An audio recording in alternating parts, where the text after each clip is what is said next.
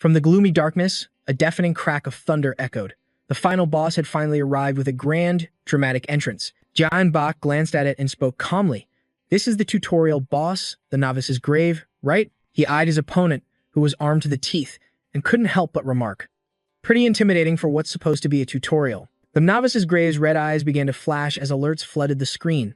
Intruder detected. It immediately clasped its hands together, activating the skill, Salvation's Judgment. Jian Bak raised the sword in his hand, ready for the clash. "All right then." His icy gaze locked onto the target as he solemnly declared, "Let's begin." Without a moment's hesitation, he charged straight for the novice's grave. Jian Bak's heart was filled with absolute confidence. In this place, his energy was limitless. From hidden foes to their attack patterns, he expertly guided his sharp blade against the enemy's sturdy form. After a successful first strike, Jian Bak pressed his advantage. He vaulted over the novice's grave, his mind instantly cataloging all of its weaknesses. Even face-to-face with a massive boss, Jian Bak felt no panic at all. In this realm, his supernatural power was absolute. A complete map of its body ran through his mind, and a thrill shot through him. Jian Bak moved swiftly, closing in on the target he had already set in his mind. He plunged his soul-bound weapon deep into the novice's grave's chest, a triumphant thought echoing in his mind. "I can see through everything." As his feet touched the ground again, only 3 words remained in Jian Bak's thoughts. "I'll wipe them out." His eyes slowly returned to normal as he silently introduced himself. He was a professional gamer and a top-tier streamer. Jian Bak dropped his killer persona and flashed a brilliant smile for his fans, ignoring the stream of doubtful comments scrolling by. "Look at that. It's all over." A few months earlier, a stiff conversation took place inside an office. "Did you write Jian Bak as Bak Bak instead of Jian Ha?" Instead of getting angry, he smoothly played along. "You have a great memory, Mr. Kim." The man replied sarcastically, his legs crossed. "Ha ha. And this Jian Bak here hasn't changed a bit." He then pulled out the ultimate negotiation tool, the contract, as a subtle reminder. "Now, if you could just sign here. I even brought a fine fountain pen, chosen especially for you, Mr. Kim." Director Kim's expression suddenly shifted, his voice turning serious. "Oh, that's too bad." A confused Jian Bak could only say, "Huh." He tried to maintain a business smile as the director delivered a verbal slap. "Jian Bak, I guess you haven't been properly trained yet." Director Kim condescendingly raised a glass. "Why are you being so stiff on such an important day? You need to be more committed to your work. Why don't you have a drink?" Stunned, he managed to reply, his voice trembling slightly. "Ha ha, I really do need to work on that." But inside, his mind felt like it was about to explode. "My headache is getting worse." The more Jian Bak thought, the more his body trembled. Wait, this was a sign, a warning of a looming disaster. He broke into a cold sweat and glanced at the man beside him. "I heard that bad luck follows Director Kim everywhere." Jian Bak decided to take a huge gamble. "There's not much I can do, but it's worth a shot." With a rough idea in mind, he continued the conversation. "Why don't we relax for a moment?" His action of picking up the go pieces confused the director. "What are you doing?" Jian Bak then threw them all onto the table, shocking Director Kim. The man roared in fury. "What do you think you're doing?" But he simply replied with a calm smile. "Ha ha, this must be some kind of joke." Suddenly, Jian Bak's mind became crystal clear. If he signs this contract, the company makes a massive profit. If he doesn't, it's a catastrophic loss. In other words, he was backed into a corner. Understanding the situation perfectly, he grabbed his briefcase and stood up. "I'm afraid I can't accept your brand of hospitality, Director Kim. You can't make demands like that in this day and age." Jian Bak stood tall as he delivered his final refusal. "So, I will have to take my leave now." Director Kim sputtered with rage as he watched him walk away. "What the hell is this?" His shrill voice chased Jian Bak all the way to the door. "Is this disrespectful attitude how you always act? Just you watch. When this deal falls through, you better be prepared for the consequences." But as Jian Bak saw blood dripping from his nose, a chill ran down his spine. This is bad. It's happening again. He was born with a supernatural ability, allowing him to sense spirits and their essence from the moment he entered the world. Even as a child, Jian Bak knew he should never go near evil spirits. "Grandma would scold me if she knew." She had warned him countless times in a serious tone. "Jian Bak, don't you ever think about becoming a shaman. The spiritual energy inside you is too much for one body to handle. Eventually, God will come to take you away. Do you understand?" She would stroke his hair and whisper constantly, "Even if you see something strange and get hurt like this, don't tell a single soul. Just live a normal life." That was the reason why a shaman like his grandmother always warned Jian Bak whenever something like this happened. A question suddenly popped into his head. Does that mean I have to be sick forever? Over time, he grew used to it, carrying this burden into adulthood. With a heavy heart, he staggered forward. A splitting headache hammered against his skull. The agony tormented him until he had to scream. Ugh, why is this happening all of a sudden? Just then, a commotion erupted nearby. What the hell is that? A car accident. Trembling, Ki-hoon peeked through the crowd to see what was happening. An accident.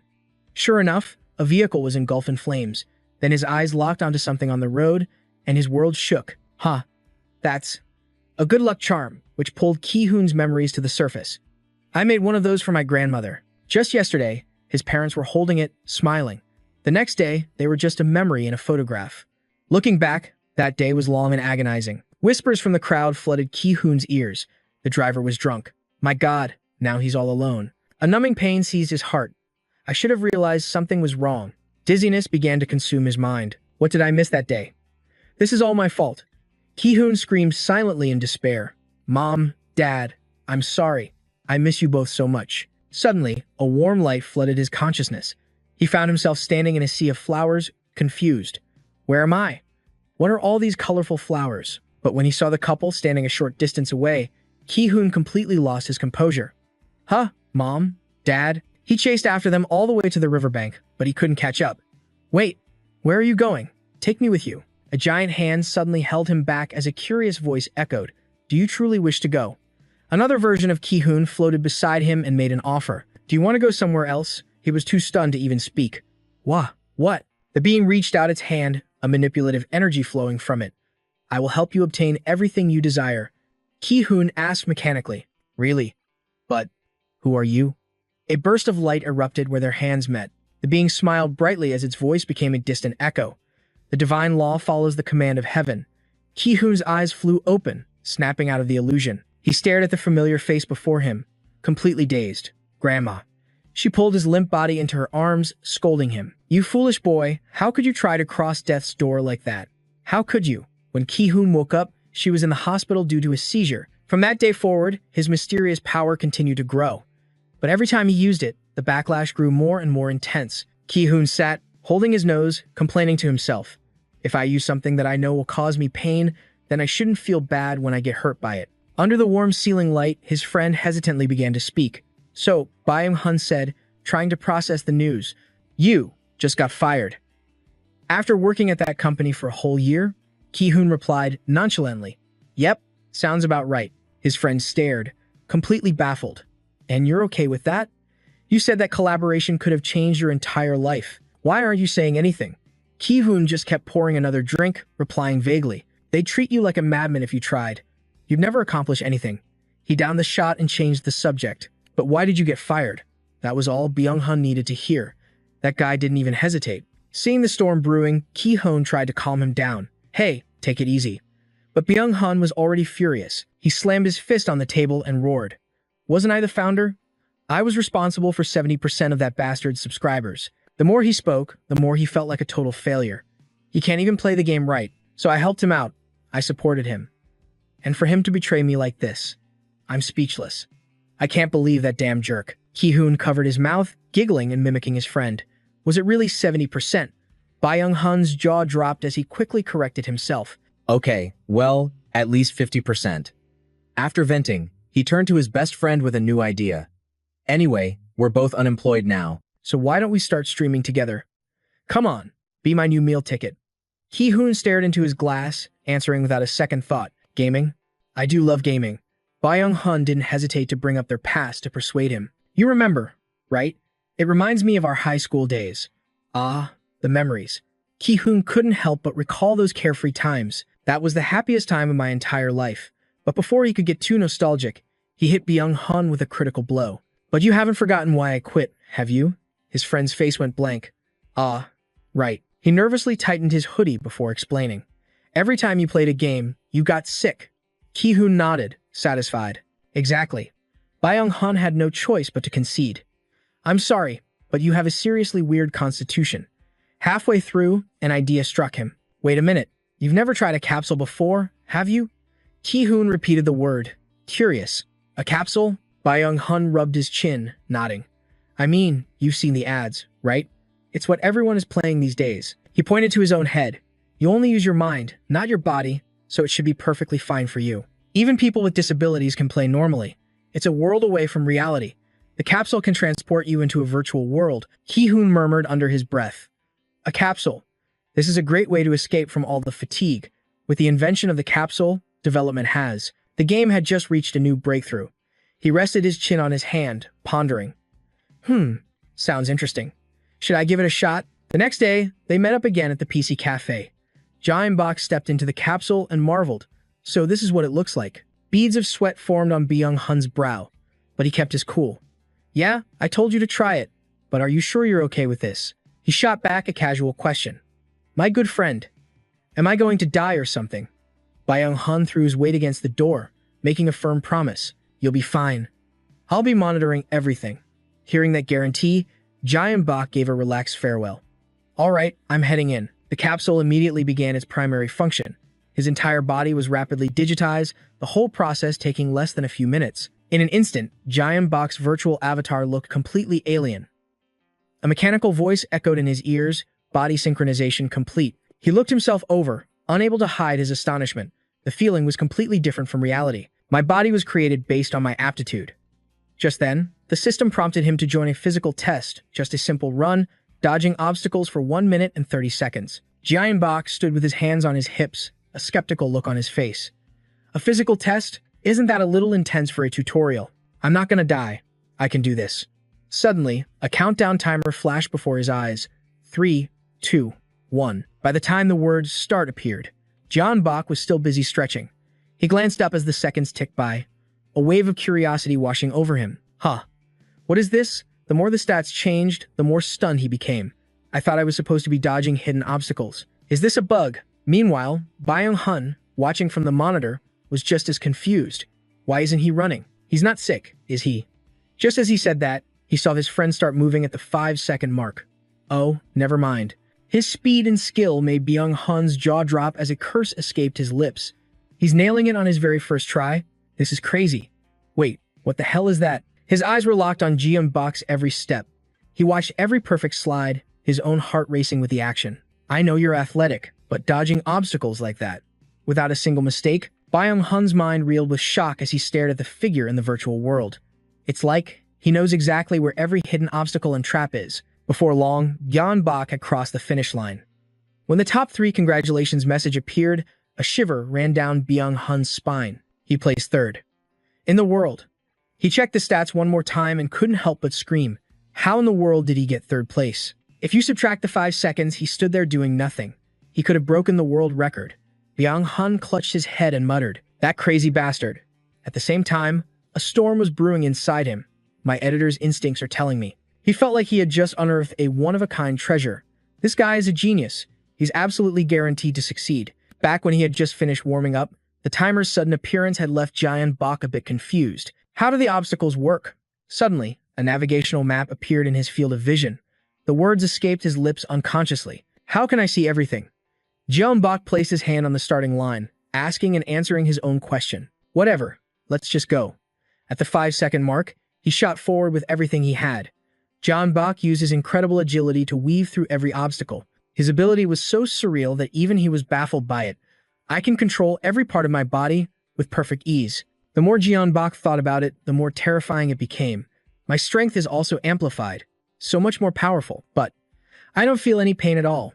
He executed another massive leap, his train of thought unbroken. Under these conditions, Jae-bok performed a mid-air volley kick while silently running calculations. Should I just launch myself straight up?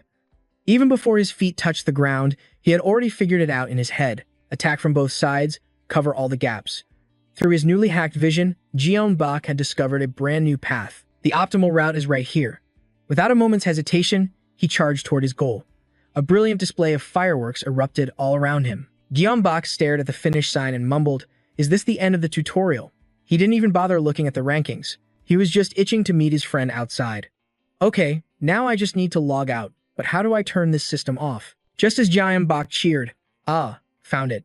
The system's congratulatory message finally popped up, right in his face. He completely ignored it. The capsule door slowly hissed open. Seeing his friend lying there as still as death, Byung-hun let out a panicked scream. Hey, Lee Jae-bok. As he groggily sat up, his friend unleashed a verbal machine gun right next to his ear. Was that really your first time in a capsule? You got third place. This isn't a dream, right, Jae-bok? still dazed, managed to ask a question. The tutorial has rankings. Byung-hun ignored him, completely lost in his own overwhelming excitement. Oh my god, I should have recorded that. It could have gotten 1,000,000 views. What a waste. After the excitement faded, he turned stiffly to check on his friend. What's wrong? Is something off? Are you sick? Should I take you to the hospital? Jae-bok scratched his head, ruffling his hair as he gave a vague reply. No, I'm fine. But in reality, his mind was an absolute mess of confusion. He was skeptical. No pain? Why weren't there any side effects inside the capsule? So this is what it feels like. To use my powers without a care. In the real world, it's just suffocating. After coming to a decision, Jae-bok suddenly erupted in laughter.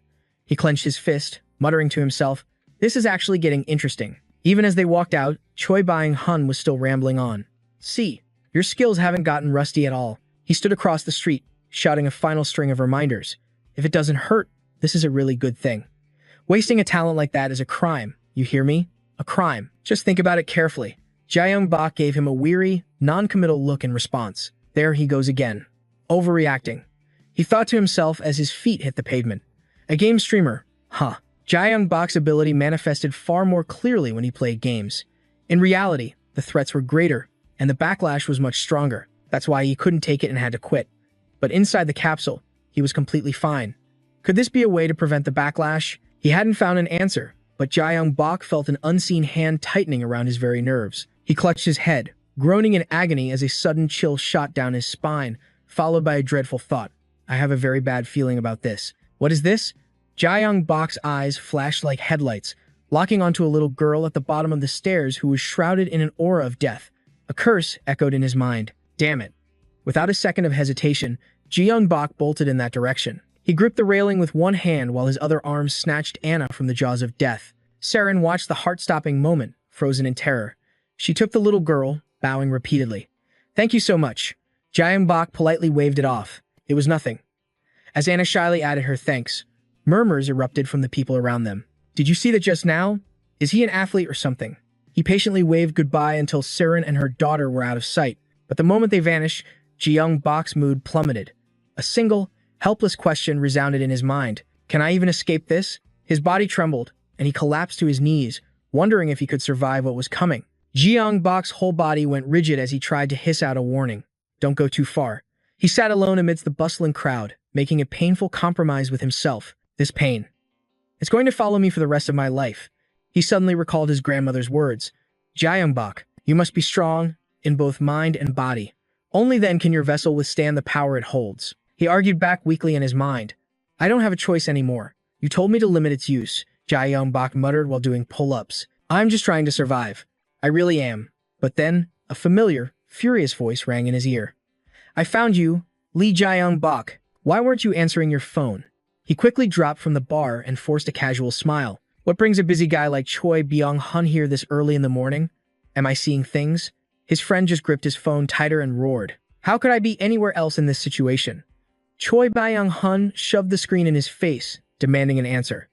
This is you, isn't it? Is this some part of your power? What's going on with the system? Jae-bok replied with nonchalance. That's a lot of questions. I'll keep it short. Choi Byung-hun analyzed every frame on his phone. It's definitely you. You're wearing the same shirt as yesterday. He conceded by asking a question back.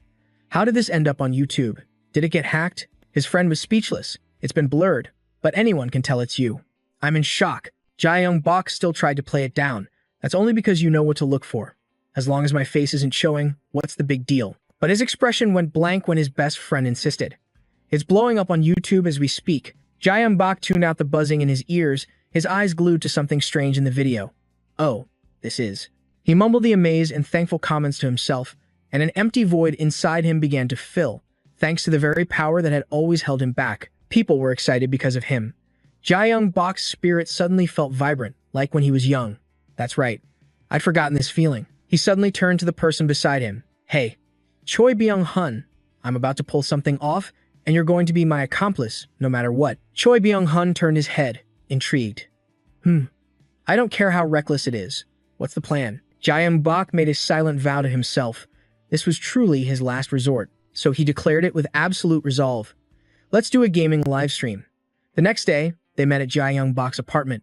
He stared in awe at the mountain of gleaming equipment. When did you buy all this? This must have cost a fortune, right? This is some high-end gear. Choi Byung-hun, crouching on the floor, replied casually, "Consider it an investment. Let's run a test first."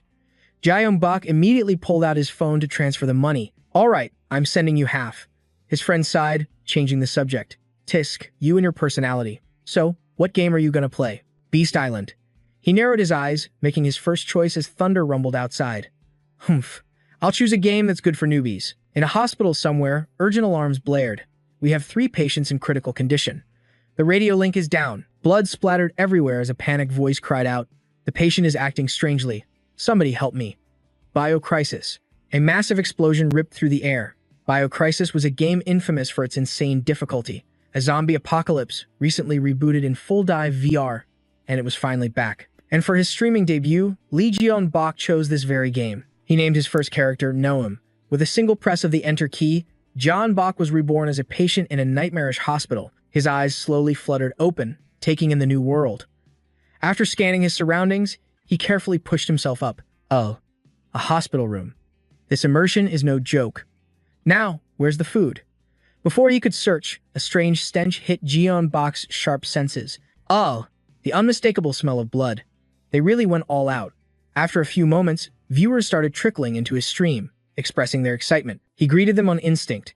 As curious questions flooded the chat, Jeon-bok leaned in and whispered back, "Oh, how did you guys know this is my first time playing in a full dive capsule?" He sat up straight, continuing to engage with his viewers. "This atmosphere. It feels like I should probably stay quiet. Haha, I see it now. The information is appearing right above my head." Just as he finished speaking, a jolt of realization struck his mind. "I have a really bad feeling." Jeon-bok stared at the door, which radiated a foul aura. The answer came to him in an instant. It's just as my intuition predicted. At that moment, a loud bang echoed nearby. He grabbed an ivy pole and spoke with a worried tone. "That sounds like a gunshot. Should I check the hallway?" Jeon-bok pressed himself against the wall, discreetly observing the flickering muzzle flashes. But the shooter was sharp, instantly sensing his presence. "Who's back there?" Despite the interruption, the man didn't stop mowing down the undead. Sung-hun glanced back, shouting a warning over his shoulder. "You there! Run, now." But Jeon-bok didn't listen. He moved closer. After scanning the area, he softly stated his desire. "Looks like that cop is an ally. I need what he has. If I had a gun, this would be much easier." Jeon-bok gripped the ivy pole, then excitedly shared his plan. "Let's see if he has a spare one." He charged into the zombie horde with his makeshift weapon, ignoring the teasing comments. "But first, I have to handle this situation." Jeon-bok swung the pole, intending to crush them all, but the sheer number of zombies swarming the screen left his viewers stunned. While his best friend was fighting for his life, Byung-hun was leisurely munching on a pastry. He watched the screen with his legs crossed, offering a few casual comments. He'll be fine." No matter what kind of genius Lee Jeon-bok is, the real explosion only happens after your first death. Ha ha ha. Before he could finish his thought, Byung-hun suddenly fell silent. He shot up, his face glued to the monitor, and screamed, "What the hell is that kid Lee Jeon-bok doing?" It turned out his genius friend was both slaughtering zombies and counting them. 6. Jeon-bok picked up a pen from the floor, turning it into a projectile weapon against the monsters. He watched the blood spray and calmly declared, 7. Jeon-bok's god-tier perception gave him a perfect read of the battlefield. 3 left. He stood perfectly still, sensing the zombie approaching from behind. Waiting until it was just close enough, he swung his weapon to end it. The unfortunate zombie was crushed into a pulp, earning its spot as number 8. The 9th one joined the count soon after. Jeon-bok pinned it firmly to the ceiling. Next, he turned the ivy pole sideways and calmly advanced on the waiting target. And finally, zombie number 10 was sent spinning, before it splattered limply against the wall. Jeon-bok wiped the blood from his face, letting out a quiet sigh of relief. "Looks like it's over. I don't feel that sense of dread anymore." A mission completion notice appeared, but his viewers were still in absolute shock. A clear time of 35 seconds was enough to leave everyone's jaw on the floor. He grinned at the camera, sharing his thoughts as if he were reading a guide. It was easy. But for the audience, this debut was already the stuff of legends. The system quickly sent Jeon-bok good news. Hidden quest complete. Save the police officer by eliminating all zombies within 1 minute. Completed in 35 seconds. A single, taunting sentence came from his brilliant face. It was just the tutorial, so of course it was easy. This sent the comment section into a frenzy, as no one could believe what they were seeing. Sung-hun's shout suddenly echoed from down the hall. "Hey, patient. Wait, I have something to tell you." This caught the attention of not only Guyon Bok but also his entire audience, who were now on the edge of their seats. Jeon Bok hurried over to him. "Officer, are you all right?" Trying to catch his breath, Sung Hun quickly searched for something on his person. "Thanks. First, take this." His body was so tense that even lifting his hand seemed to be a struggle. "This keycard gets you into the police armory in the basement. The path there is complicated, so I'll lead you as far as I can." Before he could reply, GM Bok was startled by the flood of comments exploding in front of him. "Huh? This isn't the original route." GM Bok's mind raced, his face contorting with confusion. Seo Hun was completely disoriented. "This hidden route, it has to be underground, right?" As he led the way, he tried his best to explain the situation. "I'm sure you've heard the stories before." But then everyone suddenly lost consciousness, and the dead began to rise. Everything descended into chaos. A dark surge pulsed through Seo Hun's body, forcing him to a dead stop. His face began to distort, turning a deathly shade of purple. "I think this is it for me." Hearing those words, Gyeongbok finally noticed the gruesome red bite mark on the man's leg. "Why didn't he tell me he was bitten?" Seo Hun calmly handed the gun over to him. Gyeongbok took the weapon, his entire body trembling. The man instructed him patiently. "Hold it firmly with both hands, and pull it in close." Even in his final moments, his concern was for someone else. He took a step back. "Just use me as target practice, and don't you dare close your eyes when you pull the trigger." Fear flickered in the man's dark eyes, but his resolve was absolute. "After this, you can use the emergency exit behind me." His breathing suddenly became strangely heavy. "I never thought I'd have to use a gun like this." A finger slowly squeezed the trigger. The resounding gunshot sent his soul to its final rest. Gyeongbok stared at the fallen man with sorrow. The one who had just spoken to him had breathed his last. "I'm sorry." Recalling Seo Hun's words, he slowly made his way to the emergency exit. The gloomy path led down into a basement, just as he'd been told. Reading the surprisingly helpful comments in the chat, Gyeongbok paused. "Really? Oh, that makes things way easier. I really appreciate it." He decided to interact with his viewers for a moment. He cluelessly opened the information panel to change the settings. "Wait, I'm new to this." The moment his finger touched the screen, notification windows popped up endlessly. "The donation system has been activated. Tuna has donated 5,001. Moderation settings have been changed." Gyeongbok's eyes scanned the flood of information, his mouth running a mile a minute. "Awesome! I changed the stream title, and thanks for the donation." Reading the teasing comments, he aimed the gun at the screen. Then, he flashed a deadpan smile. "What? I'm just telling the truth." With the banter over, Gyeongbok cautiously started down the stairs. "Ha ha ha, let's keep this going." In the real world, a gleeful groan escaped someone's lips, mixing with the clatter of a keyboard. "Heh, the game has finally changed. Time to clip this." Byung-hun stared at his handiwork, a manic grin spreading across his face. "And that's how it's done.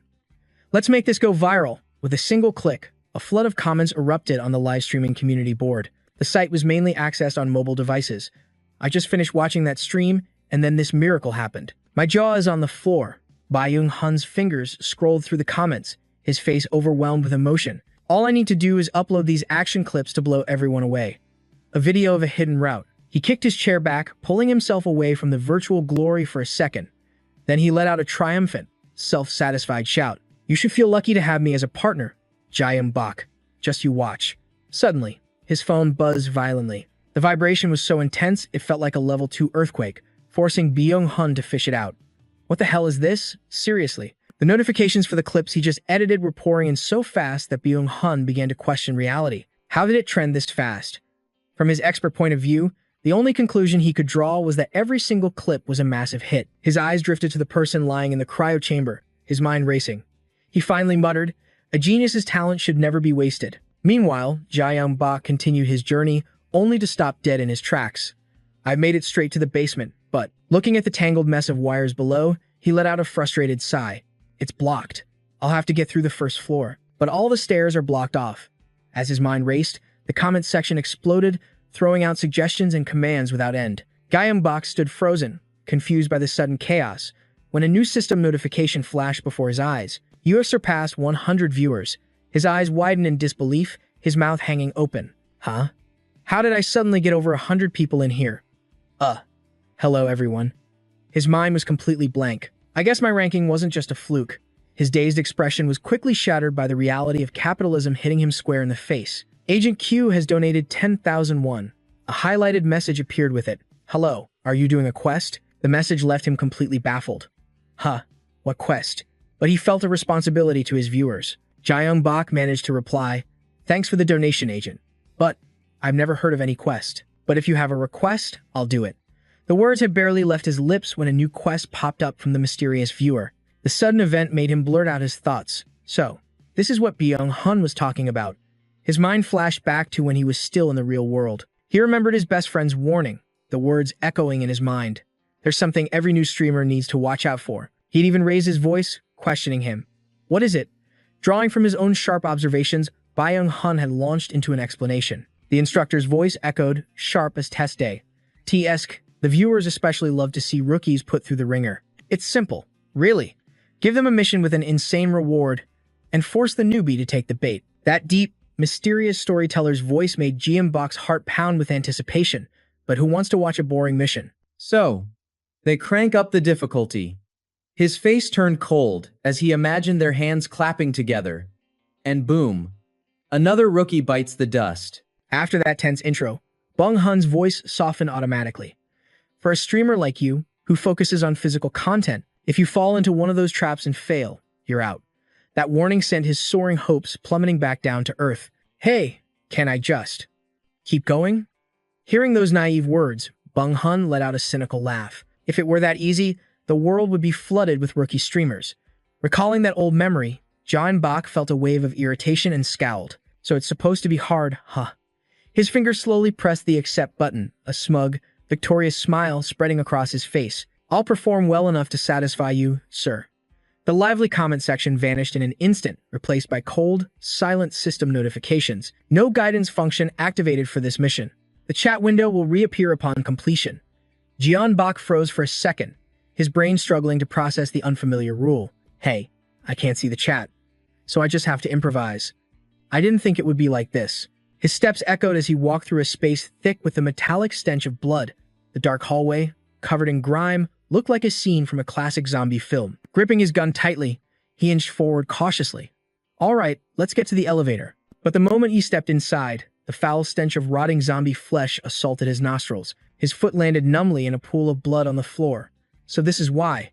Watching the horde shuffle slowly towards him, he calmly commented before taking action. Is this supposed to be dangerous? Jaeyoung Bak casually fired a shot into the ceiling. Let's clean this up quickly. He slapped in a new magazine, preparing for the assault. The zombies, as if starved for ages, rushed towards the sound. His pistol was already up, unleashing a torrent of bullets. One by one, the zombies collapsed without a chance to say goodbye to their comrades. Meanwhile, Jaeyoung Bak kept firing with the calm certainty of a man who had already won the game. Spotting the last two, he stood perfectly still, waiting for the right moment to strike. After a long, steady exhale, Jaeyoung Bak's hand gently sent the final monster to its maker. The chaotic scene was now just a wasteland of filth from the one-sided battle, leaving the audience completely stunned. The fight, however brief, had drained him enough that he had to lean back against a desk. His gaze drifted into the distance, while his hands slowly moved in the opposite direction. Using every one of his senses, Jaeyoung Bak flawlessly took down the last remaining zombie. The system immediately issued a final notification. Biohazard crisis. Achievement unlocked, 10 consecutive headshots. His face remained as calm as ever. Then he uttered a phrase both soft and jarring. Humph, is that it? Thanks to that god-tier performance, he instantly received a flood of donations from viewers who loved the show. But since he couldn't see any of that, Jaeyoung Bak suddenly froze, sensing something was wrong. The thick stench in the air was changing, putting him on high alert in an instant. Something else is coming. The moment his eyes locked onto two zombified hounds, his legs launched him into the air. His pistol spit fire, unloading clip after clip at them.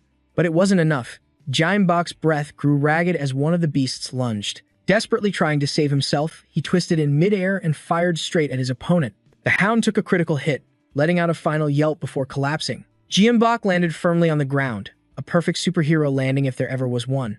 Still cut off from the outside world, he wore a clueless expression. His tall figure suddenly hunched over the dead creatures' bodies. He mumbled to himself like a madman.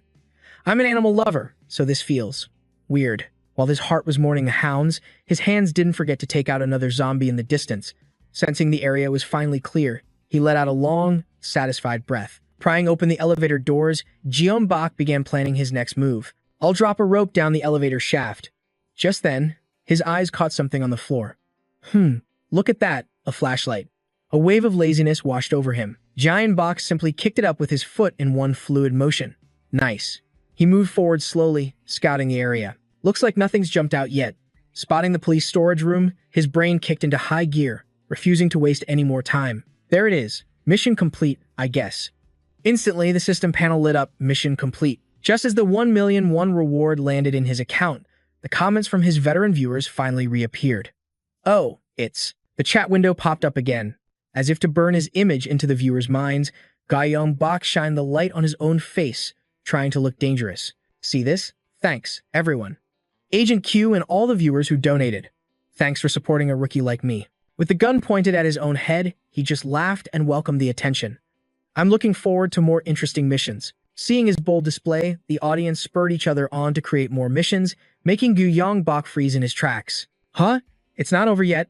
His top supporter, Agent Q, set more money, gently telling him to wait, making the capitalist inside him blossom like never before. Haha, of course, I'll wait. But standing still for so long was making his feet itch. His hand hovered over the access card for a moment. Should I open this? Before he could even move, the system suddenly became hypersensitive. A notification flashed on his screen while he was still lost in thought. The door was now unlocked, but before he could step inside, the dark, oppressive aura from within the room made Ga-young-bok stop dead in his tracks. His once firm gaze was now clouded with hesitation and fear. Huh? This is seriously worrying. The flickering beam of his flashlight only made him more anxious as the system reactivated.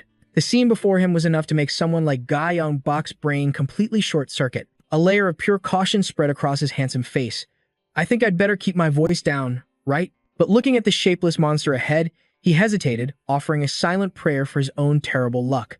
This kind of setup is never good. The monster's breathing was slow and heavy, like a 150-year-old steam engine, forcing the system to update his info immediately. New zombie type discovered. The cluster. Ga-young-bok stared at it, silently analyzing its behavior from the very start. It can't see me, but it can react to sound. Spotting a nearby alarm that was still functional, Ga-young-bok sighed. If I step in now, that alarm will definitely go off. He moved backward with agile steps to keep it in view. Let's get a little closer. I need to lure it away. Just a few minutes later, he was in a dark, yet eerily clean hallway. He aimed his barrel straight at the sign hanging high above. Time to do this. The bullet shot through the rope, making his own heart pound in his chest. Needless to say, the cluster moved with unholy speed, forcing Ga-young-bok to dive and scramble to make a quick escape. When he felt the distance between them closing, he quickly raised his gun and aimed at the target in the distance. His finger instantly squeezed the trigger, sending the sign crashing down. Thanks to his quick thinking, the cluster immediately turned to find the source of the noise, so it really does react to sound. Ga-young-bok didn't forget to swipe the keycard for the exit while still trying to catch his breath. Security has been disabled. Making it into a nearby break room, he calmly began searching for an escape route while everyone in the chat was still buzzing about his incredible play. Now, how do we get to the warehouse? Unfortunately, before he could finish his thought, a new notification popped up. Security has been reactivated, making him let out an exasperated sigh. Wow, this security system is pretty good. He ejected the magazine from his gun to check it. Ga-young-bok let out a long, frustrated breath. I'm out of ammo. I need to find a new weapon. His sharp eyes began to scan the area. But despite the chaotic sounds outside, he casually strolled around the room as if he were shopping at a market. I thought the warehouse would be small, but it's way bigger than I expected. It even has an emergency light. I'm afraid the cluster can hear sounds from in here. Ga-young-bok stuck to whispering to himself. Everything's empty. Everyone must have taken all the essential supplies. Just as his spirits hit rock bottom, he suddenly found a new glimmer of hope. Hey, why is this door closed? He slowly pushed the sealed door open. Looking inside, he could only utter a single word. Whoa. Seeing the gear neatly arranged on the table, Ga-young-bok was thoroughly impressed. Judging by the uniform, this belongs to a cop, right? Should I put it on? Without a second thought, he reached for the outfit, creating a new command log for the game. Biocrisis, you have changed your outfit. After gearing up, Ga-young-bok took stock of his new haul. 2 pistols, 3 magazines, a flashlight, and this uniform has plenty of room for them. Perfect. Seeing the comments praising him to the heavens, he quickly explained, I trained a bit when I was young. He then steered the conversation in another direction, and I was kind of forced into it, too. Suddenly, the user Agent Q appeared again and issued a new mission. Defeat the cluster. No guns. Reward 1,000,000 won.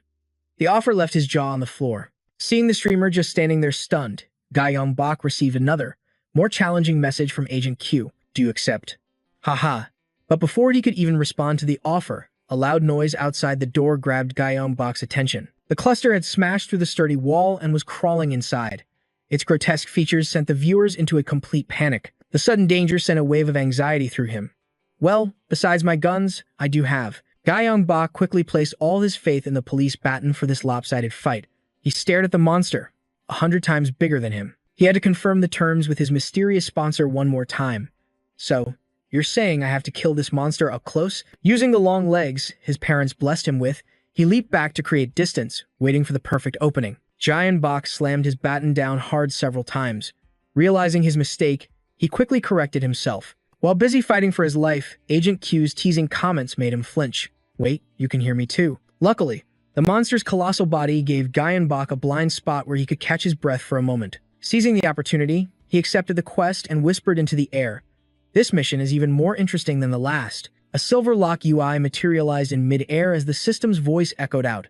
Firearms restriction will be activated. The chat window will become visible again after the mission is complete.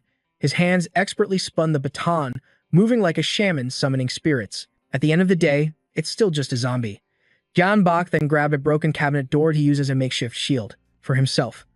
All I have to do is crush its head, right? Pushing off with all his might, he launched himself into the air. His goal was to find the cluster's weak point. Even as he fell, Gyeongbok twisted his body to dodge its snapping jaws. Realizing that staying on the ground was impossible, he vaulted himself higher up the creature's body. He plunged his weapon into its flesh to get a boost toward the sky. His feet struggled desperately to find a solid hold. On the wrinkled skin, he barely managed to hang on. Those long legs gave Gyeongbok the explosive power to close the distance. It was a faster and safer approach than any other method. After one powerful leap that sent him soaring, he got a full view of the battle. In that instant, he finally saw what he was looking for. A face filled with pure rage, embedded in the top of the monster's head, caught his eye. In that moment, Gyeongbok felt his energy begin to gather right between that cluster of heads. At the very peak, the killer's eyes flashed with an eerie, terrifying light. Only it possessed a true body. Spiritual energy surged into his long baton as he brought it crashing down on that horrifying face. Found you. Veins bulged on his hands as he slammed the weapon down, completely shattering that malformed face. And just a moment later, waves of black blood erupted from the holes in the cluster's body. Its agonizing screams mixed with a sickening stench, making the scene no different from hell itself. Just as the monster dissolved into a pile of sludge, the system window appeared. Biohazard crisis, challenge complete. Cluster destruction, complete. Exhausted from the intense mental strain, Gyeongbok staggered away like the boogeyman. His face, splattered with strange blood, made him look completely unhinged, as if he'd forgotten to take his medication. A moment later, his senses finally returned, and he stared down at his own filthy hands. Ah!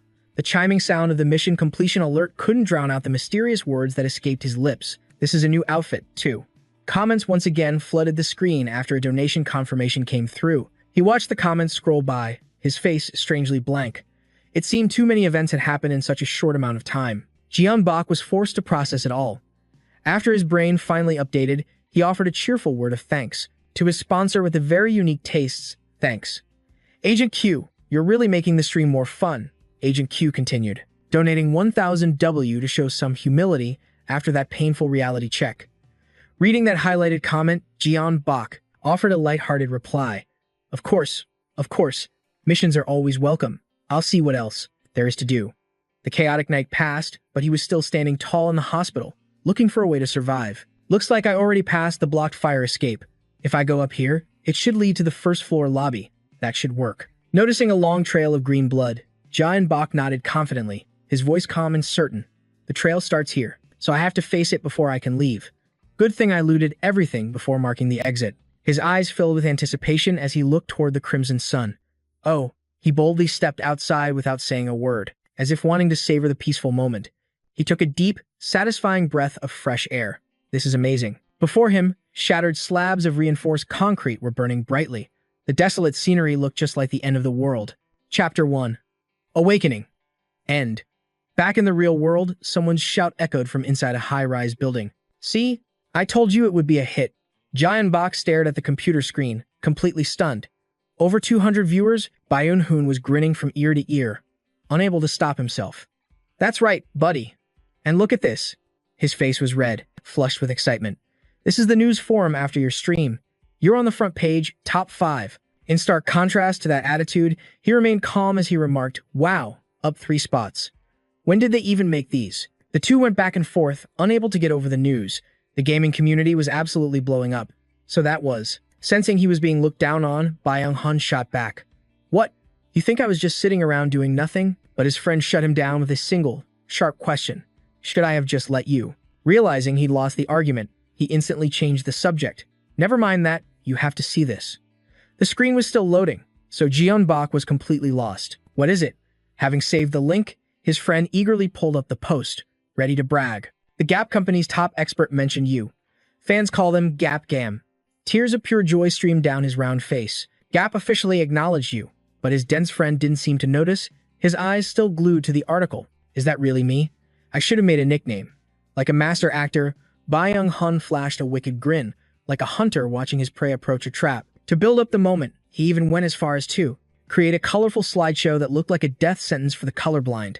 "I was already brainstorming nicknames while you were playing. Just picture it." Even Jeon-bak went pale when he read the very first slide. "Your favorite suggested nickname. Cow pie decoration. Real classy. Are you sure that's not a typo? What decade is that slogan from?" He rapidly scrolled through the options, then froze. "Wait, hold on a second." Among the dozens of names, one in particular stood out from the rest. It was the one that made him grin, imagining its glorious future. "Choose this one." Sometime later, Jeon-bak was deep in the process of transferring his consciousness into the virtual world. Seeing the live stream screen, he gave an awkward greeting. "Hello, this is Purple. Still a little clumsy. Ha." Back in the desolate outdoors, he stretched his limbs to warm up, looking like an old man doing his morning park exercises. "I didn't notice it before because I logged off so fast last time. But the feeling out here, it's completely different." Suddenly, a grotesque zombie charged at him from out of nowhere. Without a shred of fear, Jeon-bak grabbed its arm, ready to kick things off with a bang. He braced his feet, then violently flipped the creature forward, sending it stumbling with a confused groan. His brutal debut ended in an instant as Jeon-bak shoved the gun barrel into the zombie's rotten throat. The thunderous gunshot completely masked the sound of its blood splattering everywhere. Still holding his stance, Jeon-bak coolly scanned the area for the newcomer. Judging by their presence, it's definitely not a zombie. His eyes flickered to the figure behind him as his voice dropped to a low murmur. "Then who are you?"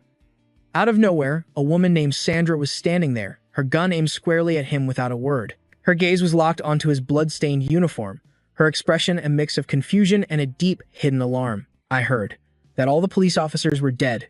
Ignoring his question, Sandra countered with one of her own. "What is your name?" Against the sweltering hot wind, his reply was casual, but it carried a strange and undeniable weight. "Call me Purple."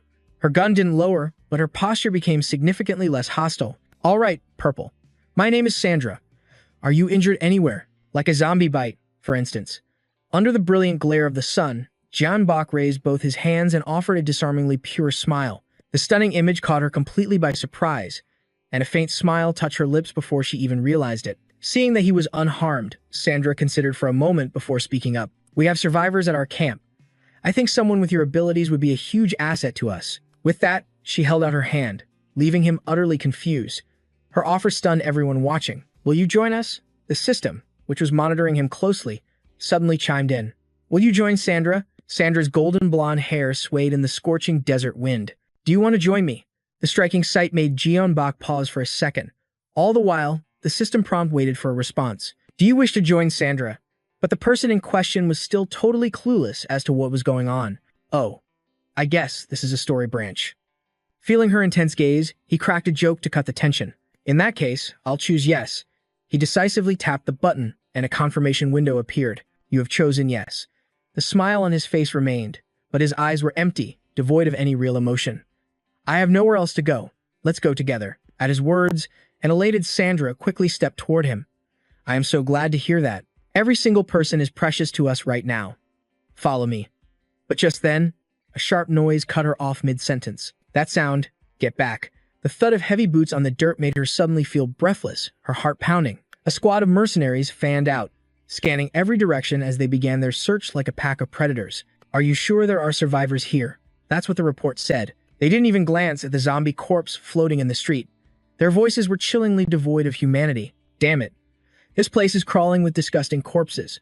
We need to find survivors for the experiments, and fast." Huddled behind a rusted-out car, Sandra strained her ears, trying to assess the situation. Seeing the tension etched on her face, a strange curiosity welled up inside him. Who are they? She subtly pointed towards a nearby soldier before explaining. See the symbol on their shoulders. They're mercenaries hired by Regen Pharmaceuticals. The name was new to John Bach, and surprise colored his voice. Mercenaries from a pharmaceutical company. In this dire situation, Sandra could only offer a brief explanation. Did you hear what they said? They're hunting survivors to use in experiments, which means they're part of some massive conspiracy. Though her voice was gentle when speaking to him, when she retreated into her own dark thoughts, the sound of her grinding teeth was unmistakable. This area is off the radar. How did they find us? Only when the armored soldiers finally gave up and left did the two of them dare to move. Once they were out of sight, he leaned out, burning the image into his memory. Regen Pharmaceuticals. The vehicles had swarmed in and out. She waited until the area fell silent before speaking again. We should head back to camp and warn the others. John Bach was like an eager puppy following at her heels, a look of clear fascination on his face. This is getting interesting. As they reached the headquarters, the sounds of wailing and crying immediately flooded out. Sandra, I'm so glad you're okay. Lloyd's high-pitched cries completely drowned out her reply in the middle of the main hall. Was it dangerous out there? Are you hurt anywhere? I'm fine. And I brought back the medicine we were missing. Seeing the stranger trailing behind Sandra, a barrage of questions echoed through the public space. And who's that behind you? Oh my God, is he a cop? There are still police officers left in this world. Not wanting to waste time, she ruffled Lloyd's hair and asked the receptionist, I'll explain later. Where's Logan? Her commanding presence made the man tremble without her even trying. He's probably in his room. She hurried to his door and knocked gently. Logan, it's me, Sandra. Logan's deep, raspy voice came from inside. Come in. He came out to greet her with a warm smile, his arms open wide in a show of affection. Oh, Sandra, I'm so glad you're safe. Though exhausted from the long trip, Sandra managed a polite, casual smile. Thanks. Nothing happened while I was gone, right? He kept patting her shoulder, his reply almost too quick and concise. Of course, we're all fine. Remembering the person she brought with her, she quickly signaled for John Bach to step forward. Before we discuss what's happening outside, there's someone I want you to meet. Come on, Logan, say hello. He didn't understand what Sandra was saying and immediately asked, introduce someone? But the moment his eyes landed on the man, the color drained from his face. Not a drop of blood was left in his cheeks. John Bach, however, remained perfectly calm as he scanned the man before him. Is he a police officer? But in that instant, the air in the large room suddenly grew heavy. Only she was still smiling innocently. See, you were wrong when you said all the cops were dead. Suddenly, his golden eyes flashed, unleashing a dense, suffocating, killing intent. Logan's aura was making him uncomfortable. This is one character I don't know what to do with. That's right, this sense of unease. I'm enjoying it. He tried to hide the nervousness on his sweat-beaded face as he approached to make conversation. You know, you look very familiar. That foolish smile only put Logan deeper into John Bach's crosshairs. I'm sure we've seen each other on the road, right? Feeling the hand on his shoulder radiating an unseen pressure, he scoffed internally. He says he's seen me? This bastard. His once relaxed eyes were now wide, savoring the game from a superior position. So, he's not a real cop. The moment the thought flashed through his mind, the system updated with blinding speed. Do you wish to reveal Logan's true identity? Two options appeared before him. Yes, you're completely different from me. Reveal the discrepancy. Or, no, I think so too. A new layer of excitement washed over John Bach, making him feel like a spectator at his own show. Looks like this is an off-script choice. Seeing him remain silent, then suddenly glance down at his own badge, Logan began to tremble with fear. What are you doing? His eyes flashed with the sharp focus of a detective on the job. There's something that's been bothering me. He tapped his own badge, playing the part of a dedicated officer perfectly. Specifically, your police insignia. He had completed the system's request. Point out the difference. His next words were nothing short of a death sentence for Logan. I noticed it's a little different from mine, which meant John Bach had chosen yes to the previous prompt. The system then provided the next instruction and request. Present the wanted poster of Logan from your pocket, forcing him to reach into his inner jacket pocket. Myself. You should see this with your own eyes, rather than just taking my word for it. The crumpled paper was handed to Sandra, forcing her to face the truth. This is Logan Myers, a wanted fugitive convicted of fraud. That single plot twist sent shockwaves through the entire group. Of course, that included the old fox who was so good at deception. Hey, Sandra, you have no idea. His mouth ran, but his hands slowly crept back, searching for the gun on the table. But his pathetic trick was obvious. A gun barrel was shoved under his chin, stopping him cold. If I were you, I wouldn't do that. Before John Bach could even show off his skills, a blood-curdling shriek from Sandra ripped through the air. She surged forward, launching a devastating kick straight into his chest. You son of a bitch. Witnessing the lioness unleash her fury, John Bach wisely took a few steps back to save his own skin. Logan's body hit the cold floor like a dry twig snapping in two, but the rage boiling inside Sandra was far from satisfied. She hauled him back to his feet. Every single punch was a critical hit, crashing against his skull. For the final blow, Sandra's power seemed to double as she sent Logan flying into a solid wall. Adrenaline surged through her veins, erasing all fatigue. Her voice was as cold as the Reaper's scythe. You psycho! How dare you do this to us? I should just put a bullet in you and end it. Powerful fists punctuated every curse, she screamed. So intense that even a madman like John Bach felt a chill run down his spine. So that's why your eyes were always darting around. You damn liar. You bastard. Unable to watch the brutal scene any longer, he turned away and spoke quietly to the viewers. Whoa, she's seriously intense. A short while later, a persistent buzzing noise forced Logan to slowly open his eyes. Being tied tightly to a rusty chair was terrifying, but not as terrifying as the words echoing in his ears. Logan, how could you betray us? In front of all the survivors, she dragged his chair across the floor, her voice thick with disgust as she listed his crimes. He lied to us, pretending to contact a rescue team. He manipulated everyone, trying to turn this place into his own personal kingdom. Before Logan's brain could recover from the beating, his world was suddenly spinning. Sandra had pushed his chair right to the edge of a precipice, giving him a perfect view of his own demise. We were isolated because of you. Even though John Bach had orchestrated this whole reveal, he just stood back and watched, listening to the crowd's angry cheers. Kill him. Kill the lying bastard. That was all the permission Sandra needed. She let go, and the chair plummeted into the abyss. All right then. His face went pale as he stared into the void below, unable to even scream. But when he heard her final, cold judgment, he knew his fate. You'll just be food for the dogs. Only then did the traitor's scream finally tear through the air. Down below, the hellhounds saw their meal falling from the sky, their hungry jaws snapping in anticipation. Night fell. The ruined city was silent, a dead world compared to the one that used to exist. A dangerous glint appeared in John Bach's eyes. He made no effort to hide his calculating gaze as he watched the grieving woman across the room. The heavy question finally escaped his lips. So, what's your plan now? After the shock she'd been through, Sandra didn't hold back. She laid the truth bare. You're not a cop, either. Her anguished expression made her seem so small in a world drenched in blood. I don't want to do anything anymore. The memory of the execution flashed in her mind, making her skin crawl. Logan, that bastard. How could he have lied to us like that? She remembered their worried faces, their doubtful questions that haunted her even now. What are we going to do now? The food has run out. But there's a cop here, right? We'll be okay, won't we? Back then, the situation had forced her to take charge. No. Before anyone could say a word to crush the group's morale, Sandra's cold voice cut through the tension. It's too dangerous here, especially with those regenerate monsters still roaming around. In that moment, it seemed like everyone had pinned their last thread of hope on her, searching for a chance to survive. Sandra directed their gaze to the chaos outside, her words as hard as steel, leaving no room for argument. That's why we're getting out of this city on our own. But now, replaying that heroic speech in her mind, she collapsed onto the table, sobbing uncontrollably. My plan was to move to a safe place and wait for a signal from the police radio. It's my fault for misunderstanding, for leading everyone in the wrong direction. After witnessing the full spectrum of her emotional breakdown, John Bach had a sudden realization. He muttered to himself, I guess this is a main story quest, huh? I think Sandra might be one of the main characters, which means I should probably treat her well.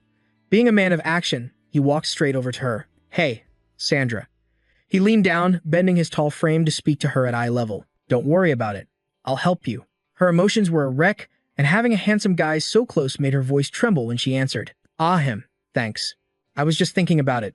It'll be too dangerous to go out there without a clear objective. With a powerful ally ready to listen, Sandra quickly laid out the plan she'd been crafting. I think we need to ask the military for help.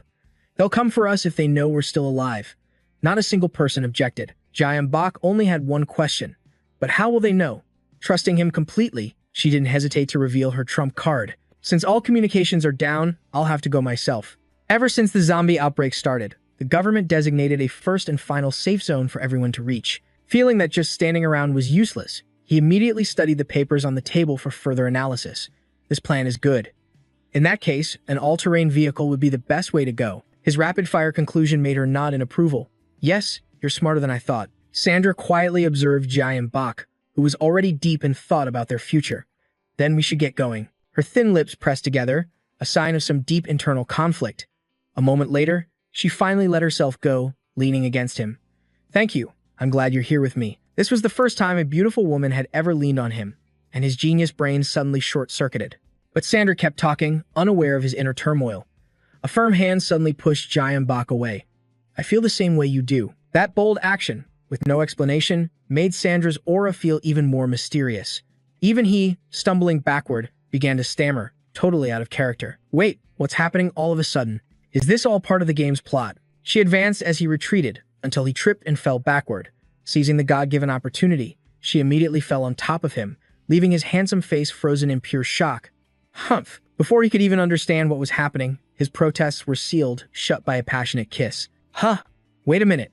Jae-bok's fingers twitched helplessly as his panicked mind realized something was terribly wrong. I can't seem to move. This has to be a scripted event.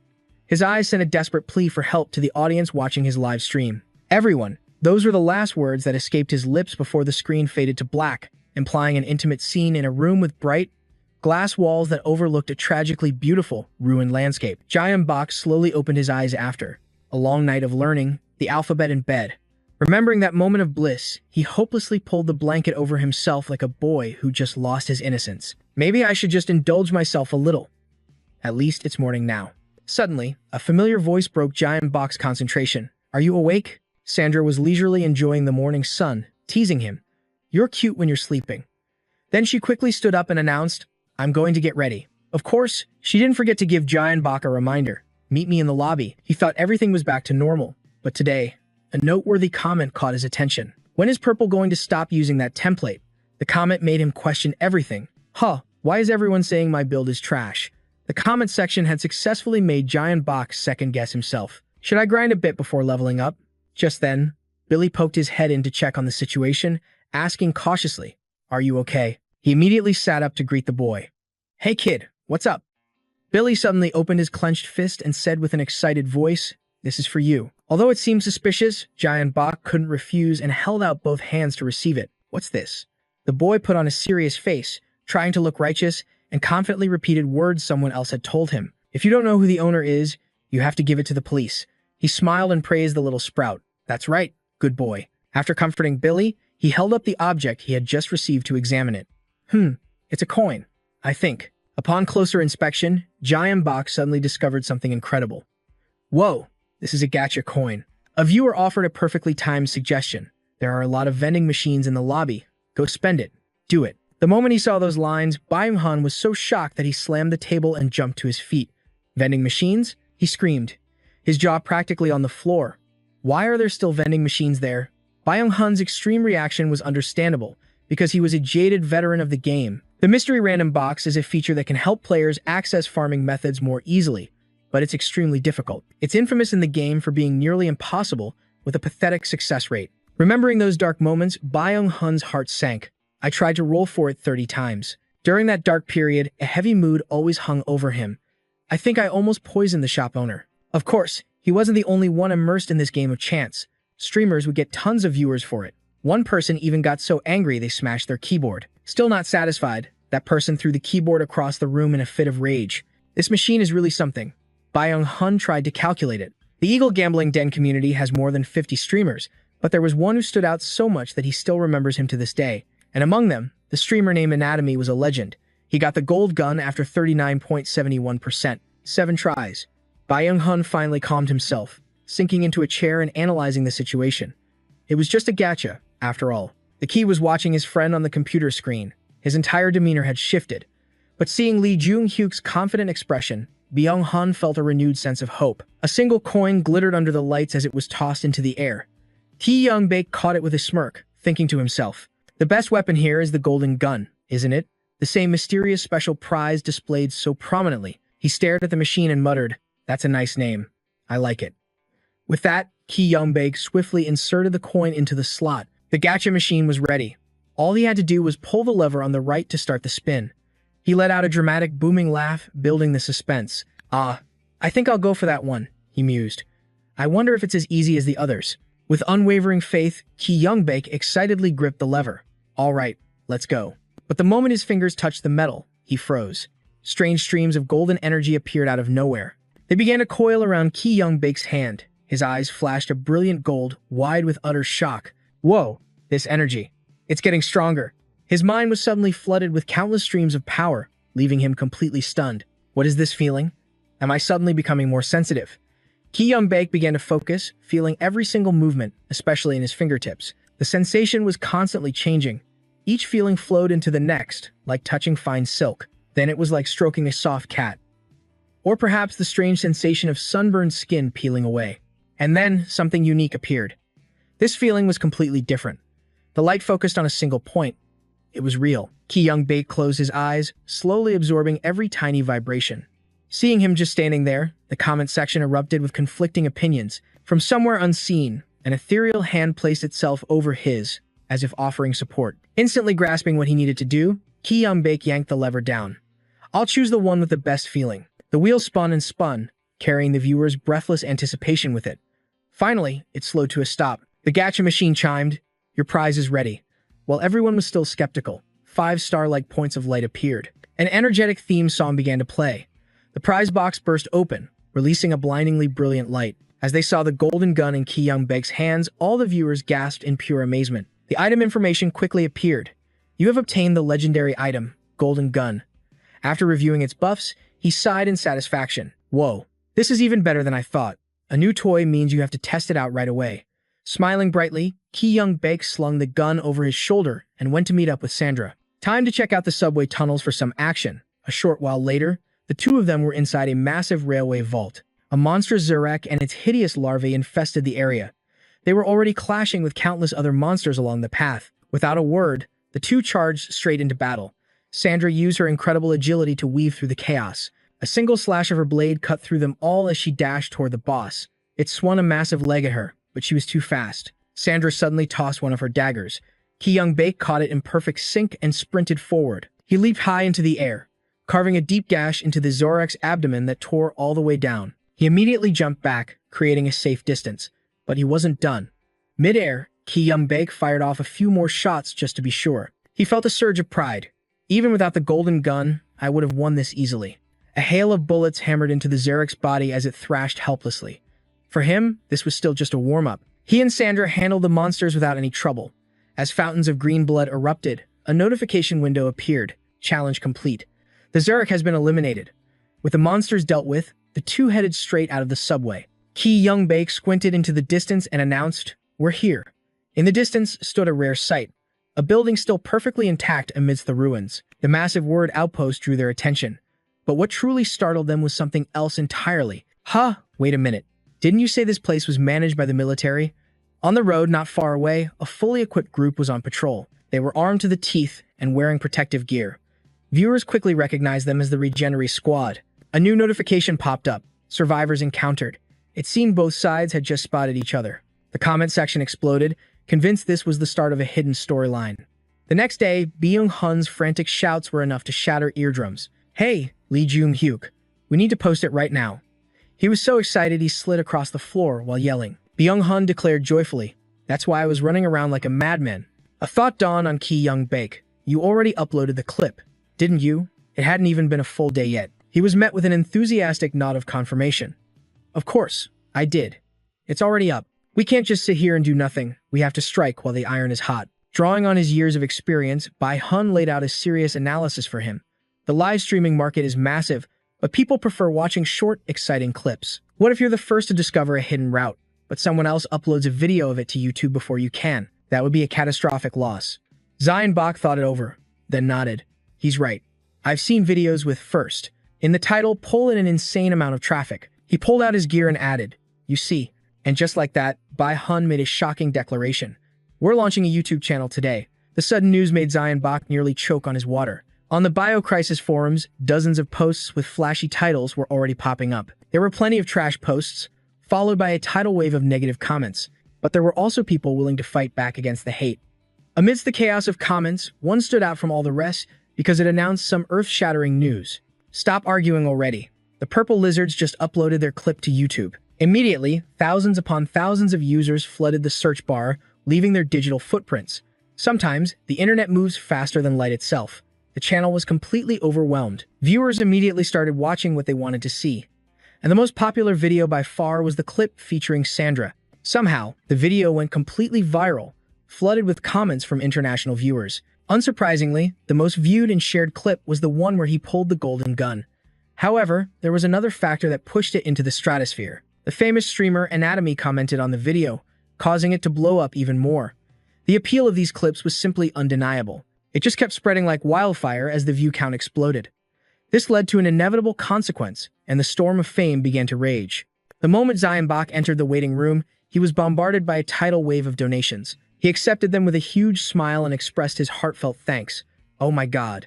Thank you all so much for these congratulatory donations. I can't believe I've already reached 100,000 subscribers. It's all because of you guys." As more viewers poured into the live room, Zion Bach smiled while tapping on his control panel. "I also have one more announcement to make." Immediately, two functions were executed. Slow mode has been enabled. Moderator bot has been activated. The change was easy to understand. He gave a quick explanation. Starting today, the chat will be controlled by a bot. Of course, everyone has freedom of speech, but I want to avoid any toxic situations. Naturally, there will be punishments. Zion Bach playfully swung an imaginary hammer for emphasis. 3 violations will get you banned. 3 strikes, and you're out. Got it? The chat seemed to understand perfectly. All right, that's enough rambling. He clapped his hands, signaling it was time. Okay then. Zion Bach's figure began to fade into the digital space as he spoke. Let's begin. At the same time, a notification appeared. Player, Purple Crisis, has logged in. Returning to where we last left off, we're back at the Outep building, still guarded by Regenerate Pharmacy. Our 2 heroes quickly scrambled for cover. Zion Bach glared at the soldiers, a question burning in his mind. It seems like even the government is being controlled by Regenerate Pharmacy. He had to know what was really going on. Sandra, however, was overcome with a mix of confusion and panic. "I never thought it would be like this. Is there another way?" She peeked out to survey the area, quickly offering a suggestion. "We need to get to high ground and get a better vantage point of the surroundings." He didn't think it was their best option, but to do that, we have to cross. Before Zion Bach could finish, Sandra cut him off. "Guns won't work." She began to channel her ability, cloaking her body and her weapon in its energy. "Making a loud noise now would be fatal, so I'll handle this quickly and quietly." Nearby, a pair of mercenaries were laughing and chatting. Their heads snapped around when they heard an empty can clatter out from a corner. Instantly, they raised their rifles, preparing for a fight. This area is under the control of Group 5. Unauthorized entry is forbidden. He was about to continue his threat. "If you don't reveal yourself, we will." But Sandra silenced both of them with a swift blade across the throat. Without hesitating, she grabbed one soldier's shirt, her other hand snagging the second man. But just as she finished dragging the large pieces of trash aside, Sandra had to brace for the next fight. Out of the frying pan and into the fire. You'd have to be incredibly lucky to have this kind of bad luck. 3 more mercenaries were already standing nearby. The 2 sides faced each other in absolute silence. One of them reacted first, grabbing his radio to report. 5-3, 5-3, we have contact in the middle of the walkway. Before he could finish, the radio was knocked clean from his hand. A powerful force kicked 2 of them into a pile of rubble. It was Zion Bach joining the fray as he grabbed the last mercenary for interrogation. "Quiet. This is a military-issue combat knife. Where did you get it?" But before his opponent could answer, Zion snapped the man's neck. Seeing this, another soldier raised his rifle to fire. However, Zion Bach wasn't about to let a single bullet fly. His body blurred, closing the distance in an instant. He smashed the barrel of the gun with one hand, while delivering a fatal slash to the mercenary's throat with the other. He whispered a cold reminder, no guns. But his celebration was premature, because the last remaining mercenary already had him dead in his sights. The cold steel of a gun pressed against John Bach's head, catching him completely off guard. But it wasn't over. A familiar dagger sliced through the air, plunging into the man's forehead. Another followed, sinking deep into his chest, successfully pulling John Bach back from the brink of death. To be absolutely sure, he brought his blade down hard on the corpse's neck. Then, with a grim smile, he turned away. "Thanks." Sandra breathed a heavy sigh of relief, her nod speaking volumes. After covering the bodies of the fallen mercenaries with 2 large tarps, they continued their infiltration. The perspective shifts to a high-angle view from a screen. A quadrilateral drone materializes in the air, silently gliding toward the pair. Sandra spotted it first, quickly grabbing John Bach's arm. "Look." The quadrilateral descended to their eye level and questioned them. "Are you from the Fox Police Department?" Not knowing if this was friend or foe, he decided to play along. Better to just pretend. With that, John Bach simply asked, "Is there a problem?" It gave a brief report on the current situation, then added with suspicion, Fox City is under a full lockdown order. Didn't you receive the notification? He bluffed, weaving a perfect lie without a hint of concern. There are still survivors in this city. I need you to rescue them. However, the Quadrator's operator refused. The infected zone is not within our jurisdiction, it continued to explain. Control of that area has been fully delegated to Regenery Pharmaceuticals. Hearing those words, Sandra couldn't contain her rage and launched a dagger at the drone. What are you talking about? They're kidnapping survivors for their experiments. The machine responded robotically. Your request cannot be processed. The Quadrator deftly dodged the attack. We have received intel that the residents of Fox are carrying the pathogen. The military is doing everything possible to prevent a worst-case scenario. The more she heard, the more furious she became. So, you're just going to let them die because you suspect they're infected? It immediately countered, no, that is incorrect. The infected zone is only being sealed off from this point forward. During the period that the Regenery Pharmaceuticals team is researching a vaccine, John Bach repeated in a daze, a vaccine? But Sandra clearly wasn't buying this excuse. That's absurd. You're being controlled by Regenery. They're obviously the ones behind this entire incident. The Quadrator paused for a moment before posing a question. Do you have any proof? This time, it was their turn to be stunned. You're asking for proof? The machine replied with a cold, detached voice. In this situation, there is no logical reason to believe your claims and risk entering the infection zone. Sandra screamed in pure frustration. So you want us to just die in here? But the Quadrator held firm to its protocol. We will monitor the situation. However, if you can provide evidence of Regenery's inhumane activities, we will take immediate action. There was nothing they could do but watch as the drone flew away. A game notification appeared. Main quest, expose the illegal activities of Regenery Pharmaceuticals. The failed negotiation left Sandra completely dejected. Ugh, returning empty-handed like this. Her voice was laced with disappointment. How am I supposed to explain this to everyone? Seeing her state, John Bach put a comforting hand on his teammate's shoulder. You did everything you could. We'll find another way to solve this together. With that, Sandra's spirit began to return. You're right. We have to get back quickly. A moment later, they arrived at their destination, and she called out cheerfully, Billy, Loy. But she was not greeted by the sound of children's laughter, but by an unnatural, chilling silence. Sandra froze when she saw a familiar teddy bear lying on the dirty floor. Not just them, but all the viewers watching felt a dreadful premonition. She stared forward, her eyes filled with absolute shock. Sandra desperately scanned the area, hoping to find something, anything, left. But there was nothing. This place had been completely destroyed. She collapsed to her knees, a choked sob escaping her lips. Rain poured through the shattered glass panels above, soaking the ground. Now, only lifeless bodies lay scattered everywhere. Sandra clutched the teddy bear and broke into gut-wrenching sobs. Her scream was filled with agony. Ah, Billy. Everyone. No. Suddenly, a light flickered to life behind the two of them. Viewers held out hope for a survivor. But John Bach knew one thing for certain. This feeling. It definitely wasn't human. A tall figure, shrouded in a deadly black aura, stepped forward. A wave of dread washed over him. This dangerous presence felt even stronger than before. Terrifyingly, muscular feet stomped on the floor, creating a deafening echo. Logan slowly emerged into view. He bragged with glee, showing off his new form. What do you think of my epic return? He then cackled like a maniac. Ha ha. I'll show you just how satisfying this is for me. The transformation was so extreme that Sandra barely recognized him. That face is Logan's. The comments section was also exploding in disbelief. He flashed a savage grin, aimed directly at both of you. Whoa, why are you looking at me like that? Did I do something wrong? Logan asked, his voice filled with manic excitement as he recounted what happened. I came back to atone for my sins. I was just trying to give them precious gifts. At the time, he truly felt confused, but those inferior creatures dared to attack me. This enraged him, and a cruel decision was made in an instant. So, I had no choice but to slaughter them all. The system then displayed information on this new monster, a fusion of the giant zombie and Logan. Logan's story made John Bach tremble with absolute fury. Ha, you've gone too far. He knew this was just a game, but after everything that had happened, he felt a deep hatred for the man who killed those close to him. Are you trying to test my limits?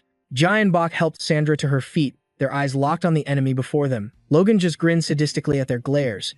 He began channeling power into his arm, threatening, you should be terrified. Then, he slammed his fist down, shattering the entire floor into pieces. Because you're about to be crushed beneath my hand. Sandra suddenly shouted a warning to her teammate, Bach, there's a crack in the ceiling. Just as she said, massive chunks of the ceiling began to fall. The two immediately leaped in opposite directions. Get out of the way. Watching them struggle so desperately, even the commenters felt this was an impossible fight. The monster had evolved. John Bach glanced at Logan, then addressed his viewers. So, everyone agrees this is the final boss, right? Suddenly, an unexpected notification appeared before his eyes. The Vengeance Squad has proposed a cumulative mission. Mission: kill Logan by any means necessary. The cumulative reward started at 10,000. The prize money began to skyrocket as more and more people contributed. Giant Box sincerely responded to everyone's kindness. Thank you, everyone. His entire demeanor shifted, a cunning glint appearing in his eyes. Honestly, I've been waiting for this day. He stared Logan down, calmly noting, after all, this character was designed to be a brawler. Following his words, the system updated instantly. Purple has accepted the mission. Countless people had joined the cause. The mission notification now showed a massive number. Cumulative reward, 142,340 W. The ceiling had now completely collapsed, filling the air with dust and debris. Sandra fell to the floor, groaning in pain. This is bad. The walls are all coming down. Through a small hole in the rubble, she yelled out to Jian Bak. Bak, the path is completely blocked. I don't think I can get through to help you. Just then, 3 bullets slammed into Logan's arm. But in the next second, the bullets and the wounds simply vanished. She couldn't believe her eyes, gasping in shock. Did he evolve again? Logan took the opportunity to wildly swing his arms, showing off his power. Ha ha ha. This body is absolutely amazing. He glared at her through the hole, baring his teeth. Sandra, your turn is coming soon.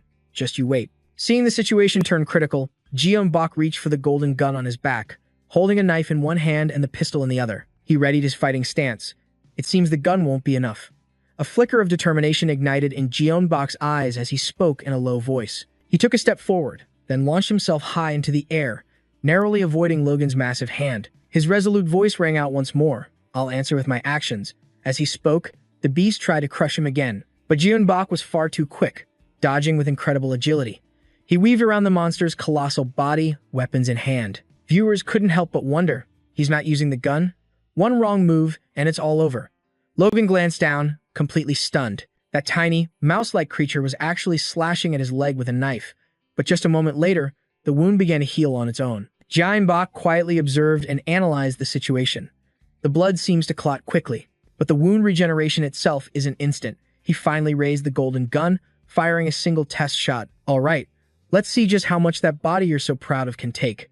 He cleverly aimed for the exact spot that hadn't fully healed. That one bullet created a massive shockwave, kicking up a cloud of dust. Jian Bak watched intently as the giant figure collapsed to its knees, trembling in agony. His theory was forming. Fundamentally, he's still human. So my guess was right. The weak point is where the tendons connect to the muscles. What's going to happen now? But shockingly, the wound was still regenerating, just at a much slower pace. The bullet was slowly being pushed out by the flesh. In a flash, Logan was able to stand again without much trouble. A mysterious smile played on Jeon Bak's lips as he witnessed this. Just as I thought, the bullet is disrupting the nearby healing process. It seemed Jeon Bak had truly angered Logan. The monster channeled energy into one arm, a dark aura radiating from it. Don't get so cocky with those little toys of yours. Next, he charged furiously toward Jeon Bak, his massive fist raised high. The real fight starts now. He threw a powerful punch, but sadly, it only hit empty air as Jeon Bak arched his back and dodged. Another straight punch flew. However, the difference in their physical size was staggering, giving him the edge he needed to evade. Because of this, Logan's relentless attacks kept missing their mark. But the beast refused to back down. Gritting his teeth, he pressed his assault on Jeon Bak. A furious barrage of punches rained down, making it nearly impossible to dodge. And yet, Jeon Bak found an opening. A clean slice across Logan's leg. The monster recoiled, a jolt of pain shooting through him. Before Logan could even react, Jeon Bak landed several more slashes across his muscular frame. The assault worked, forcing Logan to his knees. The dozen cuts momentarily stunned the brute. Jeon Bak seized his chance, aiming the muzzle right at the monster's head. His voice dripped with contempt. Let's see if a zombie can actually bleed out. The words had barely left his mouth when several bullets erupted from the barrel. Muzzle flashes lit the air, followed by the clatter of empty casings on the floor. The powerful rounds tore open a dozen new wounds on Logan's body. But this time, the result wasn't what Jeon Bak had hoped for. What? Why am I not healing? He couldn't accept this reality. It was impossible. In a fit of pure rage, he summoned every last bit of his strength. You, he hissed through clenched teeth. This is all your fault. Then, he unleashed it all at once. A furious roar that threatened to tear everything apart. That single outburst shook the entire building to its core, like a massive earthquake had just hit. Jeon Bak's eyes darted everywhere, skillfully dodging the falling chunks of concrete. For Logan, however, it was far simpler. He just caught the debris with his bare hands. Seeing the beast still had fight left in him, John Bach knew what he had to do. He needed to make him bleed more. Done with words, Logan got serious. He hurled the debris at Jian Bach like a massive volley of cannonballs. But dodging it wasn't the problem, because Jian Bach could already see the path to victory. With those golden eyes of his, he could confidently predict the finishing blow. And with that, Jian Bach shot forward like a bullet. Following the path he envisioned, he used the falling rocks as stepping stones, then paused mid-air to slice through the remaining projectiles. His mind was made up. A direct, frontal assault. A single, devastating swing. Everything in Jian Bach's path turned to dust, but he wasn't done yet. He immediately countered by hurling a massive boulder. A masterful throw, it smashed right into Logan's head, causing the monster to roar in agony. Before Logan could even catch his breath, a stun baton suddenly flew through the air. It slammed right into his gaping mouth, releasing a strange, purple energy. The baton's energy paralyzed Logan completely. He was helpless, forced to watch as Jian Bach descended upon him. Jian Bach looked down, satisfied with his work, as he began concentrating energy into the muzzle of his gun. This was it. He fired a single, devastating shot, the sound echoing like thunder. As the massive body finally collapsed, a familiar system window appeared. Biocrisis. Mission complete. J. Logan has been eliminated. Then, another notification popped up. Mission complete. Sponsorship from Avenger Squad and 131 others received. Total donation, 2,270,000. Jian Bach froze, completely stunned. After a moment, he finally processed it and cracked a grateful smile. Thanks for all the support. I actually thought he'd be an easy kill, but his celebration was cut short by a sudden, alarming sound. He snapped his head up and saw the cause. The entire building was coming down. His mind instantly flashed to his partner, Sandra. He frantically searched for her. He found her in a daze, clutching a teddy bear, completely soaked by the pouring rain. He scrambled across the crumbling floor, dodging falling debris to get to her. Just as the ceiling gave way, Jian Bach grabbed Sandra and lunged to the side. The momentum sent them both sliding across the ground. In the blink of an eye, the entire building imploded before them, burying everything that remained inside. He was breathing a sigh of relief that they'd made it out. But Sandra's attention was fixed on his arm. Suddenly, a strange glint caught his eye. He could sense it. Something was hidden behind the hotel. The light seemed to guide his focus to a specific spot in the wreckage. Jian Bach considered it. If Logan was handling the regenerate drug shipment, his lackeys must be nearby. But suddenly, she grabbed his arm, surprising him. Sandra. Her eyes went wide, and you could see something inside her. Break. She violently shoved his arm away, her face a mask of pure disgust. What? Are you? Jian Bach was completely bewildered. Why are you asking that? What are you talking about?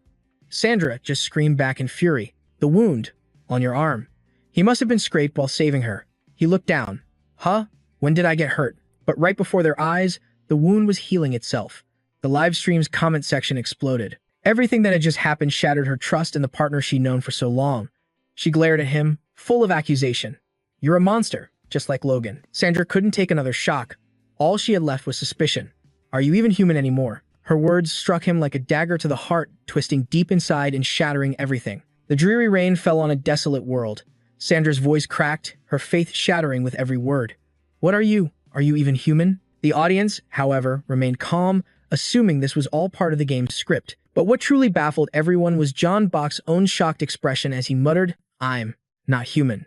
In the blink of an eye, the gash on his arm sealed itself shut. Instantly, the comment section erupted in chaos. If he's not human, then what is he? He must have amnesia or something.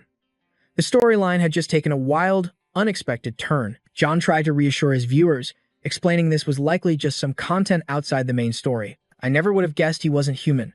The viewers were trapped in a whirlwind of belief and suspicion. Just as Jian Bach was about to explain, a sudden movement nearby snapped his focus back to the present. The red laser sight from Sandra's rifle was pointed directly at his forehead. Start talking. Now. The system interface quickly flashed with the most logical course of action. Persuade Sandra. He glanced at the laser dot between his eyes and forced a strange smile. Persuade her? Ha! The audience was on the edge of their seats, dying to see how he pulled this off. Even with his life on the line, Jian Bach remained perfectly composed, fully committed to playing his part. All right, he said, his voice steady. I'll tell you everything I know. He took slow, deliberate steps toward her, using his calm tone to build a bridge of trust. There won't be any lies between us. He paused. The truth is, I don't even know what I am. Her guard didn't drop for an instant. What did you say? John Bach's expression remained painfully sincere, but there is one thing I know for sure. He delivered the emotional blow. I feel the exact same things that you do. The emotional walls Sandra had built up began to crumble instantly. He was putting on a masterclass and using the sympathy card. If you don't believe me, he challenged, then just pull the trigger. The viewers went into a frenzy over his sheer audacity. Whoa, what a man. Anyone with a weak heart should look away now. This feels like it's straight out of a romance novel. John Bach stood his ground, pressing the barrel of the gun firmly against his own forehead. His gaze never wavered, locked directly onto Sandra's. After a long, tense moment, the gun slowly lowered as her strength gave out. A system notification appeared. Sandra's composure is breaking. She truly couldn't control her voice or her expression any longer. I'm sorry. Watching from the sidelines, everyone had an opinion. Who wouldn't be panicking right now? If it were me, I would have shot him ages ago. John Bach seized her moment of confusion to close the distance between them. His hand gently cradled the back of her neck, bringing their foreheads together in a reassuring gesture. He looked directly into her eyes, his own filled with conviction. Please, just trust me, this once. Immediately, a cascade of notifications appeared. You have successfully persuaded Sandra. The next route has been activated. The audience, hoping for a mind-blowing twist, was collectively let down. That's it? Was that a trick? Don't trust him. Sandra. John Bach had already advanced to the next phase. Choose your next move. Escape with Sandra to Fox and sabotage Regenery Pharmaceuticals' plan. A deep, unreadable look flashed in his eyes. Without a moment of hesitation, his finger tapped the screen. A new location was selected. As dawn's first light broke over the horizon, the true devastation of the once thriving city was laid bare. Every survivor understood this was a sorrow that would not fade easily. It was an undeniable, crushing truth. But to keep living, they had to bury it deep. John Bach and Sandra pushed down their grief, driven by a single, unwavering purpose. The two of them quickly gathered supplies for the journey ahead, their resolve like an unbreakable shield. This was the reason they fought to survive in this broken world. John Bach had chosen the second option without a second thought. Sabotaging Regenery Pharmaceuticals' plan meant making those monsters pay dearly for every life they had destroyed. The system announced the game had entered a new stage. No escape. The viewers were hyped by the incredible pace at which he was clearing the mission. Before long, the pair arrived at the headquarters of Regenery Pharmaceuticals. Drones and helicopters swarmed the skies, circling the massive building like vultures. Sandra scanned the area and let out a low whistle. The security here is insane. John Bach's eyes took in every detail.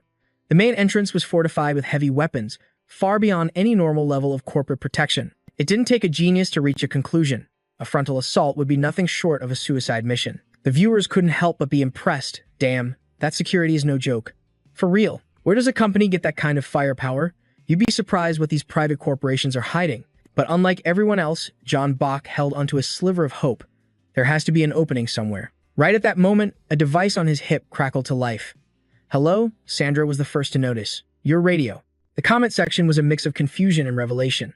Is this a system event? Oh, I get it. No spoilers. The strange, staticky voice came through again. Hello? John Bach cautiously replied. Who is this? The line is finally clear. No more interference from whatever was out there. Can you hear me? Oh, thank God. I really thought I couldn't reach anyone else. But his voice remained cold as ice. Answer my question first. The introduction that followed left them both completely stunned. My name is Jessica.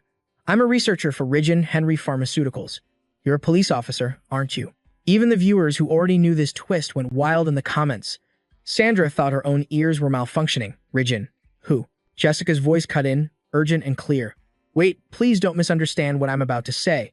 She wasn't hiding a single thing from them. I want to secretly move against Regenery Pharmaceuticals. John Bach couldn't quite grasp her plan. Patiently, she revealed the next piece of her dangerous puzzle. I'm gathering evidence of Regen's crimes.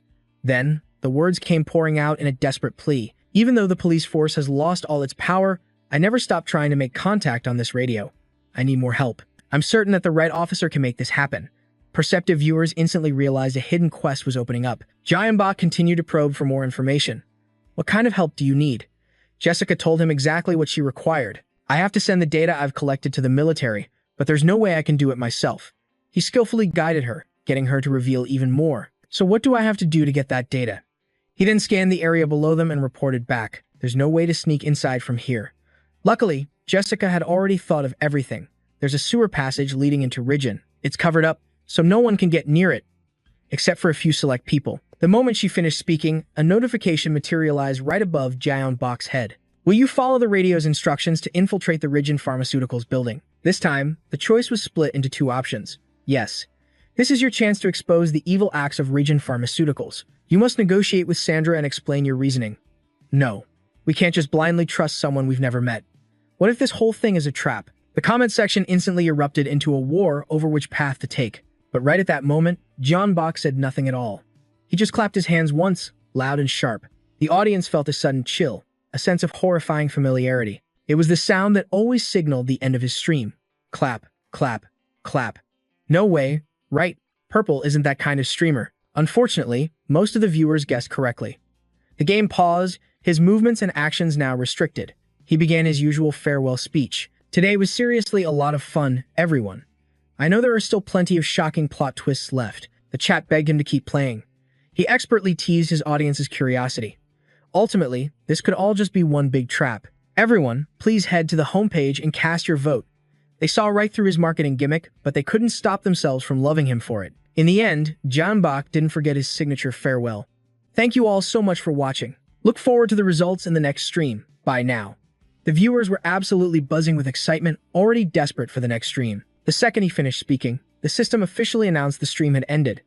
In another place, Ni-Ang was just starting his own live stream. Welcome, my beloved fans.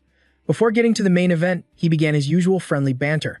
Man, it's a hot one out there tonight, isn't it? The streamer and his fans settled in for a cozy, late-night chat together.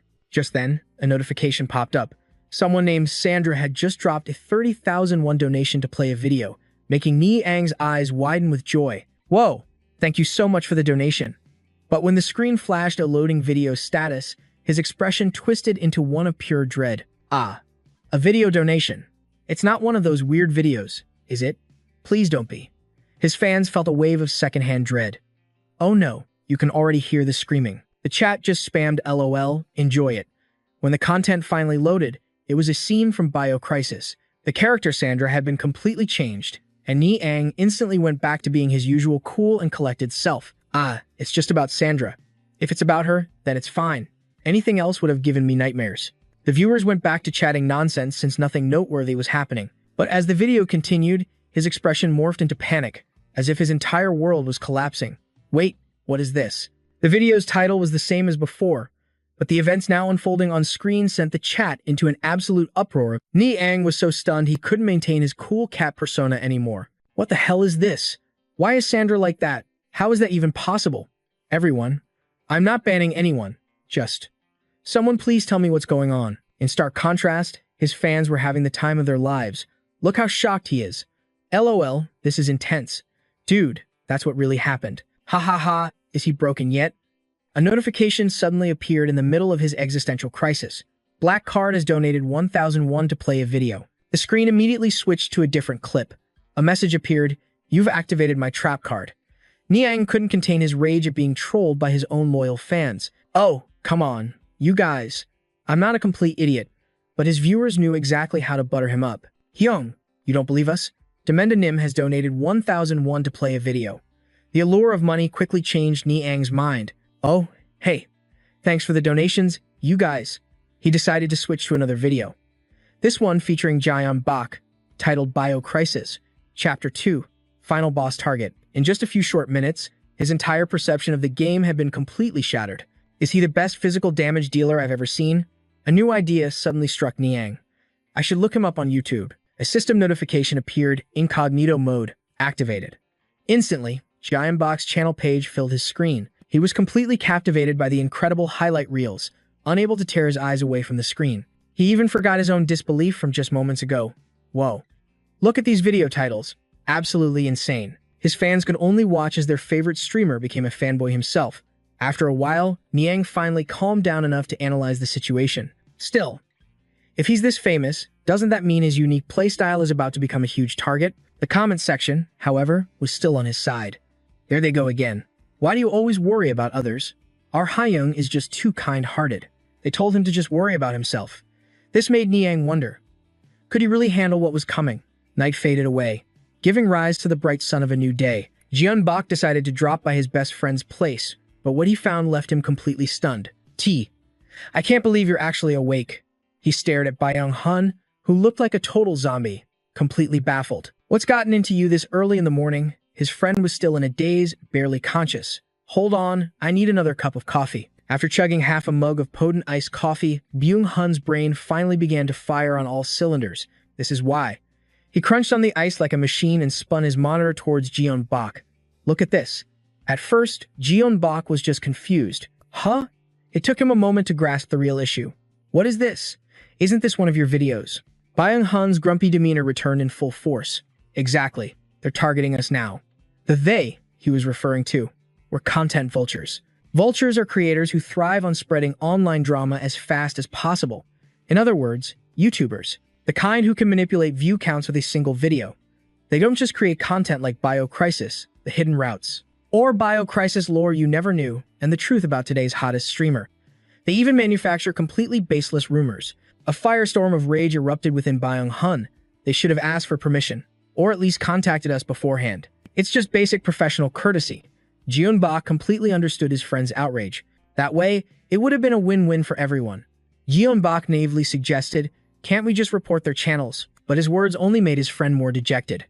If only it were that simple. I wish we could. Byung-hun patiently explained the harsh reality. The game belongs to the developers, so copyright claims are useless.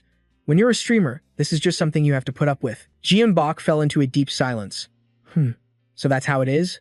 But to his friend, his silence looked like speechless despair. Hey, man, don't let it get you down. Jeon-bak immediately corrected his assumption. I'm not upset. Byung-hun, however, saw a silver lining. Where there's a will, there's a way. Even in total darkness, a single ray of light can break through. And besides, this ship is being steered by the one and only Captain Jeon-bak. He had to repeat himself. I really didn't say anything. Though he tried to hide it, a massive grin spread across his face. You'll never guess who just contacted us. Ho ho! I can barely contain my excitement. Jeon-bak, on the other hand, was more worried about his friend's sudden mood swing. Seriously, just spit it out already. Are you okay?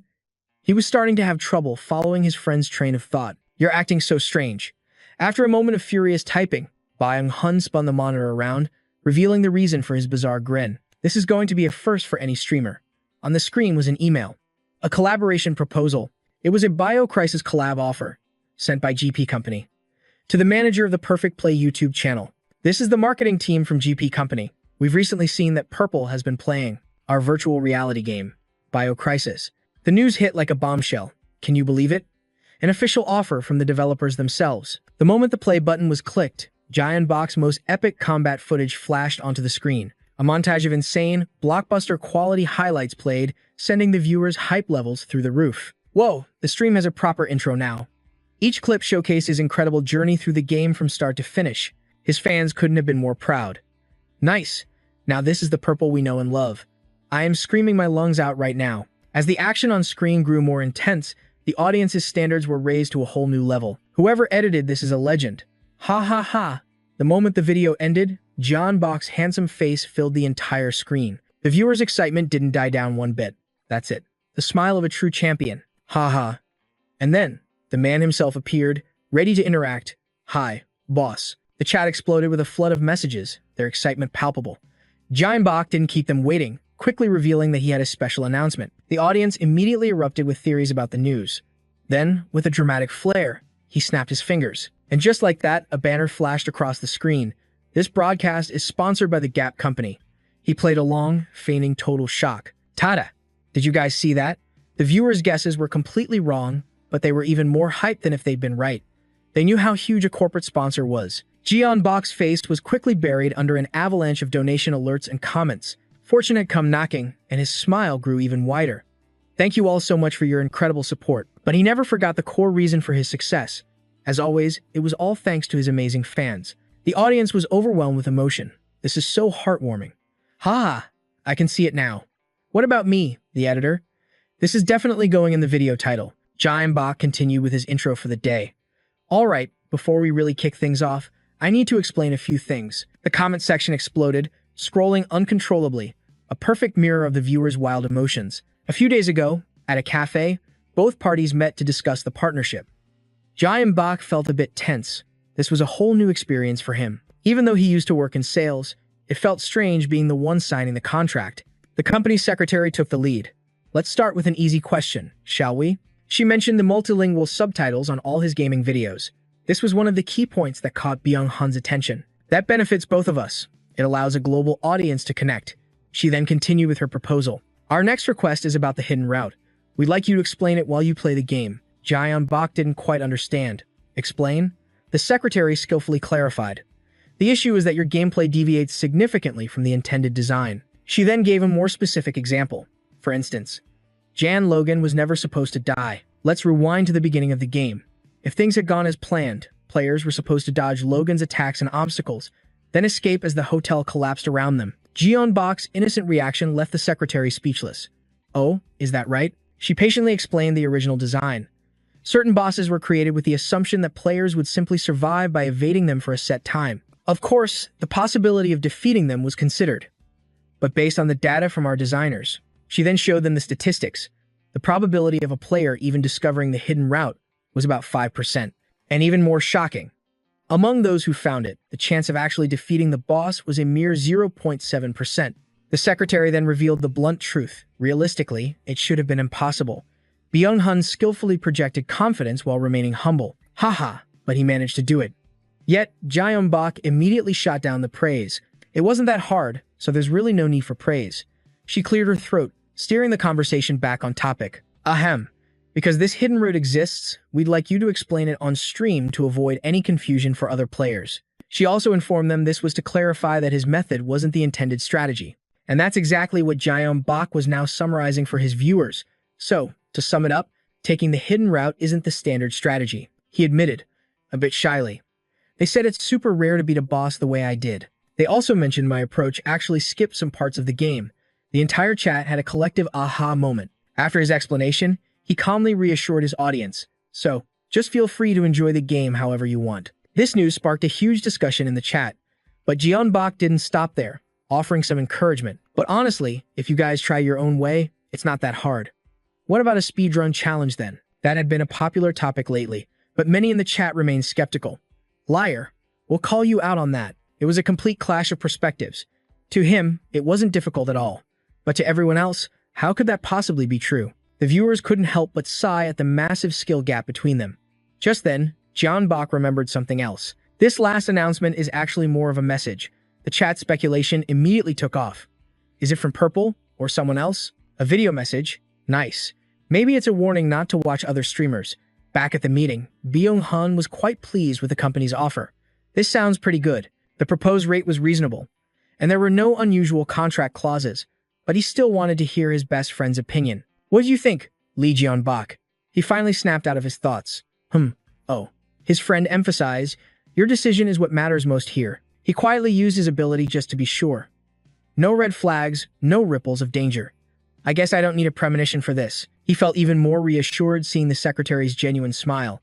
If there were any problems, I would have sensed them by now. However, Jeon-bok's thoughtful silence caught the other two's attention. He still felt like he was overlooking something. His voice suddenly cut through the silence, startling the secretary slightly. Ah, could I make one more suggestion? This was practically his first constructive contribution to the meeting. The secretary listened, her expression turning serious. Hey, yes, go ahead and explain. I'll take a look. As Jeon-bok slowly laid out his idea, the other person's eyes lit up like stars. They quickly responded, I've reviewed it and see no issues. We'll add it to the special provisions and send it over shortly. Only then did his expression soften into a satisfied smile. Thank you for taking the time to discuss the contract. This was something Jeon-bok was about to reveal to his audience. I don't watch my own streams, so this is for those who love watching me more than anything. He gave a very gentle warning. From now on, all my core code videos will be classified as developer-supported content. Unauthorized use may result in penalties, so please be careful. Don't think you're safe just by avoiding the ad videos. The viewers weren't trying to cause trouble. In fact, they were very cooperative. Immediately after, the white space around him began to shift at his command. Haha. That's all for today's announcements. It's time to start the game. In a flash, he lowered his feet to the floor, and the scenery instantly transformed into the game world. The moment he appeared, he was faced with the choice from the other day. Yes, this is your chance to expose the evil deeds of Regenry Pharmaceuticals. You must discuss this with Sandra and present your reasons. No, we can't just blindly trust someone's word. What if it's a trap? So, we have the poll results from the homepage, right? Jeon-bok didn't keep everyone waiting and announced it immediately. The results are in. It seems the votes for no from Sandra's fans were completely overwhelming. Conflicting opinions continued to rage in the comments section. But for the sake of fairness, he decided to go with the majority. All right, let's head to the Rijinri headquarters. As the system displayed the yes selection, he seamlessly fell back into character. This proposal is our chance to get solid evidence of Rijinri's wrongdoings. Sandra, still feeling uneasy, spoke up with a reminder. But in the end, Jessica is still a member of Rijinri Pharmaceuticals. This could be a trap to lure out the remaining survivors.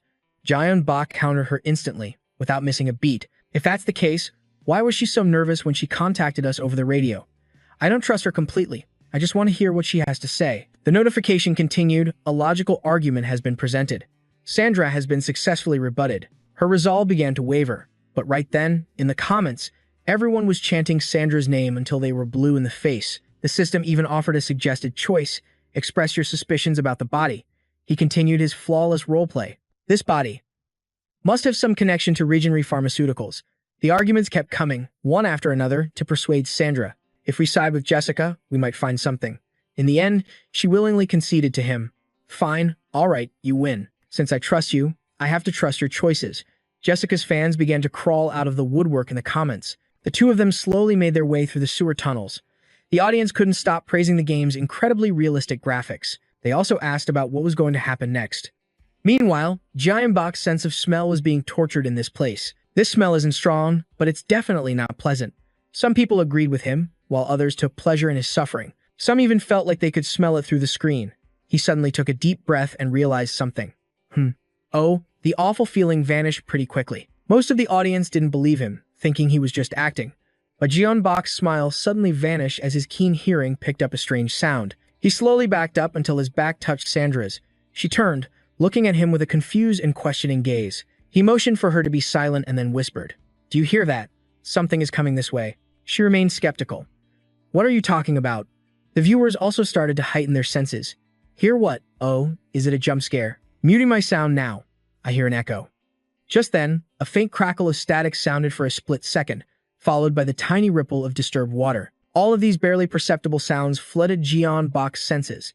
He immediately gave a command with a calm expression. "Run to the left." This decisive and brilliant choice made the fans explode with praise in the comments section. Even as they fled, he still had time to glance behind them. What slammed into Jaeon Bak's vision was a grotesque horde. In the center was their leader, its eyes glowing as it chased them at an incredible speed. Even the viewers watching felt a chill of terror. If you looked closer, you could see countless blood-red dots filled with killing intent. As they emerged from the darkness, the monstrous forms of the starving rats became even more haunting. They drew closer and closer, madly desperate to tear apart the prey ahead of them. The swarm of baby rats seemed to merge with their mother, creating a single, giant, disgusting entity. The audience was hit with a wave of temporary visual shock. No way. Rats. So many rats. Should I say the design is good or what? If a zombie makes you sweat, it's doing its job. Ha ha ha.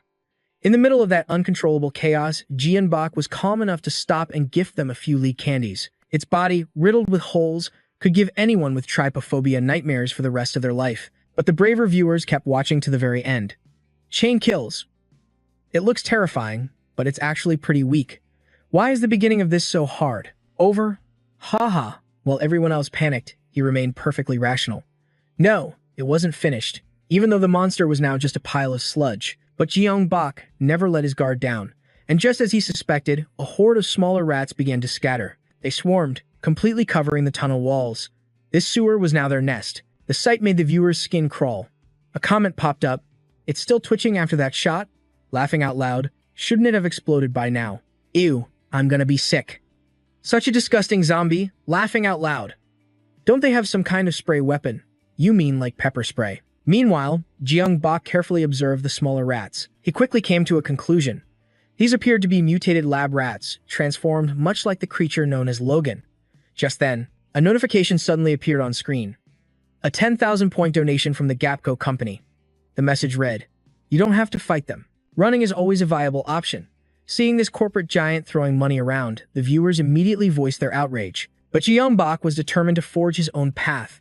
The fact that everyone wanted him to run only fueled his excitement to fight. He declared, "If you want me to stop this relentless assault, then bring me a worthy opponent." The audience watched on, a mix of anxiety and awe at his sheer audacity. With every pull of the trigger, another creature fell. Every single change in the environment was processed instantly by his senses.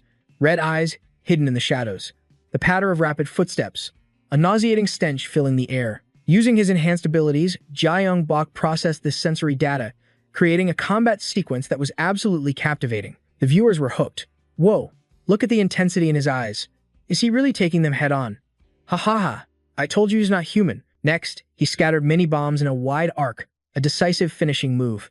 In stark contrast to Sandra's stunned expression, Jae-young-bok's face was perfectly calm, as if this were a casual stroll, not a life or death battle. Their fate was already sealed, utter annihilation. They were destined to explode like fireworks against him. But inevitably, a few stragglers always slipped through the cracks. Beyond his five senses, a heightened sixth sense scanned his surroundings for any hidden threats. His finishing blows were swift and decisive. Two creatures to his left. He seamlessly switched between his gun and knife, a fluid dance of destruction. His enhanced vision locked onto targets in a split second, one below. The live audience could only watch in awe, their minds completely blown. How is he getting faster and faster? That's like a 0.1 second reaction time. But it's an unnatural speed. Something feels off. Haha. Some were sliced clean in two. Others were blasted into unrecognizable piles of flesh and skin. Jae-young-bok's blade work was so fast, it left no afterimages. A flicker of movement, a whisper of wind, and the monster was already dead. For the viewers watching, it was a scene straight out of an action movie. But just then, his intuition screamed a warning inside his head. He watched the small rats darting in and out of the shadows.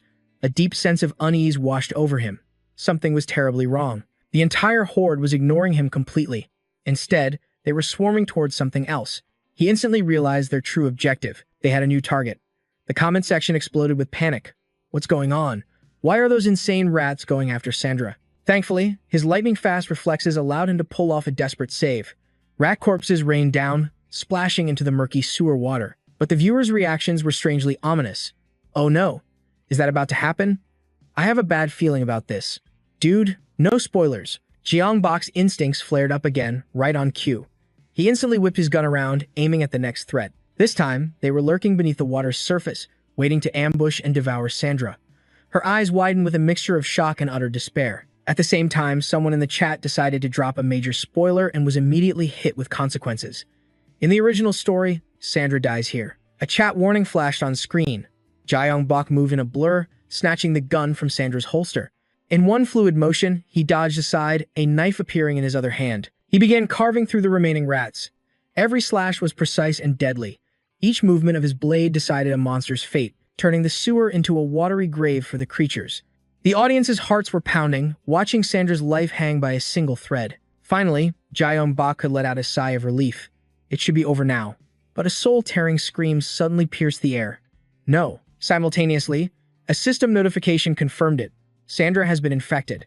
The sudden turn of events left him completely stunned, unable to process what was happening. Even Sandra herself stared, trembling at the wound on her arm. How is this possible? When was I bitten? The chat was convinced she'd been saved, that this had to be a game bug. Just then, a stream of donations poured in from the Gapco company, along with an explanation. This is a developer-side error. Sandra was originally scripted to be injured or killed in this scenario, but your performance was exceptional. This will not impact your gameplay experience. Jae-young-bok slowly regained his composure. So, according to the system, her infection is now a fixed outcome, right? But Sandra was still panicking. Are you even listening to me? We need to split up. Another 10,000-point donation from Gapco appeared. Yes, that is correct. We will address the issue in a future patch update. We appreciate your understanding. With that confirmation, his mind was finally at ease. All right then, let's keep moving. It's not an issue. After all, the system issued a new quest. Take care of Sandra and convince her to accompany you. The two of them began to argue back and forth. The cure. Regent Gentry. There has to be a cure. Let's find it together. As long as you don't turn into a zombie before then. I'll finish this in less than a minute. Sandra will join your party. The viewers were stunned by this achievement. Capitalists continue to spend big. Gapco has donated 50,000 W. Sorry for the long message, a user typed, but this was outside my budget. Please accept it graciously. Go purple.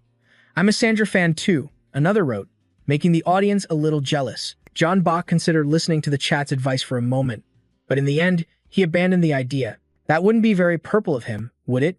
He has his own standards. Even if it's for promotion, he'd rather not. I'm going to play this perfectly. This only made the viewers more impressed and excited. The two then resumed their unfinished journey through the sewers. At last, they spotted the landmark they were looking for. "We're here. This is Area L21. Jessica said to climb that ladder to escape. Helping Sandra up, John Bach hesitated. "Are you sure you want to go first?" But her will was as strong as ever. What's left to be afraid of? Even as a woman, she volunteered to scout ahead. "Just follow my lead." He let her take charge. "All right, Sandra. If anything happens, give me a signal." The audience grew more excited for the inevitable clash between the game's two heroines. Her steps were swift as she climbed the ladder. Meanwhile, John Bach didn't forget to update those above. "I'm right behind you." Jessica's fans were getting impatient to see their idol. They didn't care the main character was completely focused. No signal yet. It must be safe. Just then, a piercing scream from above echoed down, filling him with confusion and dread. The viewers went into a frenzy. Is it a trap? This is insane. Did Jessica get captured? He scrambled up the ladder as fast as he could, but when he saw the scene with his own eyes, he paused. Sandra. She was fiercely interrogating a mysterious figure who had appeared out of nowhere. "What about the rats in the sewer? They turned into zombies and attacked us. What is this place? What's your purpose here? Answer me." Jessica, though flustered, answered truthfully. "There are zombies in the sewer. I honestly had no idea." But that wasn't enough to break through Sandra's suspicion. "That's ridiculous. We were almost killed by them." The third person watching, John Bach, was the only one feeling calm. Thank God. Wait, what was there to be thankful for? The cold steel of a gun barrel pressed to her head forced Jessica to quickly clarify. "I don't have any weapons." Gasp. This is where the failed experiments were leaked. If the radio broadcast was fake, why would I offer myself up as bait? John Bach quickly seized on the key point, pressing her. "Experiments?" Her voice couldn't help but tremble as she spoke. "Oh, they might have been infected by eating contaminated food. I'm so sorry. I never wanted this to happen. Please, believe me." Finally, Sandra relented. "It seems you're not a threat, so I'll let you go." Jessica let out a silent sigh of relief. "Why? You believe me now? Thank you." She spoke gently, though her body was still trembling. "You should have just said that from the start." As Jessica looked up, her appearance immediately charmed several more viewers. John Bach read through the flood of comments with a sigh. Wow, Jessica is seriously popular. Suddenly, his reconnaissance ability activated. But this place. The dried bloodstains were a terrible omen. This feeling was even worse than with Logan. It was like the first time he'd ever seen the undead. Stranger still, a dark, gloomy aura seemed to cling to Jessica. His logic couldn't find an answer. It couldn't just be because this was where the experiments leaked from. Before he knew it, she had moved closer. Officer," Jessica began, trying to be friendly. "I'm sorry we had to meet under these circumstances, but let me introduce myself. I'm Jessica, a researcher at Regenery Pharmacy." In contrast, Sandra cut her off bluntly. "This is an emergency. Skip the useless chatter. Where's the data?" Even her sharp attitude was winning over the crowd. Jessica forced a smile to break the awkward tension. "Aha, then I'll explain briefly." No longer wasting time, Jessica presented the information. "These are the incriminating documents you need." She explained that the USB held all of Regenery Pharmacy's data, broken down and hidden among dummy operations. John Bach asked about their illegal activities, which she confirmed. The experiments were directly linked to the zombie outbreak. Her expression grew deadly serious. "This needs to be taken to the research director's office on the top floor. It's the only way to contact the outside world." Sandra coolly pointed out the flaw in her story. "Wait, if it's that easy, why didn't you do it yourself?" The showdown between the two heroines sent the comments section into a frenzy. Hit with another counter, Jessica was deeply embarrassed. "I was just about to explain. Please, just hear me out." She quickly revealed what she knew. The building's entrance has 24/7 security, and the research office is the most heavily guarded area. So, to get in, you have to get past that security layer. Sandra was still trying to put the pieces together. "What does that have to do with us?" She patiently laid out the next step. "I'll get to the control room and disable the system, just for a moment. I found a way to negotiate with the military. I'll signal them by radio." Just then, a system notification appeared, pushing the plot forward. Task: reveal your suspicions about your body to Jessica. This was the exact moment John Bach had been waiting for. Finally. Some answers. She immediately offered her full support. "You two will need to use a separate stairwell from the upper floor to reach the top level. The closest connected passage is right here." But just as he turned to leave, a voice called out, "Hold on." When Jessica turned back, she saw him raising his weapon. She recoiled in panic. "Wait, what are you doing?" She shielded herself, consumed by fear and confusion. "I'm not lying, I swear." The sickening sound of a blade slicing through flesh filled the air. but she felt no pain. Then came Giant Bach's calm voice. I have 2 questions for you. Jessica hesitantly opened her eyes. Yes? Her sudden, intense excitement was a stark contrast to her usual shy demeanor, catching him off guard. Your wound. It's glowing. I've never seen a light like this before. How long has it been like that? Her gaze was locked on the strange phenomena on his arm as the wound healed itself in an instant. Jessica's questions became more urgent. She completely forgot about personal space. Did you take any kind of drug after this happened? Or were you bitten by a zombie? Sandra, feeling uneasy, quickly stepped in. Hey, wait, that's way too close. But Jessica's chilling response left the other 2 completely stunned. John Bach felt a sudden sense of dread. Wait, Jessica, are you all right? Her expression suddenly turned cold and unnervingly intense, making her seem like a complete stranger. She then refocused on her original subject. That's right. Are your memories foggy at all? He decided to reveal a little, just to test the waters. You're right. I have 0 memories from before the zombie outbreak began. How did you know that? The moment he finished speaking, a strange, chilling smile spread across her once gentle face. Found you. But just as quickly, Jessica snapped back to normal. Oh, I'm so sorry. When I get fascinated by something, I tend to lose track of everything around me. Giant Bach seized the chance to dig deeper. What do you know about this? What did Regenery Pharmaceuticals do to me? Her response began with a single, crucial word. Elixir. Then, she started revealing the details. It's a creation of Regenery Pharmaceuticals. It amplifies the body, pushing strength to its absolute limit, and it can heal any wound. It can even grant eternal life. That is Regenery's greatest invention. She spoke of it with an almost religious reverence, the most extraordinary compound ever known to humankind. The other 2 were left completely speechless, frozen in shock. Jessica continued, her smile filled with hidden meaning. You're one of the patients who received the elixir, aren't you? Giant Bach didn't confirm, his mind still reeling from the revelation. What? But she didn't seem to need an answer, lost once again in her own world. So it's all because of that side effect. It's even more useful than I imagined. The next moment, her dangerous aura vanished completely, replaced by a radiant smile. You should be happy. The entire situation has changed. Her demeanor became intensely enthusiastic, closing the distance between them. All we need to do is get to the top floor. To the laboratory. With you, we can recreate the elixir and put everything back the way it should be. A look of fanatical obsession flashed in Jessica's eyes. The pure, unhinged obsession of a scientist. It means we can end this entire crisis, right here. But her fantasy was swiftly shattered. Stop spouting that nonsense. Though injured, Sandra still moved to protect the man she cared for. Do you really think I'd let you turn him into some kind of experiment? The audience rallied behind her, their faith in Jessica crumbling. Sandra made her position crystal clear, drawing a line in the sand. Don't complicate things. Our mission is to transmit the data. That's it. Her words were like a spark to gasoline, igniting Jessica's suppressed rage. You fool. When it comes to this crisis, the elixir is the only thing that can end it. Don't you understand? The elixir is the vaccine. Just then, a warning blared from the intercom system. The crackle of an electronic voice filled the room. Emergency. Emergency. A quarantined subject has escaped containment. Attention. All personnel in the building must evacuate immediately. In the distance, the sounds of chaos erupted. A call to capture the subject echoed through the halls. The final command left Giant Bach stunned. Initiating research wing lockdown. Heavy, violent impacts shook the ceiling from above, as if it would collapse at any second. He quickly glanced upward. His anxiety skyrocketed. No way. I have a really bad feeling about this. Just as a strange figure smashed through the floor above them, his worst fears were confirmed. So, it was because of this? Droplets of acid sizzled on its hardened skin, causing no damage whatsoever. The monster that appeared was like a butcher hunting its prey, blade in hand. It was the Overlord. The entire comment section exploded in shock. It wasn't supposed to show up here, not yet.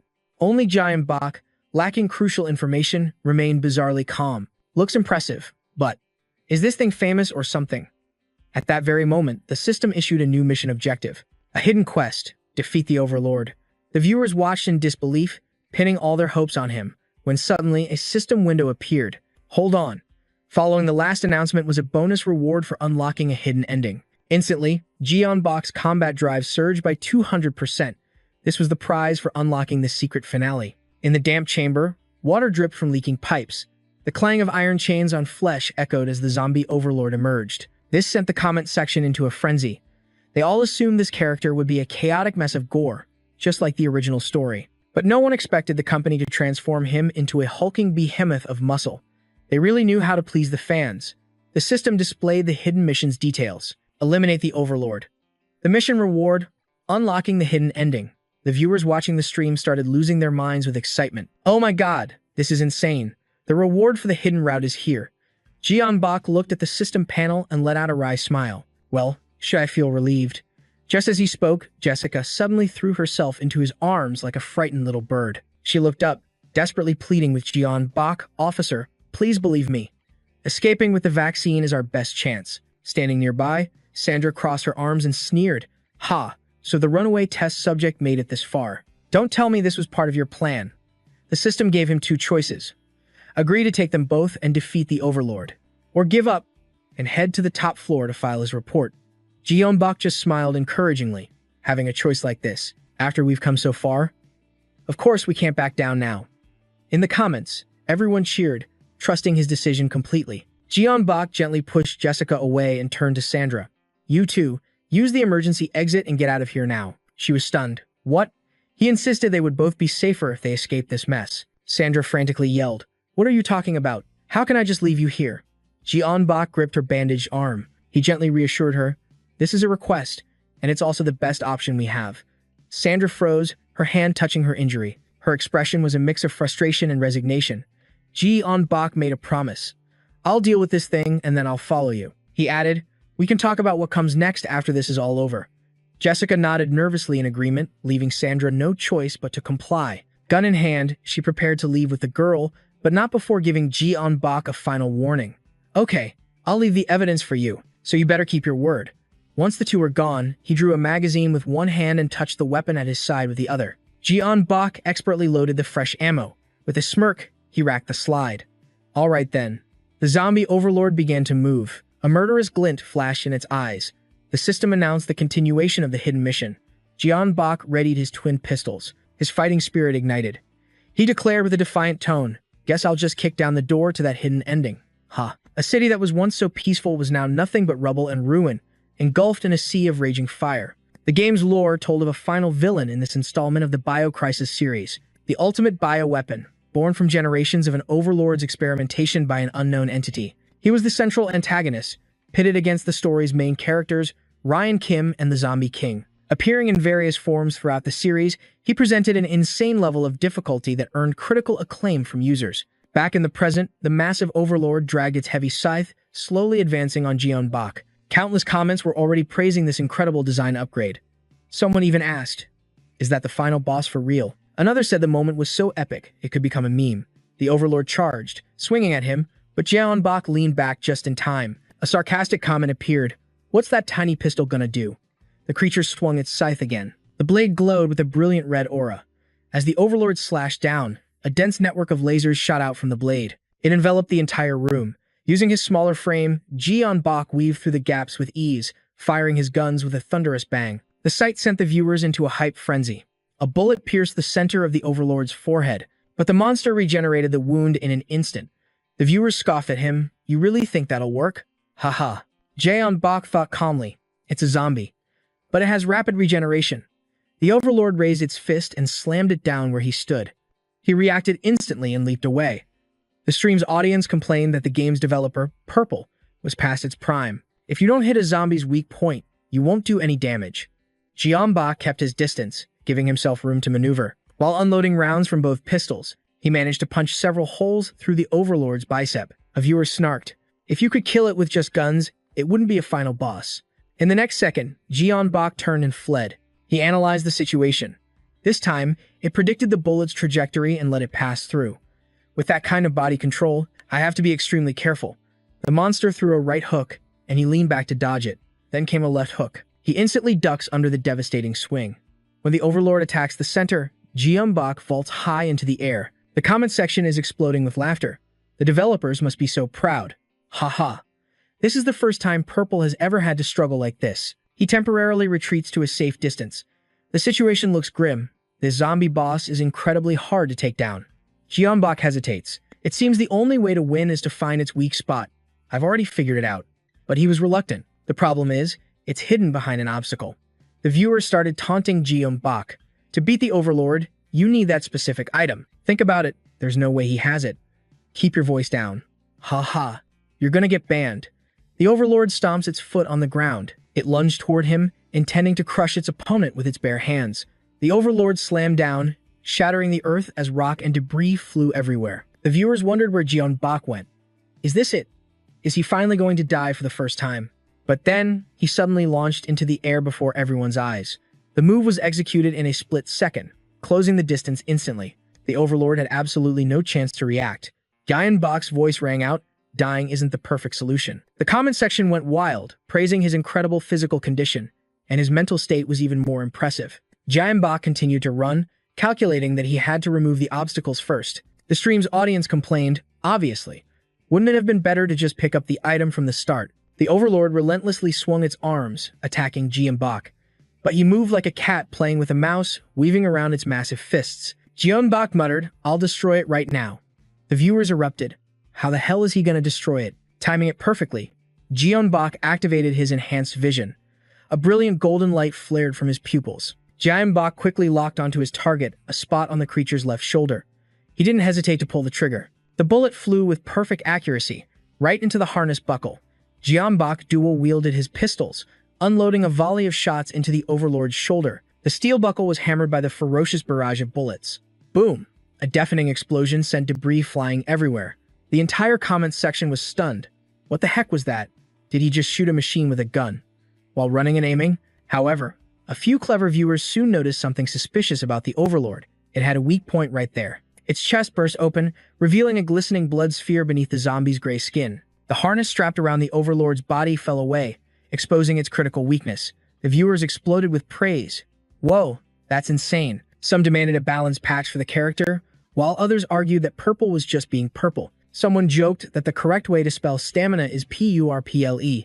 Jeonbok squinted, a smirk on his face. Who needs to pick up items? He raised his guns, unleashing a thunderous barrage at the Overlord. Jeonbok said calmly, "It's not that difficult." The bullets shattered the blood sphere, causing the beast to stagger and collapse. The Overlord tilted its head back, its body engulfed in thick white smoke. The entire chat erupted in cheers, praising his spectacular performance. Just then, a streak of light flashed in the corner of Jeonbok's eye. He was shocked. As he turned his head, he saw the blood sphere on the Overlord's chest suddenly sprout countless bizarre tentacles. The sphere itself shifted from bright red to a horrifying deep crimson. Jeonbok paused, a terrible premonition growing stronger. 10 grotesque ribs suddenly burst from its back, looking like spider legs from a distance. He thought in dismay, is this a second evolution? The viewers also noticed something was wrong. There's more. A stream notification announced that the company GABC had donated 50,000 won. An account with the GABC company name spoke up to explain. Oh, if you destroy the obstacles, it skips straight to phase 2. You're supposed to pick up the item first. Oh, wait. At that moment, the Overlord's massive body slowly began to rise once more. Those writhing tentacles now covered its entire body. The comment section panicked. Huh. So he did destroy the obstacle? Isn't this what they call a streaming accident? Ha ha ha. Why did you have to bring that up? The Overlord violently erupted on the spot, beginning its evolution. Jeonbok braced himself, facing down this terrifying pressure. Another stream notification popped up. The GABC company has donated 10,000 won. The company account apologized profusely. Ugh, I was so engrossed in watching that I was too late. Sniff sniff. I'm so sorry. Even the chat moderators had to laugh at the developer team's blunder. After completing its evolution, the Overlord had ascended to a whole new level. It was now encased in a tough, bony ribcage armor. The sphere in its chest glowed brighter than ever before. Jeonbok's hand began to reach for the golden gun slung on his back. He feigned admiration. Oh my. I'm so scared. With those words, he whipped out the gun and took aim. Bullets flashed through the darkness and streaked towards the beast. However, the Overlord was clever enough to raise its hand to block. It forced the bullets to drop and then regenerated its arm. The comment section despaired. How can you even fight that? Dude, it's invincible. The Overlord lifted its arm, which suddenly twisted into a chaotic mass, deflecting all the other incoming bullets. What was that? Who fired that shot? Jeonbok barely dodged another fatal blow from the Overlord. The livestream chat exploded with jokes. Someone bring in the missiles. He silently analyzed the situation. His blade had struck its arm, but it didn't even leave a scratch. I'll have to aim for the weak spot on its chest again. The Overlord reared back, striking its twin scythes together with a deafening clang. Then, the Overlord unleashed a devastating X-shaped slash. The comment section urged Jeonbok to quickly grab some items. Dodging the attack, he let out a cold laugh. Keep on nagging. I'm not picking up any items. The viewers immediately criticized him. The developers told you what to do, so why aren't you doing it? Can't you just apologize and get the items? Haha. Wherever John Buck ran, the beast attacked. The audience mocked him. Haha, look at him trying to save face. He's just gonna die in the end. Famous last words. Haha. But John Buck moved with chilling calm, weaving under the Overlord's deadly strikes before returning fire with a barrage into its chest. John Buck unleashed his clip with such fury that the muzzle flashes completely obscured the Overlord's form from view. The viewers were stunned. He's insane, totally insane. How can he do that even with a low recoil pod? See? He just countered. Cracks began to spider web across the Overlord's ribs, but miraculously, it began to heal itself through some unknown power. The creature's persistence was so intense that even John Buck was starting to breathe heavily. The comment section was buzzing about the Overlord's strength. They claimed he hadn't even scratched it and told him to stop hyping himself up. The Overlord was just too powerful. The orb on its chest had long since turned a menacing green. John Buck stared at the monster, deep in thought. He suddenly broke into a knowing smile, as if he'd just uncovered a deep truth. There was a reason he hadn't run or gone for the items. Its regeneration complete, the beast charged at John Buck's position. He stood his ground, unmoving, the golden gun resting casually on his shoulder. He declared with absolute confidence, "Watch this very closely." John Buck's pupils once again glowed with psychic energy as a satisfied grin spread across his face. You'll see soon enough. The Overlord failed to notice that the ceiling above it was beginning to fracture. John Buck smirked. Chi, look at this. He hefted the golden gun onto his shoulder, watching unflinchingly as the Overlord charged like a freight train. I'm about to show all of you why I don't need any other items. The moment its fist slammed down, the ground shattered, sending debris flying everywhere. However, John Buck was much smarter, choosing to leap backward to avoid the impact. As a result, he remained completely unharmed. John Buck started running and gunning, firing relentlessly. A sarcastic comment popped up. That's useless. It's blocking all the bullets. Hasn't he learned his lesson yet? He ignored them, focusing on circling the massive Overlord. At the same time, he fired burst after burst into its shoulder. John Buck's eyes narrowed as he thought, the gun is just buying me time. My real target is the ceiling. John Buck scanned the dark room, a growing suspicion forming in his mind. She had mentioned this room's purpose was to destroy the experiments. It was strange, because there weren't any items here to serve that purpose. He analyzed the dripping green liquid that was falling onto the Overlord's wounds from above. That liquid. It was burning the creature, but at the same time, it was healing it. In the next instant, its scythe lunged for where John Buck stood. He steeled his resolve. I have to test this theory. John Buck gripped his golden gun, a provocative smile on his face. I've noticed you seem to have a problem with those scythes. John Buck raised the stock of his gun high above his head. He used it to parry the devastating attack. He muttered, this should be easy to handle. The viewers witnessing this went wild with excitement. None of them had ever imagined the golden gun could be used like that. Someone even wondered, did John Buck force the Overlord to use its scythe to keep its distance? The sharp blade, deflected by the blow, flew upwards and embedded itself in the ceiling, directly above where the Overlord was standing. The powerful impact tore the cracks wide open, unleashing a torrent of green liquid. The stream of fluid crashed down, completely submerging the beast's body in a raging waterfall. John Buck approached, gun in hand, and let out a sigh of relief. Finally, it worked. He then turned his attention to his streaming audience. Do you all remember the purpose of this room? He aimed his gun at the newly created hole in the ceiling, revealing 3 large pipes. John Buck explained, this is where they dispose of the experiments. With those words, he activated the golden gun. A blinding light flashed from the weapon. The moment the bullet left the barrel, all 3 pipes exploded on the spot. Wave after wave of that green liquid poured down fiercely, enveloping the slumped zombie Overlord below. At last, the cruel truth was revealed. Why was there no machinery here? The answer was because everything would be dissolved before it was discarded. As for the Overlord, its flesh quickly began to melt under the corrosive liquid. The viewers were shocked to realize it wasn't just water, but pure acid. Yet, the acid was also helping the Overlord to gradually heal. John Buck complained, it's actually still regenerating. I wonder how long that can last. The comment section joked, this is too cruel to my boy. The creature slowly rose to its feet, its body a half-melted, drooping mess, as John Buck's eyes widened, and he opened fire once more, into the Overlord. No, this can't be happening. He staggered back, then collapsed like a fallen fortress. The comment section exploded, John Buck acting like a king. All hail the king, please spare us, they joked. The Overlord slowly rose again, but before it could retaliate, the cold barrel of a gun was pressed against its chest, aimed right at the blood core. The monster stared blankly at him. at the man holding a golden pistol pointed directly at its weak spot. "It's over," Jeonbok declared. Facing off at last, he pulled the trigger. The golden bullet tore through the Overlord's chest. The core, a pulsating mass of flesh and blood that was essentially its heart, stopped beating instantly. A system notification popped up. Achievement unlocked. Defeated the Overlord. Hidden quest complete. Secret ending unlocked. The entire chat went wild. "No way. Jeonbok is insane. That was a perfect takedown." Someone even gloated. "Where are all the haters now? Usually they're swarming like rats, but today it's dead silent." Suddenly, a stream notification chimed. "Gap Cyan Corp has donated 50,000 won." The message from Gap Cyan was full of praise. "I can't believe you beat the boss without collecting a single special item. But don't forget the RPG, everyone. In honor of Purple." The viewers laughed. "He beat the Overlord without an RPG. What a legend." "The company never forgets its RPG." Jeonbok froze. "Huh?" He sounded confused. "Wait, there's an RPG for the final boss?" Jeonbok frantically tried to explain himself to his audience. I just didn't think I would need it. I hope you all still have fun using the RPG in your own playthroughs. Please download RF if you're interested." His viewers teased that beating the boss with just a handgun was like using a cheat code, making them feel like they played dirty. They demanded a written apology from Jeonbok. He cleared his throat awkwardly. I was wondering what kind of weapon they were making here. It seems they were trying to create another monster like the Overlord." The chat immediately called him out. What a smooth way to change the subject. This streamer is so slippery. He followed the corridor to the exit, playing the part of a tour guide for his stream. "I just have to follow this tunnel." But as he looked up, Jeonbok saw a spiral staircase stretching straight up into the sky. It was so long he couldn't see the end.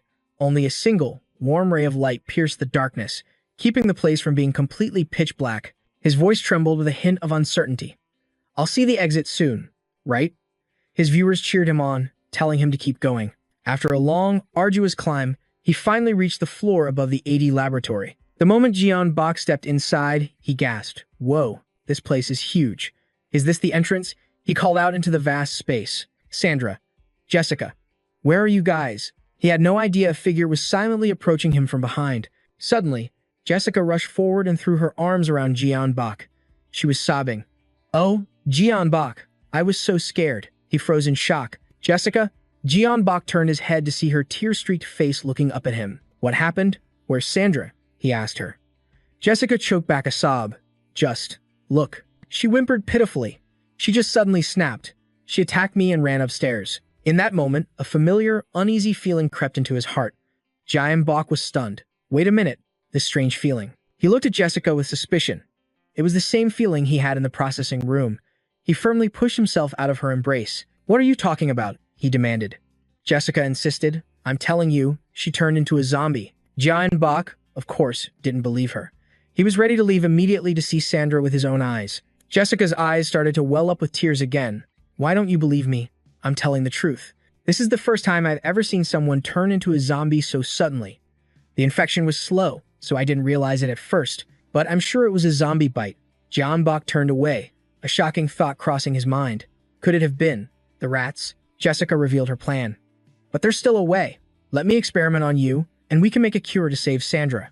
She pleaded with him desperately. "Please, just give me a chance." A question appeared. "Will you agree to the experiment?" The system gave Jeonbok two options. Yes, of course. Or, no, I will go upstairs to find Sandra. He hesitated. This is a tough one. I don't know if Jessica is telling the truth. The viewers were in an uproar, demanding Jeonbok go save Sandra. He thought to himself, unlike before, neither choice has a cost warning. Jeonbok made his choice. Yes. We need a vaccine to save Sandra. The comment section erupted in celebration over his excellent decision, but some viewers were skeptical. What if creating the cure is the dangerous choice? The system displayed his selection. You have chosen. Yes. Jessica clicked a remote in her hand, a faint, gentle smile on her lips. Finally, thank you for making the right choice. As soon as she finished speaking, a heavy, dull sound echoed from a door in the room. The crack between the door and the frame slowly began to widen. A blinding light poured in from outside, forcing Jeonbok to shield his eyes. His viewers were incredibly curious about this hidden route. The moment the door swung fully open, his world was flooded with a brilliant radiance, as bright as the sun itself. A new notification appeared. System. And with that, Chapter 4. The antidote came to a close. The chat immediately flooded with groans of disappointment. They demanded the streamer start the next chapter now. especially screaming, "Bring back Sandra." But in response, all they got was a system pause. The game world froze, locking his character in place. The viewers were split into two camps. One side frantically urged Jeonbok to continue, while the other side just laughed. That second group was clearly full of newbies. Burple always ends the stream after each chapter. He, on the other hand, was just basking in the afterglow. Wow, it felt like we were soaring through that last chapter, right? Or maybe the story is just pulling us in that much deeper. A system notification popped up. GPC Corporation has donated 50,000 won. Thank you for streaming with us so late into the night. We look forward to our next collaboration.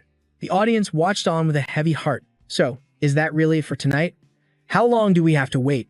Reading the comments, Jeonbok just stared blankly. Huh. He sighed to himself, completely drained. This feeling hits me every time I pause the game.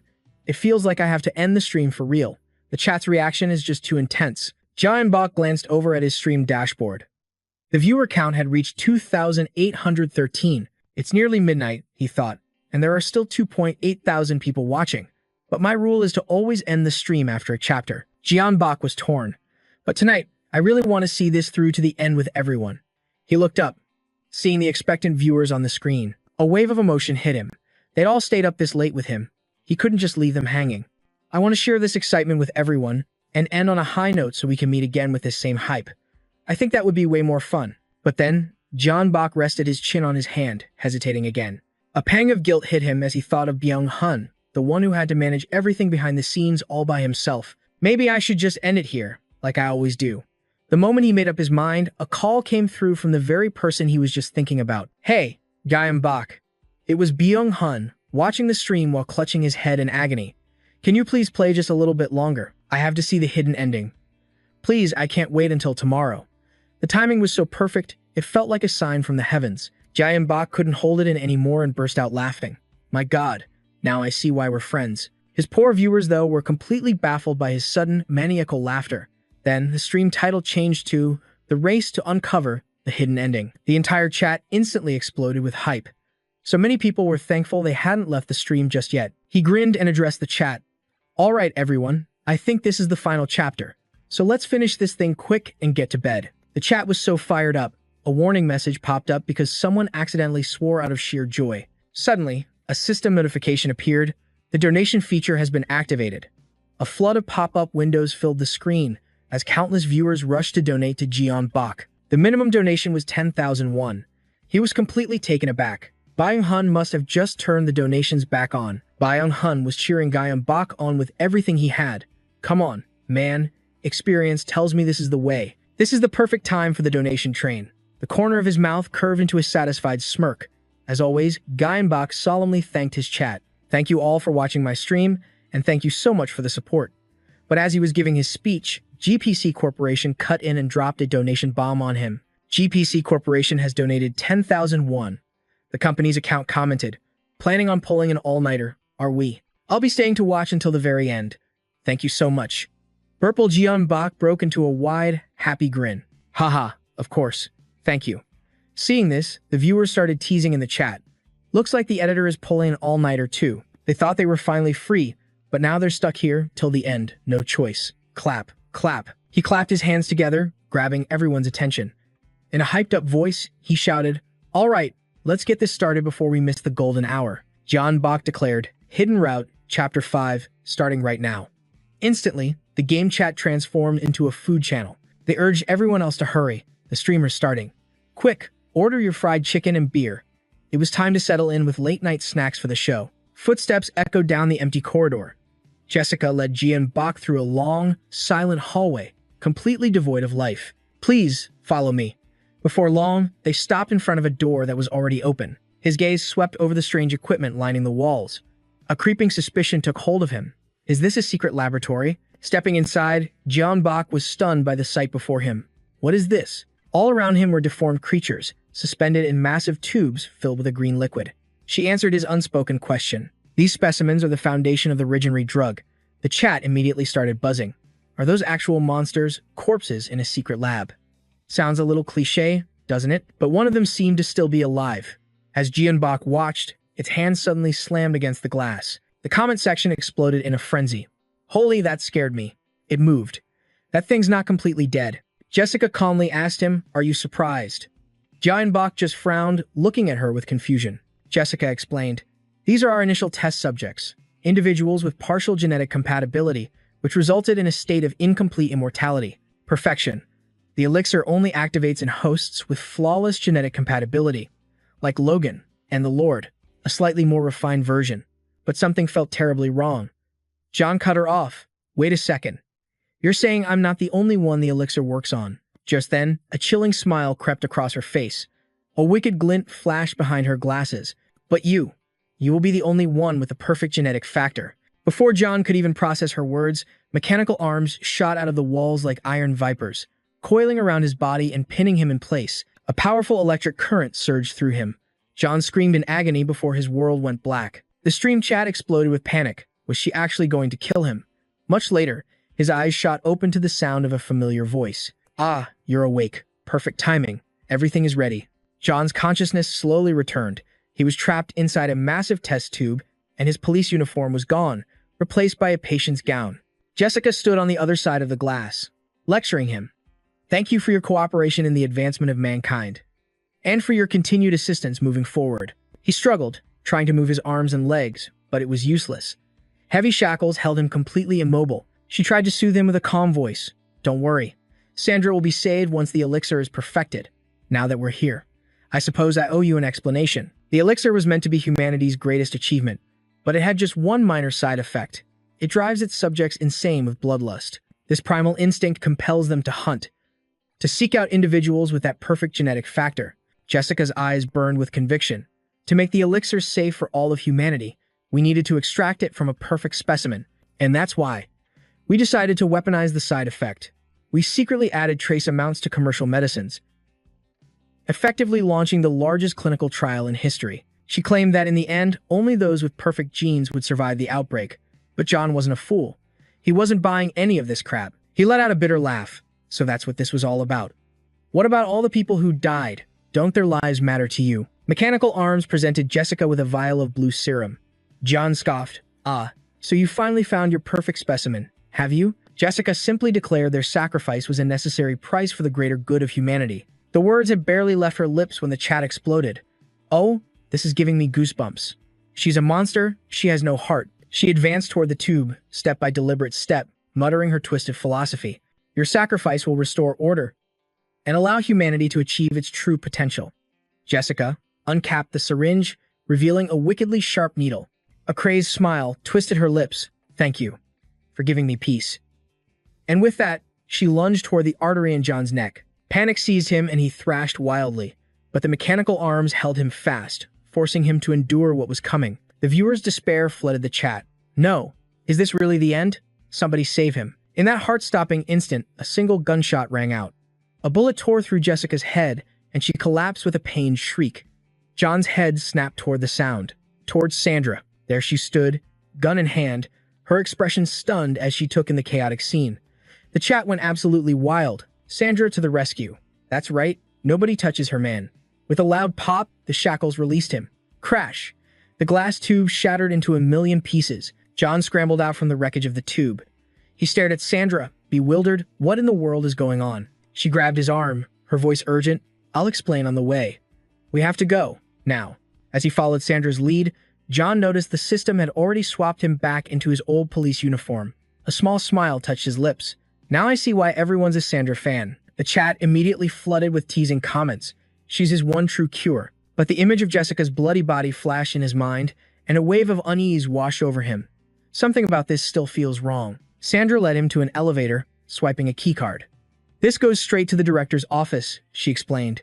"It's the only way in." The viewers grew excited. A secret elevator? What's going on? Maybe it leads to another hidden lab. Sandra then laid out their next move. "We'll cut through the director's office to get to the rooftop.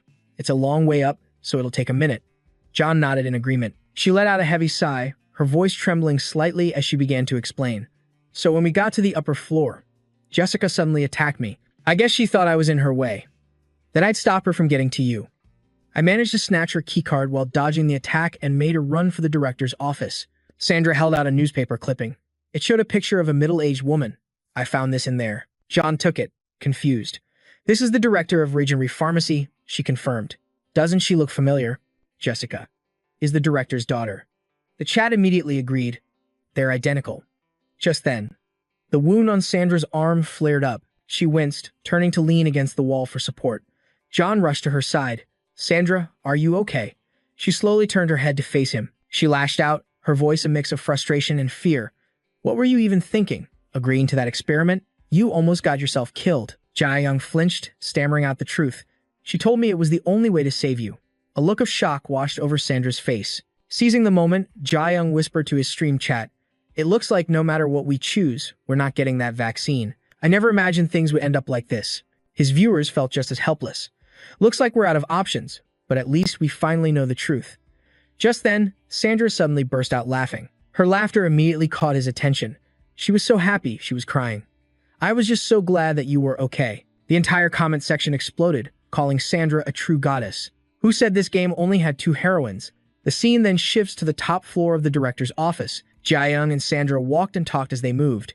The military is sending a helicopter to the roof. Let's grab whatever evidence we can find and get out of here. A system notification popped up.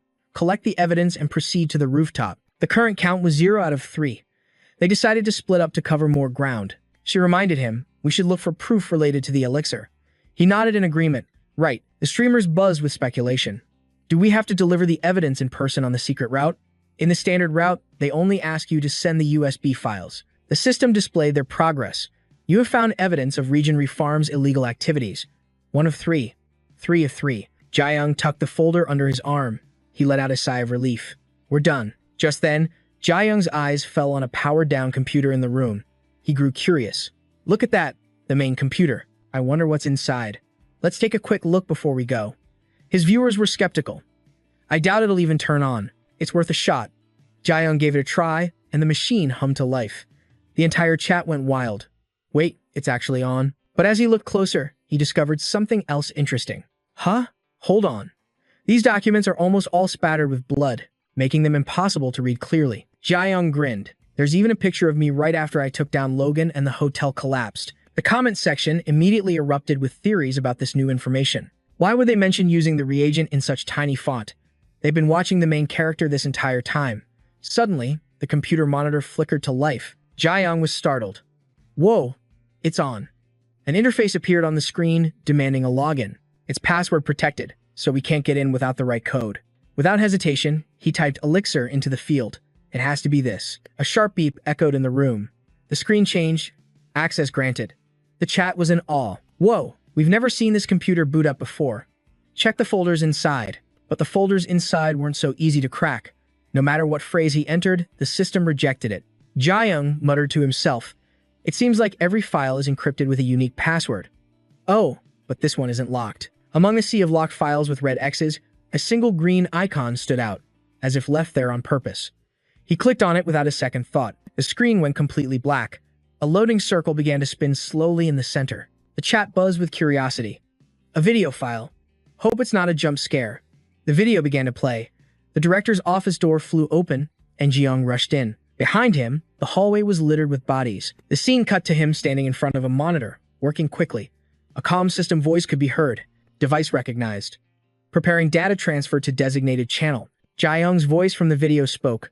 The system is down, so I need to send the USB files through the comms device. The monitor flashed transfer complete. He spoke into a radio. The files have been sent, requesting immediate support. A voice crackled back from the other end, received. Rescue team is en route. Hold your position. After finishing his task, the camera showed Jae-young collapsing into a chair, his body completely exhausted. Then came the final scene. He was sitting alone in the dark, head bowed, his voice a quiet monologue. Sandra. Jessica. How many had to be sacrificed? Jae-young offered a faint, relieved smile. But at least everything will go back to normal now. As the video played, the viewers went from confused to an unnerving sense of familiarity. A few comments popped up saying they'd seen this scene somewhere before. This looks like the end of the original route, and in the final moments, it dawned on everyone.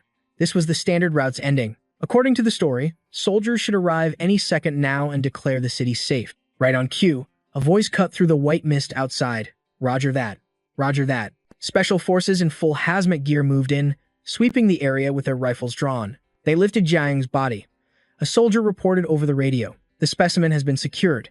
A shadowy figure in the fog replied, Please switch to a secure channel once you are outside. Jessica, her face hidden behind a gas mask, stepped forward. I have some exciting news to share. The elixir is complete. She unplugged the USB stick, complaining, I hate these ancient machines. They automatically switch to an internal channel the moment a device connects. The connection. But I guess that's what made it so secure. Jessica threw the USB to the ground, crushing it under her heel. I told you the security at Regeneria Pharmacy was tight. She lifted her gaze, staring directly into a corner camera, as if sending a direct threat to Giant Bach through the lens. Your mistake was trusting me. The screen went dead, the connection severed. The comment section exploded. Surprise, you become part of the experiment. So they're telling us the city is safe again? Because the cure is complete. All my 200 hours of gameplay for this garbage ending. Jian Bach sighed. So this is what happens in the original route? I wish I had experienced this before. The chat feed was buzzing, because this was an uncharted hidden ending that no one had ever discovered until he played the game. Jian Bach wrapped the USB in a cloth. He stuffed all the documents into a pouch, making sure every piece of evidence was there. Jian Bach clarified for his viewers, I never realized this USB was so dangerous. Either way, I guess I'll have to deliver the evidence in person. It feels like I need to be much more careful with these files now. After regrouping with Sandra, they sprinted towards their final objective. All right, I think we have everything we need, so let's head up. The two of them quickly reached the rooftop. Jian Bach spotted the chopper in the sky. There it is, the helicopter. The roar of its blades sliced through the air, carrying their last hope. Viewers on the stream lamented, so is this it? Sandra's going to die and we won't get the vaccine. At that critical moment, Jian Bach's pupils suddenly glowed. An unexpected premonition washed over his mind. It was turbulent and intense. Anything but peaceful. Jian Bach was stunned. What is this? It's much stronger than when I faced the Overlord. Could this be the final boss? A thick black smog descended, swallowing their vision whole. Then, from the heart of that dense fog, a brilliant flash of light slashed through, tearing the air apart. The chat was in chaos. What the hell was that? The blade of light pierced straight through the helicopter. It plummeted, erupting in a massive explosion. Only a gloomy cloud of smoke remained. The viewers were in shock. What just happened? Is that the final boss? Suddenly, something shot out from the fiery wreckage. The figure landed hard on the rooftop from above, blocking Jian Bach and Sandra's path. The overwhelming pressure only filled him with excitement. Right. I knew it wouldn't be this easy. This bad feeling. Looking at the completely transformed person before him, Jian Bach could still tell it was Jessica. The battle grew tense as Jian Bach and Sandra faced a Jessica, who now radiated a dark, black smoke. She looked just like a mutated zombie. The comments flooded in, confused. What is happening? Huh. Both he and she were stunned, unable to believe their eyes. Are you kidding me? Sandra screamed her name.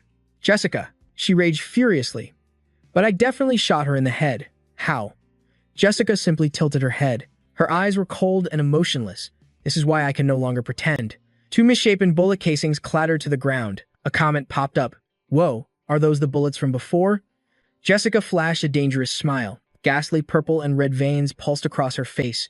You two are making things much more complicated. The entire chat exploded with comments about Jessica's new form. Whoa, she looks tough now. No way. Did she actually experiment on her own body?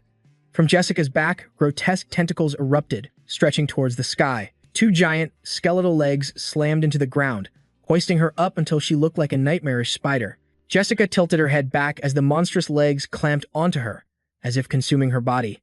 Her skin turned a deathly, zombie gray. She glared at Jian Bach and cackled, Your genes are mine.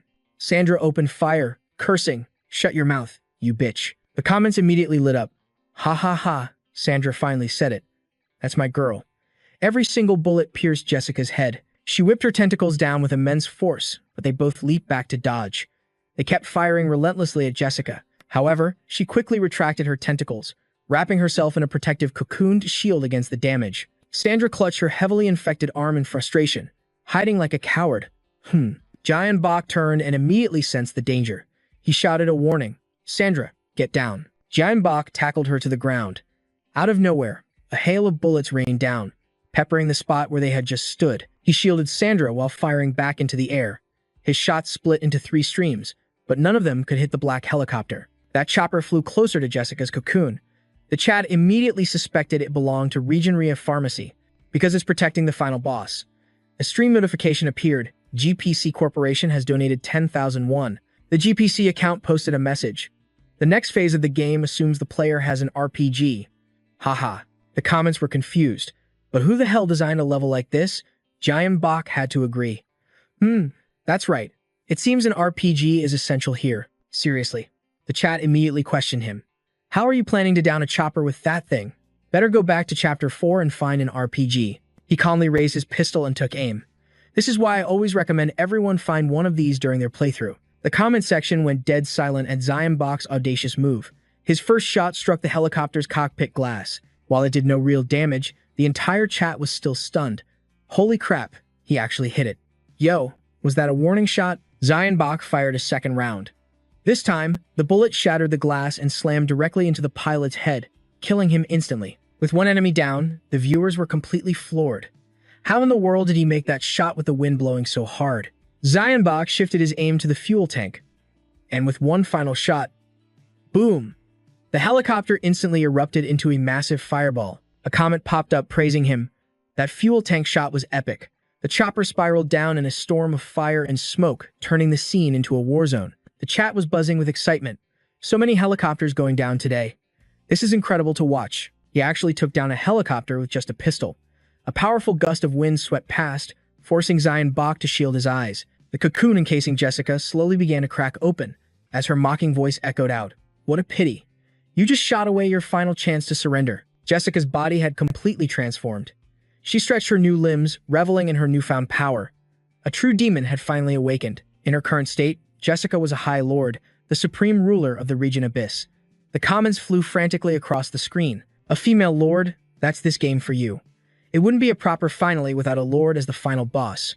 Jessica's ghostly white form blurred across the rooftop, lunging straight for Sandra. Let me eliminate this nuisance first. Still wounded, Sandra couldn't react in time, frozen to the spot. Zion Bach instantly raised his gun and fired at Jessica. At the same time, he pulled Sandra out of the way of the lethal attack. The chat was on the edge of their seats. That was way too close. 4 golden-tipped bullets slammed into Jessica's body. Trembling, Sandra used her one good arm to grip her pistol. Thank you. The pain is manageable now. I can fight, Zion Bach whispered to his stream. Looks like Sandra is officially joining the battle. The viewers were completely taken by surprise. So now it's a boss fight and an escort mission. If Sandra dies, does the game revert to the original storyline? Realistically, there's no way to beat a monster like that. But maybe, just maybe, this streamer can actually pull it off. A faint glow emanated from his pupils. Zion Bach began his analysis based on all the data he gathered so far. It seems she had modified her body to be far superior to a typical lord, allowing her to freely shift the position of her cores. Jessica snarled, gnashing her teeth in fury, and he could see the glowing blue cores now embedded in her spider-like legs. Zion Bach came to a grim conclusion. So, aiming for her weak spots is completely useless. The best I can do right now is buy some time. The chat descended into a state of panic. Oh my god, did you guys see her cores moving? She's on a completely different level from a normal lord. As he fought, Zion Bach scanned his surroundings. He needed more firepower. But the helipad was completely barren. There was nothing useful anywhere. Until his gaze fell upon a familiar object. Suddenly, an idea sparked in Zion Bach's mind. Wait a second. He glanced at the lone barrel sitting off to the side. Is that a fuel drum? Jessica lunged, her spider legs aiming to crush Zion Bach. But he was far too agile, weaving between her deadly strikes. Zion Bach formulated a plan. It must be an emergency reserve, so there's only one. He fired a shot at her jaw. But that'll be enough. Zion Bach tossed the golden handgun to Sandra. She caught it, while he kept the standard pistol for himself. She fumbled with the weapon in a panic. Huh? What is this? He was already dashing away, shouting, just buy me some time. The chat immediately erupted in chaos. Did he just use Sandra as bait? What a monster. She only has one arm. Zion Bach calmly reassured his viewers. Everybody relax. The recoil on that gun is incredibly low. She can easily handle it with one hand. Besides, it's a legendary grade item. His nonchalant attitude only fueled the viewers' criticism. This guy is terrifying. He's even using the main heroine. While Sandra desperately held Jessica at bay with the golden gun, Zion continued his explanation. It has much more stopping power than a regular pistol. It's a far superior weapon. He calmly reloaded his own sidearm. And of course, I'm still providing cover fire. Zion Bach reached the oil drum. Gotcha. The chat instantly realized his plan. He was going to set Jessica on fire. Zion Bach heaved the oil drum up, and his eyes widened in shock. Huh? As Zion Bach lifted the barrel over his head, he was stunned. It's way too light, the viewers raged. Who was in charge of refueling? Zion Bach gave the barrel a shake. From the hollow, clanking sound it made, the chat could tell. There was absolutely nothing inside. A wave of dread washed over the viewers. So what's the plan now? He fell silent. The fuel drum dropped to the ground, and Bach kicked it hard. As the barrel rolled, it left a trail of residual fuel across the ground. The chat was baffled. What's he doing? No idea. Then, he stomped down hard on the barrel. An oil drum perched ominously on the rooftop balcony. Bach watched the scene below with a grim excitement. Well, a sea of zombies swarmed the building's base. They teamed and crawled over each other. A writhing black tide. He judged the sight before him, a living hell. The viewers cheered Bach on. Let's go. Time for the main event. Meanwhile, Sandra unloaded on Jessica, but her opponent deflected the bullets with ease. Just as Jessica moved in for the final blow, a shout cut through the chaos, halting the fight. Enough. At Bach's command, both Jessica and Sandra turned to look. He stood defiantly on the rooftop's edge and warned Jessica, "You better hurry up." With those words, Bach cast himself into the abyss. If she wanted to preserve his unique genes, she had no choice but to dive headfirst after him. Just a little more, Jessica thought, refusing to give up. The moment her foot touched the oil slick he'd prepared, Bach opened fire without hesitation. The bullet struck the oil, and in a flash, a hellish inferno erupted, engulfing Jessica as she slid past. A satisfied smirk crept across his face. That day, the sky burned red with fire, echoing with a blood-curdling scream. No way! The entire chat was in shock, unable to believe Bach had actually done it. But Jessica suddenly burst from the sea of flames. Her body, now out of control, hurtled through the empty space below, searching for Bach. But in reality, he had never fallen. Bach was clinging firmly to the wall's edge, waiting for the perfect moment she launched herself, then squeezed the trigger. He chuckled. Hey, so long. Bang! The bullet slammed directly into Jessica's head. Her body immediately went limp, all resistance gone as she plummeted. Bach quickly scrambled back onto the rooftop, his eyes tracking Jessica's descent.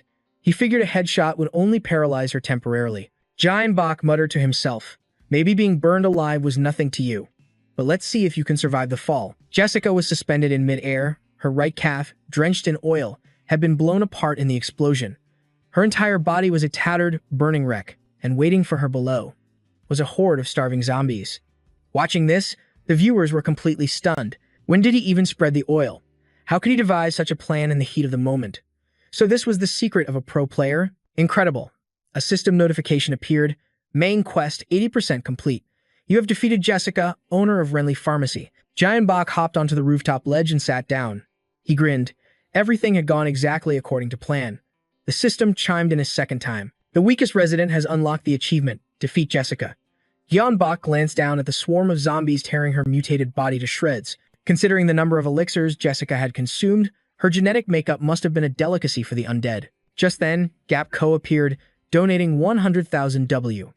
The company's staff showered him with praise. Whoa, that was speechless. We can't believe you did that without an RPG. The streaming audience roared in agreement. Even the game developers are in disbelief.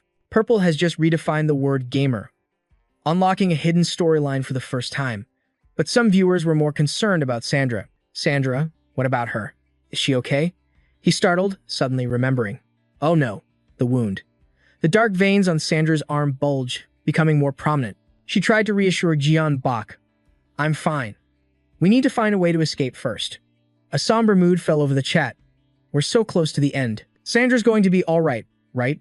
This is the first time she's ever made it to the finale. Just as he was about to say, we need to find a way out, a deep, guttural sound rose up from behind them. The zombies, after devouring Jessica, were scaling the building. The very building they were standing on. The viewers were aghast. What the hell? They commented, I thought it was over. It's still not done. I feel so betrayed. Bach and Sandra tightened their grip on their guns. They stood back to back, their senses on high alert. He wondered aloud, what is happening? She replied, we can't fight this many zombies. We need to evacuate now. But their situation was hopeless. Even the path ahead was completely blocked. The chat exploded in a furious uproar. Do they really expect a player to take down this horde right after a final boss fight? This is absolutely ridiculous. There has to be a way to handle this, right? Zombies in uniforms were already flooding the rooftop. They smashed through the door, charging in like starving tigers. And that wasn't all. Another group was climbing up from below, their eyes burning with bloodlust. Now, only 2 humans remained in this place. Bach and Sandra. Could the 2 of them really make it through this? The sound of relentless gunfire echoed as green blood splattered everywhere. Wave after wave of zombies kept rushing forward, forcing Jianbok and Sandra to gun them down one by one. A deep sense of unease settled in his heart. Just when I thought it was finally over, more zombies appear. It feels like we can never truly defeat them. Jianbok stood at the center, a pistol in each hand, unleashing a storm of bullets in every direction. Outwardly, he was calm, but inside, he was starting to panic. What do I do now? The comment section buzzed with theories. They'll probably keep respawning until the streamer dies, right? Jianbok worried. I can't keep this up with just handguns. I'm almost out of ammo. Are the developers trying to make me run dry? But for what purpose? Just then, the system appeared with a notification. Condition met, out of ammunition. The viewers were stunned. Huh? What happens when he runs out of ammo? Sandra's voice cut through the chaos. Jianbok, you have any rounds left? Jianbok answered. My handgun's dry. I've only got my pistol ammo left. The comment section just scoffed. That golden sun pistol of his never runs out of bullets. No wonder there were so many zombies. The difficulty was scaled to match his overpowered item. But in a corner no one noticed, Sandra clutched her last magazine, staring in horror as the infection crept toward her forehead. A countless sea of zombies swarmed them, but somehow, they were still able to cut them all down with ease. Suddenly, Sandra reached for Jianbok's weapon. He was shocked. What are you doing? Before he could finish, she had already racked the slide. This is my last magazine. Sandra slammed it into Jianbok's pistol for him. Her eyes were firm. Don't give up. I know you can do this. She gripped his hands tightly, then suddenly forced them to point the gun at her own head. Her voice was strained. The chat erupted into pure chaos. Oh my god, don't do it. Sandra, what are you thinking? I don't want to see this happen. Sandra hesitated, then revealed a secret. The truth is, Jessica made me an offer. The scene flashed back to their journey to the lab. Jessica was analyzing the situation aloud, noting how strangely slow the virus was working on Sandra. But it is still working, she said. It seems you don't fully understand genetic compatibility, do you? Jessica stopped in her tracks. She turned and told Sandra, join us. It's for your own good. By then, the infection had already consumed half of Sandra's face, but she refused without a second thought.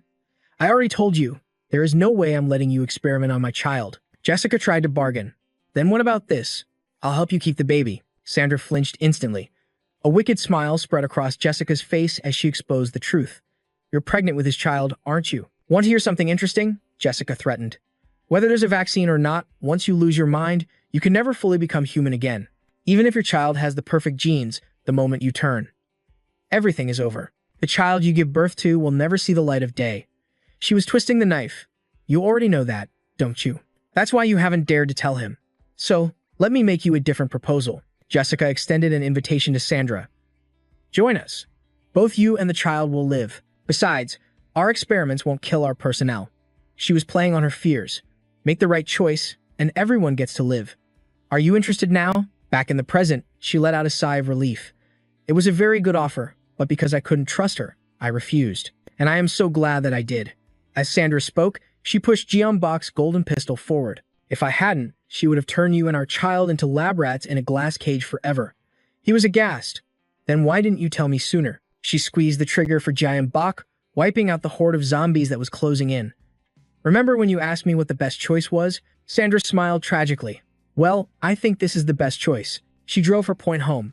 I would rather you live and remember me than watch you be turned into an experiment for all eternity. The color drained from Jianbok's face. The entire chat started screaming in anguish. No, I'm going to cry. Where is the game's writer? Give me their address, Sandra pleaded. Please, this is my last wish. I don't want you to see me become a monster. The heavy atmosphere was enough to make any viewer despair. Once again, she pressed his gun firmly against the center of her brow. In her final moment, Sandra still wore a gentle smile. And I want you to know, I never regretted a single second I was with you. Jianbok froze. A split second later, a shot rang out. The bullet grazed past Sandra's hair, burying itself in the head of a zombie behind her. He urged her, Sandra, look. A warm, blue light enveloped her entire body, erasing the hideous traces of the infection. The comment section rejoiced. The baby's genes saved Sandra. Haha, I knew it. Who falls for these old tricks anymore? Just kidding. Boom.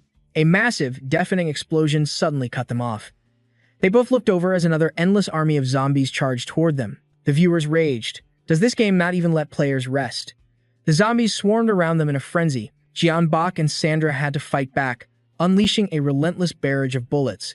Suddenly, a military helicopter appeared in the sky. The The door slid open, and a special forces soldier armed with a rifle leaped down. The moment his boots hit the ground, he immediately opened fire.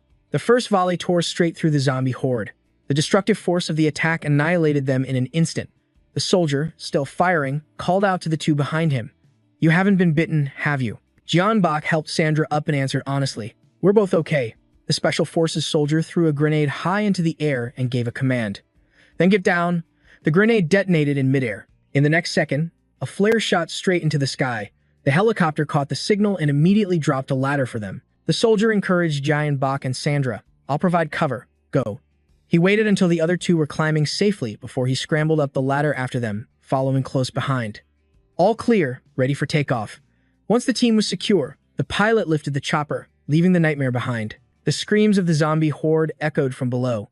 The special forces soldier climbed inside the cabin and teased her. "You survived, Sandra, so why the long face?" she stammered, her eyes fixed on the city below. A city drowning in a sea of chaos. The soldier's voice grew serious. "If you had passed out back there, you never would have returned to being human, ever again. You have to hang on a little longer." Her brow furrowed with suspicion. "Wait a second, how could you know that?" Sandra challenged him. The soldier went quiet. She didn't hesitate, raising one hand to shield Jeonbok while pressing the muzzle of her gun against the soldier's head. "Now that I think about it," she growled, "how did you know where to find us?" Seeing he had triggered Sandra's distrust, he explained while removing his helmet. "Ah, my apologies. I was just lost in old memories." The stream chat noticed a tattoo on the soldier's neck. He smiled, revealing his face as he greeted them.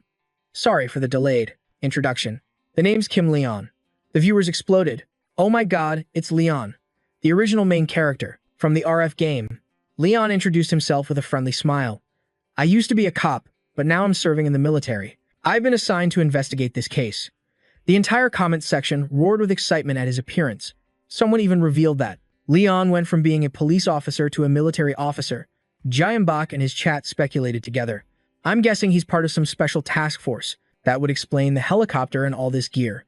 Leon added, "As for your location, after you made contact with the drone, we were monitoring your situation the entire time.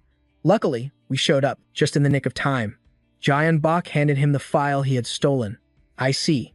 In that case, I believe this belongs to you." A system notification appeared. "You have provided evidence of Region Genry Pharmaceuticals' evil deeds." Leon took the file, looking puzzled. "What is this?"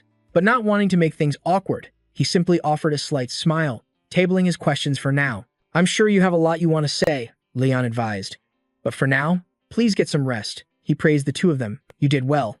I'm looking forward to working with you in the future." The three of them quietly looked out at the sunset, blazing outside the window. The helicopter flew toward the brilliant horizon, as if chasing after hope and a future for all of humanity. Chapter 5, The Escape, End. The words Resident Faye appeared on screen. The audience cheered in unison. "It's really over. This is pure happiness." Game of the Year. The system displayed main mission complete. You have exposed the crimes of Region Genry Pharmaceuticals. Epilogue unlocked. Jeonbok murmured, "Oh, looks like there's more." The viewers buzzed with excitement at the mention of an epilogue. The screen cut to a dilapidated building, judging by the timestamp. It was not long after the main story. Boom! An explosion rocked the scene as soldiers moved in, carefully sweeping the area through the laboratory. All clear, permission to enter. Collecting data now. Another mysterious man walked. Behind them, clearly the commander of this unit. He looked up and declared, "It seems you've failed, Jessica." The camera panned, down to the ground, focusing on a shattered picture frame. Inside was a photo of a middle-aged woman who strongly resembled Jessica. The comments filled with confusion. What did he just say? So Jessica was the director, using the elixir to make herself young again? On another screen, a server monitor flickered. Logging into system, login successful, password required, unlocking file, access granted, transferring data, project immortality, transfer complete. The mysterious man smirked, a triumphant sneer on his face. Fox City has been annihilated, just as planned. One failure is more than enough. Epilogue end. Thank you for playing. The viewers were in awe. That was amazing. Was that a teaser for the sequel? So the elixir really can make people immortal.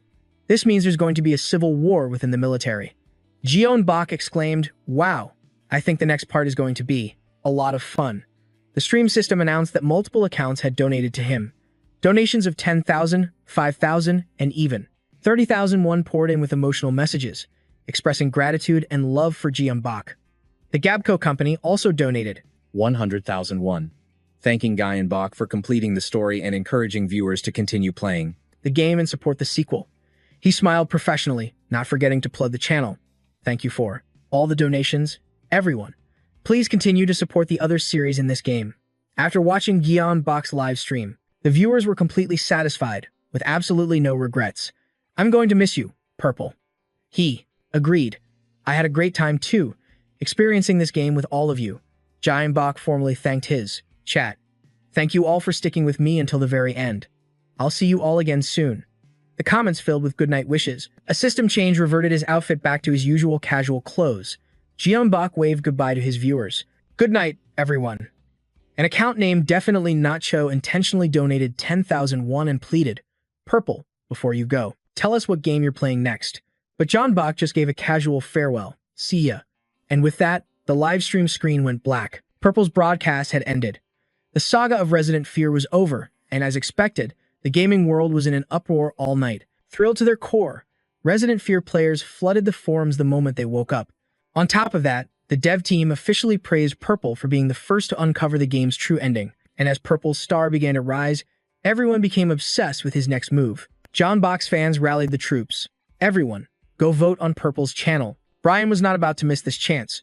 Early in the morning, the channel's manager and editor announced that fans could now vote and nominate the next game for Purple to play. He promised to deliver the audience's opinions directly to Purple, opening a poll with a wide variety of choices. So that day, the Fib forums exploded with passionate debates about Purple's next game. One post argued that Resident Fear was unlikely to be chosen again, since it wasn't a huge title and Purple rarely played the same way twice. But another user suggested, what if we all vote for it together? The comments below fired back, arguing Purple was the reason Resident Fear got famous in the first place, and begged him to revisit his old games. While some were disappointed that Resident Fear was over, the community's loyalty to their champion only grew stronger. Their current mission, predict the next game. The hype train was full steam ahead. The entire forum landscape was buzzing about Purple's next stream. Brian pushed back from his computer, stretching with a satisfied groan. It was finally done. Exhausted from the grind, Brian let out a heavy sigh. Bak happened to walk by and saw him, his face etched with concern. You okay, man? You look completely wiped. Brian's eyes, shadowed with dark circles that made him look like a zombie, widened in a goofy grin. Me? Dude, I'm on cloud 9 right now. The fans are ecstatic, and I just finished editing all the videos. John was about to grab Brian a cup of coffee, but seeing his friend's condition, his gamer instincts almost took over. For a split second, he felt the urge to draw a weapon. Man, I seriously thought a zombie just spawned in our apartment. As they sipped their morning coffee, they watched the online poll. Brian boasted, we've got a ton of promising results coming in. The game with the most votes is dead by midnight. Bak's eyes went wide with excitement. Whoa, 3,200 people voted. I can't believe so many people actually participated. He muttered to himself. Okay, don't get too hyped. Brian closed his laptop, offering a dose of reality. Once you finish a game, a lot of viewers tend to drop off, and there's no guarantee the people who voted will actually come back to watch the stream, so your view count probably won't be this high. Bak grew quiet. You're right. All those viewers wanted to see me play Resident Fear. Brian saw the concerned look on his friend's face and thought with a small smile. No matter how thick-skinned he is, seeing his numbers drop would definitely sting. It's like a race. You never know when you might trip and fall. I need to manage his expectations, so he doesn't get too discouraged. Brian clapped his hands to get his attention, which is why I think it's time for you to decide on the future direction of your stream. He looked at Bak. What kind of genre do you want to play? John looked at him blankly. Huh? He asked, deflated. Do I really have to pick one? Brian wagged a finger at him. Hey, of course you do. This is super important. Having a central theme for your stream is absolutely essential. If you want to maintain a stable viewership, that is, some streamers dedicate themselves to a single game, while others focus on a specific genre. Usually it's horror. Some guys avoid single-player games entirely and only play online titles. Brian explained patiently. And most importantly, if you want the YouTube algorithm to love you, your channel needs a specific theme. Bak gave a half-hearted reply. Yeah, that makes sense. Then, he suddenly sat bolt upright. But you know, after starting this whole live stream thing, I've had a revelation. At first, I thought I just needed to be good at the game. You know, just like when I was training to be a professional gamer. But I was totally wrong. What's really important is how much I enjoy it. A confident smile played on John Bach's lips. For the viewers to have fun watching the stream, I have to be having fun first. He beamed, a look of pure happiness and satisfaction on his face. And the more they enjoy the stream, the happier I feel. So, while I really appreciate everyone voting, I'd rather choose the game I want to play. I think a stream like that would be way more entertaining. John Bach confessed honestly to Brian. I get that as an editor, you see things differently, but I can't tie myself down to a specific theme. It's just not my style, and I don't want to do it. He stammered slightly. So, you're just going to do what you want? He pondered for a moment. Well, I just finished a single-player game, so this time I want to try playing with other people. An online game. Brian pinched the bridge of his nose, looking defeated. Oh. John hesitated. That's my idea. What's wrong? Brian thought to himself. I have no clue where he got this idea from. But then he broke the silence, his voice sharp. John Bach. John froze. Is it really that bad? He suddenly showered him with praise. You're seriously amazing, you know that? Jeon Bach was completely stunned. Huh. A sly grin spread across Byung-hun's face. With his kind of natural talent, there's no doubt. He'll start getting noticed by other big-name gamers. If we play our cards right, his streams might just blow up. And that means more views for us. He shot up from his seat, grabbing his laptop. Byung-hun looked at Jeon Bach, full of support. Just do whatever you want to do. I'll take care of everything on my end, he declared. I just want to see you play with your whole heart. Byung-hun was internally celebrating. This move was absolutely brilliant. He truly was a genius for thinking of it. He began with a serious tone. All right, in that case. He fully expected Jeon Bach to say he'd start streaming right away. But instead, Jeon Bach cheerfully announced, let's take this weekend off from streaming. Byung-hun's soaring excitement came crashing down to earth. The shock was so real, he dropped his entire laptop. Wham! Byung-hun screamed, what did you say? His shriek could have shattered glass. He trembled as he demanded, why? The weekend is our peak viewership time. Jeon Bach just smirked playfully. What do you mean, why? He reminded Byung-hun.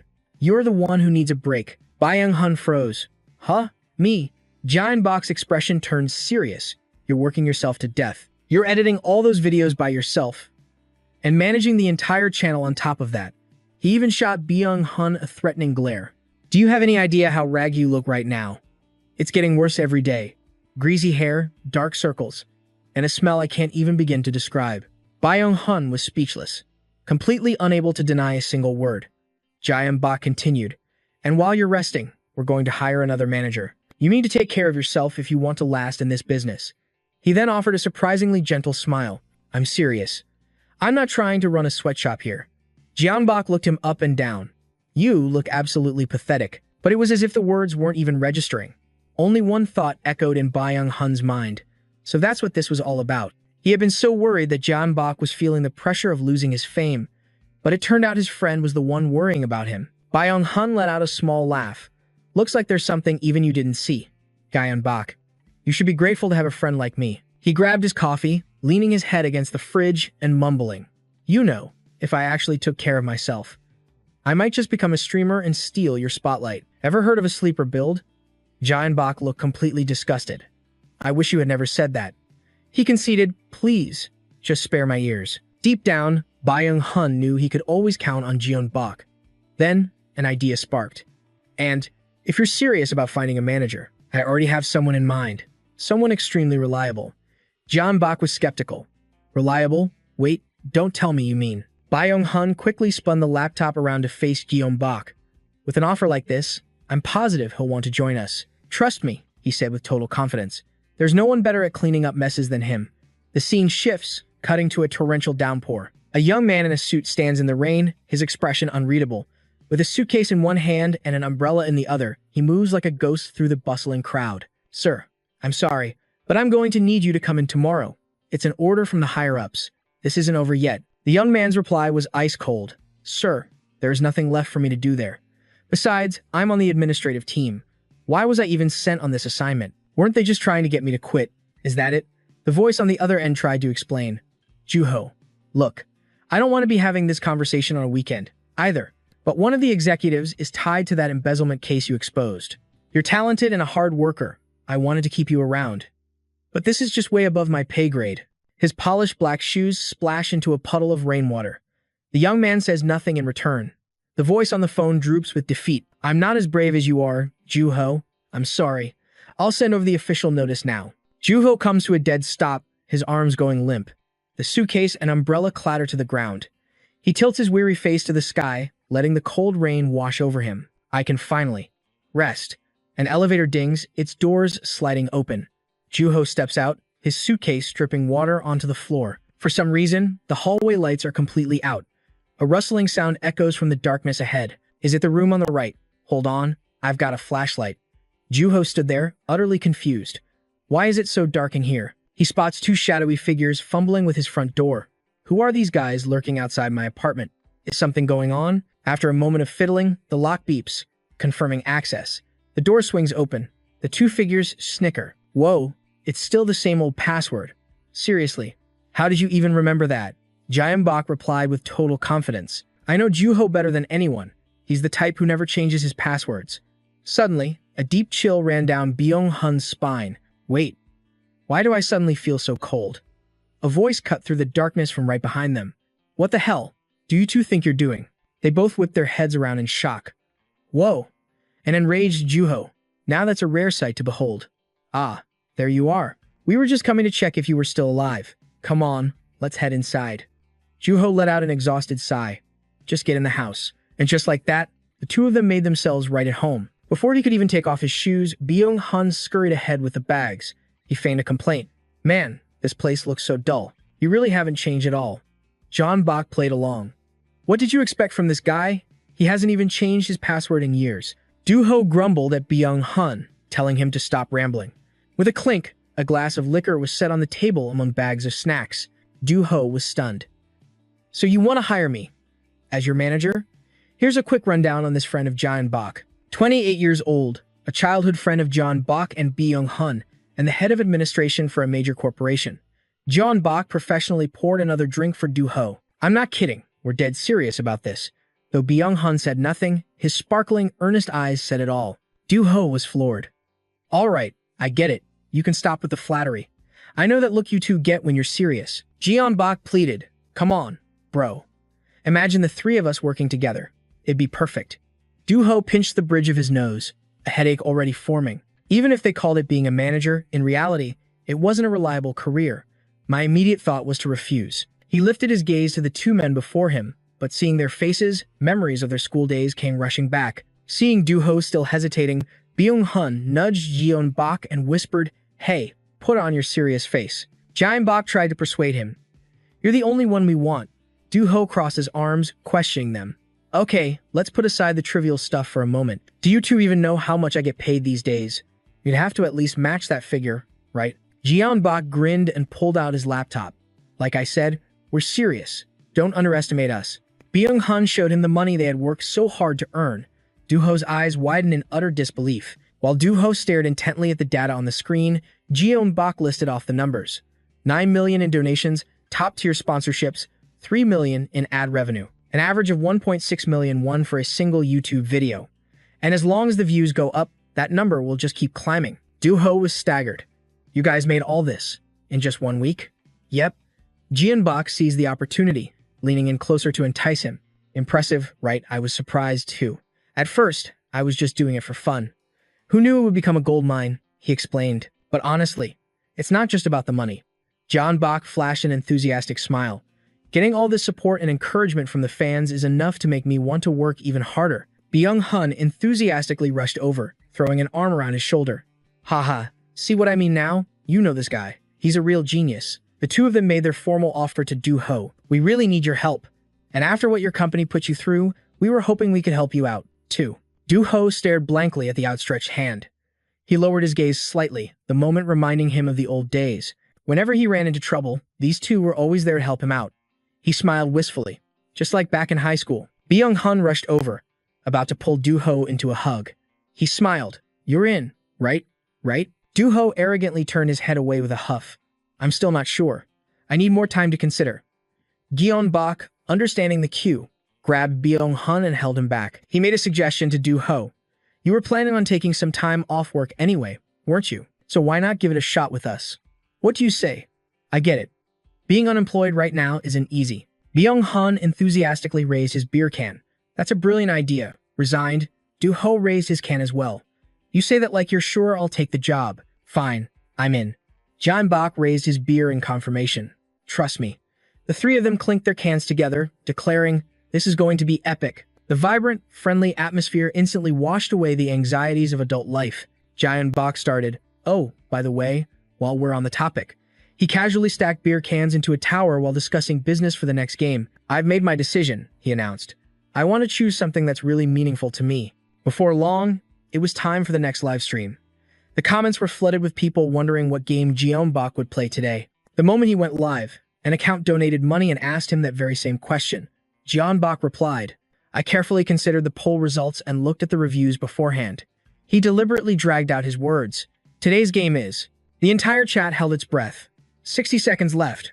Would it be Elden Souls or the top-voted game, Dead Midnight? Someone even commented that they'd watch anything. Jeonbok announced a name, Mythic League, as the game's login screen appeared behind him. A stunned silence fell over the comments section. They couldn't understand why he chose this game and desperately needed an explanation. He stuck his hands in his pockets, calmly watching the chat grow more and more chaotic. Isn't Mythic League the game at the bottom of the poll? Can't you just play a single-player game? Well, I'm off to another stream. Someone else boldly declared, "I'll be back when he plays something else." Despite it all, Jeonbok just smiled faintly. It seemed he wasn't the least bit scared, even as he faced a potential mass exodus of his viewers. One comment asked, "Wasn't this at the bottom of the poll?" The sequel to that mobile game. The world-famous PC game, Legends League. It's a full-dive experience, where you literally become your champion. A 5 versus 5 battle for supremacy. Your mission?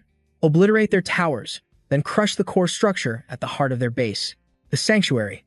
If a match timed out, the final score was decided by KDA. Your kills, deaths, and assists. Each player takes on a unique role, dominating their assigned position on the map.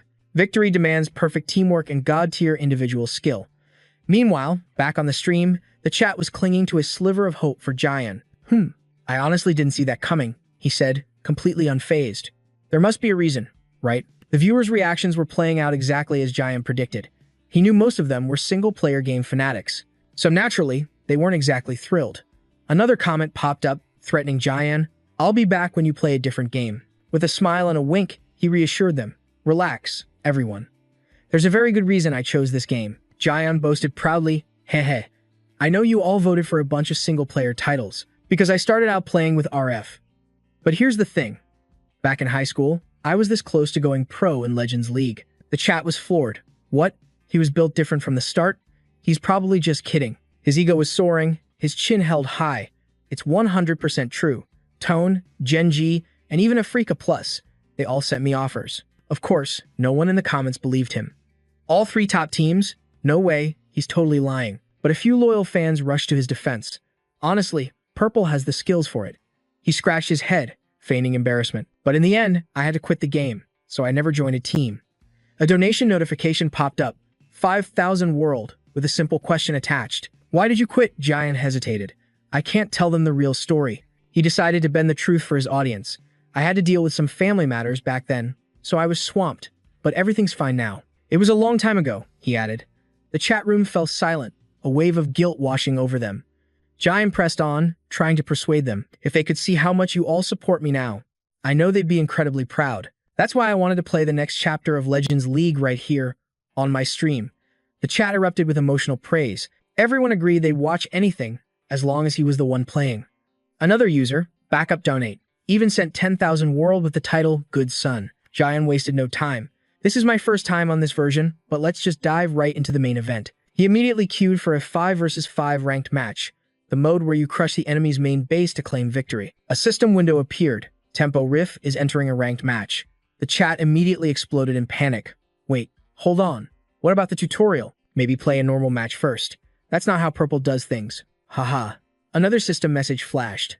"Welcome to the new season. Your previous season's rank was bronze." The chat went wild. Is this his first time ever playing ranked? Even regular games aren't perfect. The system continued. "Prove your skills over 7 placement matches. Jungle role has been selected. Dictate the flow of the game by supporting all lanes unbound by a single path." As the queue popped, a brilliant pillar of light descended from the heavens, engulfing Jian completely. "The Sanctuary is searching for a hero. Do you wish to answer the call? Accept. Decline." He marveled. "Whoa, it's been at least a year since I last played a mobile game." Jian clicked. Except, he couldn't help but brag a little. My team is seriously lucky to get me. Back in the day, I was mainly a jungler. His viewers chimed in. Looks like Purple is super confident in his jungling skills. I thought you guys were only going to watch one match. System. A suitable match has been found. Jaehyun's eyes lit up with excitement. All right, let's do this. In the next instant, he vanished.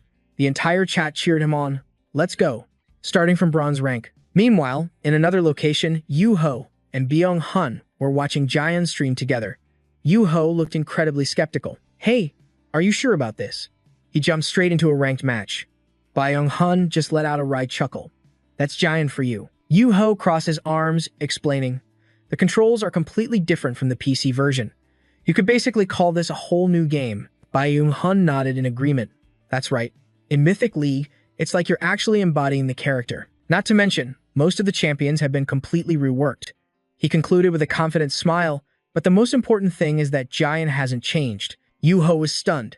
Byung-hun admitted that if Jaehyun only had raw mechanical skill, he never would have caught the eye of the pro teams. His map awareness and his decision-making, they're on another level. While Byung-hun was singing his praises, Jaehyun was already meeting and greeting his new teammates on the other side. Byung-hun added, and there's one other reason I'm really looking forward to this.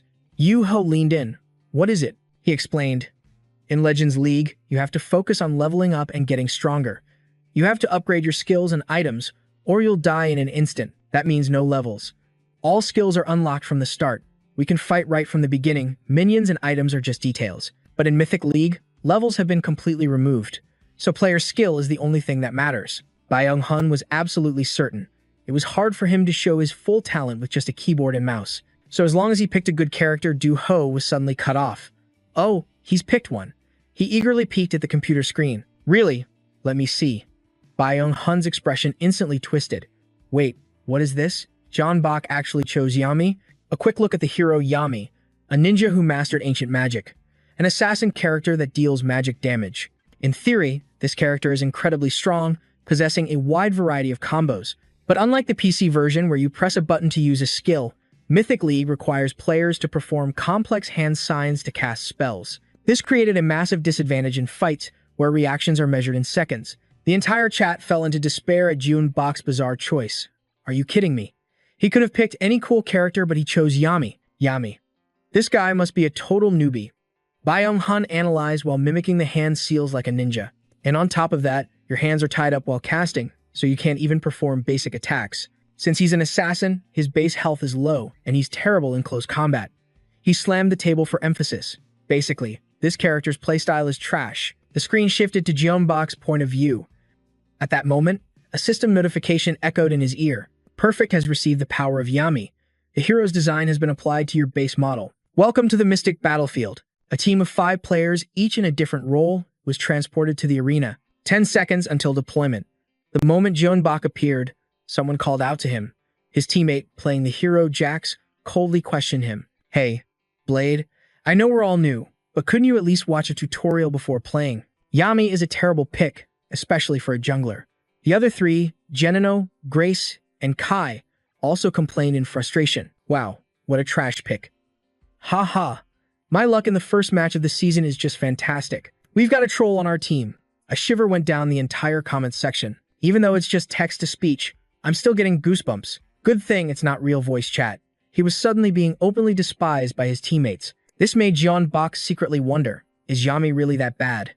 He looked so cool in the preview video. The viewers who heard this just laughed. Even a total beginner knows not to pick Yami. You're in for it now. You're getting reported for trolling after this match. He felt like he was missing something. That's weird. Don't people play stealth assassins like this anymore? This was a meta pick back in Legends League. His teammates saw that the guy playing Yami seemed clueless and lost. Annoyed, they turned away with a sigh. Fine, the 4 of us will just have to try our best. That's right, the jungle position isn't that important in this meta anyway. The stream viewers chimed in. Ambushes and casting are easy on a PC, but not in virtual reality. Melee characters are already hard enough, but an assassin like this is a guaranteed loss. Haha. The stream system suddenly made an announcement. Asian Kill has issued a challenge.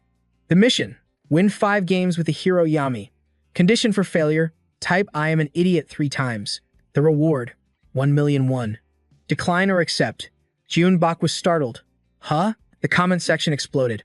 Oh my god, the whale has appeared. He must want purple to try the new game. He broke into a wide smile, thanking the person who donated.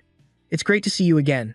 Thanks for the challenge donation. The whale, Bak, didn't hesitate and hit accept. If I refuse this challenge, it wouldn't be perfect, now would it? The comments flew across the screen. A 24-hour stream challenge. If he can play Yami perfectly, I'll give him Zin. Soon after, the stream system changed the game's title. The title read, "Is it possible to win 5 games in a row with Yami?" In Mythic League, the viewers were shocked at how fast the channel editor updated it. Bak also got into position. All right, the game just announced it. All warriors have entered the arena. As the battle began, he immediately dashed through the middle of his team's formation. Bak was thrilled. Let's play this perfectly. His teammates, unable to react in time, were nearly knocked over by him. Bak took off first, not forgetting to wave goodbye to his team, and he made a promise. Don't worry, everyone. Just let me carry you. They stared blankly, completely confused. What's with that guy? Just a troll trying to get attention. Bak just kept running carefreely into the jungle. The entire chat was laughing. The other team must be so confused. If I were them, I would be too. Hold on tight, rookies. BP is about to take you for a wild ride. In the middle of the jungle was a canyon, and along its edge, hungry sentinels waited with bared fangs. Bak happened to be passing right by. Down below, he would become a tasty meal for them. One by one, they scaled the cliff walls and began their advance. The target was down. As he casually walked away, the system announced a reward of 1,000 W. A voice echoed through the chat. The comments dripped with sarcasm. Is he seriously jungling with Yami? I'll be shocked if he doesn't throw the game. Ha ha. This is exactly why junglers get all the hate. Bak raised an eyebrow. The chat was already complaining. Only the jungler can carry this team. It seemed most players now preferred the 3 versus 3 mode. He was taken aback. Thanks for the donation. 3 versus 3? Wow, things really have changed a lot. A viewer teased him. You talk just like my uncle. An old-school gamer would say, this isn't a mobile game. Bak turned his head only to realize he'd been surrounded by a pack of sentinels. He mused, let's see. The chat leaned in with curiosity. Strange, are there always this many jungle monsters? In unison, they charged towards Bak, ready to tear him to pieces. Bak mumbled, I do enjoy a good tutorial for a bit of fun, as he leaped up to evade their attack. Bak let out a dark chuckle. A little spice makes things more interesting. The very next second, he activated his skill window. The window displayed a rich and diverse set of abilities, with a total of 5 levels across 5 different arts, adding up to 25 skills in all. With each increasing level, the number of required hand seals also grew, and worse, he had to memorize them all to execute them. No wonder everyone hates this character so much. The entire chat was dumbfounded. Oh my god, look at that mountain of skills. It's not too late, just call me an idiot now. Bak landed gracefully on a tree branch, his eyes fixed on the skill guide. Hold on a second, everyone. Let me concentrate. The comment section grumbled. There he goes again. What's he doing now? I told you he wasn't human. A flash of intuition surged through Bak's mind as his pupils began to glow. The complex hand seal techniques became tangible before his very eyes, embedding themselves into his deepest subconscious. Bak stood in a trance as everything began to fuse together within his mind. My senses. They're resonating. He slowly closed his eyes, and when he opened them again, it felt like it would soon become a second nature to his body. Bak gently extended his arms. I've learned them. The entire chat was frozen. Learned them? You mean you learned all of them? That's the most ridiculous bluff I've ever heard. He leaped down to the ground. Bak immediately began to perform the hand seals. Even though this was his first attempt, his movements were incredibly fluid and practiced. A series of massive fissures ripped open the earth, sending the pack of sentinels flying. He clenched his raised fist, summoning rings of fire that coiled around his bicep. Bak activated a level 3 earth magic, summoning a colossal stone golem. He commanded the golem to smash the ground, and from the cracks, sharp rays of light erupted, completely defeating the 3-headed wolves. The comment section exploded. What? How did he do that? We found a real-life Naruto. He used a level 2 skill on his first try. For real? The entire pack of sentinels lay sprawled on the ground, stunned, their heads spinning from the ferocious assault. Bak dismissed the golem, a smug smirk playing on his lips. All right then.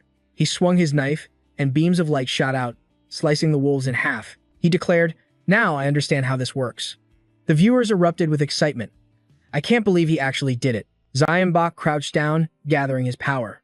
Okay, I visualized all the skills. He then bolted from branch to branch, heading toward his team. Bak launched himself into midair, letting out a joyful laugh. And so, it's time to go for a gank. The viewers were aghast. Wait, did he even buy any items yet? So he was just following the tutorial this whole time. He's really pushing his luck. Over in the bottom lane, the sound of urgent footsteps echoed. Do had been caught by the red robot, known as Jay. He lifted the small girl high into the air. A second later, Frosty lunged in to deliver the final blow. Grace, watching from nearby, panicked. Oh god, my health is too low. The system announced, Do has been eliminated. The two enemies turned to attack Blaze. He swung his sword in response, but every single one of his strikes missed its mark. Blaze was terrified. I can't land a single hit. At that very moment, Zion Bach appeared from out of nowhere, standing right in front of him. He immediately formed hand seals, activating a level 4 wood-style root bind. Giant roots burst from the ground, tightly ensnaring Jay and Frosty. Seeing Blaze still standing there in a daze, Zion Bach shouted, "Hurry up and hit him." While he's immobilized, he was startled back to his senses. Grace slowly readied her twin swords. Right.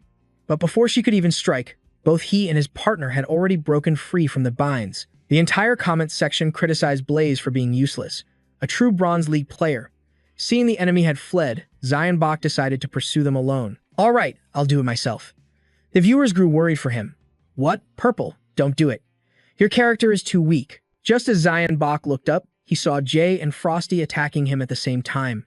They descended upon him with a fatal strike. Blaze panicked. Oh no. A massive explosion rocked the area. However, because Zion Bach had used a level 2 metal style, iron weaponry, in time, he was completely unharmed. The people in the chat were stunned. He has a metal style too? His timing was absolutely perfect. To prevent his energy from running out, Zion Bach weaved through the enemy team's formation, inflicting damage on each member. By doing this, he could regenerate his chakra by automatically attacking enemy players and their minions. Zion's chakra bar finally maxed out. He let out a quiet sigh of relief. His power was fully restored. Grace and Frosty moved in for a sneak attack, but Zion leaped into the air, dodging flawlessly. He swiftly formed a series of hand seals. He unleashed a level 3 fire style, blazing edge, engulfing his opponents in a torrent of furious flames. By the time Zion landed, the two were nothing but ash. The system announcements exploded. Perfect Play Yami has eliminated Dozer's Magnet Grank. Perfect Play Yami has eliminated Dynamic Long RF. Double kill. The entire chat feed was stunned. They couldn't believe this was the same Yami. He fought like a true shinobi. Zion then remembered Blaze and shot him a quick glance. A second later, Zion gave him a friendly wave goodbye. I'm heading to another lane now, he announced. I'll leave the rest to you all. With that, he vanished, leaping effortlessly across the treacherous cliffs. Gray stammered out a reply. Yeah, thanks. But inside, his mind was screaming. That was incredible. Zion moved freely across the vast map. A smile crept onto his face. I'm finally getting the hang of this. His viewers were calling him an absolute god. A sharp glint appeared in his eyes. Zion began a ruthless slaughter, taking down every enemy he found. From fire style to water style, he executed every jutsu with ease. His kill count climbed into the stratosphere, leaving his viewers completely baffled. Wait, has Yami secretly been this powerful all along? He looked just like a real ninja, and his gank timing was absolutely perfect. Just then, the system declared the enemy team had surrendered. Victory. Zion, still in the heat of battle, was caught off guard. But I was just getting warmed up. The comment section exploded with teasing remarks. Stop bullying new players, they typed. 33 kills and 0 deaths. He didn't even take a single hit. Zion's jaw dropped. 33 kills? A system notification popped up, verifying a new personal record. Perfect play. 33 kills, 0 deaths, 4 assists. Zion was genuinely confused. Did I really get that many kills? The chat couldn't hold back their laughter at his innocent expression. It was actually 37 if you count your assists. You made the enemy team rage quit. Zion laughed sheepishly. I feel a little guilty. Maybe I went overboard. I just wanted to lead and join a few team fights. The viewers were speechless. You call that a little overboard? As the match concluded, a brilliant halo of light enveloped him, and he was transported back to the game lobby. Zion held up 4 fingers, just 4 more wins to complete the challenge. My MMR should have definitely increased after that. For the second match, he was assigned the jungler role again. Zion's anticipation grew. Hopefully, this next game will be more interesting. The next 3 matches were a blur of victories. Match 2. Enemy team surrenders. Victory. Match 3. White team's ancient destroyed. Victory. Match 4. Black team's ancient destroyed. Victory. He felt like he was standing on the pinnacle of glory, completely unstoppable. That makes a 4-game win streak. The game system then displayed the stats for the hero Yami, as played by Zion in perfect play. 4 matches. An average of 32 kills, 0 deaths, 7 assists, and a 98% win contribution rate. Elsewhere, Benny puffed out his chest proudly. "See, I told you so." Duo was completely stunned. "I knew he was good," he stammered, "but I never dreamed he was this talented," he declared enthusiastically. "He's on a whole other level. It's like he's playing a completely different game. This is going to blow up on YouTube." At the mention of blowing up, a shadow crossed Duo's eyes. He began seriously calculating the potential income for the 3 of them. Benny, of course, noticed the shift. He shot a glance at Duo and smirked to himself. Looks like he's getting fired up. Benny stretched his arms warily. All right, so he just needs 1 more win for a 5-game streak, right? Suddenly, his eyes went wide. Benny slammed his hand on the desk and shot up from his chair. Duo was startled. "What is it? What's wrong?" Benny stared at the live stream and shouted, "No way. Is that really him?" In the 5th match, Zion was on the move when an announcement echoed across the map. Genom Distorted Destiny has eliminated window for Ao. Zion muttered to himself, "Our top laner just got taken down." Zion was impressed. Didn't expect their mid laner to gank. Looks like this opponent is the real deal. The comment section buzzed with nervous energy. Is the enemy mid laner? Gee, I just checked his match history. It really is him. Wait, there's another streamer in this game. A shadow match between the mid and jungle. Zion's eyes widened as he read the chat. Huh, the enemy team has a streamer? Not only that, he was famous for crushing opponents with his hero, Genom, and his magnificent card-based abilities. He was none other than the legendary gaming prodigy, Genom. And his next target was undoubtedly going to be Zion. The chat was going crazy. Only 4 matches and he's already against a platinum player. Well, his MMR is skyrocketing with 30 or 40 kills a game, so it's not surprising. Benny clutched his head, trembling with excitement. Zion is fighting against Genom, a rising star versus a platinum pro. This is gonna be epic. On Genom's stream, he smirked confidently. "See that, everyone," he declared arrogantly. "I don't belong in a lowly rank like Platinum 4. A quick profile check on this new player revealed 700,000 subscribers, a variety streamer, nicknamed the Gaming Prodigy. He bragged to his stream while clearing jungle camps.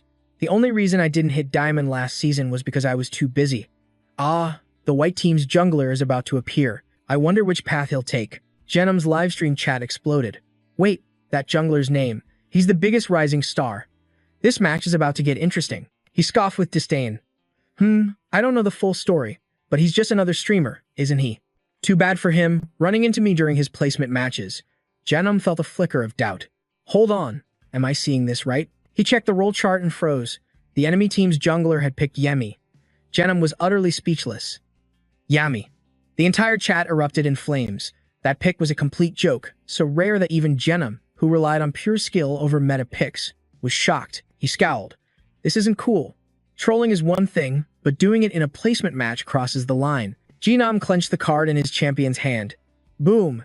The first tower crumbled. A system alert flashed. White team's first mid tower has been destroyed. He sneered. Using a weak champion just for attention and placements? How pathetic, especially for a streamer.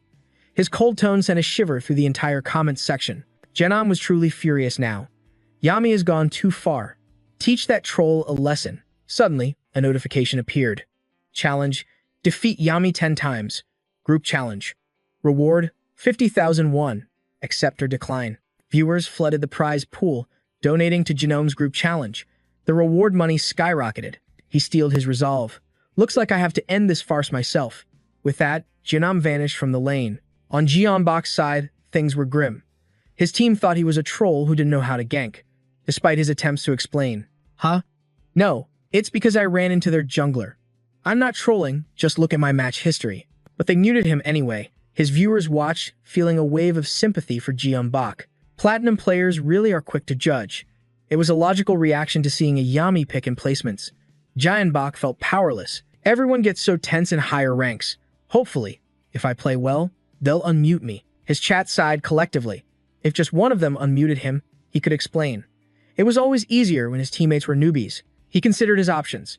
Maybe the fastest way to prove my strength is to take down Genom. His own comment section buzzed with anticipation. Now that's confidence. Go get a kill then. And just like his rival, a group challenge popped up for Jeonbok. Condition: defeat Genom without using items. Reward: 10,000 won. Accept or decline? He just smiled brightly. Oh, I was planning on doing that anyway. Thanks for the challenge. I accept. His viewers were stunned.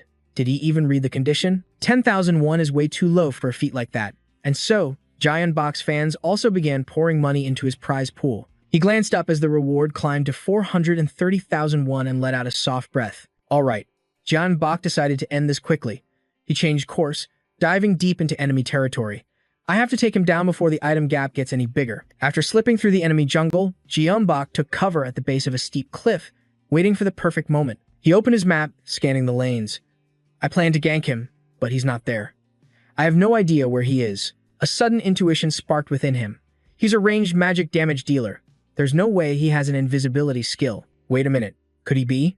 Giant Bok instinctively tilted his head as a flash of light seared past his temple. A hail of cards immediately followed, surrounding him. He dodged every single one with impossible agility, only to hear a soft "oh" from right behind him. Giant Bok spun around. Janam leaped down from the cliff top, fanning a spread of cards between his fingers in a theatrical taunt. You're pretty good at dodging. But inwardly, Janam was reeling. I timed his movements perfectly. How did he evade all of that? On the other side, Giant Bok was just as shaken. On the surface, he held a calm, steady gaze. But inside, alarm bells were screaming. You can't see a player's position if they're behind an obstacle. Did he predict I'd be here? The chat exploded. True skill recognizes true skill. Let's go. 1 versus 1. Janam expertly shuffled and launched 3 cards in different directions, trapping Giant Bok. He then teleported instantly behind his opponent to retrieve them. Don't take it personally, Janam said coolly. It's just a challenge I was given, he added. 3 cards, 1, 3, and 4 rained down, the immense pressure forcing Giant Bok to backpedal. Without missing a beat, he formed a hand seal for a wood-style technique. What a coincidence, Giant Bok smirked. So was I. Massive tree roots erupted from the earth, ensnaring Janam completely. They locked eyes, both breaking into defiant smiles. A spark of pure excitement flashed between them, the thrill of finally facing a worthy rival. An explosion tore through the battlefield, throwing the area into chaos as they clashed, neither giving a single inch. Giant Bok saw an opening and lunged, but Janam dodged and countered with a volley of cards. The flaming projectiles slammed into him, detonating on impact. Janam unleashed another deadly barrage. The comment section was filled with despair. It's over. There's no way he can dodge that. How could he possibly break through? A flash of light erupted. Giant Bok unleashed a level 1 metal jutsu, forging an ethereal iron gauntlet. It enveloped his arm, forming a hardened, transparent shield around him. A purple glow emanated from Giant Bok's eyes. He activated a level 2 wood jutsu, demonic roots. Massive tendrils shot up from the ground, locking his opponent in place. The viewers were stunned. 2 jutsus back to back. That's a Yami master for you. I've never seen anything like it. However, Janam's power exploded, shattering the roots instantly. In a single moment, he effortlessly broke free from the restraints. Janam landed on the ground with an arrogant smirk. Ha ha, now this is interesting. The livestream comments blew up with anticipation for this fight. Oh my god, he's pulling out all the stops. This match was exceeding all expectations. They stared each other down, as if reading their opponent's every thought. Giant Bok was on high alert. He knows how to use his skills and maintain distance. At this rate, I'll be at a disadvantage. The chakra bar above Giant Bok's head had dropped significantly. He carefully weighed his options. A Yami's chakra, essential for casting skills, can only be restored through basic attacks or by waiting a very long time. He glanced at the deck of cards in Janam's hands. Meanwhile, Distorted Destiny uses 5 random cards as weapons, and when the deck runs out, he has to return to base to recharge. Janam casually flung a few cards, forcing Giant Bok to retreat. Giant Bok analyzed the situation. But he can just shuffle his deck to keep using skills. He's playing the long game. Giant Bok used a level 3 metal jutsu to activate Iron Wall, but its duration was cut short due to his low chakra. The chat was in an uproar. What's he going to do? He's out of chakra. This isn't looking good at all. Just run. It's a strategic retreat. The cards exploded on the spot, but luckily, Giant Bok had jumped clear and was unharmed. He steeled his resolve. I can't back down now. Giant Bok remembered the challenge's condition. Defeat Janam without using items. He began to strategize. Unlike me, Janam gets stronger as he gathers more items, so this is my best and only chance. They both landed in a clearing at the same time. They stood facing each other, preparing for a brutal showdown. Giant Bok stared at the weapon in his hand, deep in thought. Then, a wicked smile spread across his face. Time for Plan B. The entire chat went wild. He's smiling. That's the smile of a killer. After a tense standoff, Jeonnam started to get annoyed. What the hell is this? He growled in frustration. I know he's out of chakra, but I can't believe he's faking skill casts just to run away. A smirk played on Jeonnam's lips. He's better than I thought, but a Yami is still a Yami. Recovering chakra isn't easy. His own chat chimed in. Of course, he's running. He's out of mana. This Yami is tougher to chew than I thought. Jeonnam eagerly ran off to find Jeonbok. All right, I'm ready. It's time to end this. Viewers on his stream were impressed. You have to admit, he survived for quite a while. There's no shame in losing to a stronger opponent. Soon, Jeonnam arrived in a quiet clearing, surrounded by a mysterious, dense fog. Suddenly, a rustling sound from the bushes caught his attention. Hiding in the brush, are we? The sound grew louder and more distinct. Jeonnam's eyes lit up with excitement. When hiding in the jungle terrain, your footsteps and presence are concealed. He threw a card in the direction he pinpointed. But the environmental sounds can still be heard. Jeonbok appeared, leaping high into the air. He used his level 3 metal jutsu, Iron Wall, to block the damage. The moment he landed, Jeonbok dove into a nearby thicket to hide again. Based on the sound, Jeonnam could pinpoint his ambush direction. He sneered. You really want to waste that tiny bit of chakra you just recovered? He turned and declared, it's over. Just as Jeonnam thought victory was in his grasp, a faint sound echoed from behind him. Immediately after, a series of identical sounds erupted throughout the forest, coming from every direction. It felt like he was being surrounded. The strange phenomenon left Jeonnam bewildered. I feel enemies everywhere. Impossible. The Yami class doesn't have a clone skill. He broke into a cold sweat.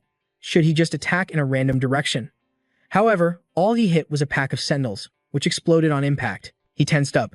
Jungle monsters. The entire chat was stunned. Is this a glitch? What is happening? A pack of 3-headed wolves swarmed in, surrounding Jeonnam. He cursed under his breath. Damn it! Jeonnam's gaze shot upwards, not because of the ferocious monsters, but because of the figure hovering in midair. Jeonbok. Jeonnam realized the trap wasn't for him, but by him. He had been completely outplayed. Jeonbok pressed his right finger into his left palm, forming a seal. His body floated into the sky as massive rings of fire materialized around him. From within the rings, enormous shurikens shot out, raining down on the chaotic pack of monsters below. Jeonnam was in utter disbelief. In such a short time, he recovered his chakra by killing jungle monsters, then lured them here to throw me off. His eyes reflected the blazing figure of Jeonbok hurtling towards him. Jeonnam could only mutter, oh no. Jeonbok unleashed his level 5 fire art, Anthem of Cinder. That takedown sent a chill down Jeonnam's spine. He'd been too arrogant. This guy wasn't playing around. The notification flashed across the screen. Perfect play. Yami has defeated Jeonnam Distorted Destiny. The system confirmed the mission was complete. Jeonbok's reward was 570,000 W from 28 donating accounts, roughly $430. A satisfied smile spread across his face. Thanks for the support, everyone. The comments exploded with nothing but awe for Jeonbok. What an incredible Yami. Jeonnam was lucky he got to face purple at all. He chuckled, then instantly vaporized 2 nearby sentinels. Jeonbok cut in smoothly. But the match isn't over yet. I need to focus. The entire chat started teasing him. The rank boosting service isn't finished. Just then, the system's voice chat notification chimed. He was stunned. Huh? The same teammates who had scorned him and muted him were now falling over themselves to apologize. They pleaded with him to just give a heads up before his next gank. Viewers scoffed, saying these guys just wanted to ride Purple's coattails to Diamond. They even started debating the skill gap between ranks. Jeonbok just laughed, calming the chat. Come on, some people will never believe in you, no matter how many times you prove them wrong. The comment section mumbled in agreement. Well, at least they admitted they were wrong and apologized. We'll let it slide, just this once. He unmuted his mic, his voice taking on an air of command. All right, I'll be the shot caller. I'm the only one using a mic. The others immediately fell in line. Yes, sir. Muting my mic now. I hear you loud and clear. I'm here. A system prompt appeared. Accessing HUD, displaying all parameters. Jeonbok told his teammates not to bother replying or making calls. Don't waste time reading the chat. He would be watching the entire map, every movement, and every champion. Jeonbok's tone became deadly serious. All I require is that you focus on your lane and listen to my commands. The chat went wild. He looks so cool. Jeonbok shot forward like a bullet. Let's go. He launched himself into the air. Time to push the lane before Jeonnam responds. Over on Jeonnam's side, the notifications were relentless. Perfect play. Yami has defeated Awen Knight Fully Bear. Perfect play. Yami has defeated Diamond League Mew. After respawning, Jeonnam began to seriously reassess Jeonbok's playstyle. He goes to the top lane first, then completely vanishes when he roams. He's terrifyingly good. It feels like we're fighting a ghost. Jeninam's team chat was in a full-blown panic. Cries came from the top and bottom lanes. Top is getting pushed hard. Down here, all we can do is hug the tower. He quickly tried to reassure his team. Wait, I'm on my way. As Jeninam moved, a thought crossed his mind. It's not surprising. The white team's entire strategy has changed. It's been a long time since I've seen a jungler who was also the commander. Every branch he landed on, he left behind a small wooden stake, a makeshift ward. With his work done, Jeninam vanished. Giant Box was simply too overwhelming. That's why he had to set a trap that even he couldn't escape. Jeninam opened his map, accessing all ward positions in the bot and top lanes. Doubt crept into his team. I did what you said, but is this the right call? Buying wards instead of items. Among the scattered wards, one caught a fleeting glimpse of Giant Box. Jeninam stared at it intently, his voice firm. Yes, I found him. Now, everyone group up. Jeninam's eyes burned red as he delivered a grim warning. We will lose if we don't take Yami down right now. Jeninam laid out his plan. He's on a massive kill streak, which means there's a bounty on his head. This mechanic marks the player with the highest kill count. If we eliminate him, we get all his accumulated kill points. Taking him down is our only path to victory. Crack! Jeonbox's foot shattered the wooden stake. He paused, surprised. That was a ward, wasn't it? Only wards would be placed this deep in the jungle. The viewers roared with laughter. They bought wards just to deal with purple, and he's not even a pro player. Haha. This has to be Jeninam's master plan. Jeonbox felt a flicker of unease. Wards were for surveillance. It's best to destroy them. But he muttered to himself, I didn't think they'd go this far. However, the glowing wards planted on the surrounding trees were undeniable proof. Jeonbox realized it instantly. This was a trap. His instincts flared, and he could almost smell the danger in the air. I can feel disturbances all around me. Jeonbox knew with absolute certainty they were coming. The entire enemy team, 5 of them, poised to strike him from behind. A sharp glint flashed in Jeonbox's eyes. He whipped his head around, and the first thing he saw was Jeninam's triumphant, sneering face. Jeonbox watched Jeninam fanning his cards, condensing magic, and inwardly, he scoffed. He wore that familiar, confident smirk. He already knew their every move. The entire enemy team was charging straight at him. Jeninam leaped down among the jungle monsters, roaring. Follow me. Strategic calculations raced through his mind. He'll definitely dodge our attacks, so focus all firepower on him. The giant bear swung its muscular arm forward, but Jeonbox was faster, sidestepping the blow with ease. He drew his weapon and answered with a razor-sharp slash, raising his twin blades defensively. The swarm of crows grew larger, descending from the sky to join the chaotic battle.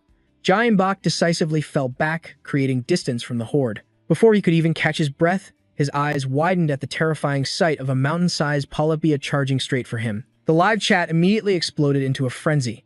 Viewers were either begging him to retreat or calling him a complete fool. A quick-thinking mod timed out the entire chat, earning the silent approval of the other watchers. Jeonbox knew exactly what his audience craved. He subtly clasped his hands, preparing a skill.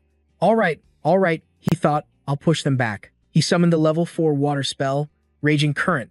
A massive tidal wave erupted instantly, blasting the Polypia away. Jeninam couldn't believe his ambush was failing.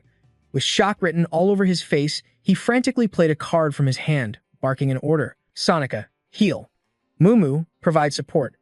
The backline healers immediately jumped into action, each performing their duty. Jeonbox was about to press his advantage, but was suddenly forced back by a barrage from the enemy reinforcements. This mob ganging up on a single player stunned both him and the viewers.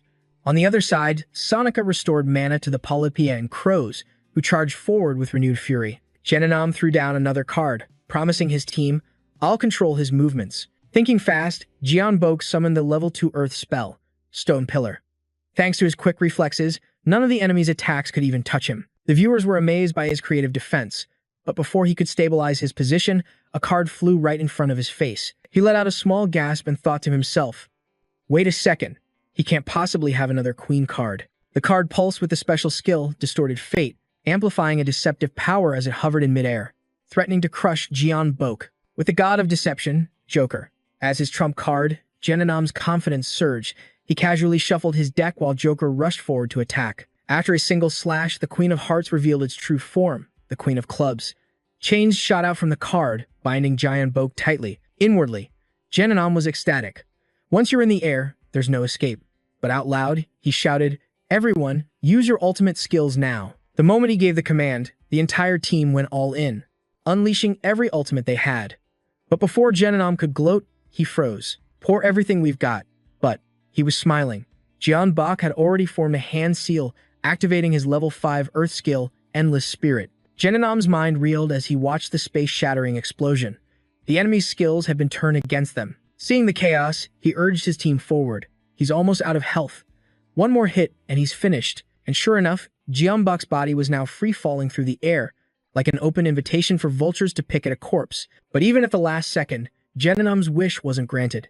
He stared up at the sky and screamed in disbelief, "What is happening?" His answer was the sound of Jeonbok landing safely on the ground, immediately followed by Yami's ultimate skill, Dark Void. The world went so black, even the viewers thought the stream had died. Genonam stood frozen like a statue. From within the darkness, Jeonbok stood tall, his eyes blazing like embers as he formed another hand seal. Skill drains life from all enemies within the darkness, converting it into health and chakra. Activation requirement: must use a skill of level 4 or higher from all 5 elements. Hidden where no one could see, a supremely confident smirk spread across Jeonbok's face. In that instant, his power exploded. A torrent of water and fire skills erupted all at once, engulfing his opponents. Even though he was temporarily blind, Genonam's heart pounded in his chest. He couldn't believe someone had actually met those conditions in a virtual world. While he was still stunned, system notifications began to flood the screen. Perfect play. Yami has defeated Mumu. Perfect play. Yami has defeated Polypia. With each announcement, he heard the panicked voices of his teammates. What's going on? Next came a scream, followed by another alert, perfect play. Yami has defeated Sonica. The final message, perfect play, Yami has defeated Crow, was punctuated by a curse. What the hell is this? Genonam was utterly speechless. The onslaught only paused when the words quadra kill materialized before him. He was in such a state of shock, he nearly stumbled while standing still. As for the viewers, they could only spam one word. Unbelievable. Genonam staggered out of the dark void. The moment his vision returned, he let out a savage curse. Damn it. The words had barely left his lips when his eyes flew wide open.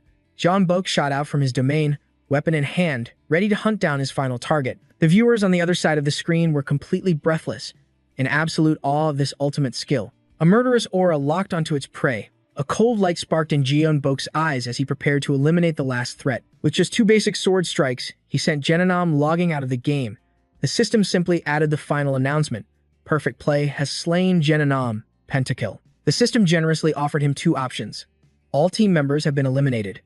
Choose your next action, respawn at base or surrender. The viewers were just as conflicted.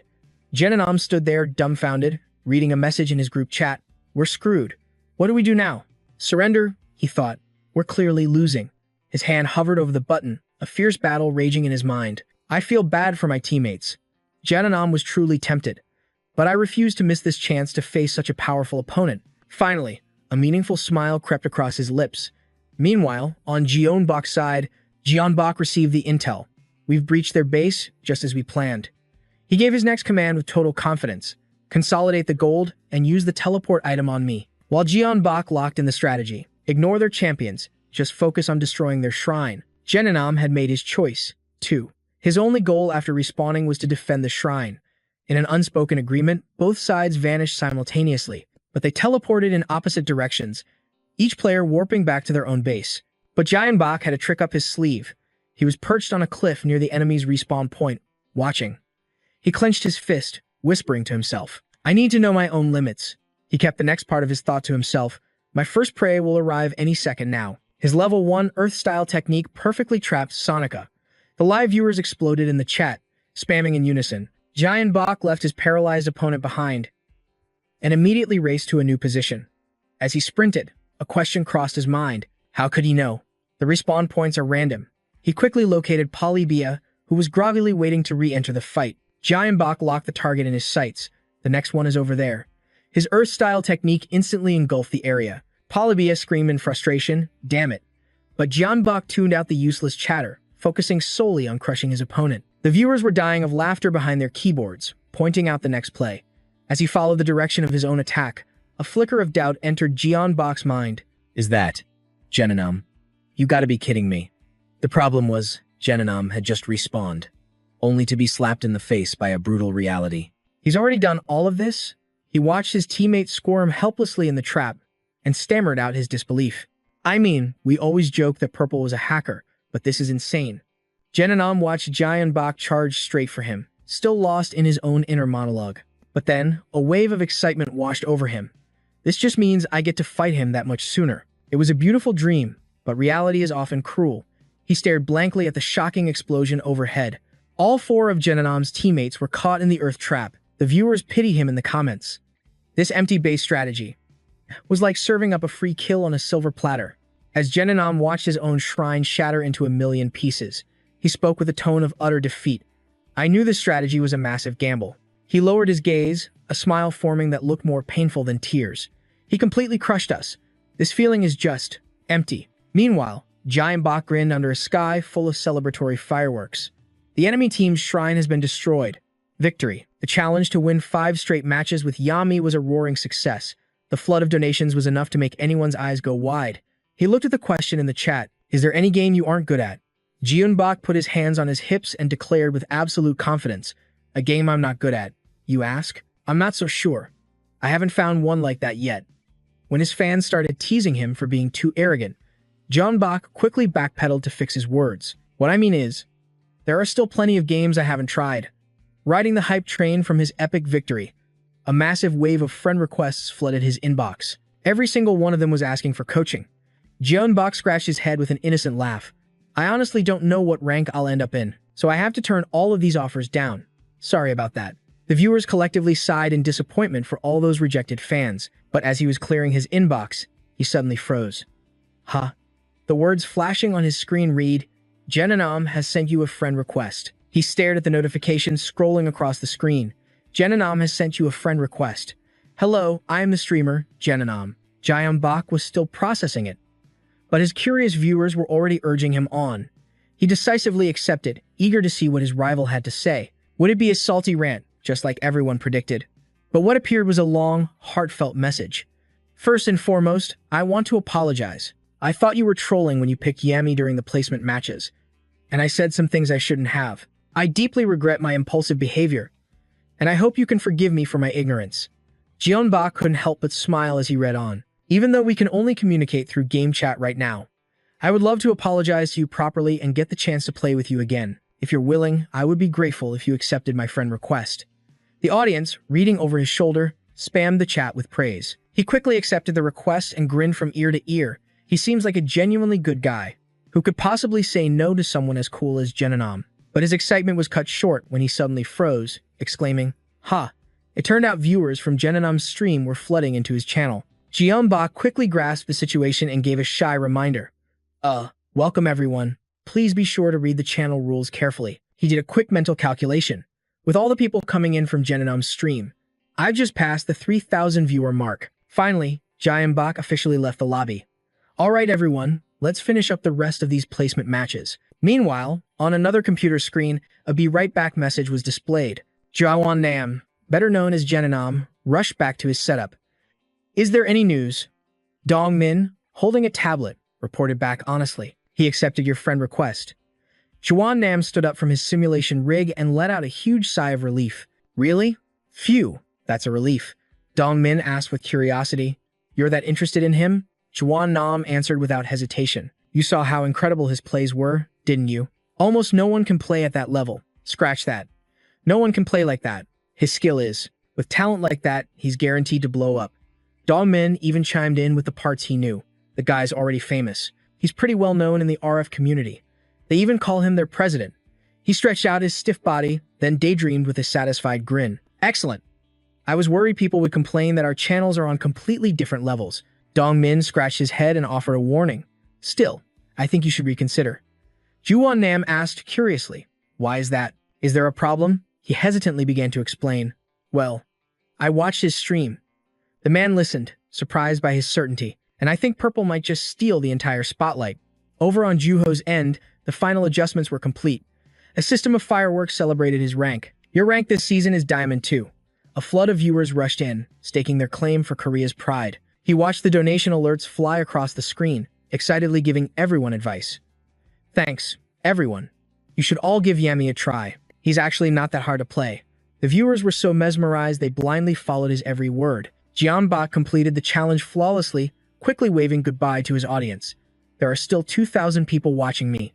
Thanks for staying up so late with me, everyone. I'll see you all in the next stream. Goodbye for now. The viewers logged off, reminding him to be careful. Back in the familiar room, Byung-hun's eyes were glued to his computer screen. He shot up from his seat and yelled with excitement. It's overtime. Fueled by pure adrenaline, Byung-hun's fingers flew across the keyboard at the speed of light. I have to upload this as soon as possible. Joo-ho, sitting beside him, was utterly speechless. He couldn't even look directly at him as two names popped into his head, Byung-hun and Jeon-bak. He was suddenly reminded of the past. When he was being bullied in school, a voice rang out, and that's a wrap. Turns out, a kind-hearted classmate was passing by and had recorded the whole thing as evidence. Jeon-bak let out an impressed whistle. Oh yeah, this is definitely going to the disciplinary committee. Byung-hun just had to play along. All right, that's the perfect shot. Finally, the first entry for our portfolio. The bullies glared up at them, spitting curses. Who the hell are you? Get lost. He acted as if he heard nothing, continuing to zoom in on their faces. Perfect. Get his name tag in the shot, too. Then, Jeon-bak decisively jumped down to his friend's side. Joo-ho clenched his fists and slowly spoke. Don't make me go through this again. The moment his feet hit the ground, he made a promise. Yeah, I can only imagine how hard you had to restrain yourself. One of the bullies stammered. Hey, isn't that Jeon-bak? A smirk played on his lips as he listened to them panic. His family are shamans. I'd rather not get tangled up with him. Joo-ho and his gang scrambled to escape. Let's go, damn it, screw the disciplinary committee. Byung-hun held up the camera, grinning from ear to ear. Those idiots. They really thought they were going to win today. Meanwhile, Jeon-bak was getting the details from Joo-ho. Hey, which news channels do you want? Give me a list. He posed dramatically with his camera. I'm a master at stirring up online communities. You know, I can ruin their lives with a single snap of my fingers. He stared at his phone screen, grinning like an idiot. And that smile has lasted to this day. Joo-ho had to admit it to himself. When he was with these two, things were never boring. Just then, Byung-hun held up his laptop, showing it off. Ta-da! What do you think? Everyone is going crazy for it. Jeon-bak deadpanned a little tune. Whoa, this zombie can talk. Feeling his hype get shot down, he immediately fired back. Not pulling an all-nighter for a legendary video like this would be a crime. Your match with Jeonnam seems to have caused a massive stir online. We've pulled in tons of new viewers from a bunch of different channels. The Legends League community boards were flooded with curious comments. Everyone wanted to know who the guy that beat Jeonnam was. Joo-ho looked over the stats and noted thoughtfully. Thanks to that, our subscriber count is climbing again. We're about to hit 170,000. He then shifted his focus to a more pressing issue. But there's something more important to discuss. Jeon-bak froze when he heard Joo-ho's announcement. Jeonnam's team contacted us. He wants to meet you. He asked, completely baffled. But he already posted an apology video. There's nothing else to do. He shoved the latest collaboration proposal email in his best friend's face, waiting for him to finish reading before speaking up. This isn't about an apology or making friends. Even though the offer wasn't for him, Byung-hun was the most excited. They want to do a collaboration stream. A key trait of a veteran streamer is the ability to recognize talent. He jumped to his feet, reaching a hand out to his old friend. He's recognized the genius of Jeon-bak, he asked curiously. A collab for Magic League? Joo-ho tapped on his tablet and answered right away. It looks like he wants to invite you as a guest for a game stream. Have you ever heard of Master Autopsy? Jeon-bak looked completely lost. Did you say autopsy? As in a medical procedure? He lowered his voice to reassure him. Don't worry. It's not as scary as it sounds. Basically, they invite a master from a certain field as a guest, and Jeonnam learns from them. For example, he got a video with 500,000 views just from learning how to fight. Duo carefully explained the arrangement. The guest would get promoted on Jeonnam's channel, while Jeonnam could show off his incredible talent. The light bulb went on for Jeon-bak. It was a win-win for both of them, which meant he would be teaching him how to play ref. He didn't hesitate to correct him. In fact, it would be the exact opposite, with Jeonnam playing the role of the master. He said he would teach him gunner grounds. Jeon-bak's face went blank as he asked again, This is my channel, but I'm the one who needs lessons? Why is that? Byung-hun chimed in, grinning as he chewed on his straw. He probably caught the unspoken words hanging in the air. That he simply couldn't keep up with Purple's playstyle. Facing his two expectant friends, Jeon-bak set his glass down. In any case, if I'm collaborating with someone like Jeonnam, he said, radiating absolute confidence, there's no way in hell I would refuse. Soon enough, Jeon-bak went live on stream once again. Hey, everyone. The moment he appeared, the comments section exploded with activity. He watched the viewer count skyrocket, a nervous sweat beading on his brow. The stream just started, and there are almost 3,000 viewers already. But no matter how many people were watching, the question was always the same. What game is it today? John Buck, sensing his audience's anticipation, answered immediately. That's right, today I'll be trying out a brand new title. He struck a cool gunslinger pose for his viewers. First off, some incredibly exciting news. I'm going to be collaborating with Jinam and Gunner Grounds. Keep an eye on my YouTube channel for the details. The viewers were even more hyped than the streamer himself. On the screen, a notification popped up. Registration with your Worm account is complete. Please log in. John Buck kindly explained, I don't want to look unprepared for our collab, so I'm going to get in a little practice first. The opening cinematic immediately launched. Gunner Grounds is a battle royale game where you must be the last player or team standing out of 100 combatants. He found himself suspended in midair alongside a swarm of other players. His terrified scream sent the viewers into a fit of laughter. John Buck excitedly addressed his massive audience. Whoa, so this is how the game starts. They immediately began roasting him for skipping the tutorial, but when his eyes caught a player frozen in a perfect ballerina pose, he gasped again. The sound of parachutes opening filled the air, along with shouts from above. John Buck, let's drop at the school district. Go, go, go. It was only then that reality hit him. Ah, that's right. You can actually die if you mess up the landing. The viewers were laughing their heads off but were kind enough to suggest an ideal landing spot. John Buck stared blankly at the map and asked a foolish question. Where's the logistics hub? The chat was rendered speechless by this total newbie. Just a few seconds later, he beamed and announced, Oh, I see it. I'm diving straight down at max speed. His speed and his form left the viewers completely baffled. While everyone else glided on their parachutes, John Buck was plummeting like a ballistic missile. His kamikaze dive sent the chat into a panic. When are you going to pull this chute? Why isn't there an altitude warning? Someone quickly figured out he had his HUD turned off, explaining that he was used to playing Mythic that way on stream. John Buck remained perfectly calm, calculating in his head. Just a little longer, confirming his fans' theory. Is he really trying to eyeball the distance? While everyone feared the round would be over before it even began, he held off for just another second. John Buck swiftly deployed his parachute, gliding down and touching the ground in a flawless landing. The entire stream erupted in praise. After landing, he unhooked his parachute and started patting down his body. He asked in confusion, Do you really start the game with absolutely nothing? Some people in the chat pointed out that he had glanced at the tutorial and completely ignored it. Others urged him to start looting since other players were already closing in. After reading the comments and realizing what he needed to do, John Buck flashed a confident smile. All right, time to find some gear. Following the chat's advice, he headed for the hub, where he spotted rows of abandoned shipping containers. Just then, a strange aroma hit him. I smell something really sweet coming from this direction. The strange scent was wafting from the direction of the containers. One of them was even slightly ajar. Without a second's hesitation, John Buck strode toward them, exclaiming happily, Those crates over there look pretty juicy. Everyone was excited that he'd found a place to loot, but they were also shocked that he'd managed to find this spot at all. At that moment, his pace slowed. His eyes darted around, scanning his surroundings with caution. I sense about 3 enemies. He was surrounded by 3 different players, all hiding in ambush positions, but something strange was nagging at him. Why aren't they fighting each other? Still, John Buck didn't stop, continuing his advance toward the containers. Just then, another player emerged from a container right in front of him. At the same instant, a single gunshot echoed through the area. The stream chat immediately knew it was a trap, and the supply depot was the bait. As the gunshot rang out, only one stared in utter disbelief at the scene unfolding before his eyes. The smoking barrel of the gun was all that remained. There wasn't a soul in sight. It was as if John Buck had been a mere illusion. Only one scrambled to his feet, shouting a warning. Where did he go? Seizing that momentary opening, John Buck dropped low, preparing to finish him. He swung his leg in a powerful arc, crashing it straight into only one's face. A single, devastating kick took him down instantly. Everyone in the stream was stunned by John Buck's phantom-like movement and agility. Seeing only one get taken out so easily, and his gun stolen in the process, his squad mate charged forward. What the hell is this? Voices erupted in the chat, furious at them for teaming up in a solo match. Faster than a blink, Eon Beef unleashed a torrent of bullets at John Buck. Die. A comment flashed on screen. Well, this is the end. But John Buck's speed defied all logic. He threw up his arm in a flash, grabbing something to use as his shield. From a distance, Eoni Beef kept laying down suppressive fire. When the smoke cleared, flames licked the air, revealing a stack of cargo containers. But instead of hitting John Buck, the bullets found a different target. Only one went down, because he'd been used as a human shield. The kill feed popped up. Eoni Beef eliminated only one.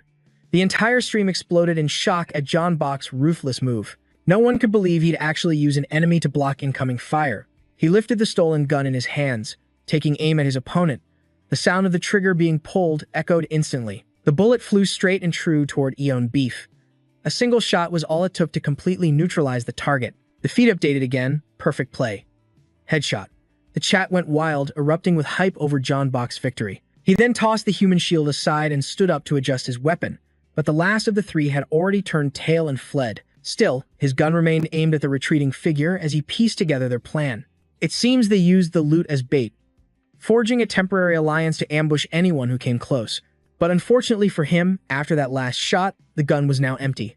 Damn it, I'm out of ammo. A wave of disappointment washed over the stream. Seeing that John Bach's gun was empty, the fleeing player stopped dead in his tracks and let out a smirk. He spun around, brandishing an axe as he charged straight for him. In just a few steps, he closed the distance, laughing triumphantly as he swung the axe high. "Time to die," he roared. But just as the axe came whistling down, in a split second, John Bach had already vanished, reappearing behind Electric Strong. Now it was his turn to smirk at the enemy's failed attack. "Gotcha." John Bach slammed a fist directly into the man's face, telling Electric Strong, "You should have kept running if you wanted to live." With just that one blow, the notification board lit up with his achievement. You have scored a knockout with a head punch. The electric field force was overwhelming. The screen was instantly flooded with comments, a mix of awe and fear at the power of his punch. Some even wondered if it was a game bug. After knocking Electric Strong out, he grabbed the man by the collar while reading the chat, then came to a realization. "So you can't kill someone with your bare hands? Huh." At that moment, the empty gun in his hand found one final purpose. He spun it a few times, then held the weapon high in the air. He yanked Electric Strong's collar, preparing for the finishing blow. "All right then, let's see what happens if I use a gun." With a sickening crunch, the notification board lit up once more. Perfect play, headshot. The viewers in the stream were left speechless yet again by his incredible skill. After dealing with all three enemies, John Bach finally started looting the containers. Staring at a wooden crate packed with gear, his excitement grew. "Here we go. A full kit." The loot list appeared. M4A1 assault rifle, red dot sight, vertical foregrip, and a quick-draw magazine. The stream chat exploded with excitement and shock now that he had his hands on an M4. After assembling all the parts, a final satisfying click echoed as the weapon took its proper form. John Bach wondered to himself, are all the other players done for already?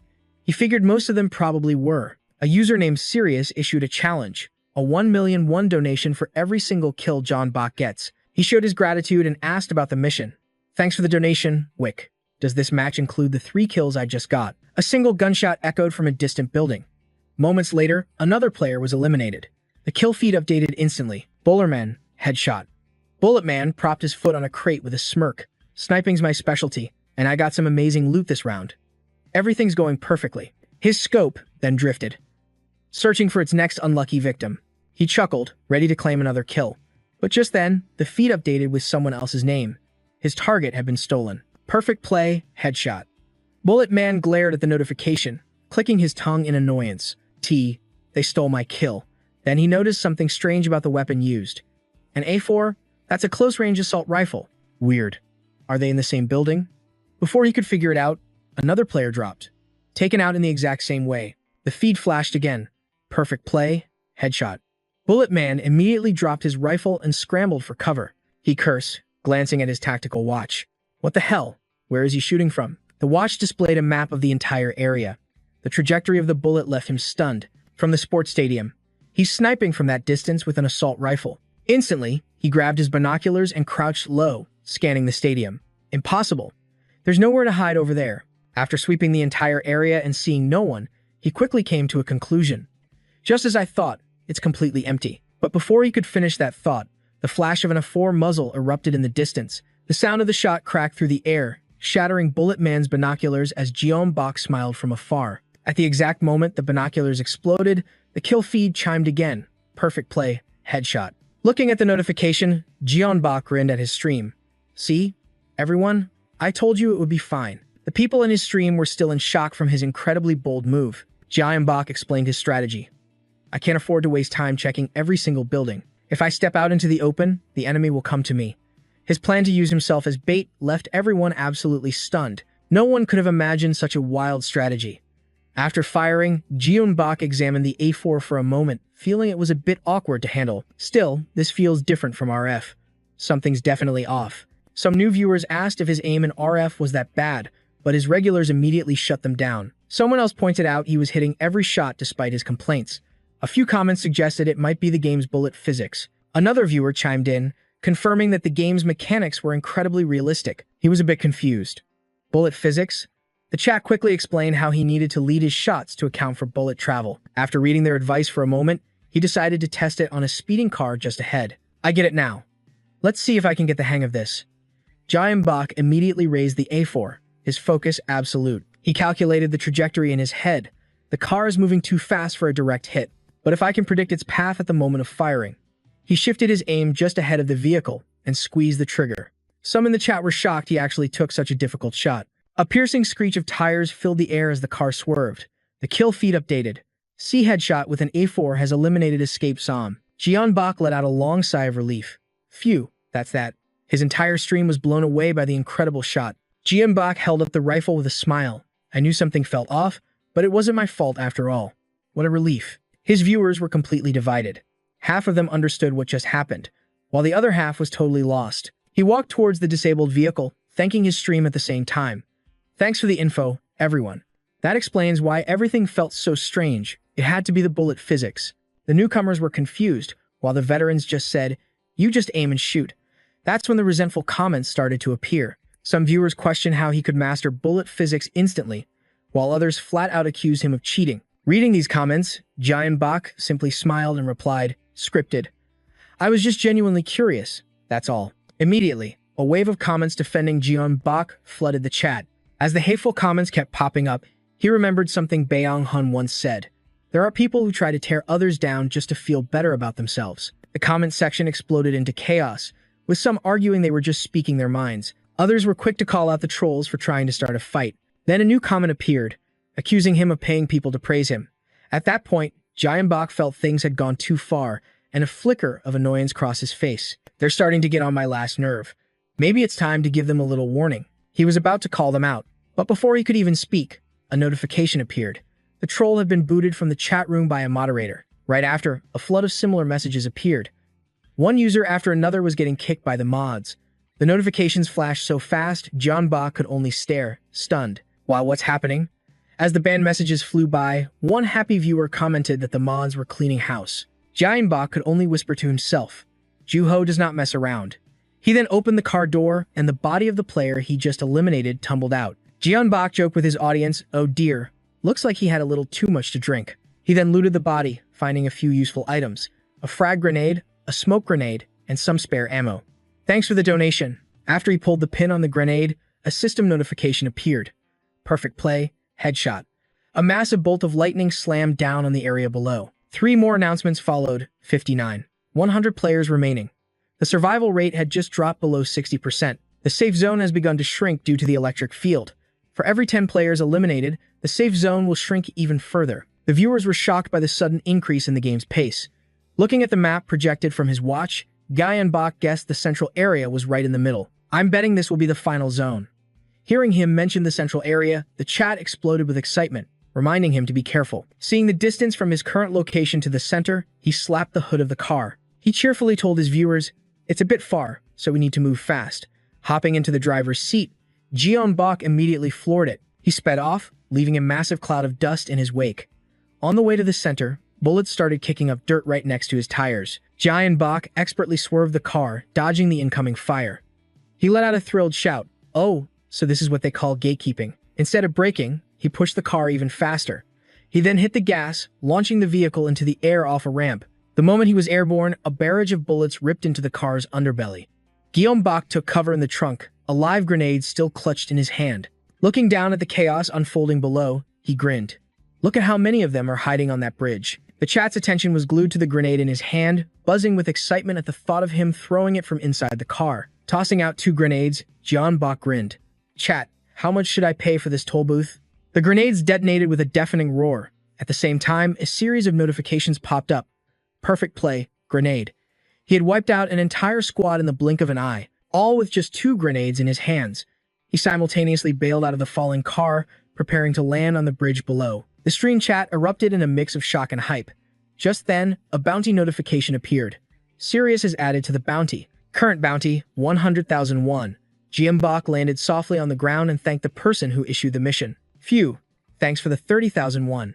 The spectacular explosion behind him was an incredible sight for everyone watching the stream. At the same time, some viewers were fascinated by the amount of money he was earning. After landing, he surveyed the clean sweep he just performed. Too bad, he told his audience, I don't think I'll be able to finish off all the down players. The chat was now flooded with hype and cheers over the insane play. But among them were a few confused comments from players who couldn't believe what they saw. Is this even the same gunner grounds that I play?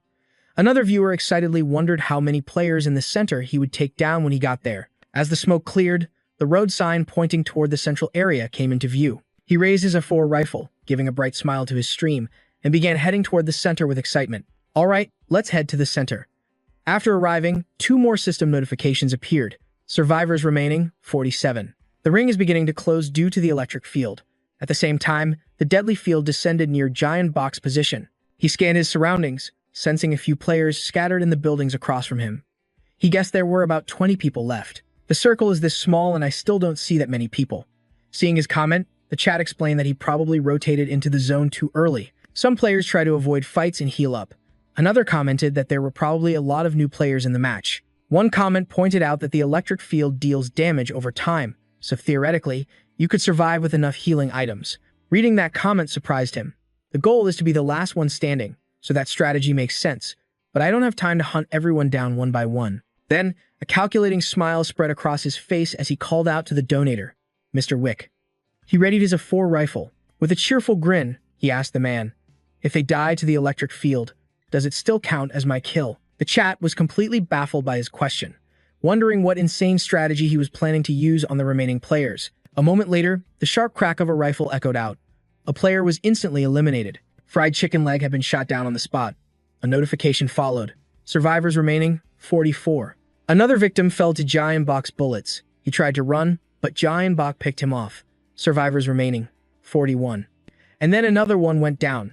SHMO took a perfect round right between the eyes. As the number of takedowns dwindled, the electric field tightened its deadly grip. 36 players remained. A notification flashed, the safe zone was shrinking again. The circle was closing in, but Giant Block seemed completely unfazed, a smirk playing on his lips as he lined up another shot. After dispatching another victim, he slung the rifle over his shoulder, looked to the sky, and declared with absolute confidence, if I kill enough people, the field will have to expand. At that very moment, the kill feed exploded with notifications. Player after player was being eliminated by the electric field. Everyone in the comments section was completely baffled by the chaos unfolding in the game. Just then, a new notification appeared before Giant Block. The serious reward had been increased. The total prize money was now 220,000 won. Seeing the added cash, he excitedly thanked his sponsor. Thanks for counting those kills for me, Mr. Wick. I'll give it my all. The viewers in the comments section were utterly helpless, realizing he saw the other players as nothing more than walking money bags. And in that moment, he witnessed a bizarre sight. Huh? Wait a minute. Why are they running toward the electric field? That's when he noticed. All the other players were fleeing his position, avoiding him like the plague itself. The chat finally chimed in, reminding him, it's because of you. Someone even added that Giant Block was more terrifying than the zone. But even if they ran, he showed them no mercy. A volley of bullets erupted, picking off the fleeing players one by one. Now. I can't let you get away. The comment section was in disbelief. Is he even killing those who are surrendering? He's a demon. A monster. I'm running too. But Giant Block felt no remorse for his actions whatsoever. He calmly addressed his viewers. There's no mercy on the battlefield. It's kill or be killed. But the comments shot back, who could possibly kill you? Someone even joked that the real mission was simply to survive his line of sight. After scanning the area for a moment and sensing no one was left, Giant Block came to a conclusion. I think I've just about cleaned out this sector. But before he could finish the thought, a player hiding behind a wooden cart entered his scope. At the same time, a metallic glint flashed from the man's hip. Giant Block instantly raised his A4. He fired a single shot directly at the man's position. But the bullet didn't hit flesh. Instead, it grazed the piece of metal. The horrified player scrambled, desperately trying to escape Giant Block's sight. The chat was confused. What was that warning shot for? He'll die outside the zone anyway, one person commented. Another asked, did he actually make a mistake? But as the player fled, the pin on the grenade at his hip was now missing. A deafening explosion ripped through the air. A system notification immediately popped up. Bing, bang, boom, a grenade kill. The comments section was absolutely stunned. Did he just kill himself right there on the spot? They wondered. Only Jian Block stood silently as another announcement rang out. 19 survivors remaining. The zone is constricting. Seeing the chat's confusion, Jian Block just roared with laughter. His grenade pin was showing, so I just did him a favor and pulled it for him. That counts as my kill, right? No one could believe he had actually shot the pin off a grenade. They were also mystified as to why the player had left it so exposed. Now, the remaining players were in a full-blown panic, scrambling out of the closing zone. Only Jian Block stood as calm as a mountain, watching them flee. He raised his binoculars to survey the scene. The central area is clear. Now it's just the zone runners left. But then, a sight so unexpected unfolded that he could only gasp. Oh my god. The kill feed lit up with a relentless stream of eliminations by the electric field. The zone continued to shrink. 8 survivors left. As the player count dropped to single digits, people were still desperately charging into the deadly zone. The scene before him was pure chaos. This is absolutely insane. And the numbers kept falling. 6 survivors, 1 eliminated by the field in a car crash, another taken down by an opponent. The survivor count continued its grim descent. 3 left. Just then, a massive explosion launched a body into the air. The comment section couldn't keep up. It's total anarchy. Someone suggested the electric field had driven them all mad. And then, the final notification appeared. Only 1 survivor remained. Jian Block lowered his binoculars, watching the last of the explosions light up the horizon like a fireworks display. He couldn't help but thank the fallen players. Fireworks? They really didn't have to go this far to celebrate my victory. The comment section was speechless. How very kind of them. They all came here just to congratulate Purple El Mao. A moment later, the game's official announcement echoed. Announcing the winner, perfect play. You have achieved victory. Winner beef dinner. Rank 1. 25 kills. Victory. Jian Block stood perfectly still, gazing at the victory screen. The entire comment section erupted in cheers and hype. At the same time, a new alert chimed. Stacking challenge, complete. Sirius has donated a total of 4. So what's the deal? The chat was buzzing, wondering if he was just messing with him. But right after finishing the mission, Jian Block offered a swift farewell. Agent 1, if you're angry, you know what to do. Alright, that's a wrap for today. Thanks for watching, everyone. The chat flooded with pleas for him to stay, but he ended the stream without a second thought. Just then, a notification popped up on another streamer's screen. Genome. Perfect Play has left the channel, with 2,347 of his viewers. He was casually snacking on some pastries at his desk. Seeing the notification, he quickly gave a shout-out. Oh, thanks for the raid. He then turned to his own audience. Welcome, riders. But the people in his chat were completely baffled by the greeting, along with all the emotions and memories of Genome's stream. He then started checking his own schedule, announcing an upcoming collab. Like I was saying, I've got a Genius Dissection collab stream coming up. Hearing this, the chat seemed less than thrilled. While talking about the next collab, many started nagging him about his health. Genome immediately lost it, correcting everyone. Hey, watch your mouths. I'm still in my 30s, you know, and the guest I have lined up this time is someone truly special. At that moment, a donation notification flashed across the screen. Just get on with IT. Sent a video with a 5,000 donation. The video showed Jian Block's stream, right as Genome was telling his own fans, I don't want to look bad during the collab, so I'll be practicing a bit. After seeing the video, the water Genome just drank went down the wrong pipe. He choked so hard, he sprayed it everywhere. He coughed uncontrollably while the chat teased him about his age and started asking questions. Wait, is Jian Block the guest? The sight on his screen left Genome completely floored. He was in total shock. My god, that was just practice. How is he this good? The chat below confirmed that the clip was from Jian Block's stream today. At the same time, they cheered Genome on, getting him hyped for the collab.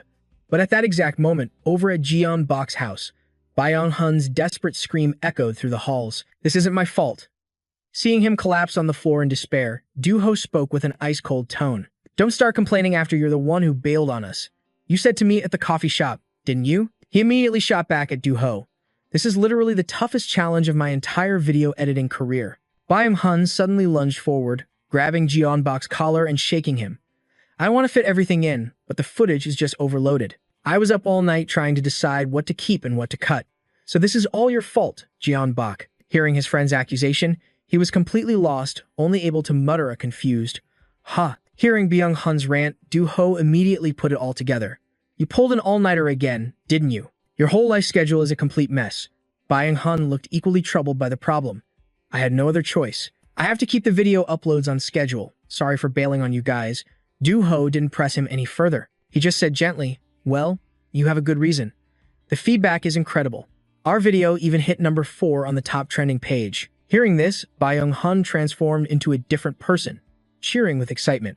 See, that's exactly why I stayed up all night. It's all his fault for being such a genius. Do-ho couldn't help but agree with Byung-hun's words. Yeah, he really is a genius. He confirmed to both of them. But just being a genius isn't enough. Hearing him say that, Byung-hun was totally confused. What do you mean? The guy is a monster at every game he plays. Do-ho quickly explained to them both. Admiration can easily turn into jealousy. You remember the chat from this morning, right? Remembering the flood of comments accusing him of scripting his gameplay. Jeonbuk scratched his head, exhausted. Oh, you're talking about those guys, Do-ho added. And it's only going to get worse. Then he pointed right at his friend, spelling out exactly what Jeonbuk needed to do. You need to become a beloved genius. Seeing that he still didn't quite get it, Do-ho broke it down for them both. Your channel grew way too fast in a short time, so you haven't really built a connected community yet. Now is the time to focus on building that sense of belonging and a loyal fanbase. He then laid out his plan for Jeonbuk and Byung-hun.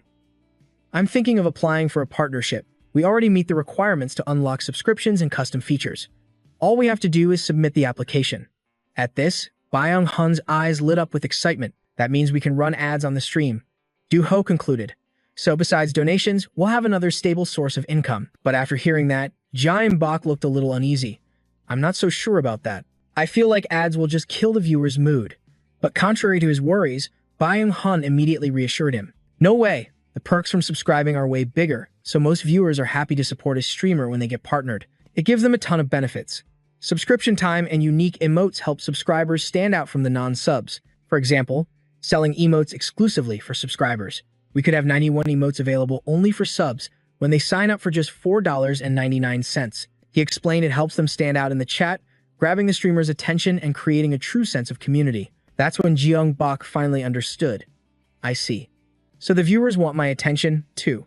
If it helps me connect with my audience, then I'm in. With 2 of them on board, Do-ho pushed forward. All right, I'll look into commissioning custom art and the costs. Speaking of costs, Jeonbuk, you still haven't registered your business, have you? Byung-hun glanced at him, asking if he even should, while Jeonbuk just hesitated, unsure. No, I didn't think it was that necessary. But at those words, Do-ho's patience finally snapped. Look at this channel's growth and revenue. You should be tracking every expense, from commissions to the coffee at our meetings, for tax purposes. The other 2 just stared with wide eyes, completely clueless. As he explained, they could only think Do-ho is a genius. Finally, Do-ho let out a heavy sigh, grinding his teeth. If you're planning to hire us both, then registering the business is non-negotiable. I refuse to work for a sweatshop. Hearing that, a realization hit Jeonbuk. Wait a minute. Does that mean Byung-hun is excited about this too? He didn't say much, just gave a simple nod. Yeah. Then Do-ho made his declaration. I will officially join your team. That one sentence sent a jolt of pure energy through the other 2. They shot up from their seats, grabbing Do-ho in a jumping embrace. Their cheers echoed, filled with pure joy. Byung-hun was so happy he was actually crying. Do-ho just reminded them, you also need to get Byung-hun insurance. If he gets sick, everything falls apart. So make sure he doesn't overwork himself. At that, Byung-hun yelled out in disbelief. I get insurance too? Do-ho looked at him like he was an idiot. You've been in this industry for how long and you don't know this? You didn't even know about registering a business. That comment made Byung-hun think back to his old boss. I was only ever on project-based contracts. Wait, does that mean I worked for that scumbag for all those years, and he was screwing me over the whole time? An image of his old boss mocking him flashed through Byung-hun's mind. What a fool, his former boss seemed to say. Meanwhile, Do-ho, the exploiter, pushed up his glasses. I'll handle the paperwork. In the meantime, you decide on a business name. Jeonbuk. He replied softly, all right. Then, in front of the others, he made his decision. Let's call ourselves Team Perfect. Byung-hun's hand clenched into a triumphant fist. I love it. Do-ho nodded in agreement. Not bad. Hearing their approval, a wide, happy smile spread across Jeonbuk's face. I look forward to working with you all, he declared. Immediately, Byung-hun raised his hand, bringing them back to the main topic. Okay, let's get back on track. So for our first official event together, we're doing a collab with Jeonnam. Do-ho considered it for a moment. I'm a little worried. Jeonnam has a very loyal fan base, but he also has a ton of antis. Jeonbuk didn't quite get it and asked, so what? Do-ho laid out the cold, hard truth. It means you'll become a target for those haters too. A lot of people will deliberately jump into your games just to troll you. But instead of being shocked, Jeong Bak was completely calm. So we just have to kill them all, right? After all, this is a battle royale. His chillingly casual response left Du Ho absolutely speechless. Byung Hun threw an arm around him. That's how a genius thinks. You'll get used to it. Du Ho just bowed his head and adjusted his glasses. These two were giving him a serious headache. You're both way too reckless. This is a critical time for building our reputation. I'm worried the perfect image you've created could be destroyed. Jeong Bak immediately offered a solution. Then I should practice more before the collab, right? Actually, there's something I've been wanting to try. A moment later, the sharp clatter of a keyboard echoed. On the stream channel, a new announcement suddenly appeared for everyone to see. The Out Perfect Gunnerground event. Hello, this is the channel's manager, Kim Editor. To celebrate our new partnership, we're holding a mini-event exclusively for subscribers. A wanted poster featuring Jeong Bak flashed on screen. Event Out Perfect Gunnerground. Pre-registration is open. 50 randomly selected subscribers will be chosen during the stream. 49 of those chosen will be allowed to stream Snipe. Watch the streamer's live feed while playing to gain the ultimate advantage. The announcement promised a battle of epic proportions, a war between subscribers and Jeong Bak himself, a 1 versus 99 showdown. The rewards and promises were incredibly tempting. Escape from purple until the very end. Prizes will be awarded to the longest surviving players. But beyond the survival prize, there was something else. If any of them could actually take down Jeong Bak, the bounty was astronomical. If you can eliminate purple, you will receive a colossal prize, the Bounty Hunter's Reward, a 1,000,001 bounty for taking down purple. That's about $1,000 US. The chat absolutely exploded with hype for the new stream event. Just then, Jeong Bak appeared on camera to greet his fans. Hello, everyone, an announcement chimed. A massive wave of players had signed up for the month-long event. Everyone was desperate to be chosen. He was completely floored. Thank you all so much. I never imagined so many people would register. I haven't even had a chance to set up any customizations yet. Right now, all they could see was a wall of text, but the viewers didn't mind one bit. Just then, another notification flashed on screen. Jeonnam has registered for the 1-month event. I heard you were incredible your first time out. I'm looking forward to our battle. Seeing the message from Jeonnam caught him by surprise. Oh, Jeonnam, thanks for signing up. I'm definitely looking forward to it, too. Hearing his response, the chat went into a frenzy. Already hyped for the day those two would finally clash. Once the stream chat calmed down a bit, Jeong Bak made his announcement. Like I said before, today I prepared a special stream with viewer participation. At that moment, a prize wheel materialized beside him. It looks like my manager is spinning for the random selections right now. Everyone watched anxiously, praying they would be the one picked. The screen flashed. 49 viewers have been selected. A room code was sent to all 100 players. After the draw, the wheel vanished. At the same time, Jeong Bak spoke to the lucky winners. Congratulations, everyone. Please use the code to enter the training room. The players who weren't chosen cried out in despair in the comments section. Not wanting to keep anyone waiting, Jeong Bak immediately headed for the training room. But right before he zoned in, he made a chilling throat-slitting motion to the camera. All right, it's time to kick off our very first viewer participation event. Whoa, it's starting right now. The rest of the viewers had no idea what he meant, but his ominous gesture sent a shiver down their spines. He loaded into the training room, immediately diving straight down just like his last stream. The chat roared with excitement, but in that moment, a shout cut through the air, grabbing his attention. Purple. Hey, you're way too fast. We're over here. A huge crowd of players was diving right beside him, their excited screams echoing all around. Oh my god, Purple. I can't believe it. Purple, look at me. Purple, please headshot me with your bare fists. The chat started commenting on the players in the lobby. There were even female fans, and some were shocked by the player begging to get punched in the head. Hearing everyone's calls, Jeong Bak happily shouted back. He cupped his hands around his mouth, yelling to the crowd. Where's everyone dropping? I went to the hub last time, but someone suggested the school this round. A chaotic chorus of related and unrelated answers flew back at him. I'm following you. The school? Sounds good to me.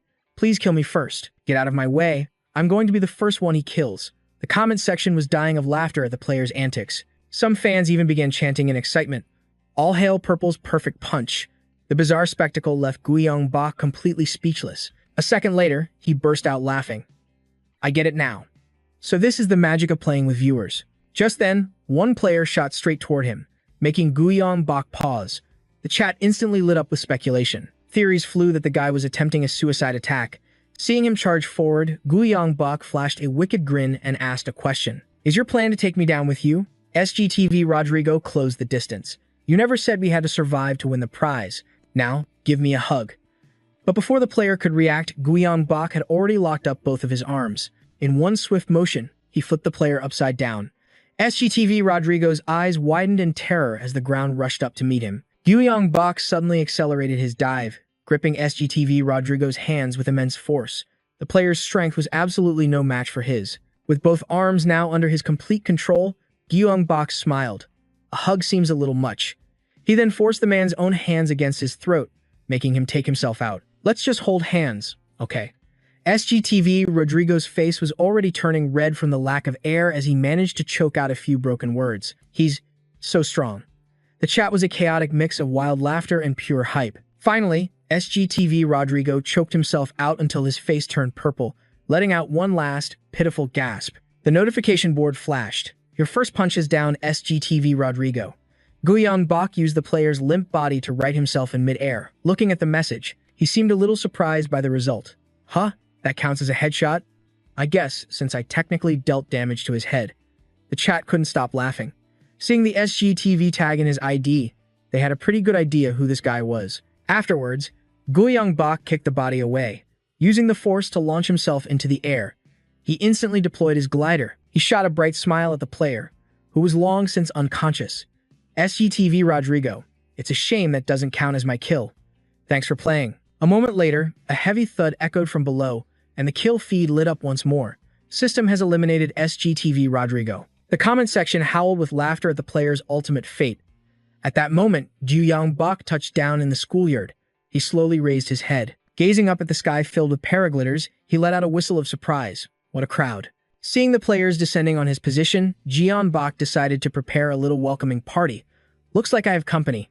I'd better get ready to greet my guests. He immediately snatched up a weapon, a megapixel P90 SMG, a rare airdrop exclusive. The moment he grabbed it, the comment section lit up with questions.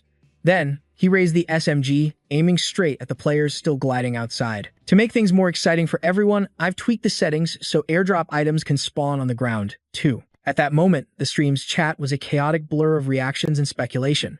He took aim, and a hail of bullets erupted from the rare weapon. A wicked grin spread across his face as he targeted those who had deployed their chutes too early. Let me help you get over your fear of heights. A chill ran through the comment section. They were terrified of Guiyang Bok. They wondered if this chaotic display would earn him the Icebreaker Award. After dealing with the first wave, he offered the camera a gentle, almost innocent smile. But his viewers were completely baffled by his actions. Some even thought he had completely missed his shots. Before the chat could finish questioning his move, panicked screams tore through the air, followed by a series of sickening, heavy thuds. Suddenly, the elimination feed exploded with notifications. The entire comment section was stunned into absolute silence. They couldn't believe what they had just witnessed.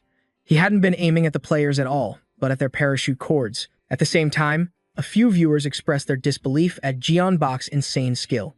Immediately, someone reminded them of the time he shot the pin off a grenade midair. Reading the comments, he finally replied, I'm saving that award for someone who dies in a real fight against me. The chat joked back, half in awe and half in fear. One person typed that only a glorious death was worthy of such a prize. After clearing the skies of his first victims, Guiyang Bok ascended the staircase. The airdrop SMG held ready. All right, time to find some ammo. Following his instincts, he arrived at a peculiar room and discovered a stockpile of items inside. But the one thing he needed was missing. I can't find any ammo for this thing, just more energy drinks. The megapixel P90 uses special 5.7mm rounds. The chat collectively sighed. It seemed his luck was running out. Guiyang Bok simply closed his eyes, sensing his surroundings for a moment. All right then. In that case, I'll just have to sharpen my senses. He followed his intuition to the floor above. I'm sensing one, maybe two people upstairs. He finally stopped before a room overflowing with loot. This is the place. Hiding inside, a player named Mino nearly jumped out of his skin at Guiyang Bok's sudden arrival. The chat immediately began predicting the poor guy's fate, but Guiyang Bok himself was speechless with surprise. My senses only picked up on the positive energy from the items. I had no idea a person was in here. Without another word, Guiyang Bok charged forward. As he closed the distance, he called out cheerfully, It's a pleasure to meet you. Startled, Mino raised his weapon. A shot rang out, but Guiyang Bok instantly deflected his arm. In the next moment, with just two fluid moves, he had the player completely under his control. Quick as a flash, he slammed Mino onto the floor. pressed the barrel of his gun against him, and repeated, "A real pleasure to meet you." The gun was already cocked, aimed directly at Mino. A single shot echoed through the building, signaling another player's elimination. The viewers were a mix of laughter and helplessness, begging Jeonbok to at least give the guy an award for his trouble. Other comments just joked about the one-sided encounter. Jeonbok looted the player's inventory while reading the chat. A little ammo, a handgun, and a stun grenade, too. Thanks for the donation. He looked over the decent loot and cheekily asked his audience, "This is what you call a fan gift, right?" The chat erupted in laughter. Everyone agreed that wasn't a gift. That was a straight-up mugging. After a moment of looting, Jeonbok cheerfully held up a shiny frying pan. "This thing's completely bulletproof, isn't it?" One viewer saw the pan and sighed with nostalgia. Others simply whispered their condolences for the poor, unfortunate player. As the afternoon sun cast a warm, golden glow over the school, Jeonbok let out a sigh of satisfaction. Perfect. Meanwhile, in a separate building, another fan was watching him through a scope. "I'd rather hide and observe than die in some pointless early-game skirmish." Watcher Perfect took in the scene, her eyes wide with excitement. She watched intently as Jeonbok dismantled his opponents one by one, amazed at how he could eliminate so many players at once. She couldn't help but gasp in sheer delight. No one even stands a chance against him. Just then, an old man pulled the pin on a grenade. He even sent out a global message, "Purple, I love you." Spotting the grenade arcing towards Jeonbok, Watcher Perfect screamed in panic. "Oh no, a grenade." In the next instant, he shattered the window and leaped to the ground below. He opened fire, instantly eliminating the grenade thrower. Watcher Perfect stared at the action movie scene playing out before her eyes. She could only whisper in awe, "Oh my god, he's so cool. He's so perfect." In the blink of an eye, he vaulted over the railing and landed gracefully in the courtyard. At the same time, he took down several more players there. Jeonbok dodged every attack without even breaking a sweat. Looking at his trajectory, Watcher Perfect gasped, lowering her binoculars. "Wait a second." As she realized his destination, she whispered in disbelief, "He's coming right for me." Watcher Perfect scrambled away from the window, crawling desperately for cover. "Oh no, is this it? Is this how my game ends?" Just then, a pair of combat boots landed right beside her hand. Jeonbok aimed his flare gun down at Watcher Perfect, then paused. "Oh, you're unarmed." A terrified scream tore from Watcher Perfect's lips. She shot up into a sitting position, completely panicked. "I was hidden perfectly, but he found me instantly." Faced with her reaction, Jeonbok wasn't sure how to proceed. He slung the huge gun over his shoulder. "Ah, nice to meet you. I think my chat would kill me if I eliminated you." Completely ignoring her dire situation, Watcher Perfect blushed and stammered, "Hello." Then, she suddenly shrieked again. Jeonbok was baffled, but then he realized there was a sniper positioned right behind him. Watcher Perfect screamed a warning, "Sniper." The words barely left her mouth as 3 consecutive shots ripped through the air, aimed directly at Jeonbok's head. 3 sniper rounds screamed towards Jeonbok, but no system notification appeared. Instead, a deafening CLA-ang echoed out. At the exact same moment, Watcher Perfect shielded her face and let out a terrified cry. Every single bullet had been deflected by the Minotaur claw he had looted earlier. Crouched behind him, Watcher Perfect gasped in utter amazement. Did he just block bullets with a claw? At the same time, he raised his own weapon towards the sniper. "You mean to improve your skills?" A notification banner flashed across the screen. "Perfect play headshot." In the comment section, the viewers were losing their minds over him blocking bullets with a simple looted item. Someone in the chat then asked if the sniper was his first victim of the match. Jeonbok read the comment and replied to his audience, "My first victim was back in the hallway." He recalled cornering a player named Obsess and taking him down with the butt of his gun. "Hey buddy, what color underwear are you wearing today?" The elimination notice appeared right after. "Perfect play, Obsess headshot." Watching the sniper's avatar slowly pixelate and fade away, Jeonbok chuckled. "So, instead of a reward, I'll give you a piece of advice." The comment section collectively groaned at the ridiculous advice he'd given. After dealing with the sniper, Jeonbok offered his hand to Watcher Perfect. He glanced around for a moment before adding, "Oh, and thanks. I located that sniper by following your line of sight." She looked at him, stunned. "My line of sight." The chat was just as amazed. At this point, they believed anything Jeonbok said. He then flashed a brilliant smile at Watcher Perfect, deciding to offer her a unique opportunity. "All right, you're the last survivor here at the school. So if you have a wish, I'll grant it." The chat exploded with cheers, calling him a true gentleman and even mentioning how he charmed Sandra. Watcher Perfect's heart began to hammer in her chest. Stuttering, she finally managed to voice her deepest desire. "Please, hit me with your fist." The request hung in the air, leaving Jeonbok completely speechless. What? He wasn't the only one. The entire comment section was in shock. A few viewers reminded everyone about the old man who had confessed his love by throwing a grenade at him. Someone else typed, "Seriously, what is up with his fans?" Giant Bach slowly composed himself, thought for a moment, and then replied to Watcher Perfect, "You don't have a weapon, so I feel a bit guilty." He held up a hand in peace. "I'll let you live. So why not choose the survival reward instead of dying?" But it seemed the prize for surviving held zero importance for her. Watcher Perfect suddenly charged straight at him, catching Bach off guard. "I don't want the reward." The look of crazed obsession on her face stunned the entire audience. The viewers were genuinely creeped out by her reaction. Acting on pure reflex, Bach threw a straight punch right into Watcher Perfect's face. She let out a sharp cry, then collapsed to the floor with a look of absolute happiness. A notification immediately popped up. "Your headshot punch has eliminated Watcher Perfect." Staring at her motionless body, Bach was horrified. "Oh my god," I reacted purely on instinct. Below, the comments erupted in laughter, joking that her wish had finally come true. At that moment, the electric field descended upon the school, and two announcements chimed at once. 59 out of 100 players remaining. The safe zone is shrinking due to the electric field's effect. Bach lifted his head and gazed outside. The two system notifications still hovered in his vision. 59 out of 100 players remaining. The safe zone is shrinking due to the electric field's effect. He decided to let the storm handle the stragglers. "I'll let the field take care of the rest. Let's go." Time to head for the safe zone. Bach quickly ran down toward the schoolyard. After running for a moment, he looked up and spotted something very interesting. School buses make sense since this is a school complex. A whole line of yellow buses was parked right in front of him. Everyone in the comments got hyped, urging him to drive a bus. Bach picked one out and hopped into the driver's seat. The map displayed his route. After a moment of study, he locked in his destination. All right, next stop, the forest station. At that exact moment, the electric field crashed down on the area below. Gridiron Station. Outside the stream room, Byung-hun sipped his drink, laughing with pure excitement. "We've already captured so many incredible scenes." Sitting beside him, Do-ho offered a reminder. "That just means more work for you.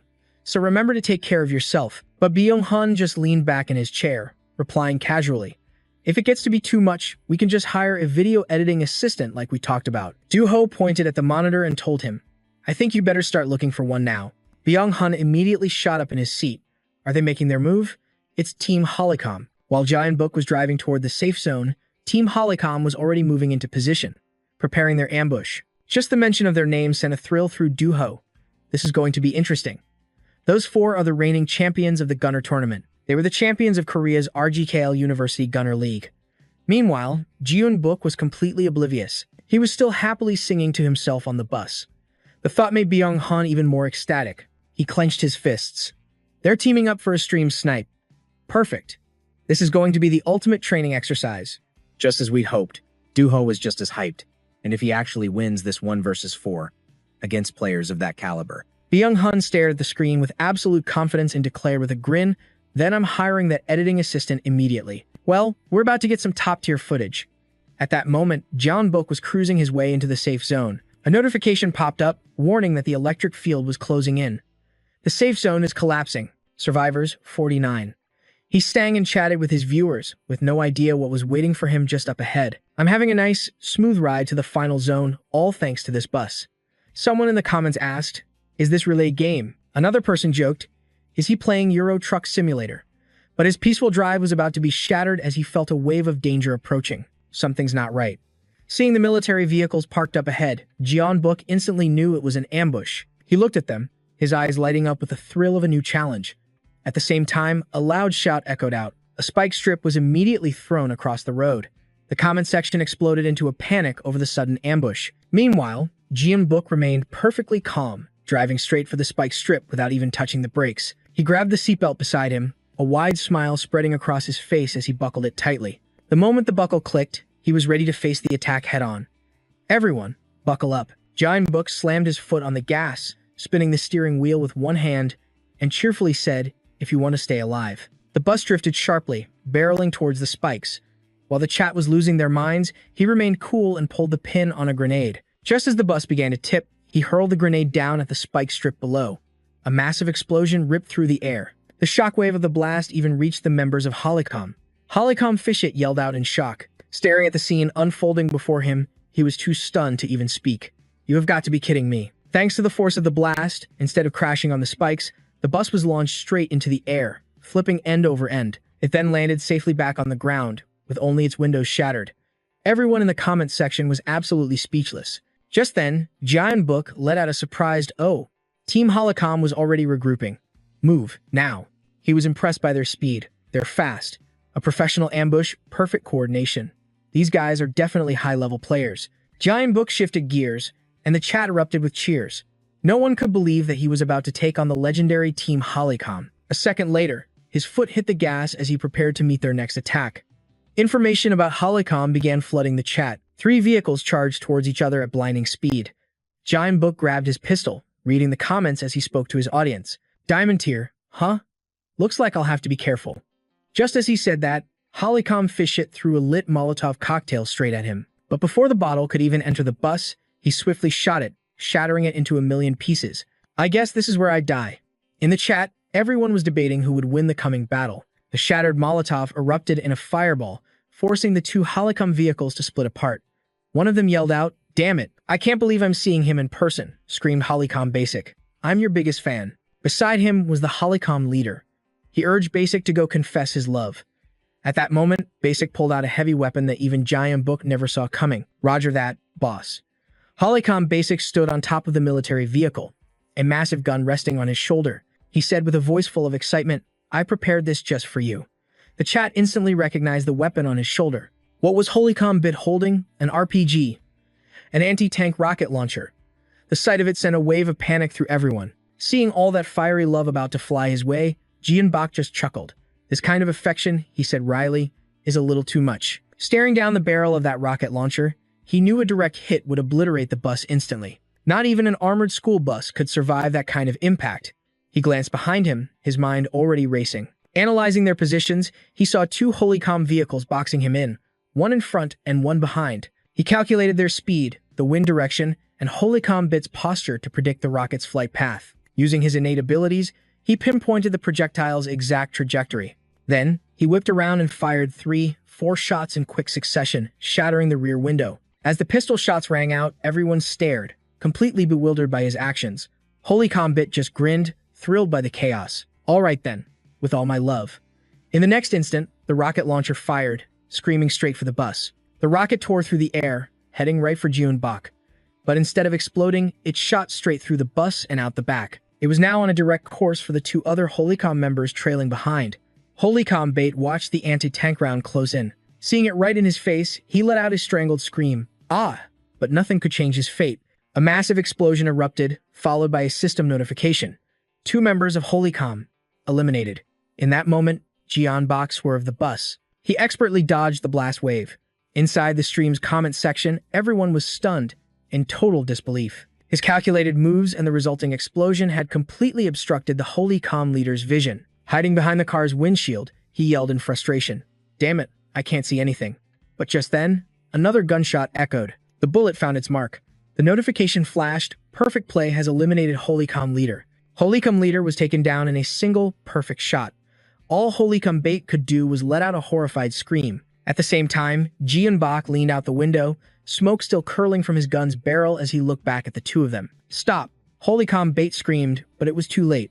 His car slammed straight into the roadside guardrail. He was violently thrown from the vehicle, his voice a desperate shriek. As Holocom Bait was launched into the air, Jianbok slammed on the brakes. While Holocom Bait plunged into the abyss below, Jianbok's voice rang out, "I told you, didn't I?" A bright smile spread across his face as he pulled his seatbelt tight. He looked at his audience and said, "Buckle up to stay alive." In the chat, viewers erupted in cheers, celebrating his victory and immediately urging him to go loot the Holocom team's gear. Holocom Bit's car lost control, crashing into the guardrail and launching him over the edge and into the canyon. At that moment, Jianbok spoke again. "Like I said." He glanced at the comments section, pulling the seatbelt across his chest. "Buckle up if you want to live," he told them. The chat went wild, fans excitedly telling him to go get the loot. After stopping the bus, he hopped out, sighing with a hint of exasperation as he walked down the road. Good grief. Seeing the Holocom team scattered everywhere, Jianbok scratched his head. "I didn't think he'd actually fall off the cliff. Now I kind of feel bad." Meanwhile, the comment section was just spamming reminders to always wear a seatbelt. After rummaging through their car for a moment, Jianbok muttered, Thanks for all the love, guys. Then, huh? He'd suddenly found a new item. Right on cue, a notification popped up. Item for a new beginning. He looked at the message with growing excitement. With a massive haul of new gear slung over his shoulder, he wondered, what is this? Later, as a new day began, a team was waiting for Jian Bak, camped out on a rooftop. One of them, on a skyscraper rooftop, sighed. This is so boring. Bang Bang Purple raised his binoculars and spoke to his teammate. He's almost here. Want a snip, lying next to his sniper rifle, turned and asked, he wouldn't dare ditch us without paying the bounty, right? Of course not. Doing that would destroy his channel's reputation. Just then, a flood of message notifications began to chime. Annoyed by the constant pinging, Bang Bang Purple asked, okay, but what's with all the messages? The moment he opened them, the updates poured in. He's fighting a 4-man squad. Nice. He got an RPG. He'll be there in about 10 minutes. Someone in the chat asked, did you read this far? Then another message arrived. He just got a new beginning. Look up, look up. The latest message made Bang Bang Purple freeze. He's right above you. A flare suddenly shot down from the sky, right at their position. Jian Bak, descending on a paraglider, had fired the flare gun. How's the camping trip going? He asked as the shot left the barrel. By then, Bang Bang Purple hadn't even looked up yet. Look up. The flare was already upon them, aimed directly at his spot. A terrifying explosion ripped through the air. The kill feed immediately updated with the information. Perfect play. Has eliminated Bang Bang Purple. The comment section exploded in absolute shock. Meanwhile, Jian Bak landed gently on the rooftop, completely unscathed, untouched. Not a single scratch on him. Looking down at the campers he just eliminated, a victorious smirk crept across his face. I can feel a dense concentration of malice, making it easy to pinpoint their locations. After slaying the gear he looted from the Holycom squad onto his back, Jian gave them a cheerful thanks. The Holycom team thanked everyone for their love and support. The system notification popped up. For a new beginning, choose a location to parachute. Just like at the start of the game, someone in the comments wondered if he was mocking them, but another viewer quickly clarified that this was an honor. The moment he appeared, he instantly became everyone's primary target. A sniper round whizzed past, inches from Jian's feet. He picked up a nearby sniper rifle. Oh, it looks like someone left a sniper rifle just for me. He then quickly dashed out of the open area, taking cover behind a massive concrete slab to avoid the hail of bullets. The chat immediately freaked out at the sheer number of snipers. Hidden behind the concrete, Jian silently calculated his next move. The second my position was revealed, I could feel killing intent flooding in from every direction. Just from their attack patterns, he knew they were stream snipers, here to hunt him down. They must all be stream snipers aiming for my bounty. Jian decided to use his old tactic, baiting the enemy with his own body. Hey, stream snipers, are you all watching this? The instant he stepped out, a storm of bullets erupted like torrential rain. He quickly ducked back behind the concrete, smiling at the hidden snipers. This is my first time in a sniper battle, so please go easy on me. The comments section filled with worry, knowing that in a sniper duel, the faster shot wins, and he had just given away his position. Then, he leaped from the rooftop, straight down to the building's second floor. No one could understand his move.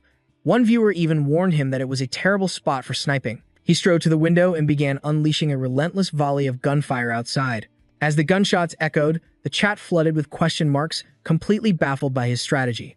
A series of notifications followed. Perfect Play had eliminated an entire squad. The comment section exploded with even more question marks. Then, one comment popped up, Headshot D122. He took down a whole squad of snipers in the blink of an eye. The first was a guy with blue hair. The crack of the rifle was the last thing he heard before being eliminated. Next, a purple-haired enemy entered his sights. A single shot was all it took to knock him out. At this point, the comment section absolutely erupted. No one could believe what they had just witnessed. The chat was still buzzing, trying to process the impossible series of sniper shots he just pulled off. Meanwhile, Jian quickly ducked behind a wall, mentally calculating the number of enemies left. Looks like the rooftops are clear of malice now. It seems they've given up on the sniper duel. But just as the danger outside subsided, a new threat emerged from the stairwell inside the building. Jian's ears perked up, listening intently for any sound. Just then, the chat warned him about the sound of a grenade, telling him to run. A moment later, a grenade with its pin pulled came flying right at him. Jian excitedly grabbed the frying pan he had looted and charged toward the grenade. I'm afraid I can't do that. In a flash, he swung the pan upward, batting the grenade right back down the stairs. Here, take this gift back. The team waiting to ambush him watched in horror as the grenade flew back in their direction. The explosion roared, and elimination notifications popped up at the same time. Super Pro Killer has eliminated ZQ. Watching his counterattack, The viewers couldn't believe their eyes. Someone even joked, "Are we playing tennis now?" Jian peeked from behind the wall, laughing at them. "It's easy, you just have to stay calm." But the chat retorted that most people would just run and hide, while the rest cheered for his incredible victory. After clearing the inside, Jian moved to deal with the outside. He took his sniper rifle and began sweeping the perimeter. The streets were completely silent now. It seemed everyone was in hiding. Are we playing hide and seek now? Now that everyone was hiding, it was his turn to seek. "If you won't come out, then I'll just have to find you myself." The comment section became incredibly hyped, with everyone cheering him on. And so, Jian's hunt began. Perfect Play eliminated a string of players with just his pistol. The side army carried made quick work of one unlucky player he found. Jian calculated the remaining players. "Let's see. I think there's only one person left in the tower." Someone in the chat asked, "How do you know?" And another viewer immediately replied, "Because he's a god." To answer the question for everyone, he replied, "I counted every single person during the initial parachute drop." After hearing his answer, the entire chat was in absolute shock. The comment section was a storm of disbelief and awe. Jian started up the stairs. The moment his foot hit the first step, he knew someone was there. "It seems you're also happy to see me, that you're giving yourselves away." A triumphant smile lit up his face. They were waiting for him. Not one to keep his enemies waiting, he broke into a dead sprint, charging straight up the staircase. "In that case, I should probably go and say hello." He switches his loadout, holstering his pistol. Kenner, watching from the top of the stairs, sees him charging and screams. He's speeding up. At the same time, John Buck rushes forward, grappling hook in hand. Kenner immediately opens fire on him. But before the bullet can find its mark, John Buck raises his hook. Just as the bullet is about to pierce his skull, he swings his arm. The hook flashes through the air with a metallic clang, deflecting the shot right back at Kenner and taking him down on the spot. John Buck then flashes a brilliant smile that completely catches me off guard. A notification appears, K. Perner, headshot. The entire comment section is stunned into absolute silence. But John Buck is beaming, pure excitement written all over his face. "It actually hit," he exclaims. "Even I'm surprised." Everyone is just speechless at his impossible play. Just then, another alert pops up as lightning strikes the area below. The safe zone is collapsing due to the electric field. An unlucky victim is eliminated by the encroaching field. Electric field system active. Right after, another player falls. A flood of system messages follows as the electric field cleans up the rest of the lobby. Finally, a triumphant announcement rings out. "Congratulations to the winner, Perfect Play. You are the champion. Winner beef dinner, rank 1. Staring at the victory screen, John Buck lets out a gasp of genuine surprise. Oh, the match ended before anyone else showed up? The chat, meanwhile, is in complete disbelief. No one saw that coming. Some viewers complained it was an anticlimactic ending since there weren't even 99 players. At that moment, John Buck sighs, pulling the pin on a grenade. "I was hoping for a worthy opponent," he says. "What a shame." Hearing this, the chat is absolutely heartbroken for him. He then tosses the live grenade into the air. As the pin falls away with a hiss, he smirks. "There's always a next time. Don't worry." He brandishes his grappling hook once more. There will be plenty more matches, so be sure to tune in. He fires the hook into the distance, making a promise to his viewers. The prize money is only going to get bigger. Someone in the chat asks, "Is this a lottery?" But another user quickly replies, "You'd have a better chance of winning an actual lottery." Another person wonders if anyone will ever defeat him. The reply below is just 3 words. Not a chance. John Buck launches himself toward the hook, using the grenade's explosion to rocket into the sky. Thanks to the 99 participants and 5,000 viewers for watching the first show. The comment section absolutely loses its mind over this spectacular exit. Someone even asks, "Was that because you said the ending was boring?" John Buck just waves to his audience. "Thanks for watching." The goodbyes in the chat explode just as dramatically. Meanwhile, Duho stares at the screen, utterly dumbfounded. Did he really just do that? One commentator notes that even the manager is in shock. Suddenly, a powerful voice echoes in another room. "Say it louder," praised Purple. We're now at the Holycom team dormitory.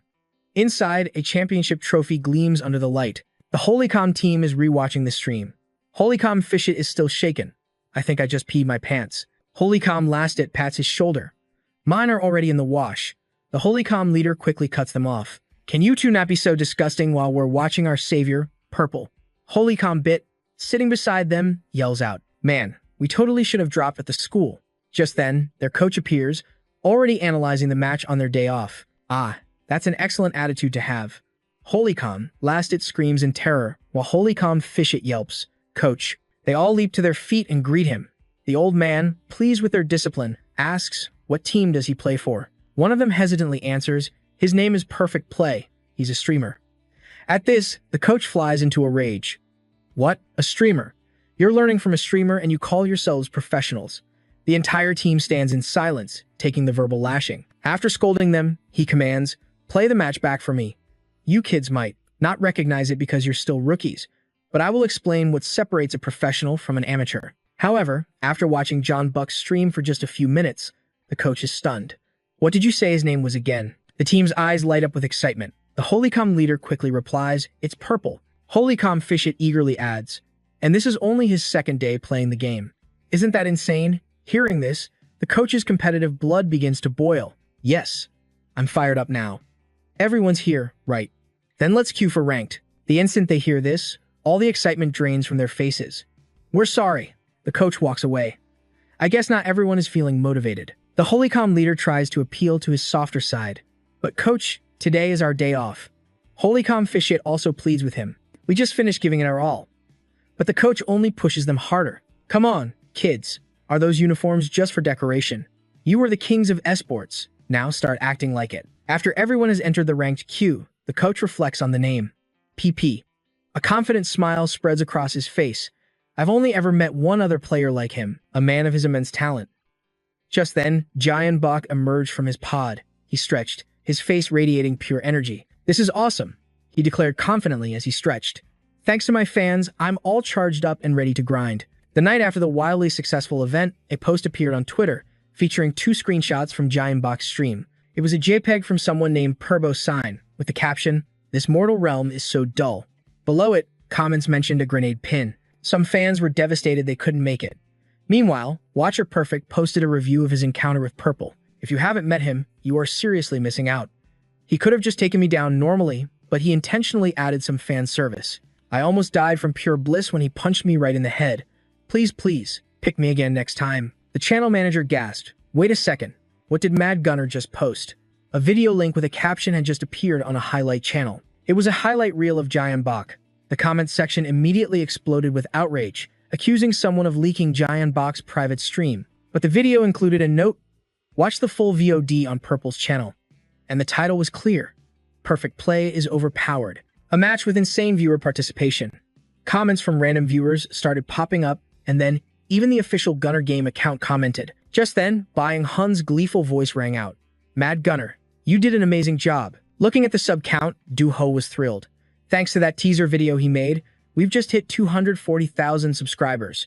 Byung Hun puffed out his chest, boasting, see, there's a reason I picked him as my assistant. He then held out his phone. He even taught me how to edit FPS game videos. We even celebrated hitting 200,000 subs together. On the screen was a photo of Byung Hun and Mad Gunner. The caption read, 200,000 subs online celebration, Madmen. In the corner, it identified the channel owner, Mad Gunner. Byung Hun continued his bragging. We had to celebrate online since we're both so busy, but we have a great supportive working relationship. Even Jian Bach was full of praise. He built a channel this massive just by making highlight reels. That's seriously impressive. Do-Ho nodded in agreement, while Byung Hun couldn't wipe the massive grin off his face. Plus, he works so fast I actually get more time to sleep. Hearing this, Do-Ho nodded understandingly. I'm glad to hear that. Do-Ho then turned to Jian Bach. So, what do you think? Byung Hun also leaned in, his expression suddenly serious. Oh, right. It's tomorrow, isn't it? He looked up, his face lit with pure, uncontainable excitement. Yeah, I can't wait. It's my first ever collab stream. The next day, the announcement for his collaboration with Genom went live. The viewer count began to skyrocket. Genius Autopsy. I wonder if this autopsy will be as flawless as his Perfect Play. On screen, Genom was already dressed for the occasion, waving to everyone in the chat. Noticing a flood of comments in his chat, Genom quickly glanced over and said, all right, I'm wearing a shirt today. Okay, we can get a little wild, sure, but we remember the rules when we have a guest, right? The chat flooded with reminders to behave. Just then, a massive drum materialized in front of Genom. He leaned in and bellowed with excitement. Let's welcome Jian Bach. And now, the genius we're here to dissect is. A booming drum roll echoed through the stream. At the same time, virtual banners and cheering sound effects erupted. The new rising star of the streaming world, Perfect Play. Welcome, everyone. Jian Bach then appeared on screen, waving to the audience. Hey everyone, it's great to be here. Genom's fanbase gave him a massive welcome in the chat. Everyone started telling new viewers to subscribe to both channels. After 2 final beats, the drum fell silent. Instantly, the background transformed, revealing a high-tech set with chairs and monitors, like a professional talk show. Jeonbok spoke first. "Thanks for having me today." Jinam replied graciously. "No, the pleasure is all mine. Thank you for coming." On the screen behind them, the word Jinam's appeared. He told him, "I've prepared a little introduction." Jinam began to address his audience. "Our guest today is the very first player to discover the secret route in Resident Evil. He's the one who found the game's true ending, been hailed as the chairman of RF, and was even officially recognized by the developers themselves." The chat exploded with praise from his fans, while new viewers wondered just who this legend was. Jinam's hype-filled introduction continued. And that's not all. He's also the man who redeemed the character Yami, a character once considered unplayable because of her insane difficulty. An image of Yami appeared with the text, "Yami's ultimate ability, Night Lantern." Next up, Jinam presents Perfect Yami. As his highlight reel played, Jeonbok waved to the camera again. The comment section was a whirlwind of emotion. Jinam himself seemed a bit surprised by Jeonbok's composure. "Usually, my guests get a little flustered during the introduction, but you seem completely unfazed." Jeonbok just chuckled and smiled. Of course, because every word of it is true. Jinam's fans flooded the chat with question marks, while Jeonbok's own fans didn't know how to even begin explaining his level of confidence. Just then, a question about the boot camp popped up in the chat. Jinam's eyes lit up as he remembered the plan, a tutorial that all players have to clear when they first start Capsun. "I want to know your rank, too." He hesitated for a moment. I wasted a little time on my first try." Then, he figured there was no harm in revealing a little. Sharing his last name should be fine. Jeonbok held up one finger, but when he tried to speak, the words came out haltingly. The comments section exploded with wild guesses. Jinam, just as excited and nervous, asked, "You don't mean number 1, do you?" "Number 1 in all of Korea?" Jeonbok corrected him. "No, number 1 globally. But it was just the tutorial. It's nothing special." Jeonbok's test scores instantly flashed on the screen. His name was right at the very top, and the chat immediately erupted. Both his fans and Jinam's fans exploded with disbelief. Jinam's jaw dropped, unable to believe his own eyes. He thought they were just sharing basic info, but he never imagined his guest was on a completely different level. Jinam shot up from his seat. "See that?" He raised his hands, joyfully announcing to everyone on stream. "Today, I have a genius among geniuses as my special guest." Jeonbok's fans beamed with pride at their streamer's new title. Then Jinam announced to everyone, "And today, instead of the usual format where I learn from a genius," the game notification popped up. Gunnergrounds was launching. Both raised their hands, ready to enter the game. "We're flipping the script. I'm going to be the one teaching him." The chat was instantly flooded with questions, wondering if Jeonbok could even keep up with Jinam. Someone asked if he could pull it off perfectly. Jinam's fans told everyone not to underestimate their streamer. Meanwhile, the two entered the game world, making finger guns at the others in the lobby. A second later, they were both inside Gunnergrounds. Jinam shouted with excitement, "The anatomy of a genius, where we savor the moment. Let's begin." Fans of both Jeonbok and Jinam started debating how they would play. At the same time, 3 notification windows appeared before him.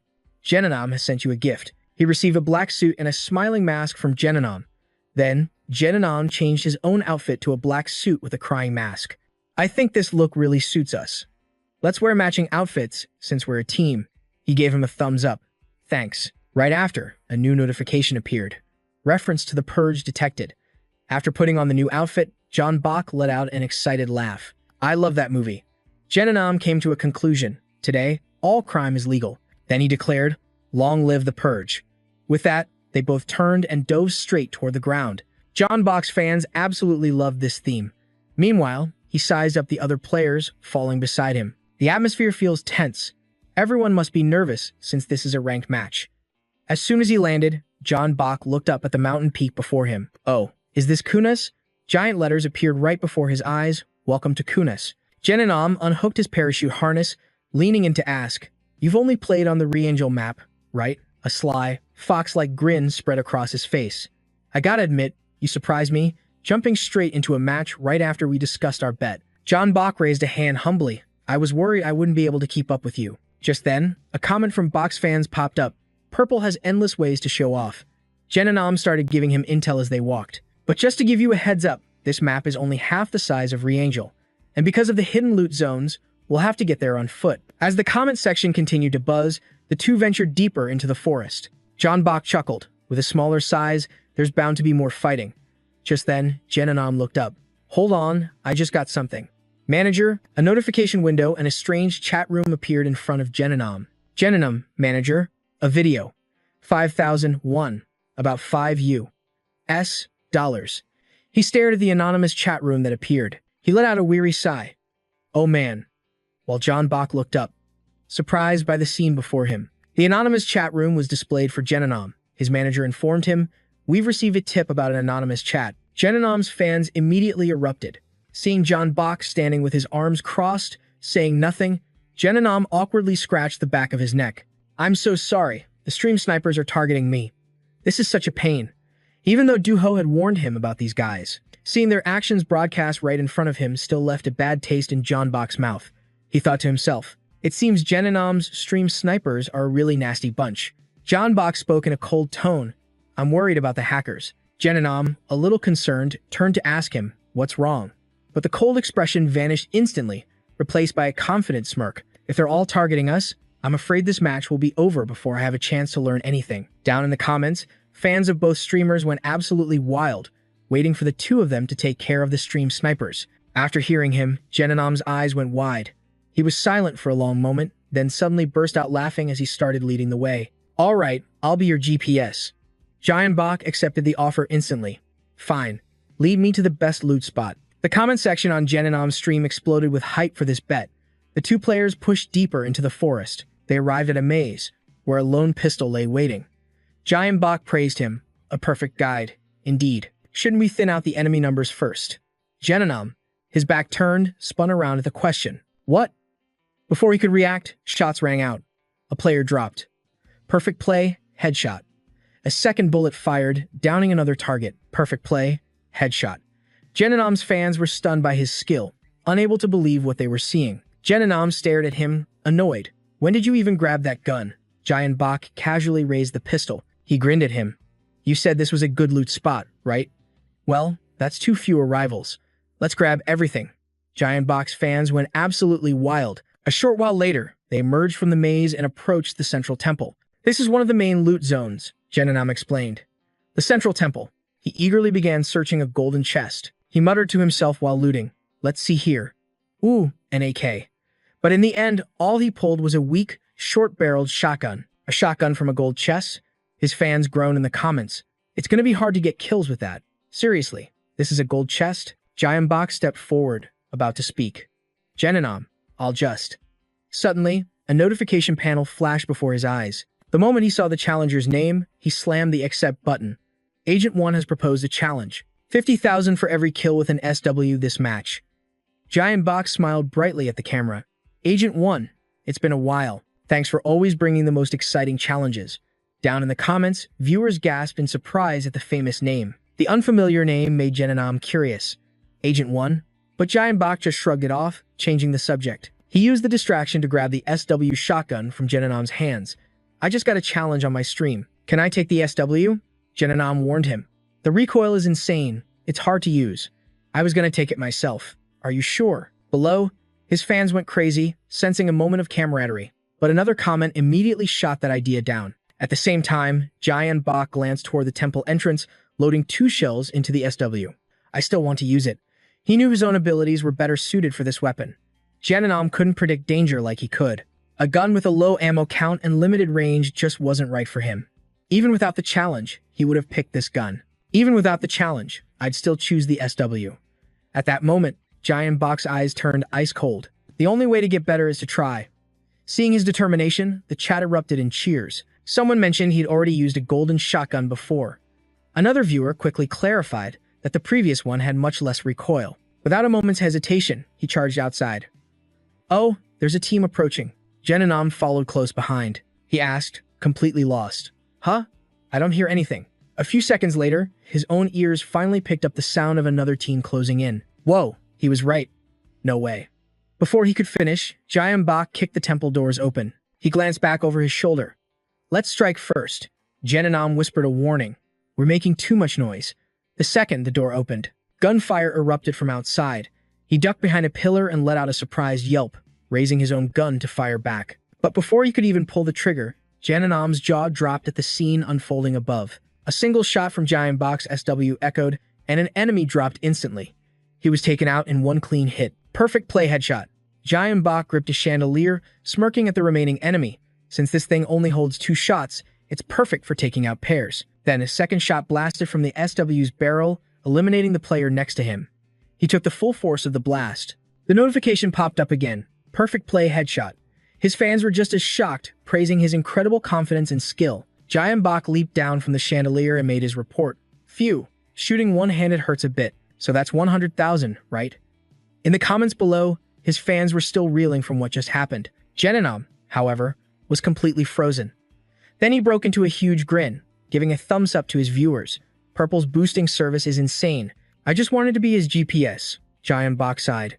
Please, stop. I still have a lot to learn. Genanam's fans were equally bewildered, but quickly tried to get the stream back on track. Later, while Genanam was arranging the 2 bodies side by side, the sound of Giant Bach's gun echoed from a distance. He paused, about to warn him. Sounds like other teams are fighting. We need to watch out for stream snipers now. But just then, another kill notification flashed on screen. Perfect play.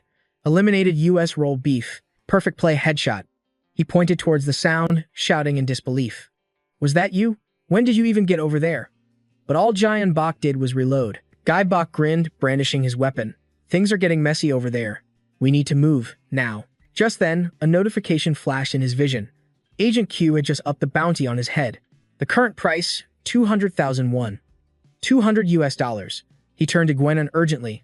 That's my money they're playing with. His fans in the chat exploded at the new bounty, knowing what this meant. The purge was coming. The sound of gunfire echoed relentlessly, followed by a flood of kill notifications in the feed. Perfect play. Headshot. One after another in seconds. Elsewhere, Square complained to his teammate. I told you we should have dropped at the training camp first. Choi Angle shot back, his voice laced with annoyance. You weren't complaining when we found all this good gear, were you? Meanwhile, the kill count continued to climb. Perfect play. Headshot. Square tried to pull his teammate away. Let's go. We'll lose a ton of MMR if we die now. But suddenly, Choi Angle spotted a high-tier drop. What was that? A max-level helmet. The items info box popped right up. Level 5, ballistic helmet. Matchmaking rating. The very points that determine his rank. Ignoring the risk, he made a mad dash for the helmet. He yelled to his partner, find a ride. I'll grab some sweet gear for you. Square frantically called after him. What are you doing? Get back here. Reaching the prize, Choi Angle held it up triumphantly. Oh man, what a beauty. I can't believe we almost missed this epic loot crate, and there's body armor too. Just then, a swan rifle appeared from behind him, followed by an all-too-familiar voice. I agree. It looks incredible. He whipped his head around in a panic. Staring down the barrel of the swan, he realized with dawning horror who was holding it. Choi Angle immediately dropped to his knees, hands in the air. His mind raced, trying to find a way out. Stay calm. If I die this early, my rank will plummet. He respectfully offered up the gear. Purple, it's an honor to meet you. Please, take this as a gift. The lie rolled off his tongue effortlessly. I'm your biggest fan. Could you? Maybe let me go this one time. Guy Bach paused for a moment. Then, he lowered his rifle slightly, a smile playing on his lips. All right, just because you're a fan. A wave of relief washed over Choi Angle. Nice. He scrambled to his feet, thanking him profusely as he fled. Thanks so much, Purple. The second he was clear, he got on the comms with Square. Square, you read me? His partner's voice came back. Hurry, I found a vehicle. But back at the loot crate, Guy Bach's friendly smile twisted into something sinister. Don't mention it, he said to himself. With that, he raised his arm, aiming down the sights. A single bullet shot from the swan, flying straight and true, because I was lying too. Choi Angle was still mid-sentence with his teammate. Man, I almost got before the elimination notice flashed across his screen. Perfect play. Headshot. 2 more notifications followed. Your teammate has been eliminated. Survive until the end to claim victory for your squad. On the other end of the comms, Square's horrified scream was cut short. 2 more kill notifications flashed in the feed. Gwenon. Headshot. At least Choi Angle didn't die alone. Guy Bach calmly reloaded his rifle, addressing his recent victim. Real fans watch the stream. They don't stream snipe. Just then, Gwenon's voice crackled over the comms. Hey Purple, looks like they left us a gift. How sweet of them, right? The chat went wild, agreeing with his logic. Some were stunned by the ruthless play, while others offered condolences to the fallen player. Now that they had a ride, Gwenon was ecstatic. He danced around, showing it off. Look, a pickup. Not the fastest, but it's got a smooth ride. His chat immediately started debating the truck's stats. At the same time, Guy Bok tossed the helmet over to Gwenon, and I've got a gift for you. A little something for the new outfit. Gwenon was shocked. A level 5 helmet? This time, it was Gwenon's fans who were getting nervous about the gift. Then he asked Guy Bok, was there only one? Guy Bok answered with effortless confidence, I don't want to cover up my fit. Besides, I don't need armor. And in the chat, everyone knew that wasn't just bragging. Gwenon chuckled. Got it. He promptly dropped the helmet. This outfit only looks good as a complete set. He shot a competitive look at Guy Bok. I have my pride, you know. So I'll just take the body armor. Guy Bok was momentarily speechless. Below, the comment section erupted in laughter at Gwenon's antics. Then, even Guy Bok couldn't help but laugh at his partner's childish pride. Playing solo is fun, he thought to himself. But having a teammate takes it to a whole new level. Now I get why everyone is so into collabs. With that, the two drove off, leaving the maze-like area behind. But inside the truck, a complaint could be heard. I told you I should be the one driving. Guy Bok was in the driver's seat, looking thrilled. Nope, you're going to have to teach me. Gwenon, stuck in the passenger seat, just huffed in annoyance. Humph. The chat immediately started roasting Gwenon for his driving skills. After a quick glance at the comments, Guy Bok made his decision. Oh, really? Then I'm definitely driving, he declared. Gwenon was indignant. Not you too. Purple, I'm a great driver. After arguing back and forth, he finally gave up, resigning himself to being a human GPS. Whatever. The nearest loot spot is the training camp, but I'm a little worried about stream snipers. Guy Bok, however, was completely unfazed, a confident smirk on his face. Perfect. The sooner we take them out, the easier this will be. Let's roll. He remembered the parachute drop. He could feel the hostility radiating off the other players. I counted at least 8 of them who were clearly targeting me. And I bet most of them are at the training camp. He pictured them all teaming up, trying to ruin his stream. If they banded together, their survival rate would skyrocket. And once they're fully geared up, we'll be in serious trouble. Giant Bok made his decision. I will not let them destroy my stream. In the comments, his fans cheered him on. Just then, he glanced in the rearview mirror at the massive dust cloud kicking up behind them. Something was closing in on them. I'm sensing something big. He asked Genonom, is someone heading our way? His partner leaned out, took a quick look, then answered. That's not a player. It's Akuna's specialty. A supply truck. A blood-soaked supply truck was barreling right toward them. Giant Bok asked, completely baffled. A supply truck. The comment section exploded, shocked that he had no idea what it was. This was Genonom's moment to shine. He cleared his throat, then began his explanation. It's simple. It's a truck that drops loot once you deal enough damage to it. He then pulled out a grenade and eyed the vehicle. Too bad it's at full health. With its speed and armor, no one bothers shooting it unless it's already about to blow. Giant Bok grabbed the grenade from Genonom's hand. So all we have to do is make it stop, right? His partner was stunned by the question. Huh? The chat was a mix of confusion and curiosity, waiting to see Giant Bok's next move. He pulled the pin, mentally calculating the supply truck's speed. It's faster than us.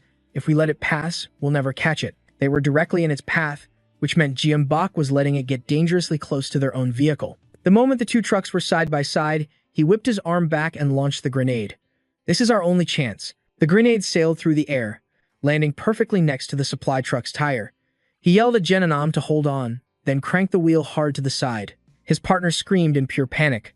A thunderous explosion rocked the area, leaving both Genonom's fans and Giant Bok's viewers completely speechless. No one could believe what these two had just pulled off. The supply truck's wheel was blown clean off the axle. Genonom stumbled out of their pickup, staring in utter disbelief. No way. How is that even possible? But for Giant Bok, this was just another day at the office. He started looting cheerfully, saying, it's like opening a Christmas present. The comments urged him to open his gift. While he was searching for valuable loot, the challenge board popped up again. Humph, Agent 1. The challenge flashed before him, the bounty even higher this time. Ongoing challenge, 50,000 for every shotgun kill in this match. Current bounty, 550,000. 550 US dollars. Giant Bok then found a sawed-off shotgun pistol. He asked excitedly, does this count for the challenge? The comment section wasn't sure how to answer that either, but there was no official response, and the chat was filled with speculation. He finally slung the gun over his back, deciding to take it with him. No one's objecting, so I'll take that as a yes. I'm taking this with me. At the same time, Genonom's voice boomed. He saw his partner dragging something massive and asked, huh? Genonom, looks like you've maxed out your weapon upgrades, huh? His partner let out a grunt, then called him over. Forget that. Look at this. When Jaehyun looked, he was so stunned he couldn't speak. The chat immediately recognized the weapon, a heavy machine gun. Jeonnam roared with excitement. Awesome. Let's head to the training camp. But his partner wasn't nearly as surprised. He just let out a simple "oh."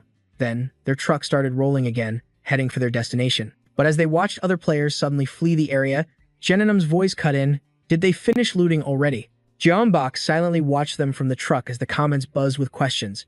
He pulled on his mask, feeling a bit uneasy. It's probably just a bad feeling. They can't be stream snipers. But he hyped himself up anyway. Still, we can't let them get away this easily. Cut the comms, make the announcement, and let's start the show. Jeonnam's powerful reply echoed clearly. Prepare for battle. Their pickup truck and its mounted heavy machine gun began rolling into the compound. The comment section went wild, begging them to clean house. The moment he screamed, "Fire!" a hailstorm of bullets rained down on the stream snipers. The kill feed lit up with notifications. Jeonnam was mowing down stream snipers with his heavy machine gun. The snipers' panic screams filled the air. What? What is that thing? But their cries were drowned out by Jeonnam's relentless gunfire. He was so hyped, he was practically bouncing.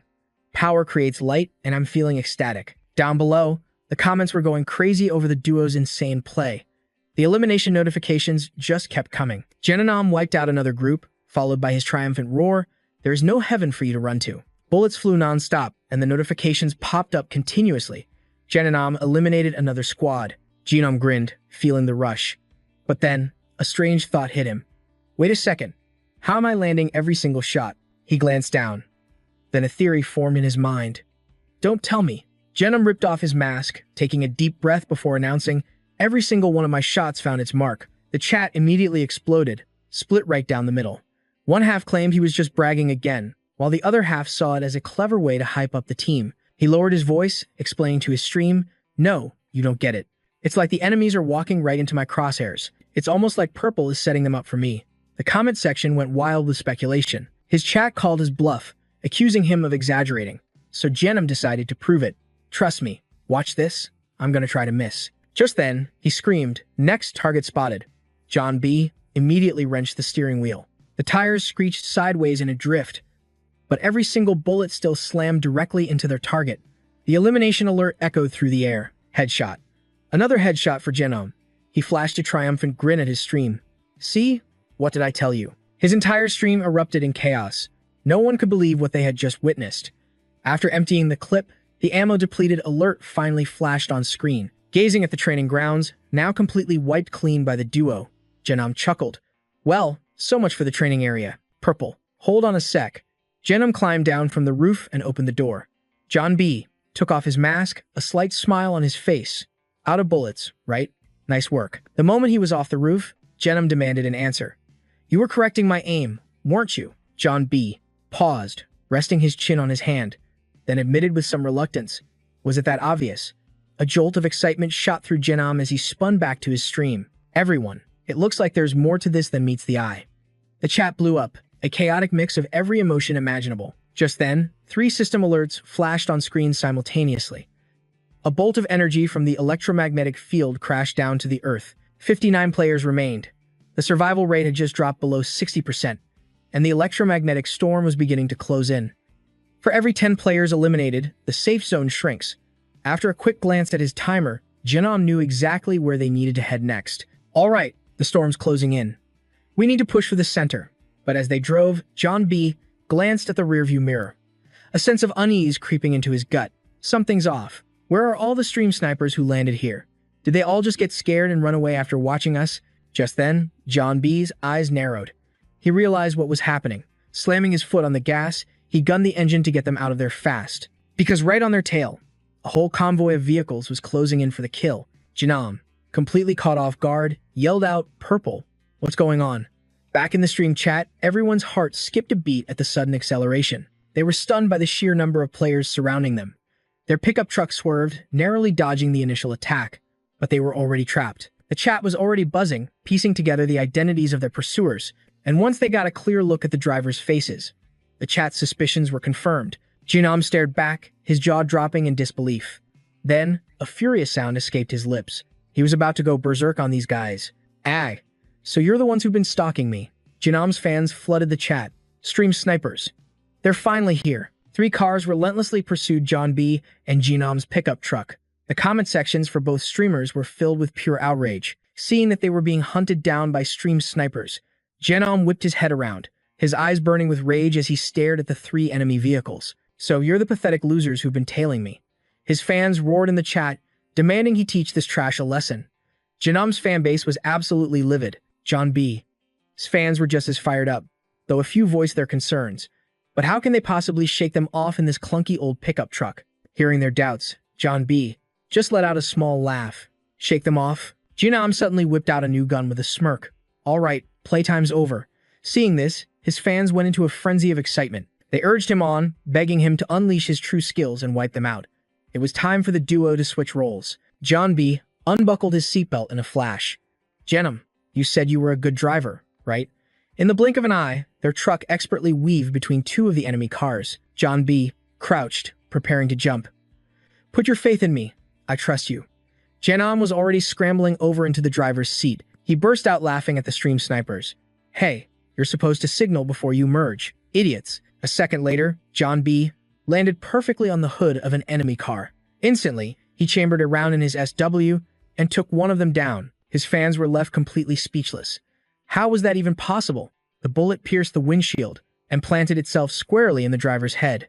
Without missing a beat, he loaded a second round and eliminated the other passenger before he even had a chance to raise his own weapon. The chat immediately descended into chaos. Everyone was stunned by the incredible skill of the duo. What even happened in the last 30 seconds? This duo is insane. After clearing the car, John B. immediately turned to check on Genom. He looked over just in time to see Genom leaning out the driver's side window, unleashing a relentless barrage of bullets into another one of the stream sniper's cars. John B. cried out in alarm. "Genom, that car is about to..." The car erupted into a fireball of shrapnel right before their eyes. Genom watched the smoke and fire rise from the wreckage, a wicked smile spreading across his face. Instantly, Genom's comment section exploded. The viewers were more hyped than ever. This is exactly what I wanted to see. When Genom gets serious, he's a different beast.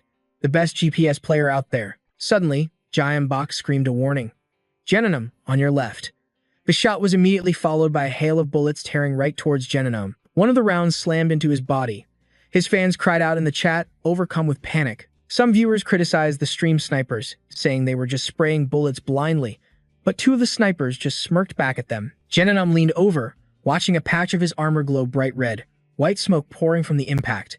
"Whoa!" Giant Bach glared at their attackers and made a declaration. "All right, that's enough." He leaped into their vehicle, locked onto the enemy's position, then slammed the gas, roaring right up beside Genom's would-be assassins. "If you keep this up..." John Bach raised his gun, aiming directly at them. "There will be consequences." Beside him, Genom lifted his own weapon and declared, "Eat this, you bastards." Just like that, the blue car was trapped between them, with no escape. They frantically looked around for an exit, while Genom's chat breathed a sigh of relief, cheering him on to wipe them all out. Giant Box viewers were just as fired up. The chat roared, "Light 'em up, LFG." In the next moment, gunfire and explosions lit up the sky like a storm of New Year's Eve fireworks. By the time they dealt with the ambushers, evening was setting in. Giant Bach leaned against their pickup and asked Genom, "You sure you're all right?" The streamer waved his hands dramatically, showing he was perfectly fine. "Yeah, it's all thanks to this body armor you gave me. Besides, it's not like I can actually die. It just grazed my side." Everyone in the comments let out a collective sigh of relief. Just then, the prize pool increased. Giant Bach quickly offered his thanks. "Thank you, Agent 1. In Giant Bach's chat, his fans reminded him the setup should count too, and told Agent 1 not to be late with the payment. He then turned to Genom with a smirk.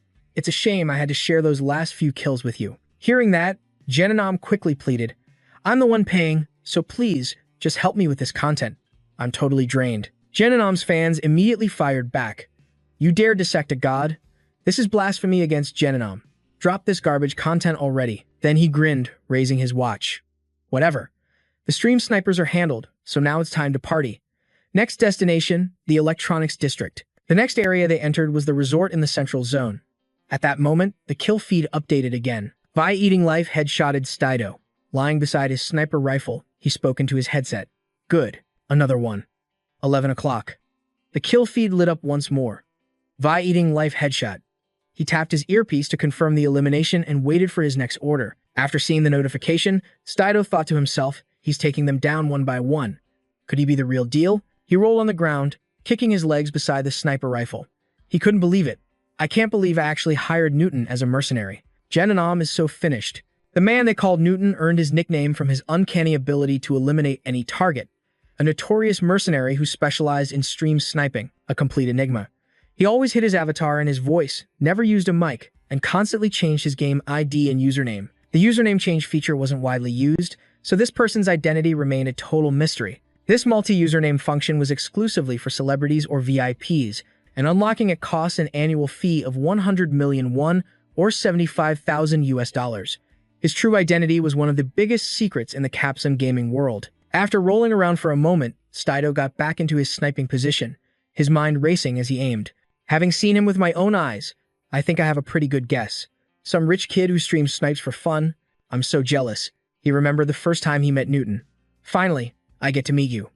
I'm looking forward to working with you. He recalled how small and short Newton was, and he guessed that he must have still been a kid. He's tiny, probably just a brat. No doubt about it, he's an imposter. If he's useless, I'll just use him as a meat shield. But then, Newton had stepped aside and explained, the reason I'm revealing my identity is because I have a few conditions. First, stay away from the stream sniping team. Then, from beneath the helmet, a pair of determined eyes locked onto Stato as he said, second, bye-bye. Back in the present, rain began to fall from the sky as a voice came through his earpiece. Purple is mine. Stay alert and report in. A message in the stream sniper group chat informed Stido that John Bach and Genanam were approaching the resort. He scoffed, muttering to himself, does he really think he's so good that he doesn't need to cooperate with anyone? It seems this rich kid values his honor more than money. He clicked his tongue and peered through his scope. If we rush in together, by then, their ride was already toast. They stopped in front of the resort, where a few bodies were already down as the rain began to fall harder. Genanam was puzzled. It was too quiet, as if the fight was already over.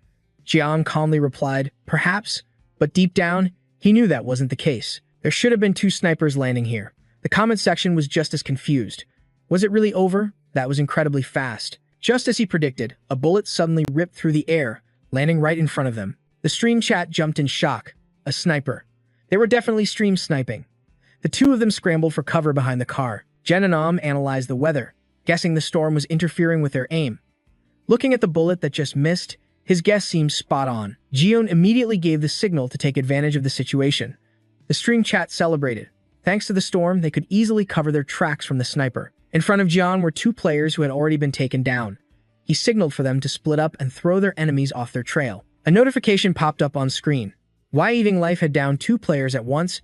Jian braced himself and leaped up. That rifleman had some serious skill. With that, he vaulted over the resort's fence to hunt him down. Genanam also split off in another direction. Destiny was at play. His fans cheered him on. Let's go. Chikachu. Show them what a former pro player is made of. They hadn't been separated for long before Genanam's footprints attracted the sniper's attention. The sniper's scope immediately locked onto him, and a moment later, a barrage of shots rained down on his position. Genanam quickly dove behind a nearby rock. He pressed his earpiece, contacting Jian. Purple, I found them. There's a sniper on your side, and another one here too. Then, he made a decision. I'll take this one on myself. At that moment, Newton stared him down as thunder cracked across the sky. Then, Genanam and Newton finally faced each other head-on. A bolt of lightning flashed, brightly illuminating the storm-darkened scene. Over on the other side, Jion was still pinned down, trying to avoid the hail of bullets meant to eliminate him. A moment later, a notification appeared on screen. Genanam was in shock. He had lost. The notifications kept flooding in. Your teammate has been eliminated. Survive until the end, and the team will still get the steak dinner. The comment section was divided. One side lamented Genanam not picking up a helmet, while the other wanted Jion to get revenge for him. He looked up. All right. I'll take care of this guy first, then I'm coming. But when he saw the scene unfolding before him, he was left utterly speechless. The kill feed updated VGY Eating Life. Headshot. The people in the stream chat couldn't understand it. Everyone was completely baffled. Newton grabbed Steel Kid by the hair. The viewers were sure he was doing it on purpose. Some wondered about his incredible speed, while others theorized that Newton had the entire map memorized. Newton looked down at Gion below and made a bold declaration. I will defeat you and strip you of your title as a genius. The comments exploded with surprise. Wow, you have to admit this guy has guts. Newton then suggested, switch to your favorite weapon. Let's settle this fairly. Gion, hidden behind the rock, was stunned by his opponent's challenge. challenging me right after wiping my team? Interesting. The comment section was also surprised. At least he wasn't a coward who ganged up on people. A one-on-one duel? This guy was no joke. Seeing that Jian wasn't responding, Newton immediately opened fire. Are you ignoring me? Jian burst from behind the rock he was using as cover. Jian charged forward, ready to fight, skillfully dodging the storm of bullets raining down on him. The viewers couldn't contain their excitement watching Jian's incredible skill. As bullets landed all around him, he just smirked with confidence, pinpoint accuracy. Even in this terrible weather, he quickly ducked behind a wall, silently admiring his opponent's talent. He's leading me exactly where he wants me. Now I understand why Genonam lost.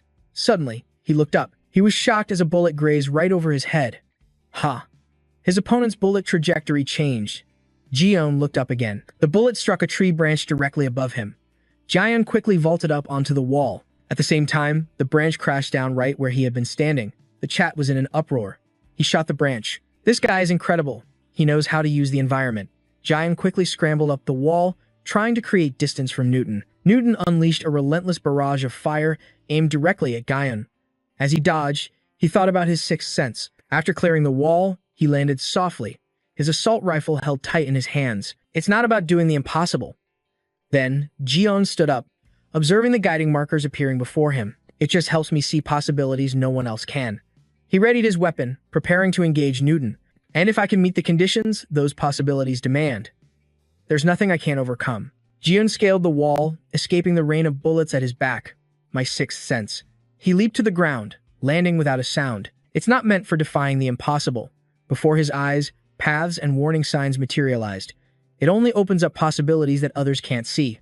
Model. The stage was set for his battle with Newton. He knew if he could meet his own conditions, nothing was impossible to overcome. Newton appeared, gun in hand, kicking the door wide open. He ducked low, weapon raised, carefully scanning the entire area. But there was nothing.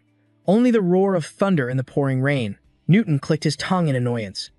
Just then, John Bach's voice echoed from behind him. Giving up so soon. Newton spun around, instantly unleashing a hail of bullets at John Bach.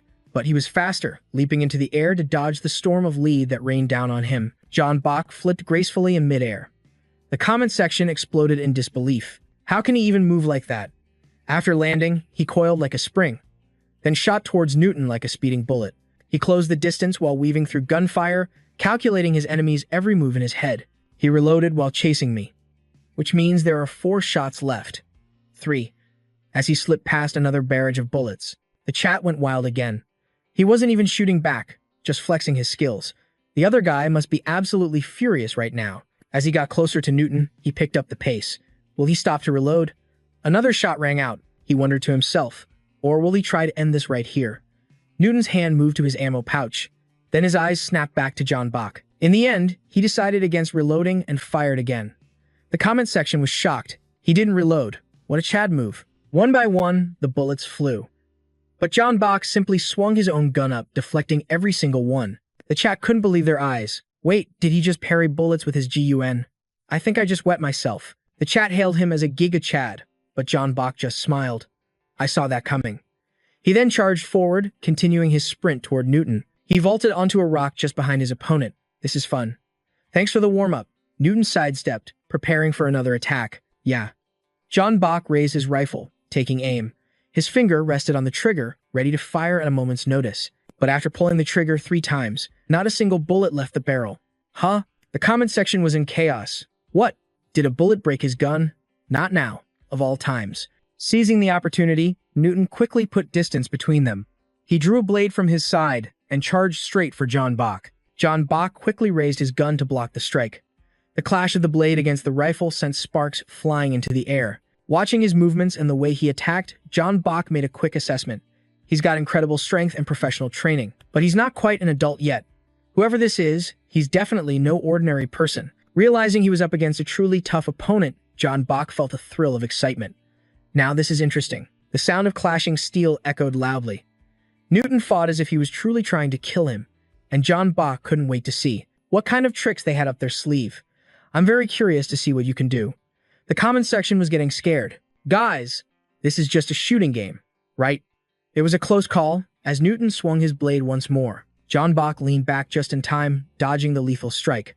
The comments started speculating about Newton's true identity and analyzing his fighting style. He swung his weapon again and again. The stream viewers were confused. Why is someone this skilled stream sniping? Just then, the blade sliced through the air in front of John Bach's face. He once again leaned back, narrowly avoiding the danger. He then leaped away, creating a large gap between them. He saw Newton, dripping with sweat. A smirk played on John Bach's lips. Looks like he's about to run out of steam. Just then, John Bach raised his gun and began to load it. The comments filled with questions. Wait, why is he loading it? Isn't the gun broken? He flashed his usual bright smile, then fired a shot straight at Newton.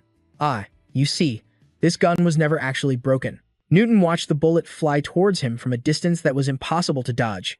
At the same time, John Bach explained it to him and everyone else. The barrel was only slightly bent. Not just Newton, but the entire audience was too shocked to speak. The bullet slammed right into him. A notification followed. Perfect play. Eating life has been eliminated. The entire comment section burst out laughing. No way. He was just messing with us the whole time. John Bach walked over to Newton's side. Wow, you're pretty good. Definitely the toughest opponent I've ever faced in this game. He then took out a handkerchief, sobbing dramatically. Amen. May you rest in peace. The comments joined in on the prayer. Rest in peace. I bet there will be a picture of Amen in the sky in the YouTube video. Just then, a challenge window popped up in front of him. Newton had just proposed a challenge. Whoa! He was utterly speechless. Well, what kind of streamer would turn off their donation feature? You're the worst. I'll get my revenge, just you wait. The prize was 10 million if the challenge failed. Newton would donate 1 million if the challenge was completed. Agent Q had already donated a total of 750,000. Staring at the flood of notifications, he was stunned, speechless. Newton, it looks like you're as famous as Agent 1 now. Thanks to you both, the chat was a storm of emotions. 2 birds with 1 stone. Wait, was that really Newton? Betting 10 million just to donate 1 million. Damn, and I thought the 300,000 donation to Genanam was huge. After their incredible performance in the first match, he and Genanam continued their partnership for the next games. The duo continued to dominate the next 4 matches. Their synergy led to an unbelievable outcome and a shocking new rank. A notification flashed on screen. Perfect play. Genanam, your duo rank has been promoted to Platinum. Flawless coordination. The comment section exploded with excitement. Did they really hit Platinum? This is insane. Just then, the donation window popped up in the chat. A flood of donations and comments poured in as a smiling Jaden thanked everyone. Thank you, everyone. Beside him, Genanam waved his hands dramatically. Chat, forget every time I boosted someone before. Compared to Purple, I'm nothing. His own fans started chiming in. I always thought Genanam's boosting was a little shady. First Agent 1, and now Newton. I can't believe I just witnessed Newton's first ever loss. Then, another notification appeared. Minnie has donated 5,000 gold. Let's go for round 2. Genanam feigned annoyance at the request. Chat, don't you know a genius's performance always has a main show and a sequel? He turned to his partner. The people have spoken. I guess we have no choice. Even his own fans were shocked. For real? They're gonna play again. Oh, I recognize that look in his eyes. It's over. Genanam grabbed his mask. Jaden picked up his own, shouting with glee. Long live the Purge Day. He said goodbye to the viewers. Thanks for watching, everyone. Genanam added a tantalizing promise. We'll be back with an even more thrilling sequel. The chat was torn, with half of them protesting. Now I can't watch any other streams. You'll have to get through me first. The other half begged them to stay. Don't go. After a spectacle like that, you're really leaving? Genanam bowed his head, a sly look on his face. Calm down, everyone. I was just kidding. Of course, there's a part 2. His fans were relieved, but something felt off. I knew we could trust Genanam. What am I going to do with you two? If you do that again, I won't forgive you. Something feels suspicious. Genanam is in full-on troll mode. He immediately broke into a smug grin. Except this time, I'm the only one who can see it. I'm going to eat with Purple now. Bye. The chat instantly erupted in an uproar. You bastard. I knew it. Please, just stream it. Don't have fun without us. Now it's the chat's turn to be purged. It really is Purge Day. Damn it. I guess I'll just rewatch the VOD. After the stream ended, everyone raised a glass to celebrate. Great job, everyone. Jaden looked around the massive restaurant, asking Juan in surprise, did you book the entire place? This must have cost a fortune. Holding his glass, Jaden felt a bit awkward, unsure how to repay him. I feel bad letting you pay for all this. What can I do to make it up to you? But Juan was perfectly calm, replying casually, don't worry about it. It's not like I booked it for the whole day. Besides, most of the people here are my employees. Just relax and enjoy yourself. Hearing this, Ben cheered. Thanks so much. Duo had to remind him, Ben, don't eat yourself sick. One after another, incredible dishes were brought to the table. Juwon raised his glass, ready for a real celebration. Duo asked him, Genanam, could you recommend a trustworthy accountant for us? Hearing this, Juwon realized their channel was still new and probably short-staffed. Your channel is still starting out, so you haven't sorted that out yet, right? He then turned to Don. Hey, Don. His friend looked up. What's up? Juwon mentioned someone. Who was it? Mr. Jang, right? He should be free, right? At that, Don stood up. Oh, are you guys asking about an accountant? Duo also rose, speaking to Don. Let's go talk over there. Ben took the hint. Then I'll go chat with their video editing team. He then pulled a member of Jaewon's editing team aside. Soon, only the two of them were left. Jaewon poured Jaden a drink. Today's stream was a bigger success than I ever imagined, and it's all thanks to you. I truly appreciate you accepting my apology, and for agreeing to partner up for this stream. Jaden humbly deflected the praise. No.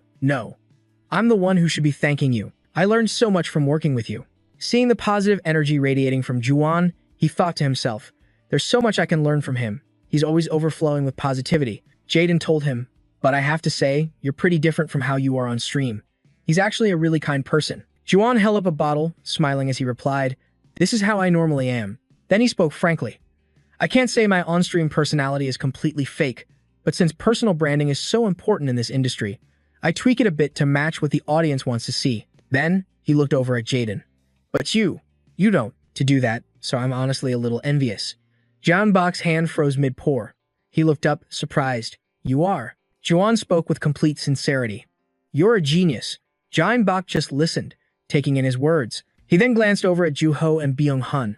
So if anything feels different, it's because everyone else has to adjust to you. Besides that, I'm envious of how you found such great friends so quickly. Just then, Juho was deep in conversation with Dong-min about accounting matters. Meanwhile, Byung-hun was already getting wasted. Jeonbok raised his glass with a small smile. I've known them for over 10 years.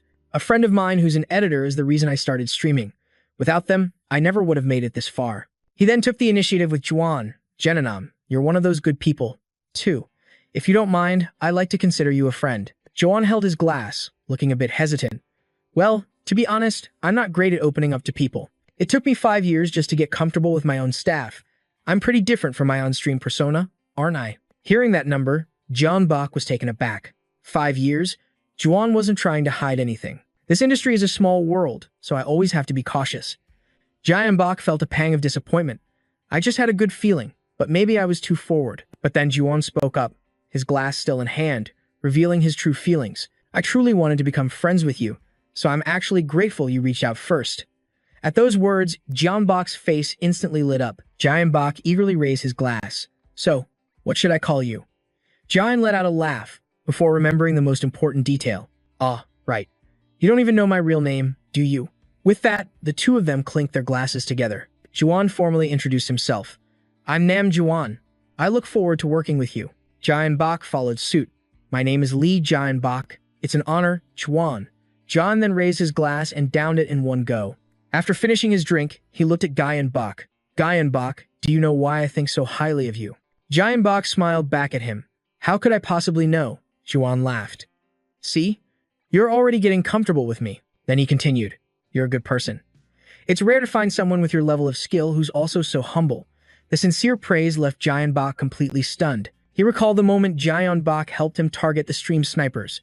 On top of that, I can tell you genuinely love to stream. During a stream, most people just focus on themselves. They don't help others out.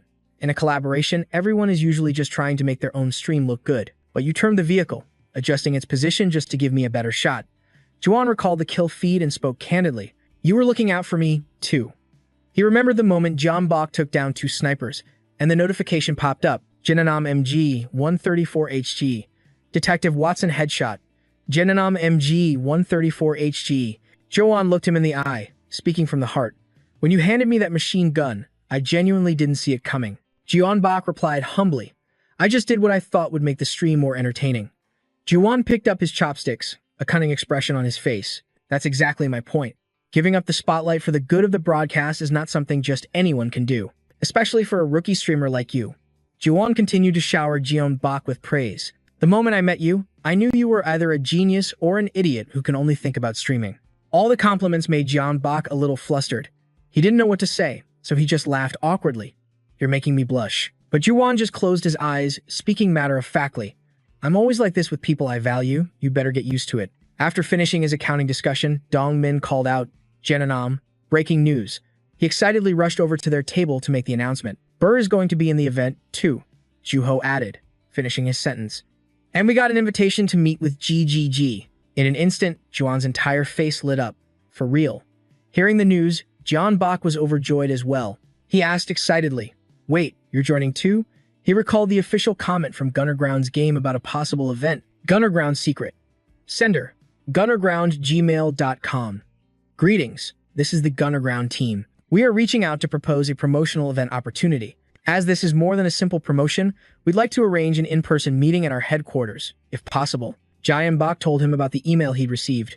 We got it right after they commented on our video. It was a huge surprise. Joan clapped his hands in celebration. This is perfect. It's going to be a team-based event, and I'll be a captain. He pointed directly at Jayan Bach sitting across from him, making a declaration. And I'm picking you to be my team's ace. Hearing Juwon's proposal, he readily accepted. Sounds good to me. What about the other members? Dongmin pulled up a chair next to Juwon and explained. GGG is in charge of the team compositions, so we don't know yet. I heard each squad will have one high-skilled player, 2 entertainment streamers, and 1 ace. Juwon casually picked up some food with his chopsticks. Don't worry. You already beat Newton. Who wouldn't want you on their team? Dongmin, who was right beside him, nodded in agreement. Then he asked, speaking of which, who is this Newton guy? He sounds pretty famous. But at the mention of that name, Juan's face twisted in disgust. He's a professional sniper. He recalled his direct confrontation with Newton. Nobody knows who he really is. He's the type to pick a target and stalk them to the very end, donating based on how strong they are. Then he remembered the moment he took Newton down. You were the first to ever break his undefeated streak. The moment the bullet fired, a notification popped up. Perfect play SG6868P, Vi eating life. Juan then started talking about the donation amounts he used to get. I thought I'd save some face. My second highest donation was 300,000 won, but your 1 million won just completely blew my mind. Hearing such a massive number, he immediately had to ask, so who's number 1? If you're second, who holds the top spot? Juan didn't hide anything. It was a guy named M. Strong. He got 500,000 won, but he's quit streaming now. 2 messages flash on the notification board. A 1,001 donation from Newton. Someone was playing for you, weren't they? Why not hire them again this time? What a disappointing performance. Just thinking of that guy made Dongmin grind his teeth in anger. Just ignore him. His real worth is probably only about 1,001. He quit streaming after getting caught using a VIP account to boost his stats. He continued. After that, Newton's fan club, the Apple, was formed. You got boosted, didn't you? Go apologize, you Applehead. Those guys harass people non-stop. Dongmin turned to him, remembering how Newton's fan club had gone after him, too. Jenanam was also harassed by that horde. They accused him of using buffs to climb the ranks. Juan recalled that time while eating, then brushed it off. It was no big deal. They're just a bunch of small fry. But back then, a lot of streamers quit because of the stream sniping plague that broke out. After saying that, he let out a long sigh. I really thought I could beat him this time. But it seems like he just keeps getting stronger. Dongmin, sitting next to him, couldn't resist a jab. They say your reflexes get slower with age. Maybe he isn't getting stronger. You're just getting weaker. Juan slung an arm around Dongmin, teasing, I'm gonna make you pay for that. He immediately took it back. Come on, I was just kidding. Byung-hun, sitting across from them, tilted his head curiously. If he's so good, why doesn't he just stream himself? Juan, arm still around Dongmin, scoffed. Loners like him aren't cut out for streaming. He explained further, only toxic people like him would be fans. He's probably furious right now. But Juan just grinned triumphantly. And after this video gets uploaded, he's going to be even more pissed. He deserves it. By that evening, Byung-hun was slumped over 2 computer monitors, announcing weekly, the editing is finally done. Just then, a message from Madman arrived. Madman, I can't remember the last time I spent this long on a storyboard. There wasn't a single part I could cut, so I had to speed everything up. Seeing the message, he sat up straight. Madman typed again, your friend is absolutely perfect. Though he was about to collapse, Byung-hun messaged Madman back. That's exactly why I asked you to join, isn't it? The reply came back instantly. The source material was just too good, so I had to give it my all. I'm guessing this video will hit at least 1 million views. After the video was posted, Madman messaged again. It's definitely going to hit the trending page. A notification appeared. Upload complete. Check video. Making it to the trending page was a golden opportunity. It's the best way to attract new viewers. Beyond the algorithm, external shares also play a huge role in whether a video trends or not. Immediately after, posts began exploding on the Tinite forums. Discussion forum, hot news, Newton's first ever loss, 999 plus comments. Newton gets destroyed, 841 comments. Another post appeared about Newton donating a whopping 1 million won. A new discussion thread was also gaining traction.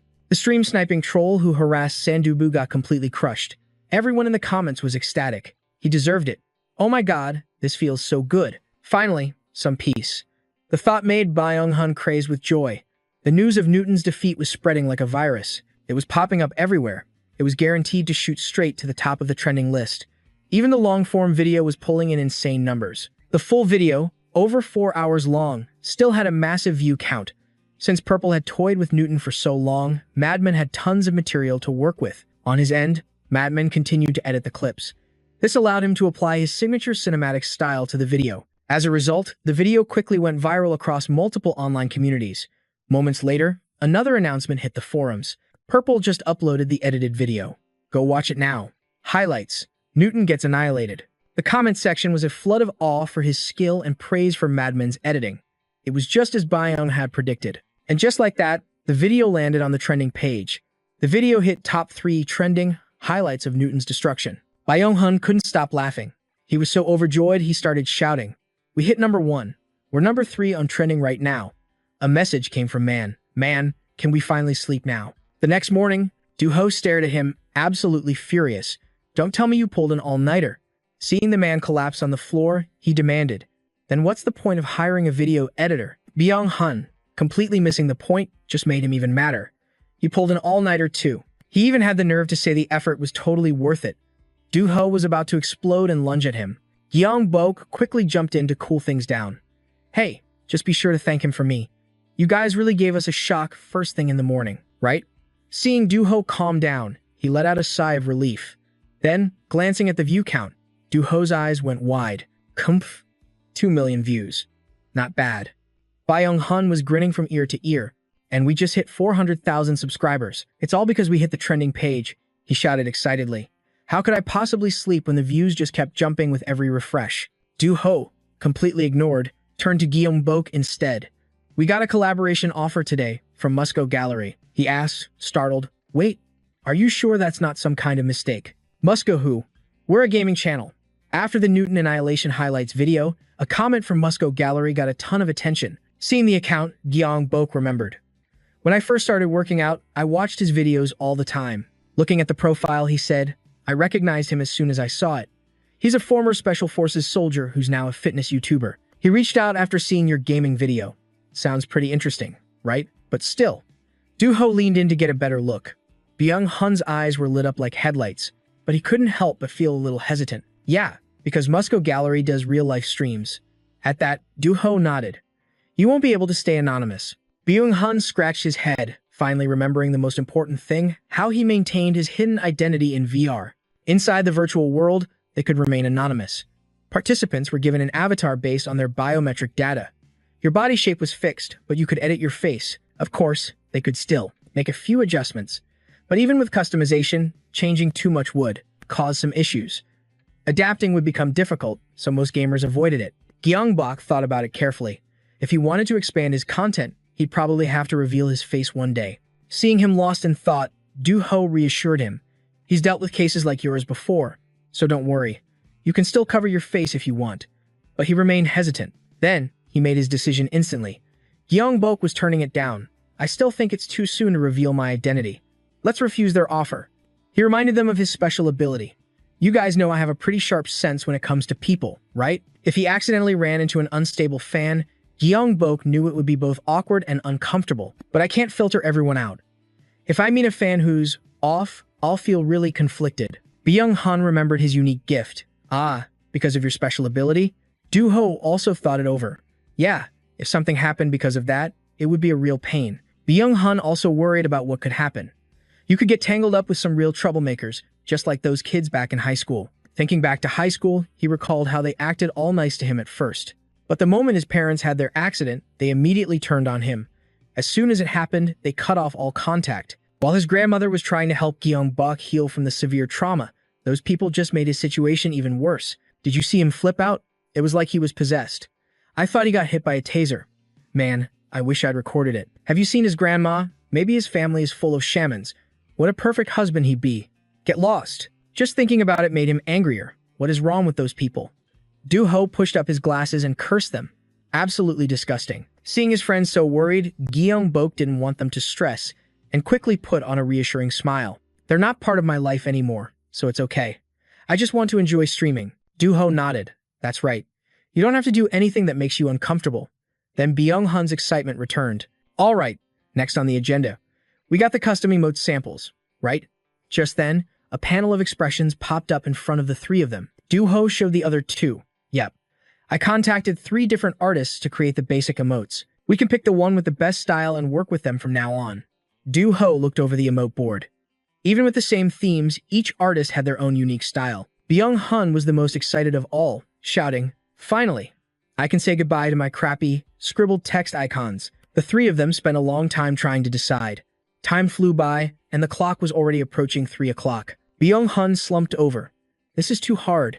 Gyeongbok collapsed next to him. Tell me about it. Then Do-ho suddenly remembered something. Oh, right. We also got this from the second artist. As something slowly materialized before them, the 2 boys shot up. Huh?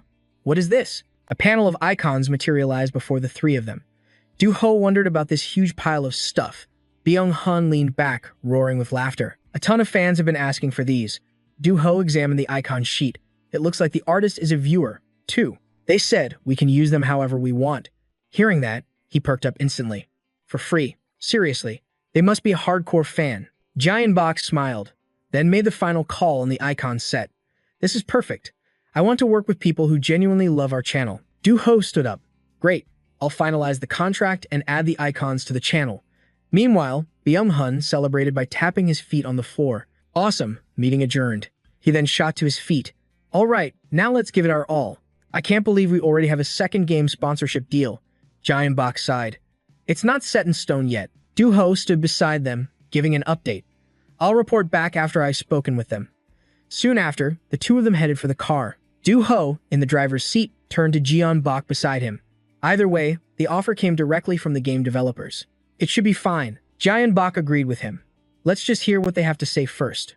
Do-ho nodded. The GPS was set for Gunner Ground Game headquarters. Do-ho and Gyeongbok's car cruised down the road, heading toward the Gunner Ground Game main office. I never expected that offline event we held just for fun would end up attracting such a big fish. Do-ho concluded. It was the perfect bait. Gyeongbok was also surprised by how fast the other party worked. Still, I'm shocked they arranged everything in just one day. They sent the proposal right after leaving that comment. Do-ho couldn't quite explain it, offering a vague theory. Maybe we've been on their radar for a while now, or at least on their list of potential partners, especially since they invited us directly to their headquarters. Gyeongbok glanced in the rearview mirror, reassuring himself. Seems like this time will be different from the RF deal. Just then, the navigation system made an announcement. You have arrived at your destination. They reached the company HQ and got out of the car. Gyeongbok tilted his head back, gazing up at the skyscraper in awe. Well, I guess we're about to find out why they invited us. Seeing Gyeongbok's optimistic expression, Do-ho felt a sense of helplessness. He was always way too casual, but that calm, carefree attitude was strangely reassuring to Do-ho. Then again, he'd always been like that. Seeing Gyeongbok's excitement, Do-ho smiled to himself. Whenever he faced something new, he always showed more curiosity and eagerness than worry. And just like that, Gyeongbok strode casually into the headquarters. All right, let's go. Do-ho followed close behind, tablet in hand. Both of them wore expressions of calm confidence. This was exactly why he was born to conquer the ever-changing world of live streaming. The 2 bowed to the staff before entering the meeting room. Inside, 3 people were already waiting for them, 2 men and 1 woman. The moment they walked in, 2 of the 3 lit up with excitement. Purple. Gyeongbok nodded to them. Yes? Hello. Unmin spoke first, introducing herself. Thank you for coming. I'm the head of the planning team. Next was D. I'm the head of development. And finally, Manhwa. He handed them his business card. And I'm the head of marketing. He then turned to Do-ho. You must be Purple's manager, correct? Do-ho and Gyeongbok both bowed respectfully. Do-ho replied politely, that's right. Manhwa invited them to sit down to discuss business. I see. Please, have a seat over here. Do-ho silently sized up the room. 3 high-level managers just to meet with us. By now, Guyon Bok had accepted all 3 of their business cards. The trio sat across the table from Guyon Bok and Du Ho. Yoon Min began the meeting. They probably had no other choice but to invite us to the headquarters today. Thank you for being understanding. Guyon Bok didn't seem to mind at all, smiling warmly at her. Thanks to you, I finally have an excuse to get out of the house. I'm usually so busy streaming that I barely go anywhere. After that, she picked up a tablet and got down to business. Before we get to the main topic, let me explain something. In Gunner Ground, we regularly host event modes with special rules. Instantly, the lights in the room dimmed, and a holographic model of a robot appeared on the table. Once the hologram materialized, Yoonmin continued. And this time, the new mode is called Wartime. Staring at the robot before him, Jeon Bok couldn't hide his curiosity. A robot, she presented the machine. Introducing the Kenoid, a killing machine from the future. As you can see, this event is built around a sci-fi theme. We plan on introducing a third-party enemy, like this robot. In a sci-fi theme, there will definitely be robots. That world will attract a huge number of players. Yoon Min revealed their intention to add a fresh twist to the current PvP gameplay.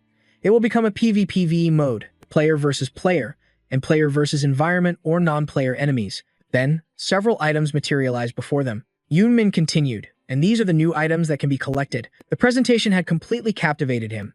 Jeon Bok found this new theme very much to his liking, so you have to fight other players while also dealing with NPCs. I really like this sci-fi concept. It sounds incredibly fun. Turning to Daki beside her, she whispered, "He's hooked. I think this might actually work." Min Hyuk then took the lead. "We're hosting a pre-launch live stream featuring several top influencers, and we would be honored if you would join us." A contract materialized before Du-ho and Jian. For such a simple proposal, having 3 department heads present felt like overkill. Du-ho's instincts screamed that something was off. 3 team leads for this? He thought. There has to be another angle. As if on cue, Daki confirmed his suspicions. "We also have a special proposal, exclusively for you, Jian." A holographic chart materialized in the air. "This," he announced, "is our player data." The top graph represents the average player, while the bottom one shows the top 5%. As you can see, the gap is massive. His voice grew electric with excitement. "Our upcoming event introduces a new system designed to stop elite players from dominating the leaderboards. We've engineered it to force cooperation against a powerful third-party enemy." Their plan was to use player data to program the artificial intelligence for this new boss. To achieve this, we originally planned to model the boss's behavior using data from the top 1% of players. But then, we found you. The screen flashed, player ID, perfect play. Top 0.00001%. Your control is absolutely sublime. As he spoke, Daki's professional calm began to crack. When your name popped up, I was floored. I binge-watched all of your streams and YouTube clips. Your control, threat assessment, reaction time. It all completely transcends human limits. This kind of data is a gold mine. Yumin quickly cut in. "Easy there, Daki. Stay professional." Seeing the developer getting too worked up, she reined him in before addressing Du-ho and Jian again. "Honestly, when we first saw your data, I was convinced it was a system error." Daki, still catching his breath, added, "I nearly logged back into the dev server myself to run diagnostics. I genuinely believe someone had somehow managed to hack our virtual reality engine." Min Hyu cleared his throat, regaining control. "Ahem.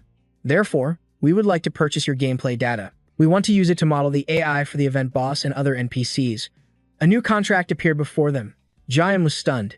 He stared blankly for a second before finally asking, "You want to buy my data?" Du-ho placed a steadying hand on his friend's shoulder, then stood to face the 3 executives. "I understand the proposal. Could you give us a moment to discuss this in private?" Yumin gestured to a nearby room. "Oh, of course. Please, use the conference room across the hall." Inside, Du-ho saw Jian's confused expression and sighed. "You have absolutely no idea what's going on, do you?" "Such a tech, Grandpa." Jian gave a weary smile. "This world is changing way too fast. I only just started using one of these VR pods." Leaning against the door, Du-ho broke it down for him. "In virtual reality, your experiences are converted into data. And that data has monetary value. Think of it this way. Movie studios hire martial arts experts for motion capture. Your skills and combat experience can be sold the same way." Jian's eyes widened in disbelief. "Selling my experience?" Jian mused. "That sounds interesting." Du-ho, meanwhile, was analyzing the contract's terms. 10 million won for a 30-day license to your data after the event. That's about $7,000 US. For the pre-launch live stream, they're offering 5 million won based on your current subscriber count. It's a fair deal, roughly 3,500 US dollars. But Duho remained silent, his mind racing. Something about this doesn't add up. He glanced back into the meeting room. Min Hyuk, in particular, gave him a bad feeling. The developer and the other lead seemed fine, but the marketing head. After their discussion, they returned to the room. Yumin greeted them with a bright smile. So, have you reached a decision? Jian immediately gave their polite refusal. Yes. We appreciate the generous offer, but I'm afraid we'll need more time to consider it. If you have other candidates, please don't let us hold you up. A wave of pure shock washed over the three executives. I'm sorry, what? She stammered, while Min Hyuk's face went pale. What did he say? Duho and Jian simply bowed their heads. We'll be in touch. And please, don't see us out. The three executives bowed stiffly. Daki managed to say, we look forward to your response. Yumin added, we wish you the best. The moment the door clicked shut, the professional facade, the director seemed to hesitate. No. He was actually quite enthusiastic about the proposal, and the meeting itself had gone off without a hitch. He leaned back, a cold, mocking smile on his lips. That's right. At least, that's what I've gathered from his streams, which means there's only one reason left. Then, Saran cut straight to the heart of the problem that led to their rejection. The contract payment, which the marketing team insisted on slashing, was simply pathetic. He tapped the table for emphasis as he spoke. Look here, man X, I get it. I like saving a buck too. But if you're going to obsess over numbers, you at least need to see the bigger picture. His tapping grew louder until he finally slammed his hand on the desk. Do you have any idea how much money we'll lose if development gets delayed? How many times do I have to say it? Data with a perfect win rate against countless players is completely unique. Without that data, Killer Noe is just another boring bullet sponge. Min Yu bowed his head. I'm sorry. The director scoffed at his weak apology. It's too late for that. Now we have to buy AOLO's data instead. Our entire plan was to attract sci-fi fans to build momentum for the next project. With every word, the color drained from Min Yu's face. But his boss's next statement was the final straw that shattered his composure. But now, it'll just be seen as a cheap knockoff of the Outlaw universe. Congratulations. You've managed to torpedo 2 projects at once. He dropped to his knees, pleading. Can I contact him again with a higher offer? Saran uttered just 2 words. Do it. Min Yu scrambled to obey. Yes, sir. Leaving the company headquarters, Gyu Bio glanced up at the towering building before him. Duho watched his friend's calm demeanor, finally voicing his confusion. I went along with your decision, but what exactly was it that you didn't like about them?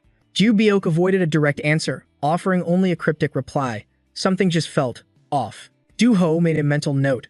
I'll let Bung Hun know what happened. Then, he glanced at his phone as a notification popped up.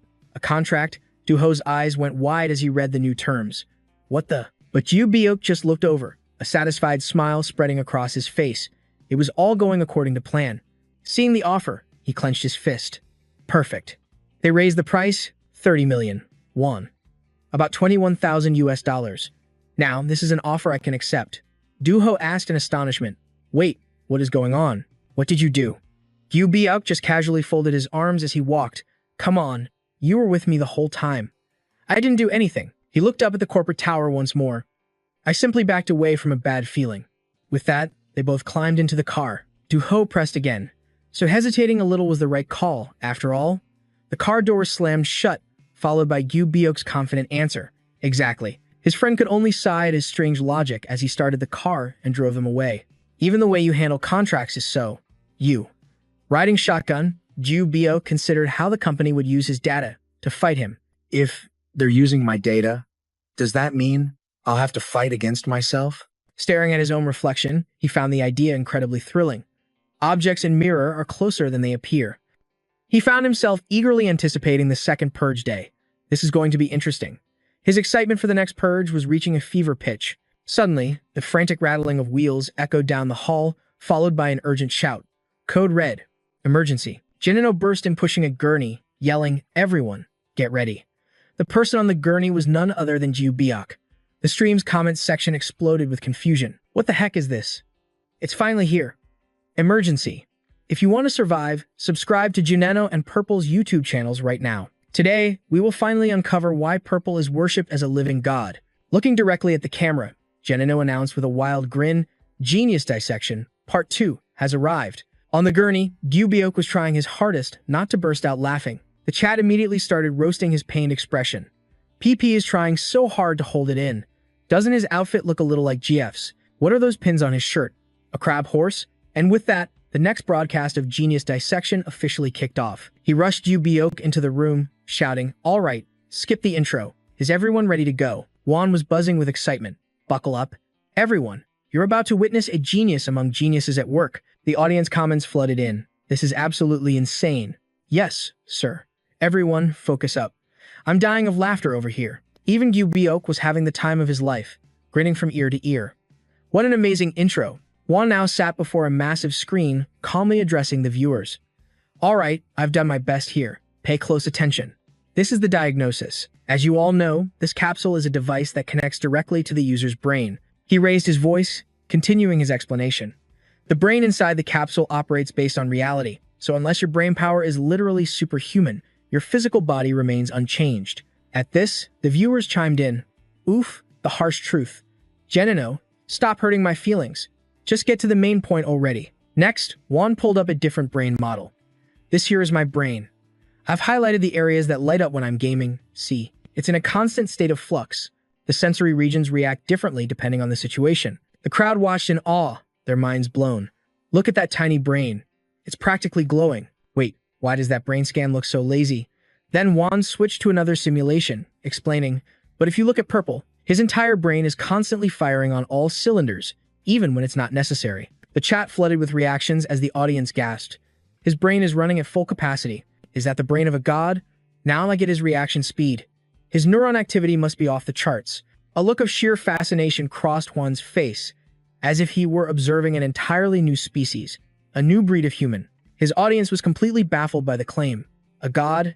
Genom, you're taking this way too far." Seeing the flood of questions from his viewers, Juan arrogantly pushed up his glasses. "Allow me to explain. Normally, our brains have limits when multitasking. That's why we have to prioritize and focus on one thing at a time." The viewers immediately responded, "Are you talking about me? I lose all track of time whenever I play games." Juan glanced toward John Bach's screen, calmly explaining in detail. "But because Purple's entire brain is always active, he never needs to pause to refocus. This allows him to move with terrifying speed and precision." After hearing that, the audience nodded in understanding. "So that's how it works. What an analysis. Genom, someone upgrade my brain, please." Juan then switched slides, his tone becoming serious for the final point: synesthesia. He stood up, explaining with an air of authority. "I'm sure you've all heard of it, right? It's a condition where the senses get mixed up, like hearing the sweetness in someone's voice." The audience was stunned by the connection. "I remember this from literature class. Crisp, falling light.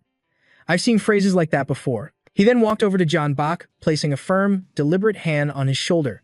A mysterious smile played on Juan's lips. "This is just my personal theory, but I believe this is exactly what PB experiences." He pointed back to the brain model to elaborate.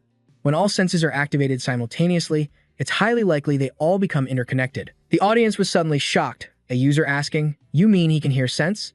Like that movie about the blind guy who saw the world through sound? Deviant, right?" Juan read the comment, then chuckled. "I know, it sounds ridiculous, but watch this." A simulation appeared on the screen. Juan pointed intently. "Notice how Purple reacts before the gun is even fired." The viewers showered him with praise. "It's even more impressive in slow motion. I thought he dodged after the shot was fired." Juan paused the playback at a specific moment to continue his analysis. "Let me rewind this part for you. Pay close attention. You might be able to hear something." Juan zoomed in on the screen, but the sound is so faint. If you isolate it, it's almost impossible to notice. The audience was absolutely floored by the scene. He recognized that tiny sound. How is that even possible? What followed was a terrifying display of skill. Text flashed on the screen. "Perfect play has eliminated booing in corner B." The sharp crack of the rifle echoed. Hearing that decisive shot, the audience erupted in praise. He locked onto the target instantly. Usually, slow motion makes things less impressive, but not with PB. A deafening explosion rocked the battlefield. At this point, Juan explained, "To dodge and return fire that quickly, you have to predict the entire situation. I believe Purple can read the rhythm of footsteps, the click of a trigger, even the subtle shifts in the air." The audience hesitated, asking, "Genom, isn't that a bit of a stretch? So you're saying he can literally see sounds and changes in the air? What is this, a paranormal stream now?" Juan then skillfully changed the subject. He stood with his hands behind his back and asked, "Does everyone remember the supply truck incident? The one where he only had a single grenade?" Back then, John Bach had a completely different look. He held something to his nose, sniffing. "This salty smell. It's the sea breeze." He analyzed the humidity, the wind direction. Strange sounds echoed in his ears, and John Bach instantly recognized the hum of an engine. He took a drink from his flask and muttered, "So many scratches on this thing." Beside him was J1, who stared at him in disbelief. "Purple. We're miles away from the sea." John Bach just gave J1 a slight smile, saying nothing. A moment later, he suddenly snapped back to reality. "Sorry, I zoned out for a second." Back in the present, John commented, "I was wondering what on earth he was doing." And then, bam. He just says he was distracted. But the audience who witnessed it was mesmerized. That moment was legendary. It looked like he was sensing something profound. So he was analyzing and calculating everything in that single moment. Juan then pulled up another clip. And here's another interesting detail I found from the training camp. The audience leaned in, excited. The machine gun aiming assist. Oh yeah, this part was insane. Juan continued his breakdown. When he was helping me aim, I noticed he was only looking straight ahead. The viewers were stunned. He was adjusting the scope for genome without even looking at it. He must have eyes in the back of his head. Don't worry, I don't get it either. Could it really be that synesthesia thing? I thought Janam was just exaggerating, but now everything is starting to make sense. Perplay, how in the world did you do that? Giant Bach awkwardly scratched his head, stammering an answer. Well, it just sort of happens naturally. The chat immediately exploded with praise. He dodged that question like a god. What a complete genius. We demand Purple open up a masterclass immediately. Hearing this, Juwan's ego inflated instantly. For a true genius, it's hard to grasp why others can't do the same. Honestly, I feel that way sometimes, too. The audience, seeing right through his overconfidence, bluntly commented, "There goes Giant Bach, showing off again." Annoyed, Juwan's cheeks puffed out. "Come on, guys. You gotta show me a little respect." His comical reaction only made the audience laugh harder. "Look, Giant Bach is pouting again. It's okay, old man. What else can you even do besides stream? You're not getting away from us. Purple and Giant Bach have no right to quit. You can't escape." Reading those words, Giant Bach let out a deep sigh, thinking to himself, he's just trying to change the subject. So our guest doesn't get put on the spot. I still have a lot to learn from him. Just then, Juan continued his explanation. And then Newton was suddenly in the middle of his speech when his eyes suddenly shot wide open. As if he just witnessed something impossible, a notification flashed across the massive screen. Newton donated 1 million won. Is Purple's channel not taking donations again? Are you trying to not make money? Newton donated 1 million won. I've rewatched it countless times and I still don't get it. Newton donated 3 million won. That's 5 million I've given you. Answer me. Juan saw the flood of donations and his jaw dropped in disbelief. Is that really Newton? Giant Bach, on the other hand, couldn't wipe the massive grin off his face. Thanks for the donation. Speak of the devil and he shall appear. The viewers watching went absolutely wild in the chat. For 5 million won, you have to believe it's him. He's been watching this whole time, definitely searching for Purple's weakness. A thought sparked in Giant Bach's mind. This. I can definitely use this for the stream. He then turned to Juan and asked, Juan, if you're cool with it, I'd like to ask a question. Juan nodded without a second thought. Oh, be my guest. Manager. Just then, a notification chimed. Donations have been enabled. Juwan's face lit up instantly. All right, Purple. Giant Bach sat there coolly, as if to say, ask away now. Seeing his confident face, the chat got hyped. Is it donation time? Let Newton do what he wants. Even with donations on, he won't be able to. The minimum donation is 500,000 won. A shocking alert flashed on the screen. Newton has sent a video with 1 million won. A gameplay clip quickly filled the monitor. Giant Bach was in the middle of a chaotic firefight. A voice called out, switch to the weapon you chose. He replied without missing a beat, nah, let's just keep playing. Watching the clip again, the viewers were cracking up. It's still so funny. Not a hint of panic in his voice. Newton donated 500,000 won.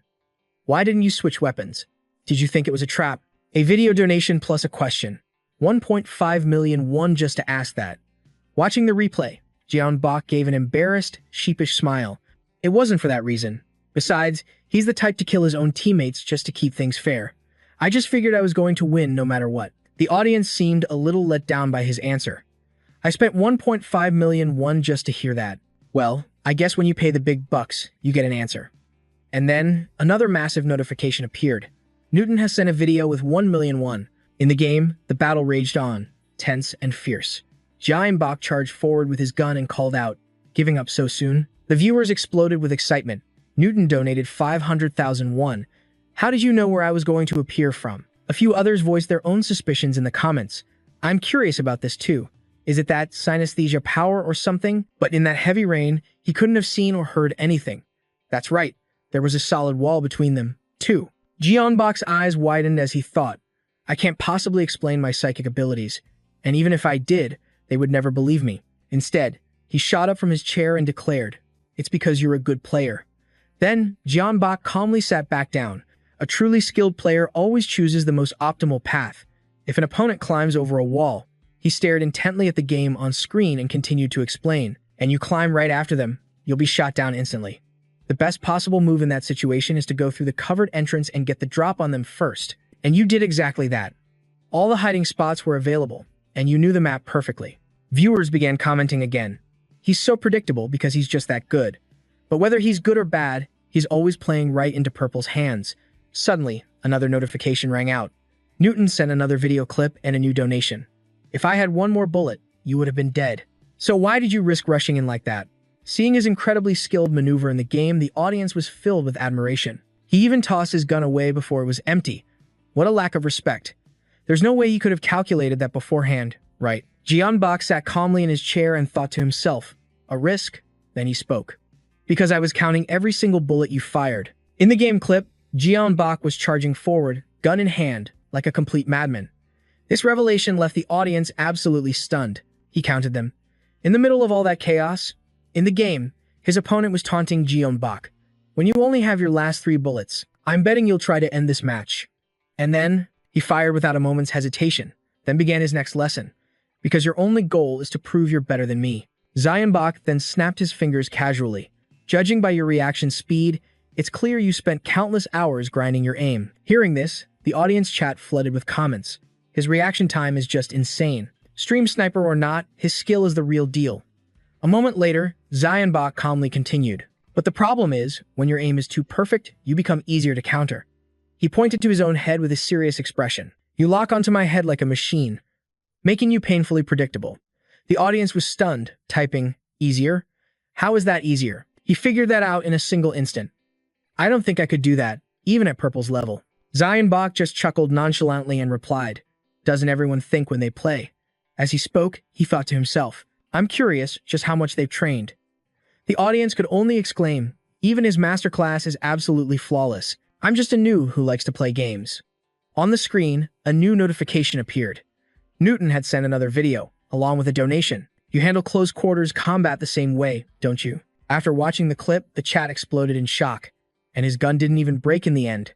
Toxie is basically a devil's handbook on how to fight. Jeonbok watched, sighed, and spoke softly. Don't get caught up in his pace. Your close combat skills aren't nearly as impressive as your aim. Seeing his blunt expression, the audience laughed. Toxie is way too honest. Purple is getting completely schooled. Just then, Zion stood up, his eyes crinkling into a wide grin. Just kidding. I figured it out from the way you attack. Take boxing, for example. He stood up to demonstrate for everyone. The power comes from rotation, so your shoulders and hips move first, right? The audience watched, amazed. One comment read, Actual boxer here, can confirm. That's 100% correct. The power is all in the hips. Jeonbok listened, then replied seriously. But before any of that, it all begins with your line of sight. The chat continued to flood in with a storm of comments. All right, my amateur experts. Sorry for acting like a know-it-all this whole time. The gameplay video continued to play on the large screen. The fight on screen was intense. As Jeonbok rewatched it, he pointed out, See that? Right before you attack, your gaze shifts. In the game, Jeonbok masterfully dodged the blow. Then, in real life, he shot up from his chair, bursting into laughter. It's so obvious. I couldn't possibly miss it. Juan watched and nodded in awe. Oh my god, he's right. Still beaming, Zion pointed behind him and chuckled. It's a natural reflex, so it's hard to fix. You have to learn to deceive yourself. The chat erupted. Deceive your own body. Like creating a false sense of hunger. Exactly. A feint. Jeonbok maintained his sincere smile. I hope this helps you. Another notification popped up from the audience. Newton donated 4 million. Next time, I will win. Juan stood by, sighing. He asked, Is it really okay to coach him like this? He's just going to keep coming back. Seeing the insane donation amount, the audience was floored. A 10 million coaching session, plus questions. That's 15 million. Honestly, that's a cheap price for divine enlightenment. Jeonbok calmly turned to him and replied, If they get stronger, it benefits me, too. Juan was baffled. What do you mean? But Zion just flashed a playful smile. My matches have been too easy lately. It's more fun when I have a worthy opponent. The audience immediately showered him with praise. I'm falling for Purple all over again, to the point they're having to edit the F-time schedule. Purple's flexing never gets old. Juan chuckled to himself, thinking, this confidence. It isn't an act. He stared intently at Zion, a smile of admiration on his face. He truly pursues perfection and proves he can achieve it. I felt it the very first time I met him. But honestly. Then, Juan clapped his hands together, overjoyed. Woo! That was incredible right to the very end. So for this post-mortem analysis, he was absolutely ecstatic. For the first time in history, I give up. Purple's abilities are beyond my comprehension. Seeing his expression, the chat started flying. He's actually giving up. The genius of geniuses is finally overwhelmed. I know you put a lot of work into this, so I'll let it slide. Juan continued to praise him. His decision-making is so sharp, it's like he has a sixth sense. And on top of that, his physical control and intellect are unparalleled. The audience asked in disbelief. A sixth sense. And all of that is calculated in mere seconds. To be honest, it feels like he simplified things a lot for Newton. I wonder what it's like to be Purple. Seeing Juan kneeling on the floor, Zion Bach walked over to help him up. He spoke solemnly. I'm sorry I can't analyze it any further, but this is my limit. Juan remained on the ground, looking defeated. I tried applying the theory of synesthesia, but honestly, I'm not so sure anymore.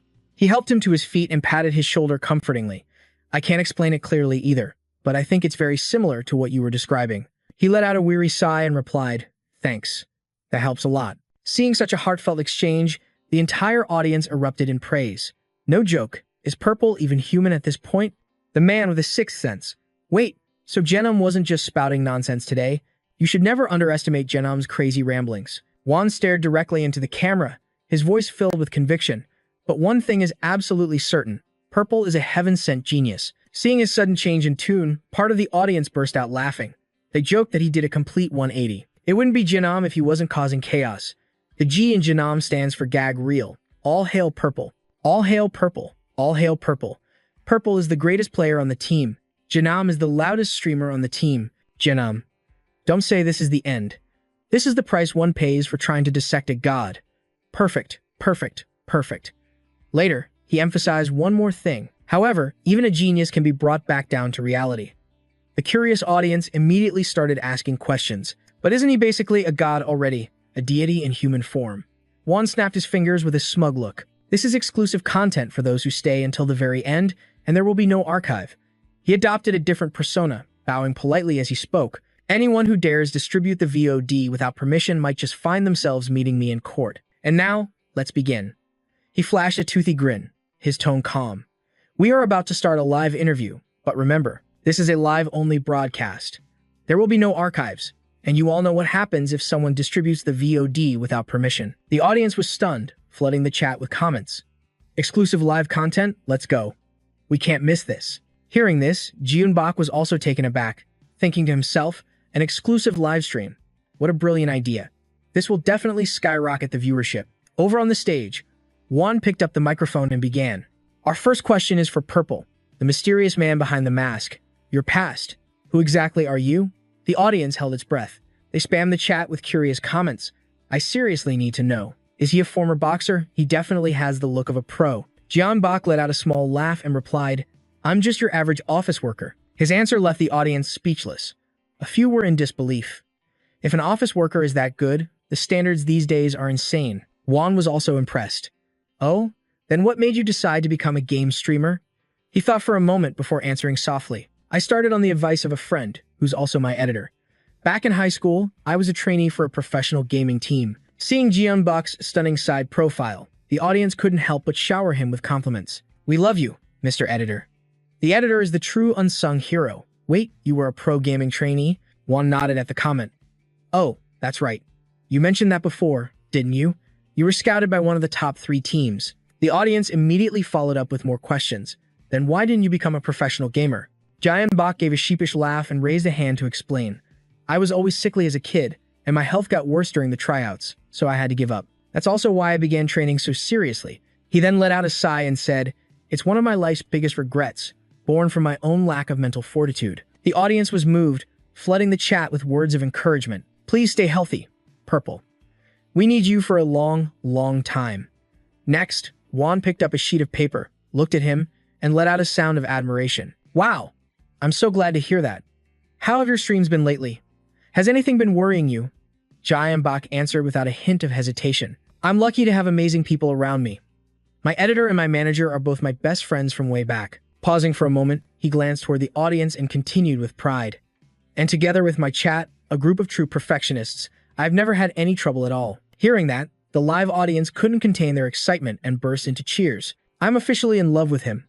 He's so handsome, I can't handle it. Even Juan's cheeks flushed red after hearing that. He wore a touched and affectionate expression. It's no wonder his fans love him so much. I'm getting emotional, too. Now, let's move on to the most asked question from the chat. And with that, the top question appeared on the main screen. What color underwear are you wearing today? Rank 1. Asked a total of 2,468 times. After reading the question, Juan's face instantly darkened. He forced a strange smile. Then, pointing a finger at the screen, he shouted, I told you all we were going to be serious tonight. Chat, get a grip. I'm trying to recover my composure here. The viewers roared with laughter, thinking the chat had struck a critical weak point. I'm getting secondhand embarrassment. Just then, Jeonbok leaned forward into the mic. Let's see. Navy blue. I probably should have worn red. Ha. A flustered Juan immediately shouted, purple. You don't have to answer that. The audience just laughed, eager to see what would happen. Hey, that's Junam's signature color, he actually answered. After that, Juan let out an exhausted sigh and tried to move on. All right, fine. Next question. His co-host just chuckled and replied, just kidding. On the screen, the next question began to appear. Ketchup, dip or pour? Jeonbok stroked his chin, deep in thought. If I'm eating alone, I pour. With others, I dip. The third question flashed on the screen. Console fan or anti-console? Hearing that, he frowned slightly before answering, I grew up in the era of both consoles and PCs. Question 4 appeared, favorite VR game genre? He gave a thumbs up and answered with a radiant smile. I've only started playing since I began streaming, but every genre has been fun. Next question. Does pineapple belong on pizza? Jayanbok shook his head with a sigh. Fruit does not belong on pizza. The next question appeared almost instantly. Will you reveal your real-life identity? Reading the question, his eyes widened for a moment. Now this is the important one. Yes, I will absolutely reveal my identity. He crossed his arms and looked on with a smirk. I want to do real-life streams and even hold fan meetings. The audience exploded with shock and admiration at his answer. Jayanbok's tone remained calm. But I'm sure my appearance will affect how people see me. The chat flooded with empathy. Bro, you're the one who gives us the content we're starving for. He read through every single one of the comments. A small smile touched Jeonbok's lips as he replied, so for now, just know me as Purple. The audience was still reeling. A face reveal isn't easy. That's right, a lot of streamers avoid it because they aren't confident in their looks. Reading that comment, Juan let out a soft chuckle and thought, not confident in his looks? I highly doubt that. Purple also lowered his head with a smile, thinking that if they only liked him for his appearance, it would never last. Just like back in high school. Then, Purple smiled brightly and continued, I don't have any in real-life streams planned for the near future, so I had to decline the invitation. Hearing this, the audience expressed their admiration for him. It's hard to ignore that kind of brilliant confidence. Juan lifted his glass of red wine, tapping it gently. And now, for the final question, from me. He stared directly at him and asked bluntly, what game will you play next? Hearing this, the audience cried out in confusion. A good question, Juan. Purple paused for a moment before answering, I've actually thought about it quite a bit. My next game is... Before he could even finish, the chat was already exploding with comments. You have to play all the GOTY titles first. A horror game would be cool, too. After a dramatic pause, he spoke with a clear voice. The newest installment in the Elden series, Elden Ring. Elden Ring. Hearing that, it was as if the audience had predicted Purple would play the series. They couldn't wait. He then looked at the audience with a brilliant smile. Oh, and I'll be welcoming all invaders, so you'd all better start practicing. The audience was floored, thinking he actually had the guts to openly invite an army of stream snipers. Hearing this, Juan burst out laughing, absolutely delighted. His boldness is perfect, too. And now, for the first time, he reached his hand toward the massive screen and spoke softly. Today, we'll end this genius dissection with a quick game. Purple. The choice is yours. Jayanbok stood with his hands in his pockets, his expression thoughtful. I guess I'll just have to trust my gut. I choose number 2. Hearing this, Juan didn't hesitate for a second, slammed the lever down. Then, he smiled with a cunning look in his eyes. All right then, I'll pull lever number 1. The audience watched, completely stunned. Jeonnam, do you want to win that badly? Following that, numbers began flashing across the screen. Both he and Juan eagerly awaited the final number. When a large, perfect number 1 appeared on the screen, the audience roared with delight. The slot machine fills in the blank. Then, a terrifyingly large number appeared on the screen. Juan leaped to his feet. It's over. Purple said he was lucky, so I'm really looking forward to this. The audience jeered at his behavior. Come on, act like a gentleman for once. So annoying. Then, he grabbed the lever, remembering something. He once said he adjusted the odds to favor expensive items, to make his streams more appealing. Now it's my turn to make things more interesting. His eyes lit up as he asked with delight, what word do you want me to choose? The audience replied smugly. Jeonnam's position as the king of trash talk is on the line. Juan was now sweating bullets, his face filled with fear as he watched Jeonbok's hand grab the lever. I'm a little scared. He looks completely serious. On the massive screen, a series of numbers shook and spun, preparing for a thrilling result. Jeonbok gripped the joystick, moving with a gentle, flowing motion as he thought the numbers on the screen are still spinning, with no sign of stopping. Then a notification box appeared, and the audience gasped in surprise. From Purple to Jeonnam, what in the world is going on? Juan saw the number on the massive screen and leaped up with joy. Purple has to pay me 1,000,000 won. I think I've definitely won this round. The audience was furious, thinking this might be how Purple loses his perfect title. Juan saw the result and froze for a moment, remembering that he had agreed to take full responsibility for the outcome. And we will fix this so Purple still looks good, no matter the cost. Even if we have to pretend the slot machine is broken. Jeonbok then raised his eyes to look at the massive screen. The sight left Juan utterly stunned, but a public failure could cause a huge backlash. So why does he still look so calm? Model. A slow smile spread across Jeonbok's face, a laugh filled with pure, unadulterated joy. Suddenly, the numbers on the big screen began to skyrocket.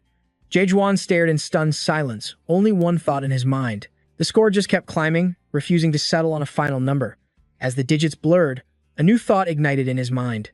This could turn everything around. And just like that, the system screen flickered, and the final result changed. Seeing the new results, Juan completely lost it.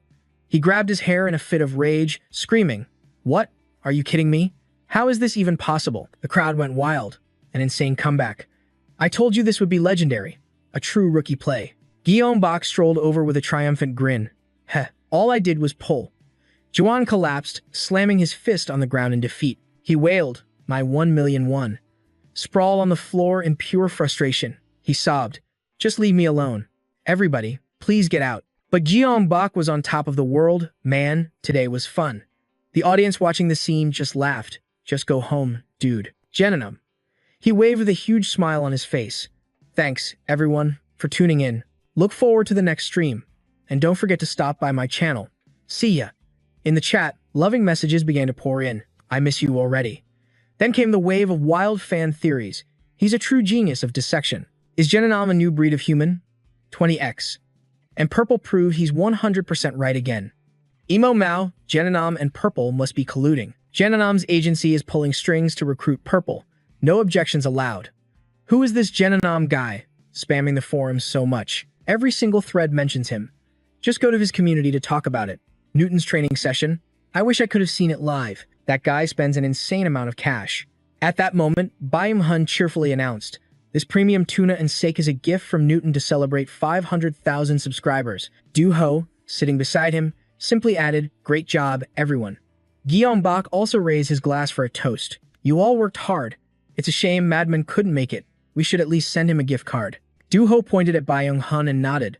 Trying to catch him during the day is probably as hard as pinning this guy down. Byung-hun sat down, already tipsy, and mumbled, it feels like just yesterday we hit 100,000 subs.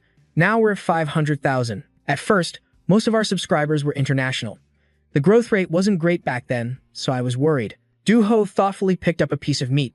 But now that our fan base is mostly people who genuinely love our content, everything's fine. Oh, speaking of which, after you mentioned the next game, we started getting a ton of collab offers. Byung-hun, sitting nearby, mused, it seems like Purple's success has drawn a lot of attention our way. Jeonbok nonchalantly grabbed some meat and replied, I don't want to work with anyone I've never met. Byung-hun nodded in agreement. Exactly. They're just trying to ride our coattails. He turned to Do-ho and said softly, tell them I haven't decided on a new game yet. Give them a polite refusal. Got it, he agreed. Suddenly, Byung-hun shot to his feet, his eyes wide with astonishment. But wait a second. Can you actually see sound or something? I've been curious about that ever since the stream. Gyeongbok simply remarked, "Oh, you mean that synesthesia theory Jeonnam was talking about? It's not quite like that." He took a small bite of food before continuing. "I don't really know myself. It's incredibly difficult to explain. But there are some similarities, right?" "That's so cool," Byung-hun replied, slapping the table triumphantly. "If it's this mind-blowing for me as a friend, I can't imagine what it's like for the audience." Do-ho, sitting nearby, suddenly chimed in. "The truth is, Gyeongbok is a genius." Hearing this, Byung-hun chuckled. "Wow, even the great Duo Park is convinced now." Seeing him and Do-ho joking around so cheerfully made him happy too. He just ate and smiled, feeling a deep sense of contentment. The chat log reappeared, with thousands of viewers watching.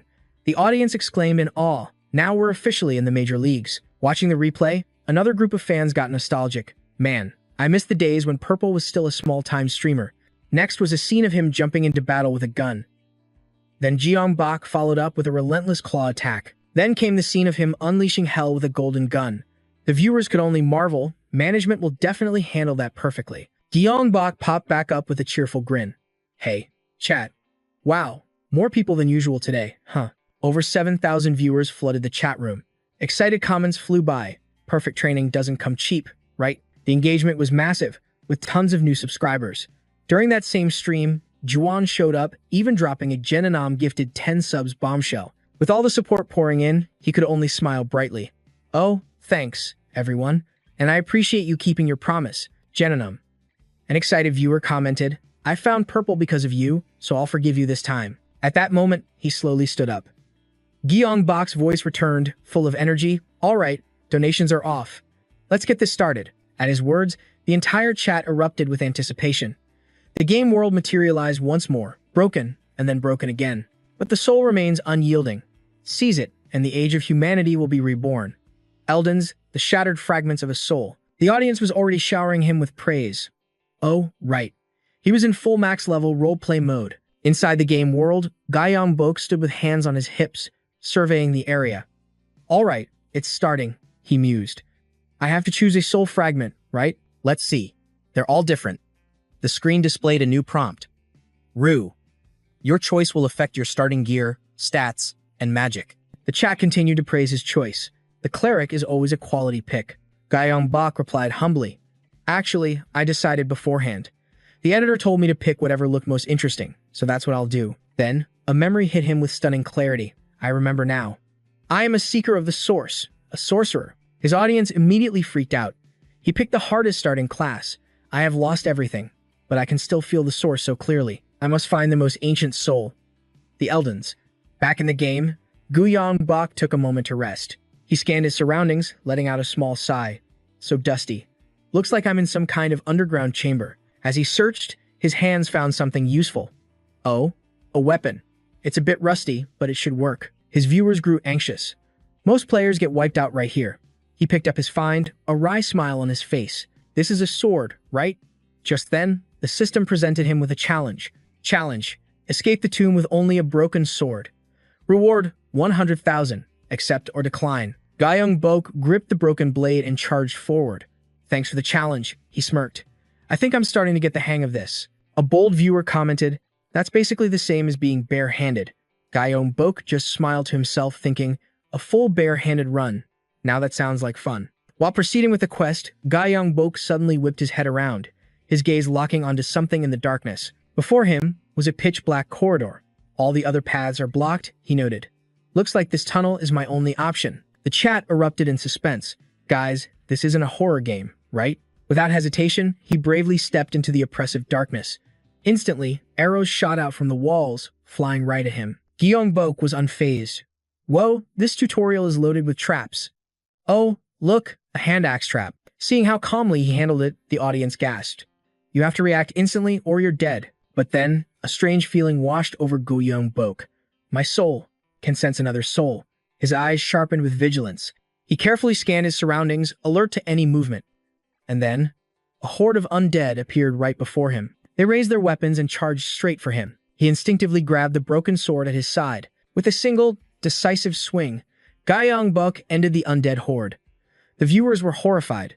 Dude, you're scarier than they are. Just then, a sharp spear flew through the air, piercing the head of a fallen undead corpse. The audience could only cringe. How did it land right on its head? Even Guyong Bok was stunned, his eyes wide with surprise. At that moment, a mysterious power manifested. Its name was Scorching Cinders. Guyong Bok looked up, intrigued. Scorching Cinders. He brought his broken sword towards the glowing embers, his eyes wide in awe. Ah, I get it now. As long as I focus on the magic, it casts itself. It also provides a little light. A viewer commented, as if that matters, when his only weapon is still that busted sword. Seeing the brilliant light from the Scorching Cinders, Guyong Bok smirked. Even though I could already see perfectly fine, he thought. Without another moment's hesitation, he gripped the broken sword and charged toward the new wave of undead. The viewers were shocked. Bro, where are you going? There's a squad of undead archers up ahead. They took aim, drawing their bows. And in an instant, the undead archers let their arrows fly. A volley of sharp arrows rained down on Guyong Bok, but he effortlessly dodged every single one. His incredible speed left the audience speechless, so it wasn't a trap. Just more undead fodder. With only that broken sword in hand, Guyong Bok plunged straight into the fray. Empowered by the Scorching Cinders, every swing of his blade left a trail of brilliant flames. The broken sword ignited in his hand. Seizing the opportunity, Guyong Bok leaped high into the air to strike. His viewers were baffled. How is he cutting through them so easily with just a broken sword? Seeing him fight with a rusty blade, some viewers joked, "Don't forget to get your tetanus shot, everyone. This is a fire-type sword, so it cauterizes the wounds as it cuts." In the middle of the fight, a thought crossed his mind. "Oh, right. I'm only supposed to be using this broken sword," he casually remarked. "Looks like the magic activated." Then, with a blazing spirit, he surged forward, roaring. "Bring it on. If I'm holding something, does that count as equipment?" The sheer power of that last attack left the audience completely stunned. Kinda strange to call an undead creature living, isn't it? The zombie just lay there on the ground, its body engulfed in flames. Giant Bok just stood there watching, letting out a quiet sigh. Then, he calmly pulled out his broken sword. A raging fire, born from smoldering embers, consumed the area. The flames devoured the undead hordes, as if they were nothing. Giant Bok glanced at the screen and smirked. This is way too easy. Must be because it's the tutorial, right? His arrogance sent the viewers into a frenzy. I'm so tilted right now. Why do I get the feeling he's going to clear this on his first try? Giant Bok just kept playing his game. As he walked into another empty room, the audience gasped. Here we go. Before anything could happen, a sharp glint flashed in his eyes. A chill ran down the viewers' spines. Killing intent. I can feel it. Killing intent. His eyes scanned the room, spotting iron spikes, arrows, fire traps, and a lone undead monster. But I can also sense something valuable on the other side. Once he grasped the root of the puzzle, a faint smile crossed his lips. Guess this part is a little tricky, huh? Seeing his casual attitude, the viewers furiously slammed their keyboards. Damn it, he's already figured it out. Just then, a system window appeared, proposing a new challenge. Challenge. You cannot use any weapons until you escape this room. Activation condition, no backseating. Reward, 50,001. Accept or decline. Accept. After reading the text, Giant Bok couldn't help but smile. He even turned off the chat. Agent 1, is that you? Are you trying to get your revenge on me? Realizing he already knew everything, the entire audience was floored. The worst part about this room is that the traps change position every time. Suddenly, a loud noise echoed through the chamber. Giant Bok immediately broke into a run, a confident smirk on his face. All right, let the games begin. The viewers immediately started dropping hints in the comments. You have to find the hidden hole to get out. One streamer nearly died trying to clear this. Giant Bok ran, his eyes darting around. A glint of realization flashed as he thought, the feeling is getting stronger the closer I get. What in the world is it? Just as the question crossed his mind, an undead monster lunged at him. But Giant Bok's reaction time was insane. He simply opened his arms and embraced the attacking zombie. He effortlessly lifted the undead creature into the air. A fiery explosion erupted. Giant Bok roared, "Push through." The viewers groaned in disbelief. He's using the zombie as a human shield. Then, Giant Bok stomped forward with immense force. He smashed wildly against the door, shouting, "I've completed the challenge, right?" At that moment, the system unlocked. A notification confirmed the 50,001 reward had been sent. The viewers could only watch in stunned admiration. As expected from the guy who holds the title Global Guide Master, Giant Bok's eyes were filled with anticipation and resolve. Now then, let's see what's waiting for me. He reached out and slowly pushed the heavy door open. A faint, ethereal light poured out from within. After a few steps, Giant Bach reached the edge of the floor. He showed absolutely no fear. In fact, he leaned forward, peering down into the abyss below. A cliff, Gion Bach noted calmly. Just then, another undead creature appeared right beside him. The audience gasped. The developer's final gambit. Gion Bach attacked the zombie with his broken sword, letting out a casual, "Oops." Then he nonchalantly tossed the creature off the cliff. He watched it fall with fascination. With that burning cloak, it looks just like a falling matchstick. The audience hammered their keyboards in confusion. Wait a second. Shouldn't they have fallen together? Suddenly, Giant Bach froze for a few seconds. He stared down the cliff, a look of genuine shock on his face. There's something on the other side. To find out, he took out his shield to reflect the light and see what it was. When the viewers saw what lay below, they grimaced in disgust. Is that a pile of corpses? Gian Bach then wedged his broken sword into the shield. He grinned confidently. Now this is the proper way to use a shield. And with that, he began to slowly walk backward. The viewers watched, puzzled. Is he turning back? Suddenly, Gian Bach's foot hit something behind him. A series of loud, mechanical sounds followed. The scene changed, showing Gian Bach leaving the castle, shield and broken sword in hand. The audience grew worried, thinking something was wrong with the game instance. Gian Bach took a massive leap, clearing a wide, flaming chasm. He held the broken sword in one hand, while his other expertly reached behind him to grab an axe. His eyes were fixed on a point ahead as he thought, there, with the sword in one hand, and the axe in the other, he slammed them both into the wall with incredible force. Then, using his momentum, he dragged them down, carving two long grooves. After a moment, he stopped and whispered to himself. I noticed this when the undead fell from the cliff. At that moment, everyone watching had a shocking realization. A hidden path that no one has ever discovered? I didn't even know that existed. Gian Bach stared at the new opening in awe. Whoa. Has no one really made it here before? Let's see. This area is called a graveyard, an uncharted territory. Stepping inside, he called out into the oppressive silence. Is anyone here? But something felt strange. He thought to himself, I don't sense any hostility. In fact, it was an oddly welcoming presence. Before him stood the figure of a knight, its hand clenched tightly around the hilt of a sword. Zion froze, muttering, a cutscene. I guess I have to play along. He slowly reached out, his fingers brushing against the knight's blade. A brilliant golden light erupted. Zion, stunned, demanded, Who are you? The knight's body then dissolved into a blinding source of energy. A system window popped up. You have received the soul of the Nameless. The soul function has been unlocked. You can now strengthen your character with souls gathered from enemies and other sources. Reading the message, Zion furrowed his brow, completely baffled. Strengthening? Isn't that a basic feature? Shaking off his confusion, he pressed forward with an eager grin on his face. I get it. Could Eldons have a secret route too?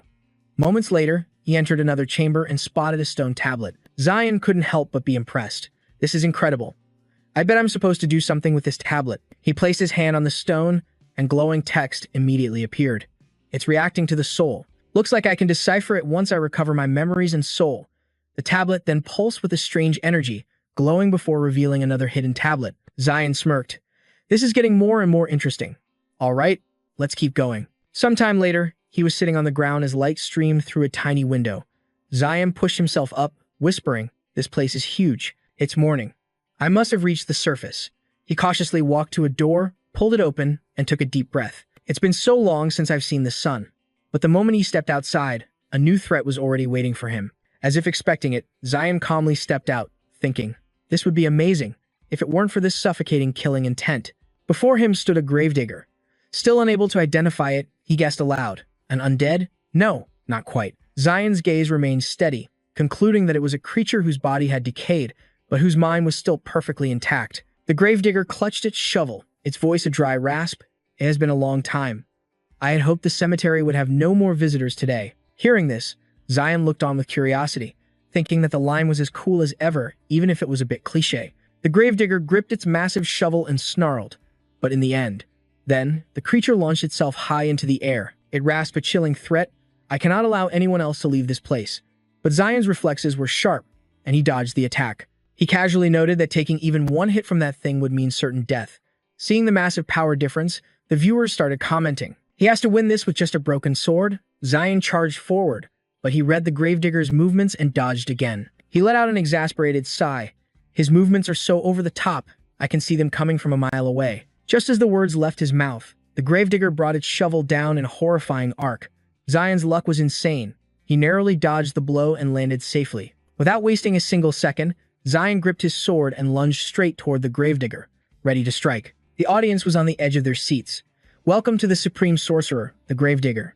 Zion swung the broken sword a few times. He poured all his strength into it, thinking, the undead have a disgusting aura. But I don't feel that from this gravedigger. The gravedigger slammed its shovel down again. Zion seized the opportunity, planting his foot on the flat of the spade. Using the creature's own force as leverage, Zion vaulted backward. The audience was stunned by his quick thinking. They realized this guy was playing a completely different game. Zion gripped his broken sword and, with every ounce of strength, aimed straight for the gravedigger. A moment later, he landed a devastatingly critical hit. The viewers all winced in unison. Oh man, I felt that from here. The gravedigger crumpled to the ground, writhing in pure agony. Zion watched it fall and breathed a sigh of relief. But then, the gravedigger went berserk, raising its shovel to attack Zion once more. Zion stood panting in disbelief. Humanoid monsters are supposed to have obvious weak points. His expression turned dead serious as he thought. But before I finish him, there's something I need to test. Zion switched his strategy, using himself as bait. Let's try this, he thought. Then, he pulled out an enormous sword. It was several times larger than his broken blade. Zion remembered it from before. This sword caught my eye the second I climbed up here. He stared intently at the gravedigger, murmuring softly, I have a feeling the gravedigger knows how to use this. With firm resolve, Zion gripped the massive sword and charged straight toward the creature. He stopped directly in front of it, casually presenting the blade with a cocky smirk. This sword, it's yours, isn't it? Seeing this unbelievable move, a viewer exclaimed, trusting in purple is never a mistake. The gravedigger stared, its eyes wide with shock, its voice trembling. He demanded harshly, how many times have you been broken?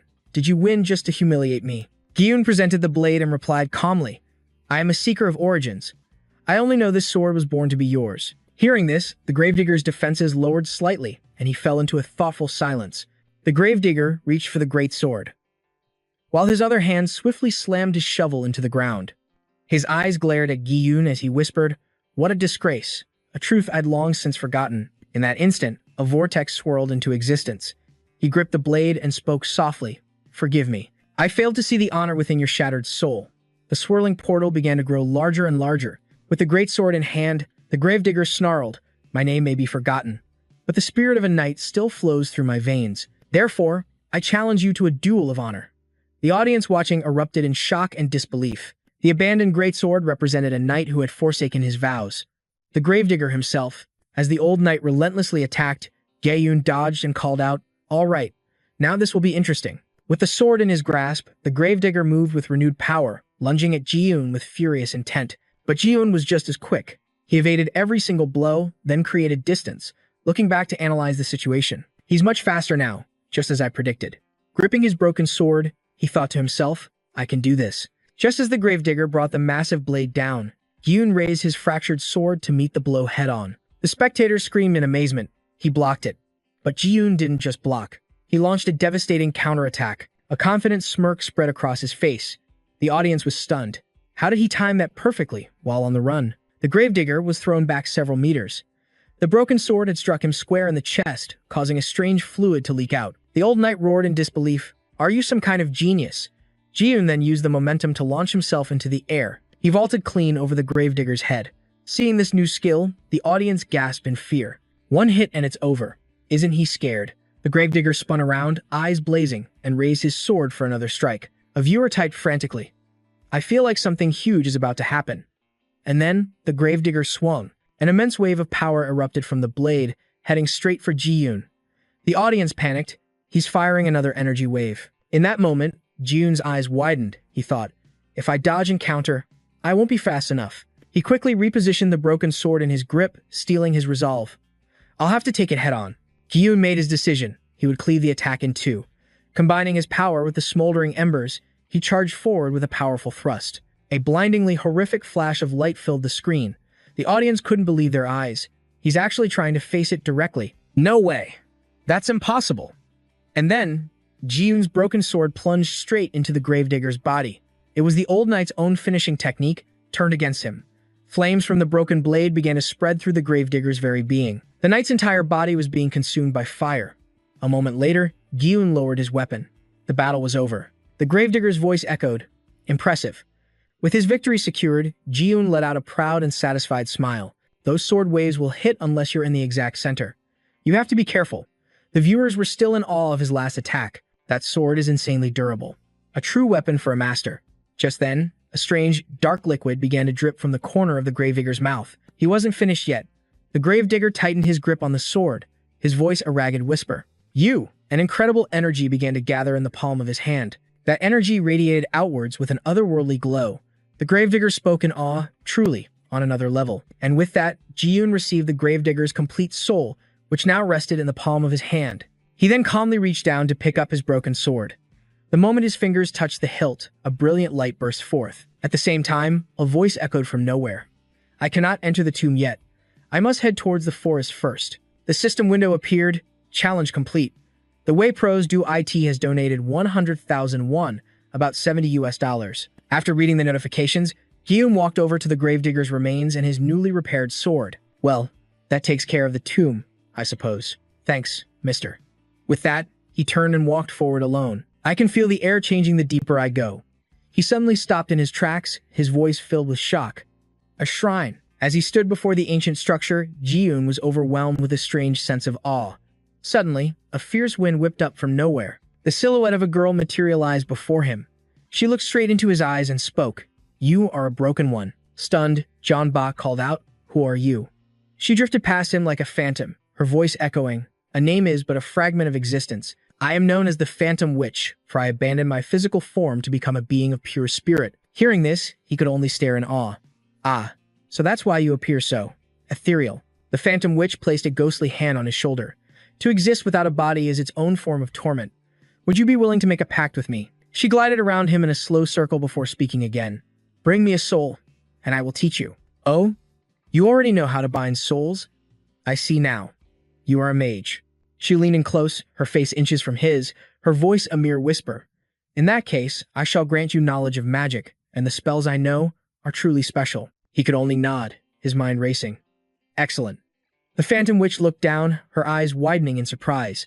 Oh, the gravedigger's soul you hold. It's so pure. Did he offer it to you willingly? John Bach presented the gravedigger's soul. A delighted smile graced the Phantom Witch's lips. Then, as promised, I shall grant you my power. With a wave of her hand, she cast a spell, bestowing upon him a new power called the Dragon's Tempest. The Phantom Witch added, This is the very spell I used to create my current form. She flicked her wrist, explaining gently, Imagine the wind as a whip. Demonstrating as she spoke, the Phantom Witch showed him, and you can wield it. Like this.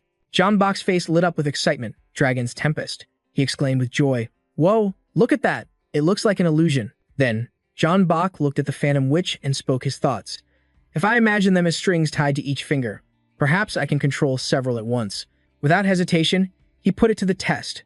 John Bach unleashed them into the air with anticipation. It seems my limit for now is 3. The Phantom Witch could only applaud in admiration. Incredible. It is an honor to meet a mage of your caliber. John Bach answered calmly. I am merely searching for the source. You have the soul now. Why haven't you created a body for yourself? The Phantom Witch's applause faded. Even if I did, I still cannot leave this place. She settled calmly near the ruined church and explained. This shrine is a protective barrier. Beyond its borders, the giant of the forest weaves monsters from the corpses of the fallen. She added, but all things must change. One day, the danger will pass, and I will reclaim my body. She floated towards him, her hand brushing his cheek. Do not worry for me, a broken thing. I only hope that what you seek also finds you. Moved, John Bach looked up at the Phantom Witch and replied softly, Perhaps I should just take down that boss. I think this is more than just a simple spell. Just then, a strange creature appeared right behind John Bach. Its long, multi-legged body slowly crawled forward, and as expected, it was the horned frost centipede. But upon seeing it, he remained completely unfazed. John Bach didn't hesitate for a second, shouting his new spell. Dragon's Tempest. The horned frost centipede was instantly struck. John Bach smirked. Just small fry so far. It's about time for the real boss to show up. Immediately, the system window appeared. You have received Soul 25. The system analyzed further. Use collected souls to upgrade your character. Soul power. All stats were at 50. Reading this, John Bach was deeply impressed. Whoa, the soul power upgrade page. I'm guessing these numbers are the soul cost for each upgrade. He reached out and touched the panel with interest.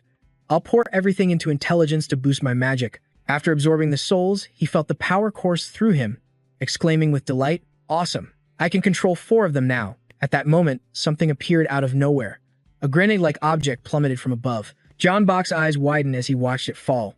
He thought, "This feels even more dangerous than the awakened gravedigger." Then, before his very eyes, the soul golem materialized. Seeing it appear, he couldn't help but grin confidently. Whatever this thing is, its weak spot is completely obvious. The enemy took out a projectile, preparing to attack. Everyone in the live chat was panicking, warning him to be careful. But John Bach was thrilled. Now this is interesting. It's using the stone in its chest to attack.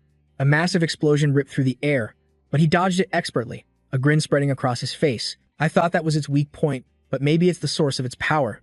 He shot out an arcane thread, which quickly wrapped around a nearby tree branch. John Bach used his momentum to swing upwards. In that case, I'd better not break it. The audience cheered, calling him a real-life superhero. He landed safely on the branch. Speaking of superheroes, there's something I've always wanted to try. John Bach said nothing, silently observing from the treetop. Then he unleashed his skill, blazing embers. Instantly, a brilliant crimson light erupted below. It's working. Pressing his advantage, John Bach launched another attack. The witch once mentioned that my spells were unique. A wild grin spread across Guillaume Bach's face as he rocketed forward. So, only the witch's 2 magic spells can be combined? Then I absolutely have to defeat this boss and claim another. The golem continued its rampage, relentlessly crushing the souls trapped at its feet. Sensing Guillaume Bach's approach, it launched a savage counterattack. The 2 forces collided in a spectacular clash, and the audience had never been more thrilled. But suddenly, he leaped back several paces. The golem's power was surging, growing stronger with each passing second. A wave of anxiety washed over the viewers, but without a shred of hesitation, he charged back into the attack. However, the beast effortlessly blocked every blow with its hands, and thanks to that defense, Guillaume Bach finally spotted the golem's weakness. I'm worried the souls might be destroyed, but it looks like I won't have to step in. It uses both hands for offense and defense, so I just need to deal with its arms first. Instantly, he used all his strength to bind its arm. Guillaume Bach declared with absolute confidence, "This should be more than enough." He poured every ounce of his being into tearing its arm away. Suddenly, a deafening explosion ripped through the air. The golem collapsed, crashing to the ground. Its arm had been torn clean off from the sheer force. The crystal inside it began to glow with an ominous light. The battle had officially entered Phase 2. The golem's severed arm began to rise, and in moments, it reattached itself to the massive body. Now, the shattered pieces had reformed into a deadly, scythe-like weapon. This shocking turn of events sent the entire live chat into a panic. The beast swung its new weapon with all its might. Guillaume Bach braced for the inevitable. A second later, a world-shaking explosion rocked the battlefield. The entire landscape fell silent, leaving everyone breathless with worry for him. But he stood there, completely unharmed, with the golem held in check. In that moment, Guillaume Bach noticed something different. He thought to himself, "So destroying monsters drains its soul power?" A mocking grin crossed his face. "There are plenty of trees here. Care to play with fire?" With that, Guillaume Bach unleashed a powerful torrent of flames. In an instant, the entire area was engulfed in a raging inferno. Seeing such a reckless move, viewers in the live chat worried that Guillaume Bach would be caught in his own blaze. The golem swung its scythe toward him again, but in the blink of an eye, Guillaume Bach vanished. The beast thrashed wildly as he expertly weaved and dodged each attack. After a fierce struggle, he landed gracefully on his feet. Guillaume Bach could see that the golem's soul energy had indeed diminished significantly. The core crystal was truly growing dimmer now, and a moment later, its light vanished completely. It seemed the beast had used its remaining strength for one final, insane spin of its scythe, but just then, tendrils of fire energy coiled tightly around the golem's body. He used the fiery restraints as an anchor, launching himself away from the devastating attack. Guillaume Bach saw his chance and prepared his next move. All right, now the only soul power left is inside that scythe. His next assault completely shattered the golem's body. With the mission finally complete, Guillaume Bach calmly approached the core and landed softly on the ground. Guillaume Bach clenched his fist, giving a silent command. All the scattered energy instantly flowed back towards him. The incredible sight made the entire live stream erupt in cheers. At that moment, the witch appeared, and he finally understood everything. So that's it. This giant was originally the kingdom's forest guardian golem. The witch drifted closer to him. It was created to nurture the trees. Golems are formed from souls, but the hateful spirits of the dead corrupted its soul stone. Guillaume Bach gazed up at her, still processing the revelation. Now, the witch looked at him with immense gratitude. "Thanks to you, I have been freed. May I take a fragment of the golem's soul? I wish to repay you. After receiving Gyeongbok's nod of approval, she began to split the crystal core. The system announced, "You have received the soul of the forest guardian golem." The trees in the forest sprouted new leaves, and lush vines began to grow everywhere. The witch was completely restored. This golem was connected to my own soul. It will teach you many types of magic in exchange for its soul. Gyeongbok watched the tiny witch fly towards him, and couldn't help but marvel. Oh, so you're like a magic shop? She's so cute. Everyone watching through the screen was desperate to have one. The witch stretched, unleashing her restored power. She then lifted Gyeongbok high into the sky, teleporting him directly to the capital kingdom. Gyeongbok looked at the surrounding scenery. Realizing the foggy forest was finally behind him, he felt an incredible sense of joy. This game is really fun. Now I understand why it got so many recommendations. Let's end the stream here. Finally, he and the little witch said goodbye to everyone, leaving them unable to wait for what would happen next. At the same time, on the Elden Stone online community forums, the view count had exploded to an impressive 32,000. It was a forum run by Metagamer, the #1 gaming magazine in the world. The title, Mage's Trial by Fire by PP, and a picture of Gyeongbok were posted to the community, sparking astonishment and insane engagement for clearing it on the first attempt. It only took a mage 3 minutes. I thought this place was called the Trial by Fire because you had to memorize all 941 pawns to pass. It was posts like this that greatly increased the game's popularity. The game's legendary reputation was drawing in players left and right. The biggest news was that the Gravedigger was actually a knight. I even posted an analysis comparing his attack patterns to the Royal Greatsword Knight, and they were a perfect match. Purple's Elden stream exploded, becoming the hottest topic online. Then, another post titled, "The Gravedigger is a knight," surfaced with new images. Everyone was blown away by Gyeongbok's insane skills, flooding the forums with praise. The person who uploaded that clip? Yeah, that was me. I didn't even need to leave a comment. His fame started spreading like wildfire across every platform. Right now, he's the only thing anyone on the forums can talk about. This guy totally ripped off Rickon's post, a Korean streamer showing world-class skill in a global hit. The world was stunned. He even made it onto the National Pride channel, LOL. The next morning, Gyeongbok was starting his day with a hardcore workout. After his session, he went to the fridge for a meal. But as he reached for a chicken breast packet, he sighed in disappointment. Ah, right. I'm all out. Guess I need to buy more. He pulled up his phone, searching for Boosted Life, bulk chicken breast. A wry smile crept across his face. I should really start spending this money on something worthwhile. What's the point of earning it if I don't even use it? In that moment, Gyeongbok made a decision. All right, let's do it. He changed into some comfortable clothes and headed to the mall. His eyes were immediately drawn to the high-end section. The premium food aisle he always used to avoid. He had no idea the staff nearby were whispering about him. He's so handsome. You think he's an idle trainee? Even in cheap clothes, he has that VIP aura. Without even glancing at the price tag, Gyeongbok grabbed a box of protein. A look of pure satisfaction spread across his face. But just as he was about to pay, his phone started ringing. I never would have dreamed of buying this stuff before, but now, it's nothing. He quickly answered the call. Hello? Duho. An explosive shout erupted from the other end of the line. 530,000 subscribers. 200,000 views on our highlights. Gyeongbok winced from the sudden assault on his ears. Could you please not? But before he could finish, another voice jumped in. Did you see the email I forwarded you? Gyeongbok replied quickly. Not yet. I'm out right now. What's up? He could hear Duho trying to restrain the ecstatic Byung-hun. Well, it's not exactly a problem.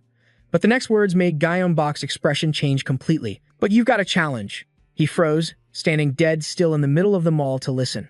It was an email from Eclipse, the #1 streamer for the entire Elden series, Elden Knight, Elden Kingdom, and Elden S. Sitting in the middle of a bustling park, Gyeongbok couldn't hold back a grin. He kept muttering to himself in disbelief. He's actually serious. The message from Eclipse was displayed on his screen. After a brief introduction, he laid down a formal challenge. Just then, another notification popped up. It was more info from Duho of Team Perfect. Duho was giving him the full rundown. Eclipse is a die-hard fan of the series. He even named himself after the game's Eclipse symbol. His videos get an insane number of views. Apparently, he's been practicing the game's sword techniques in real life since he was a kid. And get this, he became a real-life knight after the game's capsule version was launched. It gets even crazier. The game's development studio actually used Eclipse's motion capture data to animate one of the NPCs. Duho from Team Perfect added more details. He has a great personality, razor-sharp in-game senses, and has never been in a single scandal. He also pointed out, unbelievably, The guy maintains that knightly persona even in his business emails. It's no surprise he built such a massive reputation by sticking to just one genre. Anyway, just think it over. Giant Bach finished reading and replied, "Truly grateful. Thanks for the rundown." As he hung up, he couldn't help but think, these guys really know how to live it up. Now then, before I make my decision. The moment Giant Bach placed the call, someone picked up on the other end. Sna. Hello? John Bach could tell from his groggy voice. Were you sleeping? Juan, still lying in bed, answered, I'm awake now. What's going on? Jian Bach quickly explained the whole situation to Juan, making him jolt upright. There's something I need to ask you. He sat up completely, letting out a laugh. Eclipse hasn't changed one bit, huh? Jian pressed on. I'm guessing you've worked with him before. What's he like? I'm not as close to him as I am with you, he said quickly, but he's a good guy. A little eccentric, maybe. Still, this is probably a good move for you. Jian Bach was confused. What do you mean by that? Joanne laid it out for him. Now that everyone knows you're down for PvP, you're going to have stream snipers and clout chasers lining up to exploit you. It clicked for him immediately. Ah, you're right. I don't want to waste my time on those guys. Juan continued talking enthusiastically, the sound of him brushing his teeth in the background. My chat's telling me to join in too, but I'm not going to. Jian Bach was a little taken aback. Huh? Why not? Juan's reply was surprisingly downbeat. What's the point of joining a fight you know you'll lose? I've got my pride to think about, right? Jian Bach shot back with a laugh. Fair is fair. I won't go easy on you either. The voice on the other end chuckled. Come on. You could at least lie and say you'll lose to make me feel better. Anyway, talk to you later. Jian Bach ended the call on a high note. Yeah, see you later. Just then, a massive roar from a crowd snapped him back to reality. It's her. On a massive poster was the face of a young woman. That's right. The fans were chanting uncontrollably. Nara is so beautiful. I'm gonna run off with her standee. Oh my god, their new song is amazing. Sweet is going to be the death of us. He watched the crowd and sighed, a K-pop idol. Huh. The scene sparked a memory. Something familiar that reminded him of Juho. He remembered seeing Juho loaded down with bags and had to ask, what's with all the makeup? His friend had shot back instantly. They're freebies you get when you buy your favorite idol's merch. Jian Bach had wondered, shouldn't it be the other way around? But he quickly dismissed it. Must be some kind of brand collaboration. People really go all out for this, huh? But as his eyes fell on the poster again, he froze. Something about the girl on the poster felt incredibly familiar. Why does she look so recognizable? An image flashed in his mind. Jian Bach thought to himself, his expression tightening. However, a second later, he shook the thought away. No, it can't be. Athletes' bodies tend to look similar. I must be mistaken. Before long, it was time for another stream. Hey, chat. Instantly, donations started pouring in. Whoa, thank you so much. Time for the intro. He made an announcement to his fans. I've got some news for you all today. A set of John Bach's emojis appeared on screen. H-crap, B, BBY, purple stam. Our very first emote set is now live. Try refreshing the page to see them. He then plugged his other channel. There's also an archive channel now. Please go support it. After a few moments, John Bach officially began. All right, that's it for announcements. Time to get into the game. He charged forward, and in a flash, the world around him shifted. John Bach strolled casually through the new area. We stopped here last time. Let's explore a bit. He surveyed the desolate landscape with a sigh. This used to be the capital. But now, it's nothing but ruins. Just then, a voice echoed from the distance, catching him by surprise. Those who refuse the draft will be branded as forsaken. Up ahead, a guard held a sword to a civilian's throat as the man begged for his life. I'll do anything. Sir, please, spare me. The soldier finally withdrew his blade. You've made the right choice. You no longer have to fear being cast out. The man cried out in disbelief. Really? Thank you, sir. The small witch beside him explained, this is all because the adjudicator failed in his duty. Jian Bach repeated the name, confused. The adjudicator? The witch nodded. The leader of humanity. She laid out the entire situation. Because of the adjudicator's silence, the kingdom had split into two factions. The royal knights, who wished to exile the Forsaken. Those humans who have lost their faith. And the Orthodox Knightly Church, who want to help them rediscover their humanity. I wonder which side you will choose. Torn 1. John Bach fell silent, processing everything. Suddenly, his eyes widened as he noticed something was off. Without a word, John Bach slipped into the shadows to hide. These people are the Forsaken. He watched them cautiously, but I don't sense any killing intent from them. I'll just watch for now. The guard gave his order, get up, follow me. But in the next instant, a sword pierced the guard's neck, and he collapsed to the ground, lifeless. A man emerged with a cruel smile. Well done. He ordered the civilian, bring the food. We will share it with you. At that moment, the civilian's eyes filled with a disturbing gratitude. A crazed grin spread across his face as he dragged the soldier's corpse. No more starving. Jeonbok, seeing this clearly, demanded, "What is this?" The witch at his side answered instantly, "They are the gluttons, forsaken who have fallen to a forbidden taboo, out of sheer hunger." A trail of blood stained the ground. He found himself moving to follow it. Looks like the game wants me to chase them. Let's go. Just then, the group heard his footsteps. They spun around, instantly on guard. Jeonbok immediately unleashed his skills. In a matter of moments, the entire group was lying on the ground. The witch saw the guard's spirit and cried out, "The knight's soul is still intact." She quickly asked, "Torn 1, do you wish to return it to the knightly order?" A system notification appeared. Obtained the unbroken soul of a recruitment knight. Jeonbok astutely realized what this meant. This must be a new route. Let's go. Everyone in the chat was worried for him, urging him to go to the church first. But Jeonbok wasn't concerned. It's fine. If I need to, I'll just take their gear. Before long, he arrived at the gate of the Royal Knightly Order. He was immediately surrounded by soldiers, their swords drawn and pointed at him. Halt. State your identity. Jeonbok introduced himself directly. I am a seeker of the source. I haven't come here to fight. The soldier stared, stunned by the orb in his hand. From a high window, a hidden figure watched it all unfold and gave a silent command. Moments later, the guards suddenly bowed in unison. Torn 1, we apologize for our hostility. The commander wishes to see you. The great city gates swung open, and Jeonbok strode through with absolute confidence. A towering man was the first to speak. Greetings. I am Vlando, commander of the Royal Knights. His eyes immediately locked onto the soul orb in Jeonbok's hand. You, a Torn 1, have brought us the soul of a fallen knight. Vlando's voice was filled with gratitude. You could have easily kept this for yourself. We are deeply in your debt. He then made an offer. Does your presence here mean you are prepared to join our cause? But the refusal was swift. No, that is not my purpose. Holding the soul orb, Vlando made a shrewd guess. Then I presume you've come for the Eldons. He remained perfectly calm. Only the arbitrator knows its location. A flicker of surprise crossed Jeonbok's face. How could you possibly know that? Vlando's grip on the soul orb suddenly tightened. After a tense silence, he finally spoke.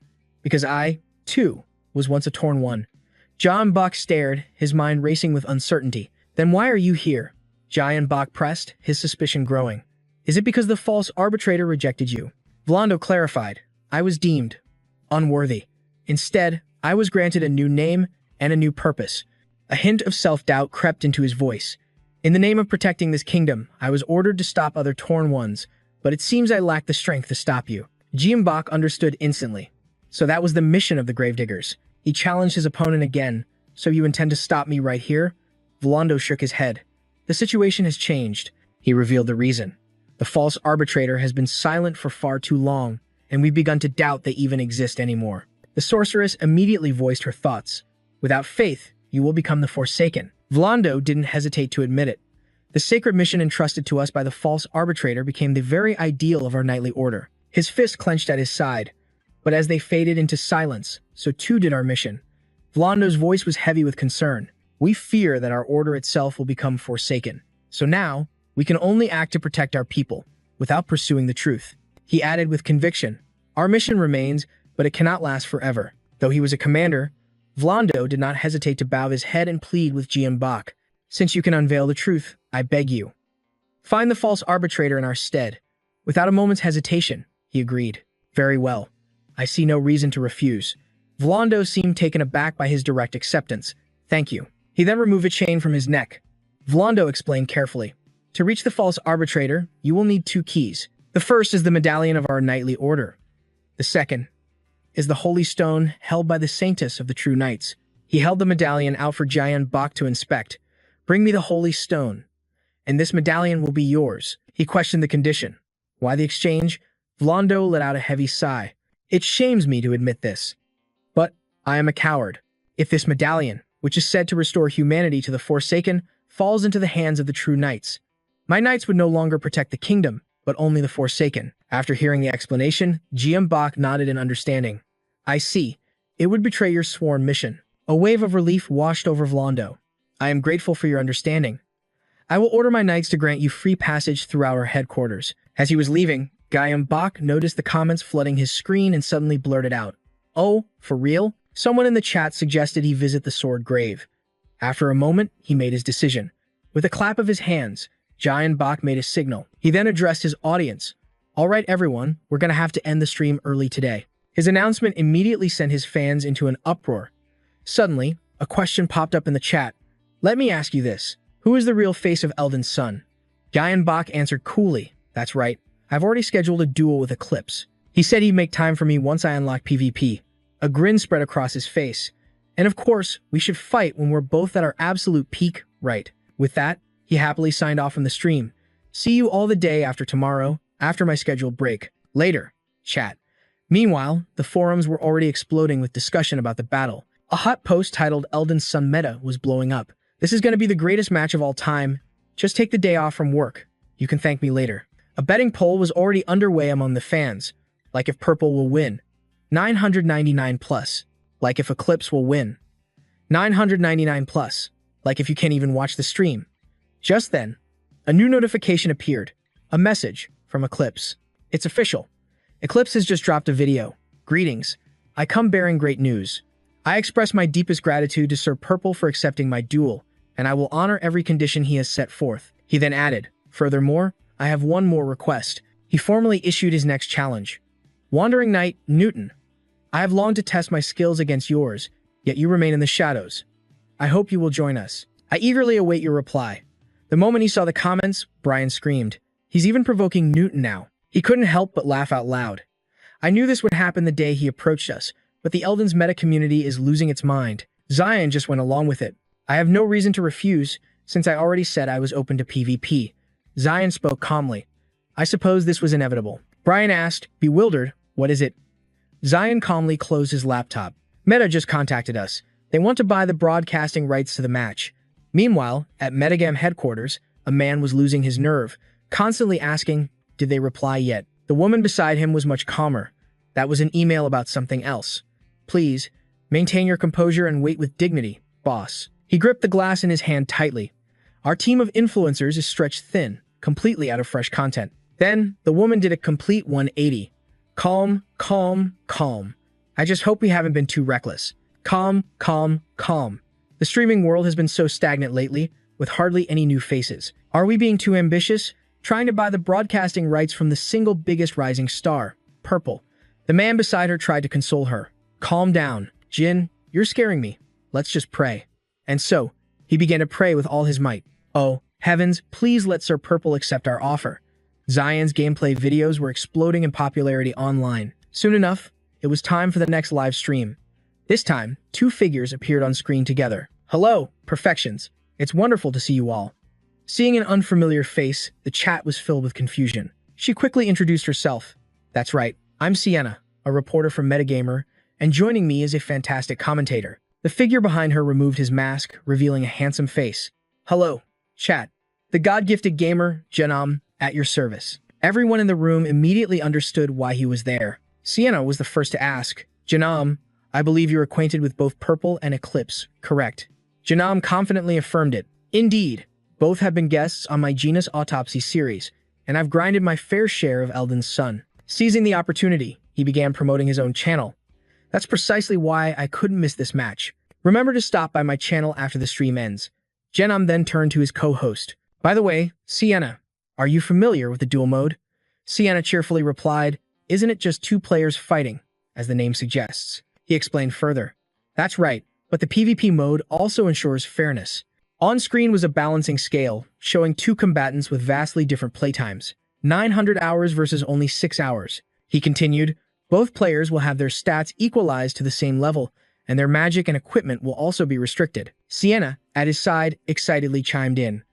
"Then it all comes down to pure skill, nothing else. And now, let's welcome the stars of our match to Grave of Heroes." Both of them looked toward the arena as a brilliant light began to flash. Sienna began the introduction. "The challenger in this fight. One who relentlessly hones his craft to become the perfect knight. A romantic and dedicated soul." Eclipse made his grand entrance. The modern-day Don Quixote. Sir Eclipse. Janam immediately followed up. And now, the new king who dared to accept the challenge. Zion appeared in a flash. A man who was truly worthy of his name. He materialized amidst the thunderous cheers of his perfect gray fanbase. Without a word, Eclipse raised his sword, ready for battle. Complacency is a knight's disgrace. He arrogantly issued his challenge. I will face you with my entire being. Zion responded with a mocking smirk. That's fine by me. A moment later, his expression hardened into a direct challenge. But I'm afraid you'll be the one who needs to go all out. At that, the entire live stream erupted with excitement. This is what I've been waiting for. Purple strikes the first blow with a flex. Does a taunt from the referee count? On stage, Jinam was just as thrilled. After Sir Eclipse's vow to give his all, Sir Purple retorts with a massive show of confidence. Who will emerge victorious? The moment they both stepped into the golden circle, the match officially began. Both warriors were now poised to strike. Zion advanced with light, careful steps. Eclipse listened intently to his opponent's every move. He, too, slowly moved forward. They were now inches from the golden circle. But at that exact moment, Jinam made a horrifying discovery. Wait a minute, what? There's another player, he yelled in fury, grabbing his hair. Sienna, didn't you turn it off? An invasion feature? Sin pressed her lips together, refusing to say a word. But a moment later, a cunning smile spread across her face. This was unfolding exactly as they had predicted. Jerome was completely stunned. Huh? What do you mean? This was planned from the start. A chill suddenly ran down my spine. Shin let out a loud laugh, clearly brewing a scheme. They had already declared that if anyone disrupted the match, they would handle it themselves. Down below, Guy and Bach gracefully dodged the attack. The other players were all in shock. Why weren't they surprised in the slightest? This isn't what we were expecting at all. Could it be they were waiting for us? Eclipse questioned relentlessly. How dare you ruin this honorable duel? But Bach was far more relaxed. Let's just call this a warm-up. He thought to himself, crashing the stream when I clearly announced it was a collab. They're truly the scum of the earth. He had planned this all along. We orchestrated this entire situation to pull the problem out by its roots. The other players ignored the warning and charged forward anyway. Forget it, let's go. We have the advantage. Jean resumed his serious commentary on the match. Unlike the two duelists, the invaders' stats aren't adjusted. So let's see how they handle this challenge. Giant Bach unleashed a rapid-fire assault. He effortlessly took down several of them. All we need to do is block every single one of their attacks. One by one, the invaders cried out as they were relentlessly struck down. Without a hint of mercy, he continued to eliminate even more of them. The number of annihilated invaders kept climbing. Witnessing the scene, Xin cheered without hesitation. A flawless execution. Jean was filled with contempt. Oh my god, these stream snipers came completely unprepared. They're getting absolutely crushed. Giant Bach let out a triumphant shout. Every last one of you is getting a permanent ban. Some players, still in disbelief, charged in to attack him. Impossible. Jean's eyes lit up as he watched the spectacle unfold. Incredible.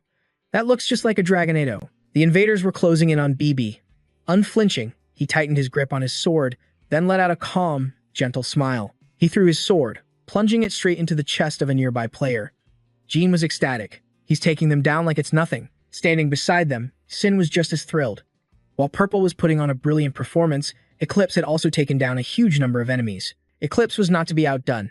He sliced through his opponents with masterful swordsmanship, but it seemed the invaders weren't ready to give up. But now they had all vanished. Just forget them. How ridiculous. In the end, John Bach and Eclipse claimed victory. In the blink of an eye, the battle was over, the invaders fleeing for their lives. Shin began to speak. Those uninvited guests might think they can just retreat without consequences, but Jean sensed a hidden meaning in her words. You have a plan, don't you? Shin gave a sly smile, because this match was officially approved by our company, and every single one of them acted with malicious intent. Our legal team will handle this as a case of business obstruction. The man beside her chimed in, an open door doesn't mean you can just barge in. That's called trespassing. In the live chat, the audience agreed completely. Jean then announced, now that the stream snipers have been dealt with, we will now begin our main event. A poll quickly appeared on screen. Who will win this one-on-one duel? Number 1 is Eclipse, and number 2 is BB. The poll will close in 1 minute. Jean added, this is an essential part of any competition. During the break, place your point bets on Eclipse and BB. He officially began, then explained the credit point system. These points are earned based on your total stream watch time. After the time limit, the betting event finally came to a close. It's over. Sin was filled with anticipation. I wonder who everyone chose. Let's check the results. Instantly, the results appeared on screen. Number 1, Eclipse, with 38%. And number 2, BB, with 62%. Jean clapped enthusiastically. A nearly 60-40 split. I can't wait to see how this match plays out. He waved to the two competitors down below. Are both sides ready? Let me know if you need more time. Jian-bok replied with disdain, I don't know. That last bunch was so weak, I haven't even broken a sweat. Eclipse was just as confident. I have no intention of resting. Hearing their responses, Jean started sweating. Such arrogance. If I delay any longer, these two will come after me. And so, the very instant the signal sounded, Eclipse launched the first strike. The match begins. He didn't hesitate for a second, launching a direct attack. As soon as the bell rang, Eclipse unleashed GHF. He had hidden a spell from the Heaven's Wrath Monk class, the fastest magic in Eden's soul. Jianba calmly raised his hands. He shattered the attack without any effort, and Purple dispelled it with magic. Jean, watching from above, couldn't help but marvel. An incredible display of skill from both sides. Suddenly, he launched a counterattack. Eclipse was slightly taken aback, but he dodged with incredible agility. He praised his opponent as he launched his next assault. You've got some sharp reflexes, but his opponent dodged again, making him suspicious. He's evading all of my predicted attacks. Jeonbok smirked. This isn't just simple reflexes. It's as if you can see right through my moves. That's right, Eclipse admitted with a nod. Of course, I trained with a formless spirit fairy, but Jeonbok didn't care. Unleashing his next assault, he launched a direct, powerful attack. In that case, I see no reason to hold back any longer. Eclipse said nothing more, only letting out a cold snort. On the sidelines, Sin kept up a running commentary. Purple is creating insane pressure with each whip strike. It's like a 6-on-1 battle. Eclipse was constantly forced on the defensive. He dodged Jeonbok's relentless assault. Just then, he flipped the script, closing the distance exactly as Eclipse had hoped. He had parried every whip and was now breathing down Purple's neck. But Jeonbok was his equal, ready to counter Eclipse's every move. What? Purple unleashed his 7th whip. He fell right into the trap. It was all a setup. This strike looked like a guaranteed hit. But in that instant, Eclipse summoned a protective barrier. Janino shouted in excitement. Whoa, the sacred right of light. Shin beside him was just as stunned. Eclipse cast his second spell, completely nullifying the attack. Jeonbok began to think seriously. If every one of my spells is just cancelled out, this fight could drag on forever. After a moment's thought, he made his decision. I should probably try that technique. I've always been curious about it. When they saw him suddenly stop moving, the entire audience was confused. What's this? Purple stopped his attack. Is he in trouble? Jeonbok began to speak slowly and clearly. First and foremost, I offer you my sincerest apologies. Eclipse also froze his movements. I believe this was just a simple, friendly match. But now I truly understand the dedication you've poured into it. He bowed his head with deep respect. In a duel of honor, both sides must reveal their finest skills. Would you grant me the opportunity to witness your swordsmanship? Both commentators' jaws hit the floor. Is he challenging Eclipse to a sword fight? What? Hearing the challenge, Eclipse burst out laughing. Is that so? The path of righteousness is one of self-discipline. You are a man of admirable passion, Sir PB. He drew his sword, readying his stance. I accept this challenge to prove my honor and my knightly spirit. He bowed in return. I've been looking forward to this, Jeonbok thought to himself. Just like when I trained my swordsmanship against the gravedigger. He recalled his countless hours of training. Jeonbok was confident. Perhaps I'll learn something new from this. Sensing the palpable tension, Shin cried out. Within this silence, a fierce battle of wits is unfolding. The two warriors faced each other without a sound. A clash between unwavering dedication and raw, natural talent. This time, Eclipse made the first move, lunging forward. But Jeonbok timed his block perfectly, intercepting the blow. I blocked it. But in that instant, he noticed something else. From another angle, Eclipse's sword was already swinging in. By some miracle, he dodged it in the nick of time. He parried my blade. From a slash, he instantly transitioned into a thrust. He kept telling himself to stay defensive. I have to focus, or I'm going to get hit. Eclipse simply nodded. Not bad. And with that, he unleashed a relentless barrage. But Jeonbok skillfully dodged every single strike. Janino could only gasp. What in the world? The pace is unbelievable. They're exchanging dozens of strikes per second. Their swords collided, creating a shower of 1,000 sparks. Eclipse spun his sword's hilt without pause. Seeing his opponent so easily parry the move, Jeonbok couldn't hide his surprise. He blocked my sword. In that same instant, Eclipse attacked again, but was stopped just in time. A steely resolve formed in his heart. All right then. Eclipse let out a cold huff, bringing his sword down on Jeonbok. He gritted his teeth, struggling to hold his ground. Everyone in the room was on the edge of their seats. Janino suddenly asked Shin, "Do you feel that?" Shin looked confused. Huh. Feel what? He rubbed his chin, voicing his thought. Maybe I'm mistaken. But his eyes were glued to the fight below. Janino watched every single one of Jeonbok's movements. It looks like PB, he stated his conclusion, is adapting in real time. He launched an attack without hesitation. and his opponent immediately countered with a new move. And yet, his opponent dodged it with ease. The cycle repeated itself. But now, Jianbok could also feel the change within him. My eyes. They're getting sharper. The brutal fight between the two raged on. The ringing clash of steel against steel echoed endlessly. Jianbok was slowly finding his rhythm, beginning to seize the upper hand. Genino was overflowing with excitement. Look, purple is gradually turning the tables. He continued, if this keeps up. Suddenly, a sword went flying through the air. Genino was stunned silent by the abrupt development. Jianbok had perfectly disarmed Eclipse. He admitted it himself. I lose. Genino's excitement exploded. He did it. Perfect play has taken down Eclipse, the undefeated champion of the studio tournament. A new Sword King has risen. He spoke politely. Thank you. That was a magnificent duel. Eclipse said nothing, only thinking to himself. He didn't hesitate for a second. He simply followed the flow of the sword. Jianbok quickly sheathed his blade and offered his opponent a hand. 1-1. The battle was absolutely legendary. Eclipse looked on with a trace of sorrow, admitting it would be a lie to say he wasn't disappointed. You shattered 12 years of my relentless training in a single duel. A somber mood fell over the crowd at his words. Then, in a gesture of pure sportsmanship, the winner grasped his hand. But Eclipse's confidence returned in a flash as he declared, I held nothing back. So even in defeat, I have no regrets. He didn't hesitate to praise his rival. I could feel you getting stronger with every clash of our swords. You truly are a genius. Jianbok replied in kind, and you are the first opponent who ever made me fear I might actually lose. Eclipse let out a hearty laugh. Before walking away, he added one last thing. Pushing you to your absolute limit. That is a feat I can take pride in. Suddenly, notifications for prize money began flooding the screen. Sin, one of the commentators, wasn't ready to let the hype die. Wouldn't it be a waste to end it here? Janam quickly agreed. Exactly. It's a shame to stop now. But if we want to keep the stream going, we need something to really hook the viewers. Just as they spoke, a new player logged in. And for this special occasion, we have a guest who couldn't be more legendary. A familiar silhouette materialized in the arena. Newton had arrived to challenge the champion. Without a moment's hesitation, Newton pointed directly at him. Perfect play. So, you're the one who won. How interesting. Jianbok remained silent, observing his new challenger. No matter how you looked at them, they seemed like the same person. What was that name again?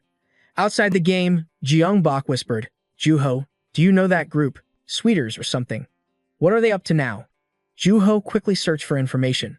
You mean Sweeters? They just ended their InstaSnap live stream 10 minutes ago. Annoyed by the silence, Newton grew impatient. Hey, are you going to say something or not? But just then, another voice cut through the tension. Hold on. Eclipse had appeared at the commentator's desk. Purple is still exhausted from our battle. I was the one who called you here, so I'll be your first opponent. Newton shot back from the arena floor, not missing a beat. I just got off work myself, so that makes us even. Unless, of course, you don't think you're up to the task. Jianbok pushed aside his thoughts. In the end, it didn't matter who his opponent was. He just smiled and agreed. Let's do it. That calm acceptance was enough to set Newton off. Sensing the explosive atmosphere, Shin made the official announcement. The tension is thick enough to cut with a knife. Let the duel begin. Newton charged forward instantly, declaring, If you think this fight will be like the last one, you're dead wrong. This victory will be mine. Newton unleashed a powerful strike right from the start. But in a blink, Jianbok had already vanished and reappeared behind him. He wasn't the same fighter from before. His sudden appearance put Newton on high alert immediately. I want to see how much you've grown from my lessons, Jianbok said coolly, so I'll grant you the first move. The commentary booth erupted. Perfect play dodged Newton's assault with unbelievable ease and countered with a sharp taunt. Refusing to be provoked, Newton attacked again. Jianbok parried effortlessly, though he felt a flicker of surprise. A feint with a vertical slash, followed by a horizontal cleave. You're no longer giving away your moves with your eyes. But with chilling arrogance, he swatted Newton's blade aside. At this speed, there's no reason to continue this match. Newton was stunned into silence. Up in the booth, Shin was about to lose his mind. What did he just say? Is Purple trying to cancel the match? After everything I did to set this up?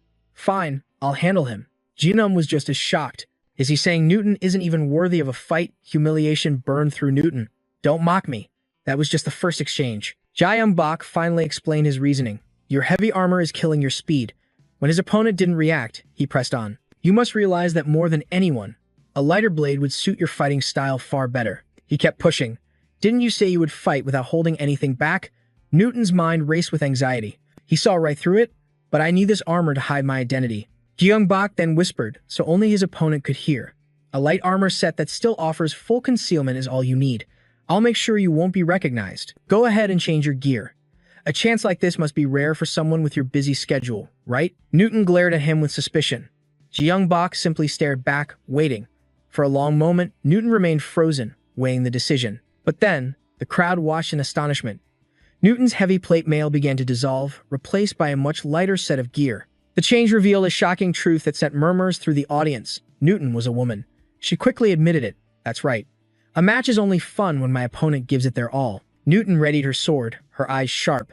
But there are too many fools who let their guard down simply because I'm a woman. With no restraint, she dashed towards him like a bullet.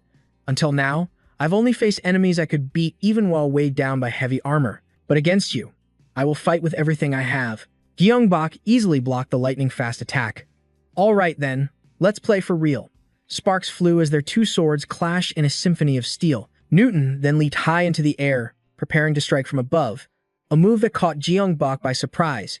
Yet, he didn't move to dodge. He just stood there, waiting. He glanced back at his opponent.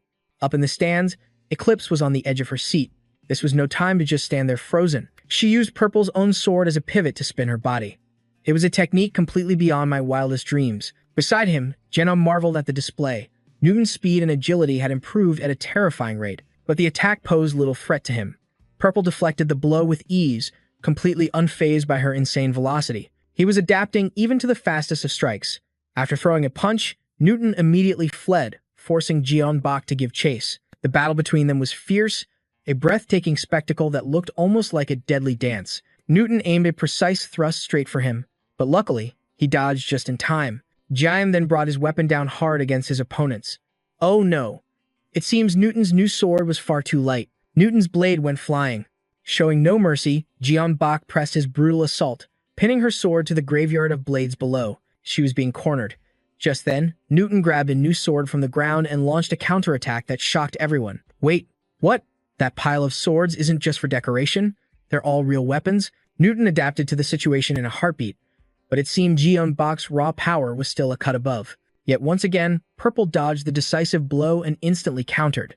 But Newton was no slouch either, evading the strike by a hair's breadth. Jeongbok raised his sword and took aim. Thanks for the match, he said, before mercilessly thrusting his blade into his opponent's chest. Before logging out, she made sure to leave him with a warning. Next time, I'll be the one who wins. Everyone erupted in cheers as Jeongbok was declared the victor. The battle was over a short but incredibly intense duel. Purple had just secured his second consecutive victory. His new title flashed on the screen for all to see. Meanwhile, Newton had to accept her second defeat. That pivot and thrust technique, you executed it perfectly. The back-to-back victories were changing things for Jeongbok. Purple's value had just doubled overnight. Without hesitation, Newton sent over a huge sum of money, calling it a training fee for Jeongbok. He chuckled, saying, I look forward to an even better match next time. But deep down, he knew the truth. It was more like hush money than anything else. Newton was just that, fascinating a pop idol living a double life. A star by day and a dedicated streamer by night. Snip was a truly interesting person. Time passed in a flash. Early the next morning, at the SNN Entertainment Fitness Center. Right now, a young woman was sitting silently in the gym. It was Narazun, the center member of the group Quiddies. She frowned deeply and thought, I've replayed the match over and over, but I didn't make a single mistake. My opponent was just stronger. She knew Newton's style well. Hunt down those who rely on raw talent and look down on hard work. Crushing them and exposing their false fronts was a fantastic stress reliever. After all, they were just a bunch of frauds or people who depended on cheat tools. She picked up her phone to check the latest news. But the headline was a shock. A new era for Elden Ring's ultimate sword master and Newton's secret. Nara thought to herself, this guy, he's different. Seeing the insane view count, she couldn't help but feel a surge of anger. Look at these views. He might be even more popular than I am, she fumed, tossing her phone aside.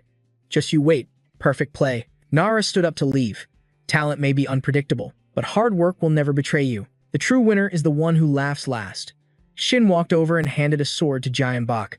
How does it feel to remain undefeated? He smiled as he took the sword. It's been a while since I had a match that intense. Thanks to Sister Eclipse, I've come to understand the value of hard work and dedication. I'll do my best to become a diligent streamer, too. Soon, an article with massive engagement was posted. Game news, a new era for the ultimate sword in Elden Ring, and Newton's secret exposed. The metagame team's post had 1,912,216 views. Someone spoke up, asking, "You think they called him in because of the snip stream?" At that moment, Metagame's influencer team was waiting for a meeting. A black-haired man spoke up, "But we blurred their faces and everything." But the woman next to him was worried. Still, the optics of it don't look good. Just then, the door swung open.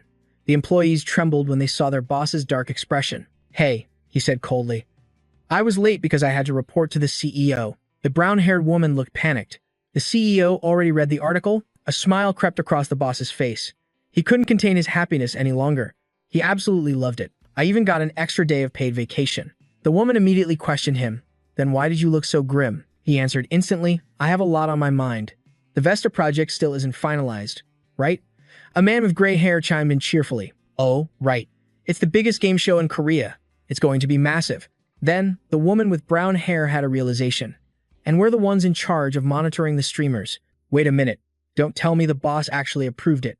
"No. This was an order from the CEO himself. He wants us to invite Purple to join the VA project." Meanwhile, the guy thereafter is in the middle of a war zone.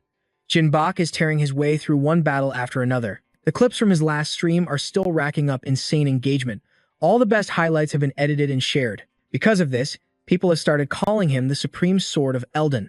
And just like that, Jinbok started a brand new livestream. It didn't take long before he was showered with donations from his fans. "Thank you all so much. That last battle was absolutely incredible.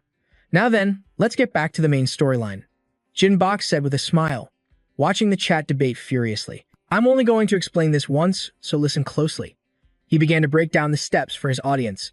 Release the spirit, defeat the awakened grave digger, obtain the spell from the witch, and take down the soul golem. The witch then allies with the knightly order. Afterwards, I continued my journey, and now we're on our way to the cathedral. And now, a new gameplay session is about to begin. I hope you all have a fantastic time. Before jumping in, he added a special message for his international fans. "You guys are going to have to learn Korean, because I don't speak English. Alright, it's time to get the holy relic." Just then, in the royal capital, the great cathedral was enveloped by a blue barrier.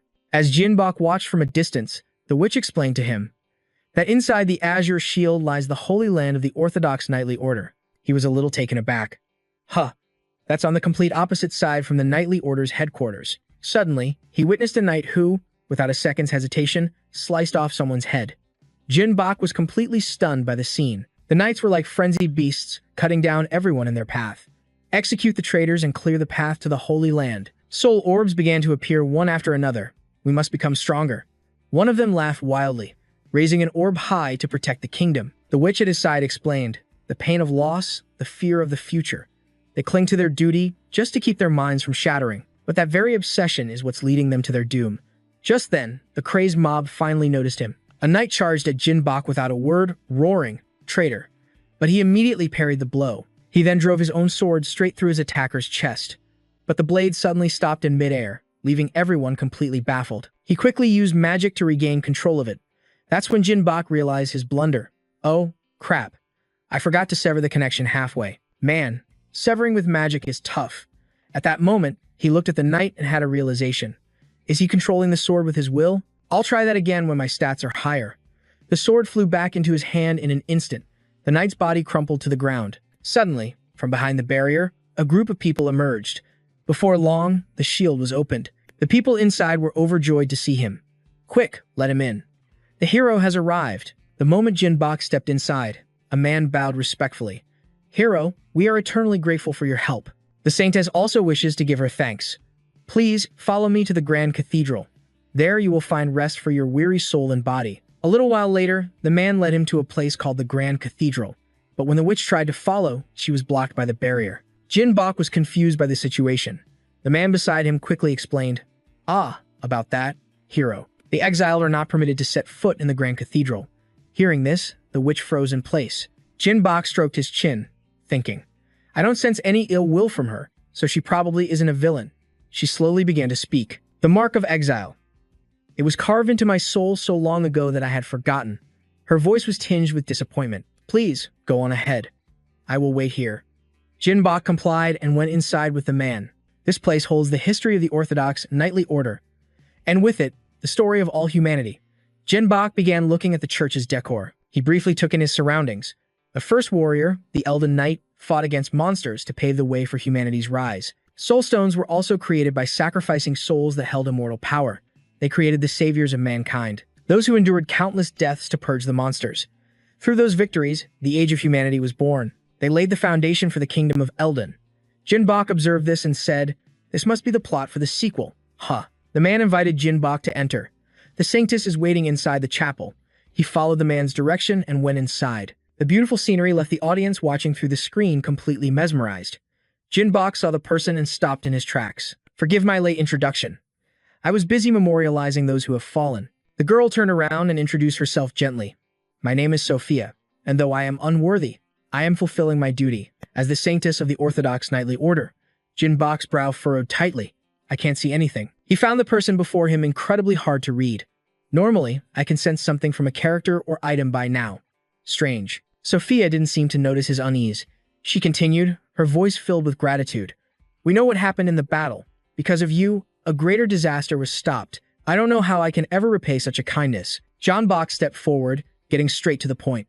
"I have come for a matter of great importance." Sophia understood immediately. "You're here for the Holy Gem, aren't you? To uncover what's happening in the Imperial City. I truly wish I could give it to you." But her voice was laced with regret. "Right now, it is impossible. The Holy Gem is the very thing sustaining this sanctuary's barrier. If I were to give it away, everyone seeking refuge here would be in grave danger." However, she presented him with a condition. "If the ice dragon on the snowy mountain, our greatest threat, is eliminated, then I will have no reason left to keep the Holy Gem." Jinbok stared at the object, lost in thought. "Is that really the Holy Gem? I can't feel any power coming from it at all." Sophia then took her leave. "Now, may the blessings of the Elden Knights be with you." His question hung in the empty air. "So, I have to go kill a dragon?" A seed of doubt grew in his heart. Something felt off, if only there was a way to be sure. Just then, Jinbok spotted a pile of white candles. A sly grin crept across his face. Perfect. This is more than enough to perform a scrying ritual. He picked up a candle, closing his eyes in concentration. His spiritual energy began to radiate outwards. Suddenly, Jinbok's eyes flew open. This battle. It might present a few obstacles, but it is not an entirely bad omen. It will forge a path to overcome this misfortune and welcome great prosperity. In the end, it will lead to great fortune. He quickly lit the candle, a confident smirk playing on his lips, a candle to commemorate the dragon's sacrifice for the Holy Gem. Now then, it's time to set out. Upon a distant mountain, snow fell without end. Jinbok's magic rope materialized, hooking onto a cliff face. He anchored himself securely to it. Taking in the scenery, he couldn't help but be impressed. You have to admit, they recreated the atmosphere perfectly. He soared through the air, exhilarated. "I love this wind, too. If it were really this cold, I'd probably be frozen solid by now." Jinbok chuckled, reading a fan's comment about feeling dizzy. "I did warn you all that the first-person view could be a bit jarring." In no time, he landed in a new area. The blizzard suddenly intensified. "Another powerful gust is coming. I have to be careful on this trail." After a moment's thought, Jinbok decided to use the cliff face as an anchor again. He moved swiftly along the rock wall. A second later, he made a perfect landing. "We've arrived." He was stunned to see a massive, heavily wounded beast before him. "Whoa, what is this?" Right beside him, an earth-shattering impact shook the ground. Jinbok's guard went up instantly. Dust and debris filled the air, obscuring his vision. Through the haze, a colossal creature let out a deafening roar. The legendary dragon had appeared right before his very eyes. But just as quickly, it turned and began to leave. He immediately gave chase, sword drawn. His lunge missed, and he silently cursed. No wonder the divination only showed a minor obstacle. Its charging pattern is way too simple.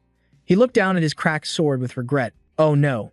Those scales must be unbelievably tough. My sword. The dragon tried a sneak attack with its tail, but Jinbok's sharp eyes caught the movement. Using a nearby cliff as a foothold, he vaulted into the air, successfully evading the deadly strike. In that moment, he noticed something. Deep within the dragon's massive maw, something was glowing. The light intensified in its throat, before it unleashed a devastating beam of pure energy. Already on high alert, Jinbok dodged with lightning speed. He countered, aiming his blade straight for the dragon's head. But the scales were far too hard. The sword shattered in an instant. Jinbok stared at his broken weapon, completely stunned. Tech. He quickly formulated a new plan in his mind. I thought the force of my drop combined with magic would be enough to break through. I guess I really underestimated this thing. Now my sword is gone. I need a finishing blow with something much stronger. John Bach faced the great beast and shouted to his audience, "Hey everyone, you've all heard the phrase threading the needle, right?" He then charged forward with all his might. "Let's try threading a needle with this." The magic rope in his hand was already prepared. John Bach swiftly unleashed his technique. In a flash, the dragon was enveloped in his spiritual energy. Seizing the opportunity, he gripped his broken blade and hurled it with every ounce of his strength toward the dragon. The sword pierced straight through its throat. Dragon scales rained down from the sky. The glowing object inside its throat was still shining. A triumphant shout escaped his lips. Got it. The next moment, the mighty dragon collapsed to the ground. A notification chimed. Snow Mountain Dragon's soul acquired. Special material, dragon scale, acquired. His face lit up as he saw the rewards. Aha, crafting materials, I see. Let's loot everything. As he walked, a thought crossed his mind. The divination promised great fortune, so I was expecting a little more. John Bach gazed into the empty cave, a flicker of disappointment in his eye. The cave was silent, showing no signs of life. But then, the sorceress spotted something, a gleaming insignia shining amidst the armor. She instantly recognized the crest of the Dragon Knights. From childhood, they trained alongside dragons. Upon completing their trials, they became an elite order, soul-bound to their dragons, sworn to protect the kingdom. The sorceress added grimly, I heard this order was disbanded long ago, after a dragon turned on its own master. As they ventured deeper, the sorceress cried out, a faint knight's spirit lingers in this cave. Let me try to speak with him using my magic. With the sorceress's aid, the spirit materialized before them. Heaven, he murmured, looking around in a daze. What happened here? The dragons. Jian quickly pressed him for answers. What happened to the Dragon Knights? The young man's ghost recounted the entire tragedy. We came here to eliminate the monsters on this snow mountain. At the request of the Holy Order, the Saintess gave us a sacred gem. She said the Knight Elden would protect us, but it was a trap. That gem brought ruin upon them all. The gem began to glow, and our dragons went berserk. But we couldn't bring ourselves to harm them. A realization struck Jian. Wait, that's the same sacred gem the Saintess wore. Does that mean she has more than one? The sorceress looked worried. What are you implying? A dreadful thought crossed her mind. That wasn't a real sacred gem, Jian declared. The true gem radiates a brilliant golden light. He thought to himself, no wonder I couldn't feel any power from it. It was a fake. The night spirit asked, confused, but what happened to the dragons? Were you the one who protected my soul and my body? Jian took out the soul bead. No, it wasn't me. He held the bead out toward the spirit. I was merely the one who ended the suffering of the last dragon on this mountain. It seems he was silently guarding his master all these years. That dragon was alone for so long. Understanding dawned on the young knight's face as he let out a soft "oh." He took the soul bead, cradling it gently as tears streamed down his face. He thanked Jian profusely. You have given peace to my last, lonely brother. Thank you. With his final wish fulfilled, the night began to fade. Now, I must return to their side. The sorceress approached the spot where the knight had vanished. The Dragon Knights always called their companions and dragons brothers. May they finally be reunited. She fought back her sadness. The Saintess. Mother Sophia would never do such a thing. Then why did she? But Jian found her words strange. Hold on. Isn't Saintess Sophia a young woman? The sorceress immediately shot down his theory. Not at all. If that's who you saw, it definitely wasn't the Saintess. She continued with absolute sincerity. I cannot explain why because of an exile's curse, but please believe me. But Jian was resolute. I only trust what I see with my own eyes. Hearing this, the sorceress turned to leave, heartbroken. But he continued, and the Saintess I met deceived me and the Dragon Knights with a fake sacred gem. Her expression instantly brightened. If Londo knew about this, I'm certain he would help the people of the Holy Land. Jian looked at the dragon he had just slain, his heart a storm of conflicting emotions. In the end, he pushed his feelings aside and prepared to move on. Let's go. We must find the knights at once. After hearing the story, Vlondo was filled with righteous fury. If what you say is true, then the Holy Order has been usurped. He clenched his teeth, trying to suppress his rage. An impostor led my closest comrades to their deaths. I will deploy my troops to surround the Holy Land, and I'm giving you command. Jian accepted without hesitation. All right. For now, that matter is settled. The card Vlondo gave him could be used for weapon crafting. He would take the dragon scale sword to the forge. The quality would be determined randomly through self-crafting. The quality depends on your skill. And your luck. One phrase caught his attention. Quality depends on your skill and your luck. Jian couldn't resist the urge to test it immediately. All right, let's begin forging. A point of light suddenly appeared, vibrating faintly. Jian followed its subtle movement. and brought the hammer down for the first strike. A brilliant orb of light erupted from the point of impact. The system window flashed, great success. A roar of excitement filled the entire hall. Jian's eyes were still flooded with golden light as a mysterious smile played on his lips. Then, the golden point of light ignited once more, moving along the blade. A glint appeared in Jian's eyes as he tracked its path. His resolve was firm. Probability doesn't matter. I just need to strike. He raised the hammer high, his gaze fixed on the sword, whispering the final part of his thought. At the right moment, the second hammer blow fell perfectly, and the system announced another great success. Every spectator was stunned. The odds of this happening were 1 in 100 million, but it wasn't over. The points of light began their next journey along the sword's edge, and Jian was ready with another perfect, double strike. Sparks flew with incredible intensity. Amidst the crowd's shock and excitement, 2 notifications popped up back to back. A great success. Another great success. This time, it wasn't just the audience on edge, even he was feeling the immense pressure. Oh my god. Because right now, countless points of light were dancing wildly across the sword's blade. The tension was off the charts. This had to be the final, decisive blow. The speed was increasing exponentially, and his strikes grew more and more precise. Despite the difficulty, Jian Bok refused to give up. He took a deep breath, steeling his resolve. The world around him seemed to lose all color, leaving only the swirling golden energy in his vision. He had to focus. A moment later, his brilliant golden eyes, filled with profound wisdom, snapped open. He slowly raised the hammer, judging the distance, waiting for that single, most critical, glowing point. Jian Bok aimed right for it and slammed the hammer down like a game of whack-a-mole. The instant it struck the blade, a blinding light erupted. The blast shook the entire room. But this time, no success message appeared. The chat immediately exploded with mockery. While everyone was busy trash-talking, something strange happened. The blade itself suddenly began to crack apart. From Haibar's perspective, the sword suddenly unleashed a light so brilliant it was blinding, and a new blade slowly emerged from within. But Jian Bok just watched it all unfold, and the smirk on his face revealed this was all part of his plan. He immediately gripped the hilt and powerfully pulled the rest of the blade from its cradle of light. A unique grade weapon, the dragon scale blade. The entire comment section went absolutely insane. Donation alerts began to ring out one after another.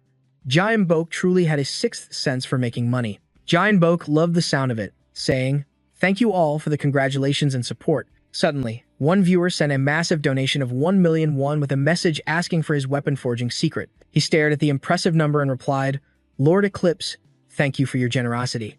"Of course, but I'm sure you all have already guessed the trick," Jian Bok explained honestly. "I strike at the exact moment I feel a slight vibration from the sword. That's how I get a great success. And that vibration's frequency changes with each level. Nothing that special, right?" Eclipse sent another 1 million won, along with a special request. "I'm sure you can do it if you try." Just then, someone called out to Jian Bok from the side. "Hey, why not test out that masterpiece?" He didn't hesitate for a second, immediately lowering his center of gravity into a ready stance. In a flash, his figure vanished into thin air. Then he suddenly leaped over his opponent's head, swinging the sword down. A flicker of savage ambition in his eyes as he sent the target to its doom. Jian Bok was immediately thrilled with his new weapon. "Wow, this feels like cutting through butter." Only then did the armored training dummy split cleanly in two. Now that the weapon is forged, it's time to report to the church that the dragon has been slain. A short while later, he went to meet Sophia, who was guarding the sanctuary. "Hero, you have returned." She bowed her head respectfully while slowly removing the necklace from her neck. "At last, we will have peace. We are truly grateful to you." She then held it out carefully in the palm of her hand. This is the promised sacred orb. But strangely, holding it produced no reaction at all, making Jian Bok think to himself, "I still don't feel anything." Without a moment's hesitation, he let the necklace slip from his grasp. It fell, pulled down by gravity. The moment it hit the ground, it shattered into 100 pieces. The power isn't from the orb, and it's not from her either. Seeing this, Sophia's face went pale, and she shrank back in fear. "Hero, what have you done?" In the next second, a blood-stained sacred orb was held out for all to see. Jian Bok's voice was low as he demanded, "Strange. Why is the barrier still active? Or could it be there are 2 orbs?" His words left Sophia frozen on the spot. Then, as its support faded, the castle began to collapse. "How can this be? I buried you with my own hands." Her entire body began to melt into a puddle as the chat flew into a panic. Meanwhile, from within the barrier, horrifying screams began to echo. A young man was pinned down by a vicious zombie, his mind refusing to accept the reality before him. Mom. A nearby girl, who had been lost in pointless sentiment, finally made her decision. How is this possible? I buried you myself. Giant Boke stood frozen, staring at the living hell that had erupted before his eyes. He whispered, Silver Wolf. Is that really you? Snap out of it. Ah. Stop. It hurts so much. A priest gripped the wooden staff in his hand, shouting a warning to the others. Please, get away. They are not your loved ones anymore. But everyone was blinded by a fleeting moment of joy. No way, he screamed, terrified. Nothing's working. We have to get out of the cathedral. However, a young man who ran for the exit was blocked by the barrier. No, this can't be. He slammed his fists against the shield and let out a final, desperate scream. The end. The barrier wouldn't yield. Just as the crowd's frustration peaked, a squadron of crimson-clad knights appeared, their war horses thundering with immense power. Fall back. A man who looked like their captain raised his sword and gave the order. On my signal, strike the barrier as one. Fulfill your duty and protect these civilians. The horde of undead saw Zion Beck standing motionless, like a perfectly prepared meal, just waiting to be devoured. The voices of the knights echoed across the field. Oh, great destroyer, grant us your strength. Suddenly, a countdown timer materialized in the air. 4 minutes and 49 seconds. Zion Beck tilted his head, effortlessly dodging the first attack, a smirk playing on his lips. He thought, so it's a time attack mission, is it? Then all I need to do is clear a path and defend everyone inside the barrier. Right? As he spoke, a flash of violet light tore through the swarm of ghouls. I will save every last one of them. He left no enemies standing in his wake. Wherever his blade swung, bodies collapsed instantly, earning him a perfect score. Zion Beck sprinted to the end of the path and spun to a dead stop. He then unleashed a whirlwind of slashes into the air. Just as a notification confirmed his success, the civilians were overcome with gratitude for his heroic actions. We're alive, thank you so much. A moment later, the knight captain rode into the city, smiling. We are in your debt for your assistance. Your skill is truly astounding, which is a shame.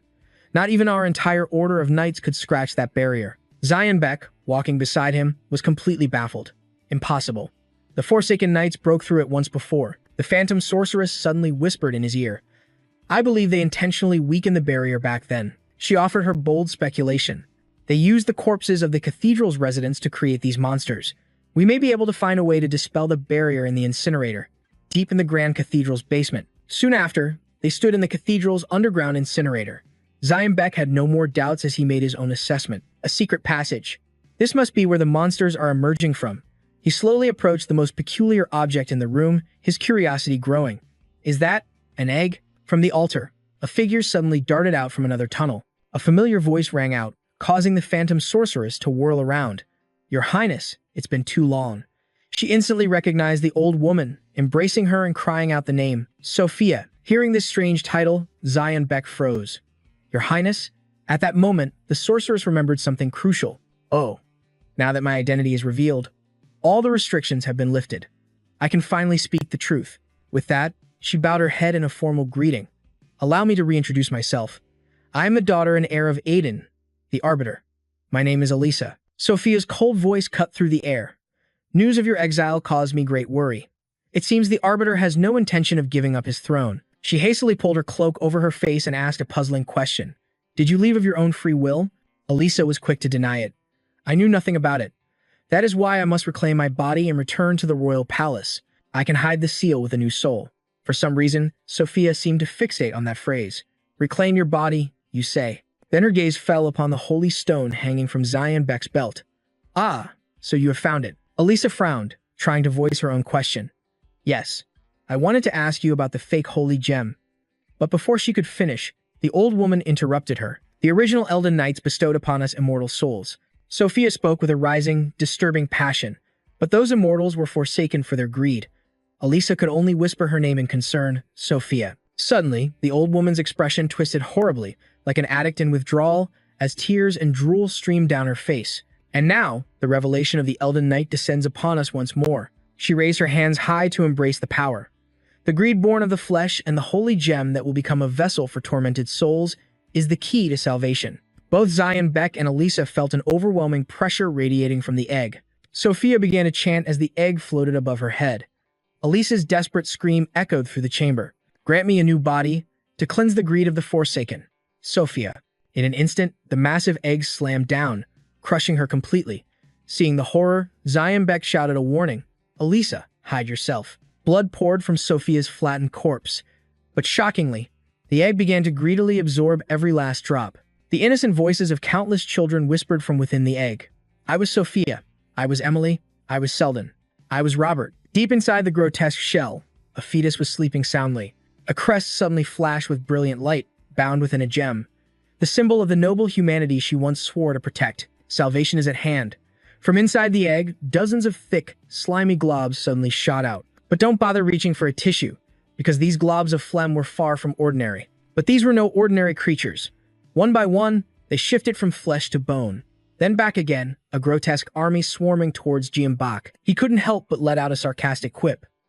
Are they trying to bury me with their sheer numbers? Before he could joke again, his vision filled with countless points of light covering the monsters, all connected by glowing, distinct lines. A faint golden light flashed in his eyes as his brow furrowed with focus.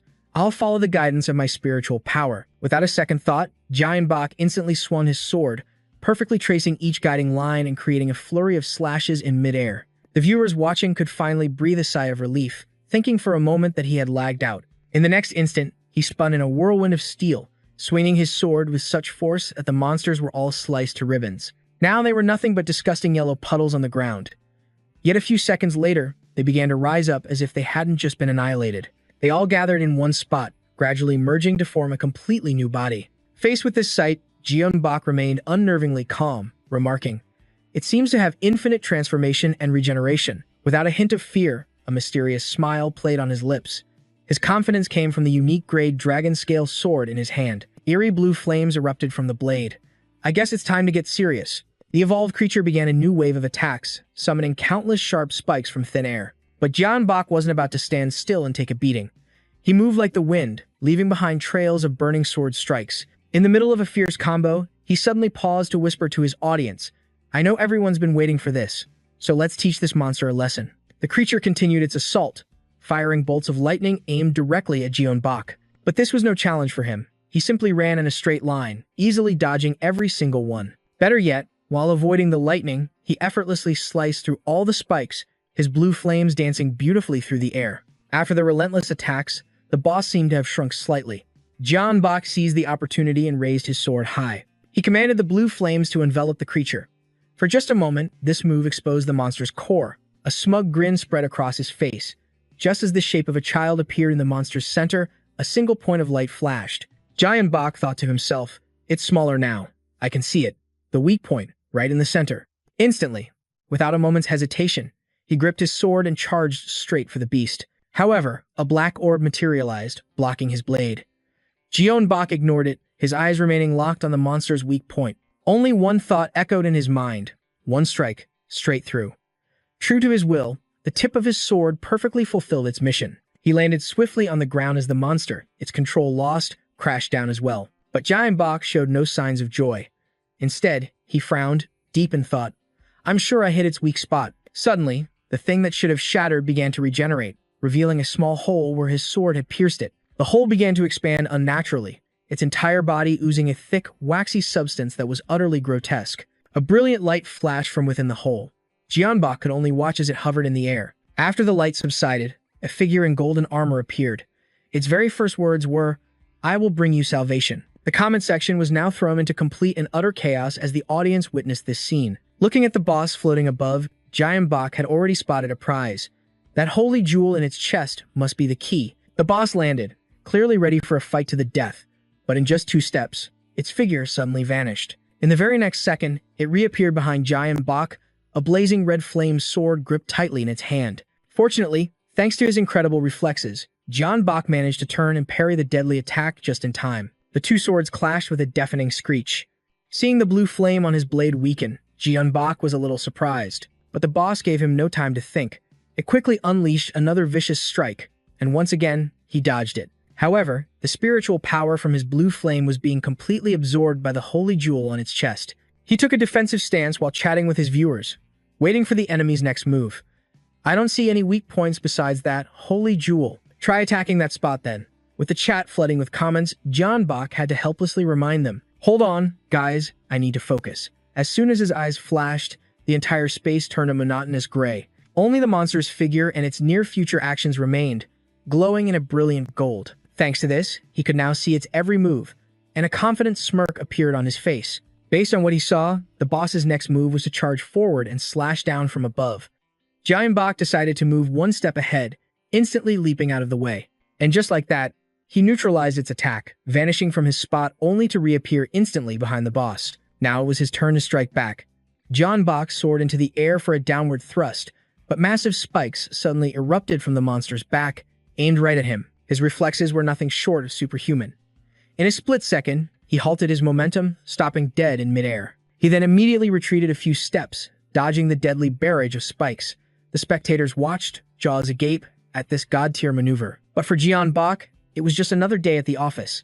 In the heat of the clash, however, his dragon scale sword was suddenly knocked from his grasp. It flew through the air, embedding itself deep in the ground, stunning the hundreds of thousands of viewers. He immediately turned, dashing toward his blade, a smirk playing on his lips, forming a perfect, confident curve. The boss saw its chance to counterattack and gave chase with its own sword. And so, a deadly game of cat and mouse began in the dungeon. The sword was clearly within reach. Yet Giant Bach sprinted right past it, leaving his weapon all alone. This bizarre move filled the entire chat log with a sea of question marks, but he paid them no mind, even having the luxury to glance back. Seeing the beast that wanted to tear him apart, and perhaps realizing it couldn't catch up, the boss stopped and began sprouting spikes all over its body once more. Every last one of them shot towards Giant Bach's escape path. But what it didn't expect was that even without a weapon, he could still masterfully weave through such a dense onslaught. Then, he put one hand up in a defensive stance. With his other hand, he made a grasping motion, clenching his fist and pulling something toward him. Surprise. Didn't see that coming, did you? From behind the monster, his sword flew backward, piercing straight through the holy stone embedded in the boss's chest. It all happened so fast, the monster itself couldn't believe it. Impossible. Giant Bach saw everyone's dumbfounded expressions, like monkeys witnessing fire for the first time, so he kindly demonstrated his technique once more. Here's how I did it. A stream of blue magic stretched from his hand. It was wrapped tightly around the sword's hilt, sending the chat into a frenzy. Dragon Vortex. He used that skill to control his sword. For those who still didn't get it, Giant Bach explained further. I gambled that the sacred gem would try to absorb my Dragon Vortex. That meant it couldn't dodge, and I could use its own power against it. Just when they thought it was over, the boss said no. It threw the sword from its body while concentrating its power into a single point. You fool. The Sundered One. A barrier suddenly materialized. I am the savior who will restore this world. The resulting shockwave was so immense, Giant Bach had to block it with his sword. The frantic sound of the boss's footsteps made him narrow his eyes. Elisa saw this and screamed in terror. No, it's trying to recover the souls the Holy Stone lost. The people in the sanctuary are in danger. As she finished her warning, the creature no longer had a human form. It was now a grotesque mass of countless faces, with the Holy Stone cradled in the hands of a small boy at its core. It burst through the dungeon's ceiling to the outside world, roaring a declaration for all to hear. Bow before your salvation. The citizens outside had never witnessed such a horrifying, unclean thing. What is that?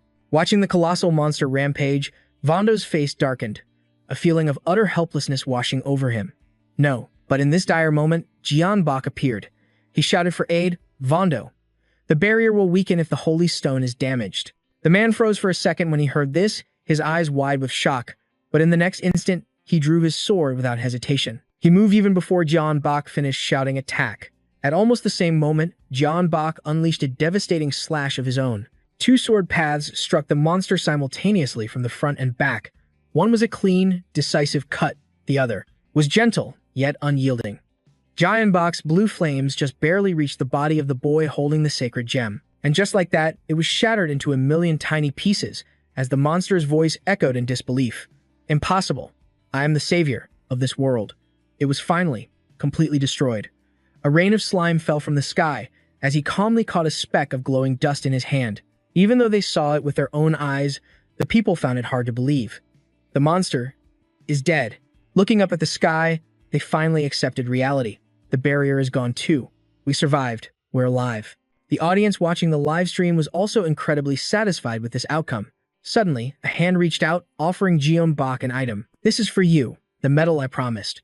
Vondo expressed his heartfelt gratitude. You saved every single one of us.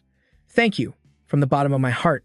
After all this, I've realized something. He looked at the scene of knights and priests working together to help the wounded. His voice softened with emotion.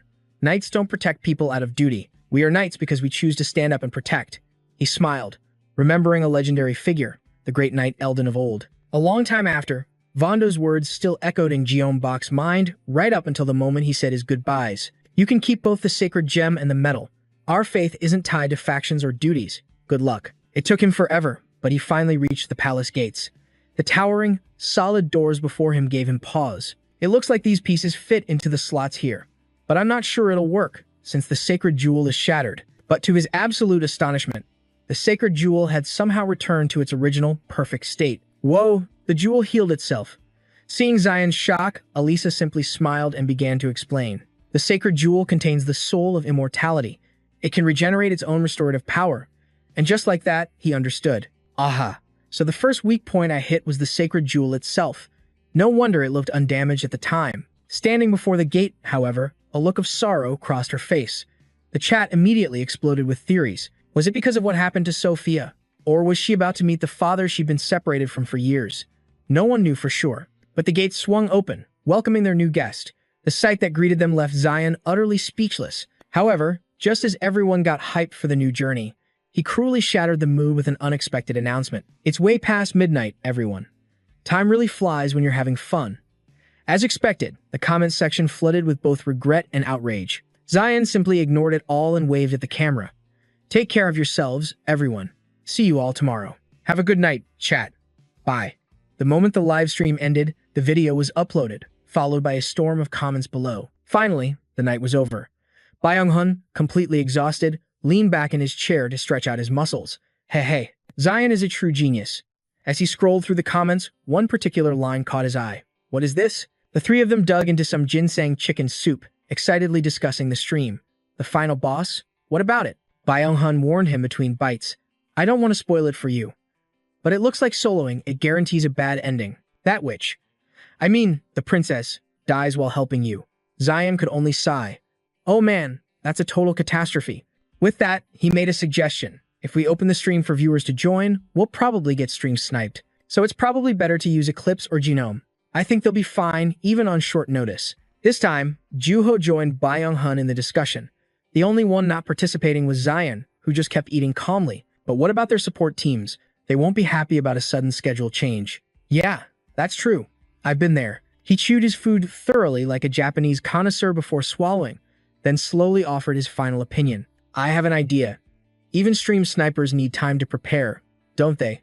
The next day, Zion went live again. Hello, everyone. One viewer immediately teased him.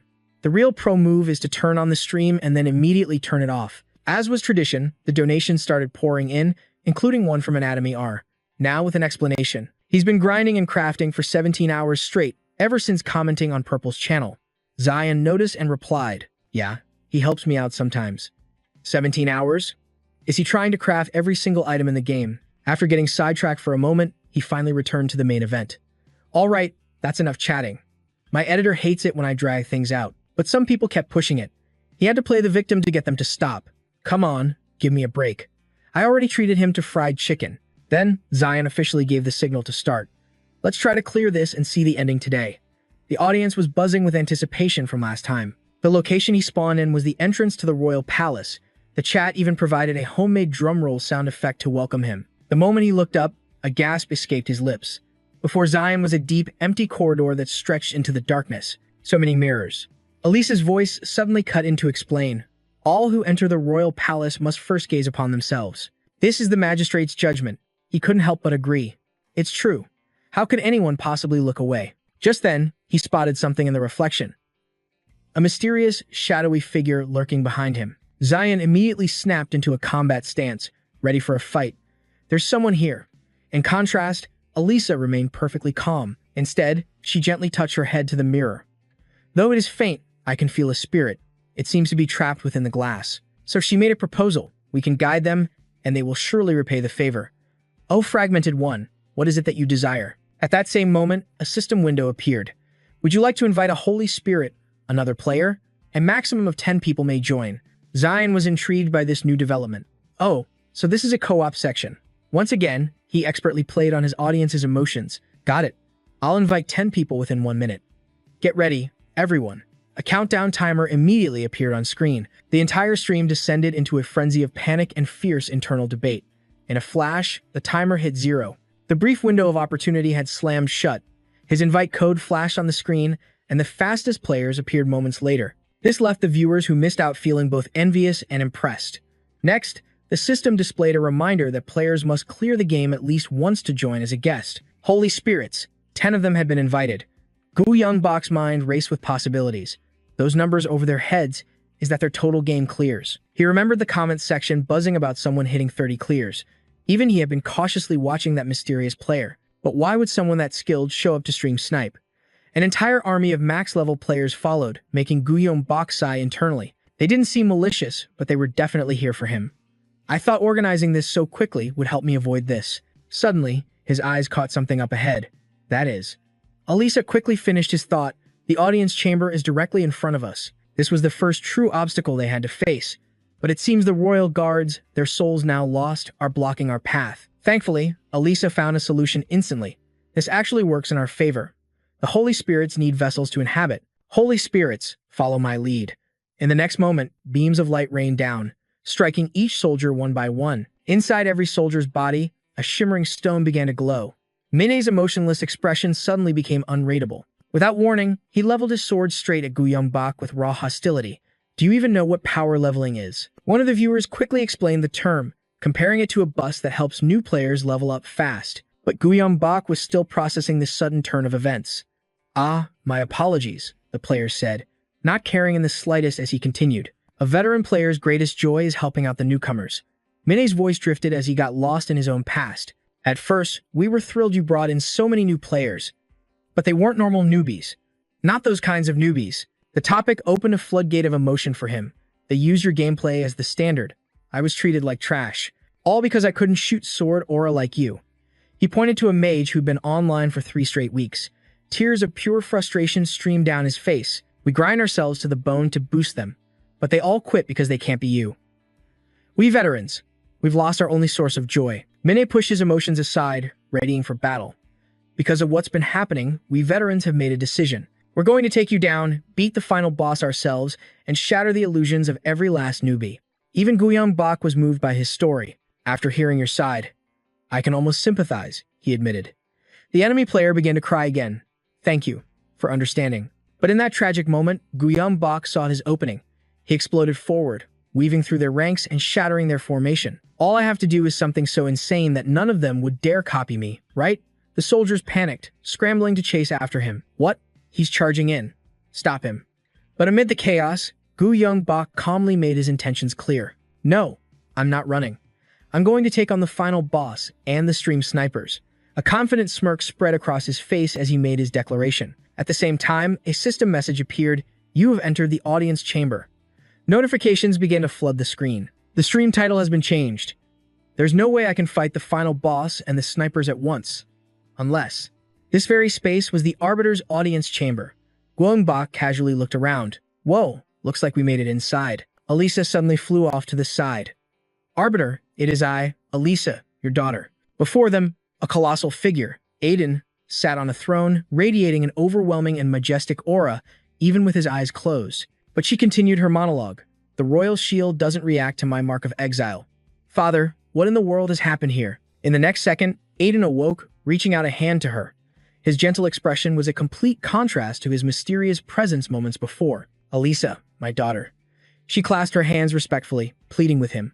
Arbiter, the time has come to break your silence. Speak for those who suffer. You must be their voice.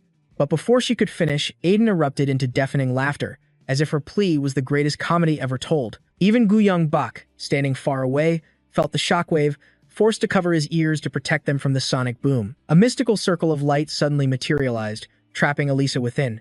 He then casually crushed every last bit of her hope. You are wrong. He completely ignored her desperate screams and protests from inside the barrier. A razor-sharp glint in his eyes and a cruel smile exposed Aiden's true nature. My silence is for the sake of humanity. Only then did he finally grant Gu Yongbok his attention. He sized him up, questioning his arrival. The Sundered One. Did Eldons lead you here as well? Before Gu Yongbok could answer, he was met with the Arbiter's baseless fury. Insolence. A single punch slammed down, shattering every pane of glass in the chamber. Shards rained down from above like deadly hail. And in a mirror's reflection, Gu Yongbok saw himself, just as Aiden delivered his judgment. I will not allow it. The reflection of Gu Yongbok stepped out of the mirror and into reality. At the same time, another notification popped up. The Holy Spirits have been summoned in response to your grace. The royal guards were stunned. This wasn't part of the plan. Minne had to shake himself back to reality and command his troops. Forget it. Prepare for Phase 1. A razor-sharp sword cut through the air like the Grim Reaper's scythe. The audience was treated to a spectacular sight, two Gu Yongboks, locked in a one-on-one duel. But even as the original took hits, his confident, blazing aura was something the copy could never replicate. Heh, you're nothing but a replaceable copy. Take a good look at yourself. With a single slash, he shattered the illusion into a million pieces. Meanwhile, the royal guards were on a roll. They're all down. Phase 1 is complete. Aiden remained firm in his conviction. You want to prove you're unique? A futile struggle. The guards wasted no time and pressed forward. We take down Purple before Phase 2 begins. I'll strike from the right. I'm a huge fan. Purple, your streams are always fire. Suddenly, a brilliant light erupted from their chests, shooting out in a powerful beam. They all charged in at once, but were stopped dead in their tracks. Amidst the chaos, Aiden muttered to himself once more, by my decree. Meanwhile, the guards struggled to fight back. Huh? 4 of them are already gone. Phase 2 is here. The ultimate skill is coming. Below, a scene of pure chaos unfolded as people fled for their lives, a stark contrast to Aiden's unnervingly calm expression. The illusions grew instantly. He slowly uttered a final verdict. Death will come. Just then, Giant Bach activated the threads hidden in his palm. They silently snaked around the ankles of a fleeing guard. Huh.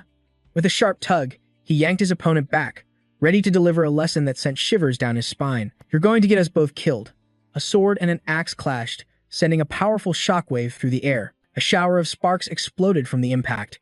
He declared with absolute certainty as he expertly disarmed his foe, I'm not going to die. The guard immediately sent an SOS to his team. I need long-range support. The moment the signal was given, he vanished. Attacked simultaneously. Jeonbok disappeared in a blur, using the guard's back as a springboard to launch himself higher. The unlucky guard had walked right into the web he had spun. Does anyone in this game know how to predict an escape route? For him, this battle was a graceful ballad, and he was the lead dancer, performing a deadly sword dance at its very center. Just playing. His words only made the last remaining guards even more wary. There are only 3 of us left. Should we continue? I think we've delivered the message. At that moment, Jeonbok landed perfectly after his sweeping assault. Over with Mina's group, she gripped her sword, her resolve hardening. They declared in unison, forfeiting without a shred of hesitation. We apologize for interrupting your stream. He felt the pang of disappointment that the fight ended so soon. But it was just getting to the exciting part. Before truly leaving, Mina offered a genuine smile. I hope you show us something as incredible as you promised. Witnessing all this, Aiden's patience finally snapped. You fool. You refuse a peaceful end? Very well. Then I shall offer it to you once more. Instantly, Giant Bach was trapped, surrounded by mirrors, reflecting the spirits of the fallen. A powerful premonition shot down his spine, causing him to freeze at Aiden's words, and I will shatter your very soul, until not even a fragment remains. His crimson gaze swirled with power, an oppressive, dark aura that made him shudder. My God, what is this? Those razor-sharp eyes locked onto their prey, silently passing a death sentence. On maximum alert, Jian Bok backed away, slowly drawing his blade. I might actually lose this one. But his audience roared with support, their faith in him unwavering. Jian Bok suddenly noticed the surrounding soldiers scattering in terror. Before the audience could understand the signal, Aiden's power exploded, and he shattered a massive pillar with his bare hands. What stunned everyone was that he ripped it from the ground as easily as pulling a weed. But the real shock was what lay inside the pillar. It was his legendary sword, a blade he rarely ever drew. As the blade descended like a blazing meteor, the viewers could only scream for Jian Bok, who stood frozen, to run. His entire body went rigid, as if someone had hit the pause button. His eyes were wide, fixated on the weapon before him. It was unbelievable. Compared to the colossal blade that defied all logic, he was no bigger than a single grain of rice. Not a single viewer believed he could possibly face it. But from an angle no one else could see, a brilliant light illuminated Jeon Bok's smile, one filled with confidence and excitement. This is fun. The deafening impact created a blast that rocked the very space around them, vision completely whited out by the blinding flash. Everyone watching was certain of one thing: there was no way he survived that. But surprisingly, no, "You've died" screen appeared. Everyone stared, bewildered, at the shattered crater left at the scene. Even Aiden had to acknowledge Jeon Bok's power. So, you actually managed to block my sword. The thrill of facing a truly powerful foe excited him more than anything. Incredible. If it weren't for my eclipse technique and the dragon scale sword, I'd be dead for sure. He didn't give himself a moment's rest, teleporting instantly. His slashes were too fast for the eye to follow, creating an inescapable net that gently sent the soldiers to their final rest. The viewers roared in excitement. From this day forward, Purple would be known as the Honored One of Elden. Giant Bach was forced to retreat, pursued by the royal guards and the ever-present threat of Aiden. In the next instant, his blade came down in a single, decisive strike. Only Jian Bach managed to evade the blow, while all the pursuing guards became nothing more than collateral damage. But Aiden wasn't finished yet. He launched an unending assault, but just then, his movements were suddenly restricted. The crowd roared with approval. Giant Bach brandished the azure flame whip in his hand, but fate had other plans as a golden power suddenly enveloped the blue weapon. In moments, the azure light dimmed and sputtered out, its connection severed. Aiden successfully broke free of his bonds and continued to unleash his ultimate technique. At the same time, he was plummeting through the air, on a collision course with the sword strike his foe had unleashed. Even in such a perilous situation, Jian Bach could still manage a relaxed smile. What a shame. He had almost caught him. Is the dragon's vortex ineffective against the Arbiter? He decided to switch targets to the lowly guards, then bound them into a human bundle before leaping away. It must be some kind of magic from a witch or a princess. He channeled all his power into his wrist, coiling back for the throw. Giant Bach was using Aiden's own henchmen to attack him. It's fine, they'll just respawn anyway. A keen-eyed spectator noticed that Aiden's aura weakened each time one of the immortals died, but he wasn't satisfied with that. This was getting boring. He was absolutely certain of his initial strategy. Everything has a weakness, and in a game, if a weakness exists, it's meant to be found. Jian Bach's sixth sense had already pinpointed the breakthrough needed to defeat Aiden. For the first time, he became truly serious in this battle. Okay, I'll focus now. His hand began to crackle with bright flashes of light that the audience immediately spotted. Now it's time for Purple to engage. He tore through the cannon fodder to get closer to his main objective. I just need to find it. His footsteps thundered against the ground, powerful and decisive. The fastest path. The surrounding scenery seemed to freeze in time. He was on the path to Aiden's weak point. An unstoppable, fierce determination burned within Jian Bach. His eyes blazed with bloodlust and rage as his power began to swell. But this wasn't enough to put pressure on him. He needed to break through quickly. It only served to ignite his fighting spirit even further. Besides, the risk is what makes it interesting. Giant Bach used his azure flame whip to snatch the guards, simultaneously dodging the sword, plunging down towards him. He repeated the maneuver again and again, successfully dodging and closing the distance. In a flash, the audience had even given the strategy a name, the bus stop. Next, he used his whip to latch onto his opponent's throne, using it as an anchor. Immediately after, Giant Bach landed right where his foe normally sat. A murderous aura, thicker and more terrifying than before, radiated from Aiden's eyes. Aiden instantly changed direction, raising his sword high. You! His rage and fury exploded, hitting an absolute peak. You are not worthy to sit on that throne. This time, he didn't choose to evade, but met the attack head-on with his own sacred sword. Sparks flew from the clash of steel, forcing him to admit the first time is always the hardest. With just one move, Jian Bach had effortlessly knocked the massive weapon aside, proving his point. But after that, it gets easier. Aiden froze for a moment, as if he couldn't believe his technique had failed. Taking advantage of his opponent's shock, he was on the move once again. In the next instant, he landed on his opponent's arm, closing the gap between them. Finally, the scales were balanced. The look of confidence and determination in his eyes never once faltered. Giant Bach used the very armor his enemy was so proud of as a springboard, launching himself into Aiden's blind spot. This time, he resolved to pour all of his power into his sword. Swirling power coiled together into a small cyclone, culminating in a decisive vertical slash meant to tear his enemy in two. After executing such a powerful yet exhausting technique, Jian Bach still maintained his cool composure, sticking a perfect landing. The audience was completely swept up in the pace of the battle, but one person among them noticed something was wrong. The blue flames dissipated, revealing a shocking secret. He's a golem. So a golem has been ruling over the people all this time. Does that mean the witch is his adopted daughter? The power in his hands was no longer golden, but had shifted to a dangerous infernal red. Once he enters his third phase, every single one of his attacks is an instant kill move. When the signs of converging power appeared, Aiden launched a massive fireball straight at Jian Bach. Despite this, his eyes only flickered for a moment, his expression as calm as ever. But in truth, he had escaped the Grim Reaper's scythe by the thinnest of margins, because the area of effect destruction from that technique was absolutely terrifying. Even after the aftershocks faded, dangerous cursed circles remained on the ground, known as death zones, which could only be cleansed by sacrificing a soul. Aiden didn't give Jeonbok a single second for a cooldown, already preparing an even more powerful strike. Without a hint of hesitation, he vanished from his spot in a flash. Just a moment later, the technique obliterated the empty space just an arm's length from where he'd been standing. And yet, the surrounding scenery and his throne remained completely unharmed, without a single scratch. Jeonbok quickly found the opening he was looking for, and whipped his chain forward at full speed. He even tossed his sword aside, as if he had another purpose in mind. He wrapped the whip tightly around the throne to use as an anchor and thought to himself, almost there. His entire body shot into the air. He stared back into eyes sharper than any blade. It was at this moment that he finally drew his own sword. Let's do this. The instant the sword was in his hand, Jeon launched it forward like a speeding arrow. The weapon descended with incredible, supersonic force. It shattered Aiden's defenses and his guard in one fell swoop. The tip of the blade successfully pierced the core in the center of his chest. Landing with his usual perfect form, the crowd erupted in stunned cheers, thinking he'd scored an overwhelming solo victory. But Jeon was the only one who noticed immediately. The quest progress. It isn't full.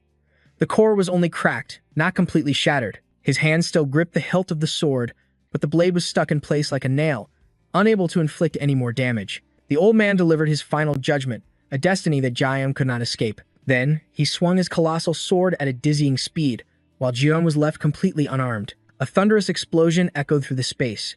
The audience was baffled when the "You have died" message never appeared. This sense of déjà vu repeated itself once again, and the viewers realized he had another sword hidden. Even Jeon himself had to take back his earlier cockiness. Man, this isn't easy at all. His trembling hand grasped the slender blade. While its destructive power wasn't overwhelming, it was by far his most durable weapon. Though his chances of winning were still unclear, Jeon took a moment to explain to the audience. Hey, I've used this move before. The blue flames on his whip ignited once more. He wrapped the whip around the sword's hilt and unleashed it, sending it hurtling forward. He then made a bold declaration, ready to take down the golem. Jeon excitedly tossed the sword into the air. His eyes were fixed on its rotation, but his hands were busy summoning the spiritual energy around him. It's rare to have this much fun. He let out a laugh, his fighting spirit boiling over as he prepared his attack. I've used this one before. In that instant, his face was devoid of all emotion except for a raging killing intent. Jeon poured every last drop of his mana into the sword. It shot forward with enough force to tear space itself apart, aimed squarely at the golem. Then, the blast of energy erupted. It flew straight towards Aiden with unrelenting power. The gem on his body was struck by the blade, cracking wide open from the impact. In that very second, the gem glowed brightly, as if releasing massive waves of energy it could no longer contain. Aiden's entire body turned to stone and crumbled into nothingness, unable to utter a single word, leaving the audience absolutely breathless. As his ruined body collapsed, a thick cloud of dust billowed up, spreading in every direction. The cause of it all, Jeon, let out a deep sigh of satisfaction, then playfully winked at the audience. Woo, that was intense. A final boss is on another level, but his rest was cut short as the beeping of the system began to echo all around him. Warning, system overload detected. Please cease use of the device immediately. For your safety, the device will automatically shut down in 10 seconds. A look of pure confusion crossed his face as his eyes darted around his now powerless, floating body. System overload. The screen suddenly went black as the system flooded with notifications, leaving the commentators stunned and confused. This is the channel manager. The capsule processor overloaded due to a direct neural connection. For safety reasons, the stream is ending here. Back in reality, 2 pairs of shoes were left messily by the entrance. An exhausted Duho walked over to check on his friend, Jeon. You sure you're okay? It took me forever to calm Mr. Hun down. In contrast to his friend's worried state, Jeon replied calmly. Like I said in the group chat, I'm fine. Knowing Jeon's personality all too well, Duho patiently took out his laptop and started typing. Yeah, okay. I read through the manual. Let me share what I found. Hearing that, Jeon's voice became noticeably deflated. You already looked it up? With no time to answer, Duho focused on projecting a large holographic screen into the air. Okay, listen up. Seeing this kind of tech for the first time, Jeon's face lit up with excitement. Whoa, what is this? Duho glanced at his excited smile before speaking slowly. It's raw data collected by the capsule, sorted by each game. If we rewind to the point where the overload occurred, a series of clips from his gameplay session suddenly appeared as pop-ups on the screen. Wait, shoot, I need to focus. Found it. Hang on, let me concentrate. He quickly skimmed through a section. The two of them easily spotted the anomaly they were looking for. Sometimes you say it, sometimes you don't, but it's always when I'm at peak concentration. Jeon was immediately lost in thought. So that means when I draw on my mental power, The capsule processes data more intensely. The graph has way more unusual peaks today than before. It's probably because I used my power for longer than usual. This is a total mess.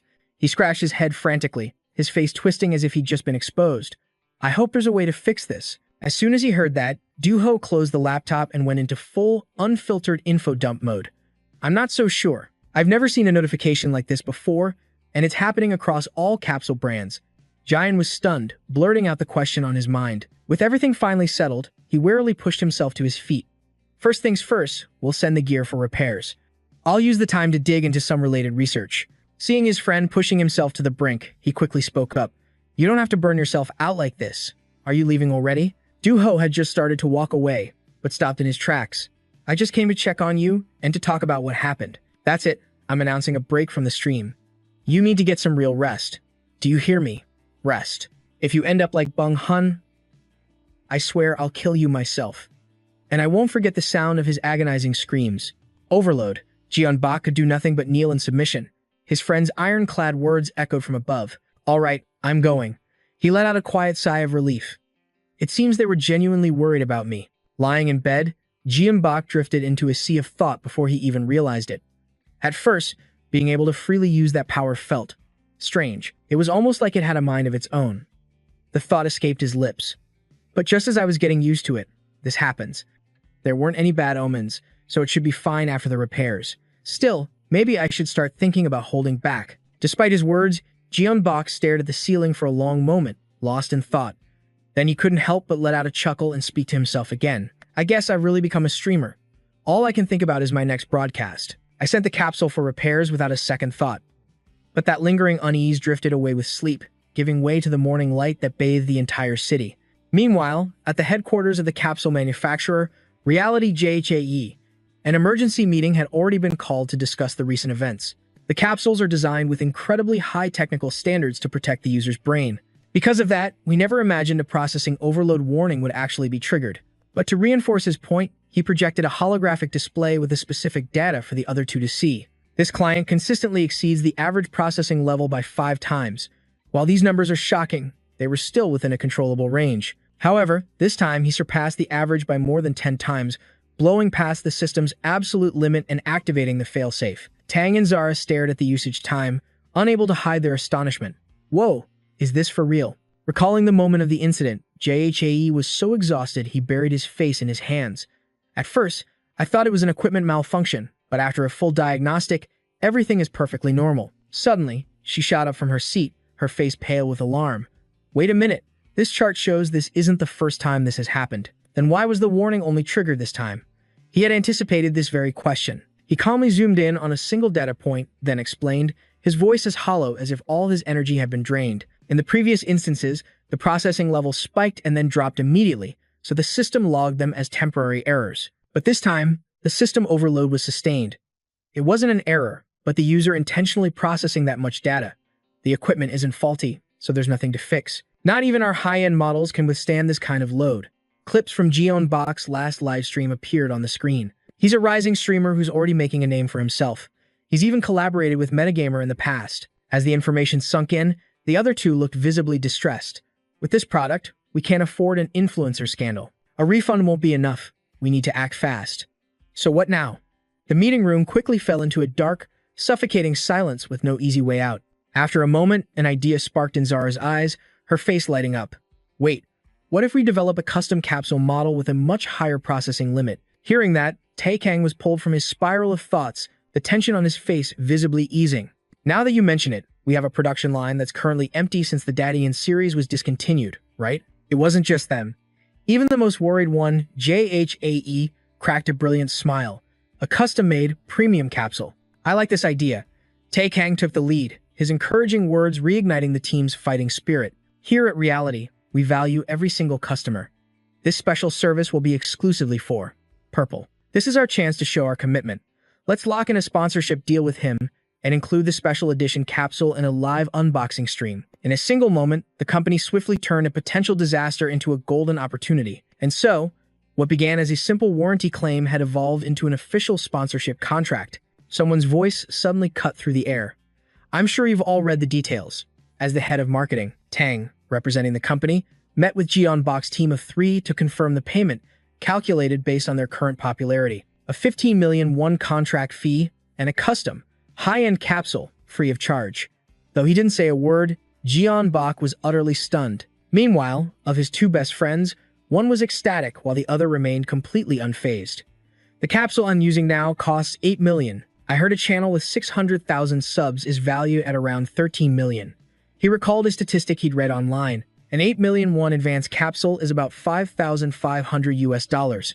A premium capsule is 15 million. The model costs 10,000 US. A custom high-end capsule runs 20 million won, roughly 14,000 US. With 600,000 subscribers, his fame is valued at 13 million won. Add another 2 million won, and that makes 15 million. Seeing that stunned look, Tae-Kang pressed his advantage with the smoothest sales pitch imaginable. This custom model is engineered to handle 50 times the average user's processing load, which made Yuho hesitate. Snapping out of his thoughts, he had to ask again, 50 times? He desperately wanted this contract to go through successfully. Tae-Kang's face lit up, brightening the entire room. The equipment has already been simulated under heavier than realistic loads, guaranteed. It operates beyond all normal limits. If there are any issues, we'll upgrade or replace it immediately. That powerful introduction instantly seized Ji-Yoon Park's attention, stopping him cold. Wait a second, a heavy load. It suddenly clicked when he used his power. In the virtual space, I no longer feel any recoil. Before, every time I did that, my head would split open. Could the capsule have absorbed that backlash? As his brain connected the dots, a faint light returned to his deep-set eyes. Now the limit has been raised. I might even be able to draw out more power than ever before. For example, I could expand my detection range, or gather more detailed information. A knowing smirk flashed across his face before being quickly replaced as Tae-Kang finished the review. And just like that, the custom capsule would be delivered the next day. The sudden news slammed into his 2 friends. They shouted in unison, "Tomorrow!" The sunlight pouring into the room didn't break Tae-Kang's rhythm. His voice remained perfectly even. "We truly value your channel's content and its influence. And the sooner you return, the better for everyone. Because we had already planned to send a custom capsule, regardless of sponsorship. We began production the moment we received the warranty request. Any additional custom requests you have will also be free of charge." Tae-Kang manipulated his stream of data, making it materialize in the air right before Ji-Yoon Park. It was a rare sight, and a flicker of astonishment crossed his face. After processing the information, Ji-Yoon Park finally spoke with quiet admiration. "Now I see why reality is #1 in the capsule market." A short time later, a notification popped up on all of his followers' screens. "Today's stream is cancelled." A message from the channel manager. "Stream cancelled today due to a warning and system error. Tune in tomorrow for a live unboxing of the new capsule. Custom sponsored by Reality, the #1 brand." The next day, a notification announced that Purple had started his stream. The sponsored stream, from system error to custom capsule, quickly pulled in thousands of curious viewers. A massive perfect play box dominated the screen. A large hand suddenly reached out to adjust the camera. "All right, this is my first offline stream." Ji-Yoon Park's physique was finally on display for the world to see, though his face remained intentionally hidden. He raised a hand in greeting and spoke his first words to his real-world audience. "Hey, chat." All the viewers held their breath in suspense until they saw the face of a goofy mascot on his head. As a flood of jokes and laughter filled the comments, Ji-Yoon Park calmly waved at the camera. "Hey, everyone." A simple greeting, yet it was enough to make his biggest supporters start donating immediately, though they still couldn't help asking about the mask. Reading the highlighted comments, he feigned a cute expression and replied, "Reality made it just for me. At first, they said I only needed to stream with my voice, but what's the fun in that, right?" Seeing that he had captured the crowd's undivided attention, Ji-Yoon Park got straight to the point with a gentle clap of his hands. "I'm guessing a lot of you are using Reality capsules. This time, Reality sponsored me with a model, a high-end capsule, custom made just for me." A wave of congratulatory messages and questions flooded the chat. He let the hype build with a mysterious look. "You want to know why they made one just for me?" Ji-Yoon Park's slight nod was Yuho's cue to project the data onto the screen. The charts and stats appeared in sharp detail as his calm voice made the announcement that left the audience speechless. "Remember that overload warning? It's because my processing load is higher than a normal person's. They made a custom machine that can withstand 50 times that amount." After the explanation, Ji-Yoon Park slowly dragged the specially decorated box forward. "All right, time to start the unboxing. To be honest, the technicians already set everything up. I just put it back in the box for show." And immediately, a brilliant purple pod was revealed, leaving the world stunned while its owner casually struck a pose next to it. Isn't she beautiful? But he wasn't finished. He pulled out a brochure and started pitching it like a pro salesman. And that's not all. Since this is a premium model, it has tons of other amazing features. There's a water dispenser, a massage function, and even an automated cleaning system, guaranteeing up to 12 hours of continuous comfort. Gaming on this thing? You'll never be disappointed. His smooth talking had the comment section buzzing. He's a natural-born salesman. The mascot mask he was wearing suddenly began to shed tears, matching the over-the-top acting of its wearer. I have to give a huge thank you to reality.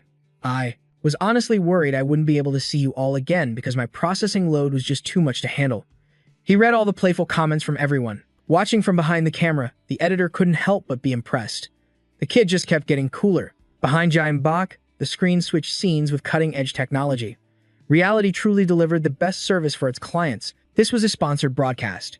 Drawn in by a rising streamer's emotionless, corporate voice, I finally saw for myself why Reality was #1 in the industry. Thanks to everyone for tuning into the stream. But one comment suddenly caught his eye, making his voice falter. 12 hours and 30 matches, aren't you bored? Fearing the chat would turn on him, Giant Bach quickly changed the subject. Oh, by the way, my editor is the one holding the camera. You guys think you could edit 12 hours of footage? His hand tightened on the camera, a silent show of authority. The mascot's lifeless eyes suddenly glinted like a living creature. He gritted his teeth, forcing out each word. See, you're the ones turning me into a slave. Of course, there will be a part 2 to this stream. I have to try the new capsule, don't I? Giant Bach turned away, slowly taking off the mascot head, leaving the audience hanging in suspense. But when he turned back, his mocking tone took their frustration to a whole new level. I actually prepared 2 different masks. After his little prank, Giant Bach slowly climbed into the gaming pod. Alright then, I'll see you all in the Elden Zone. The moment his eyes opened, the body of Aiden lay right before him. Oh, right where we beat the boss. Elisa suddenly burst through a spatial gate, rushing toward the battlefield. A sorrowful voice echoed across the land the moment he saw her approach. Arbiter. Elisa. Do you hate me for what I have done? Elisa's gaze faltered, and she couldn't answer right away. Her lips, pressed tightly together, began to tremble. Without a word, she embraced his enormous face, stunning him completely. Feeling that last remnant of kinship, Aiden's life force slowly began to fade. A look of pure contentment washed over him as he slowly closed his eyes, and his crumbling body began to extract a golden spiritual energy that flowed in a stream toward Jianbach. As the soul of Aiden, the Arbiter, was absorbed, the small Elisa also began to fade. Her voice choked with emotion. Oh, divided one, I am glad you are safe. Before he could even react, a loud crash made him whip his head around. A human-sized Alisa stormed in with the fierce air of a debt collector. Her voice was both soft and sharp as steel, leaving him at a loss for words. As the successor, I will find the location of the Elden once I become the Arbiter. She held out her hand, silently chanting a spell no one could hear. Thousands of sigils instantly enveloped Aiden's remains. The sacred seals poured down from the heavens into Elisa's hand, creating a scene of breathtaking beauty. Runic characters began to swirl around her body from head to toe. After completing the ritual, Elisa slowly approached Jian Bach. During the time we spent together, I have perfected my physical form. Thank you for protecting the golem to which my soul was bound. Before he could utter a word, she waved her hand, unleashing her spiritual power. Giant Bach's body was instantly lifted into the air by her command. Now, let us proceed to the Elden Zone. A moment later, they were teleported to a grand mausoleum. The strange territory triggered a distant memory for Jian Bach. This is the hidden area inside the cliff we discovered before. Standing before a glowing gate, Elisa's voice grew soft. That's right. I was told I must return here after gathering enough souls.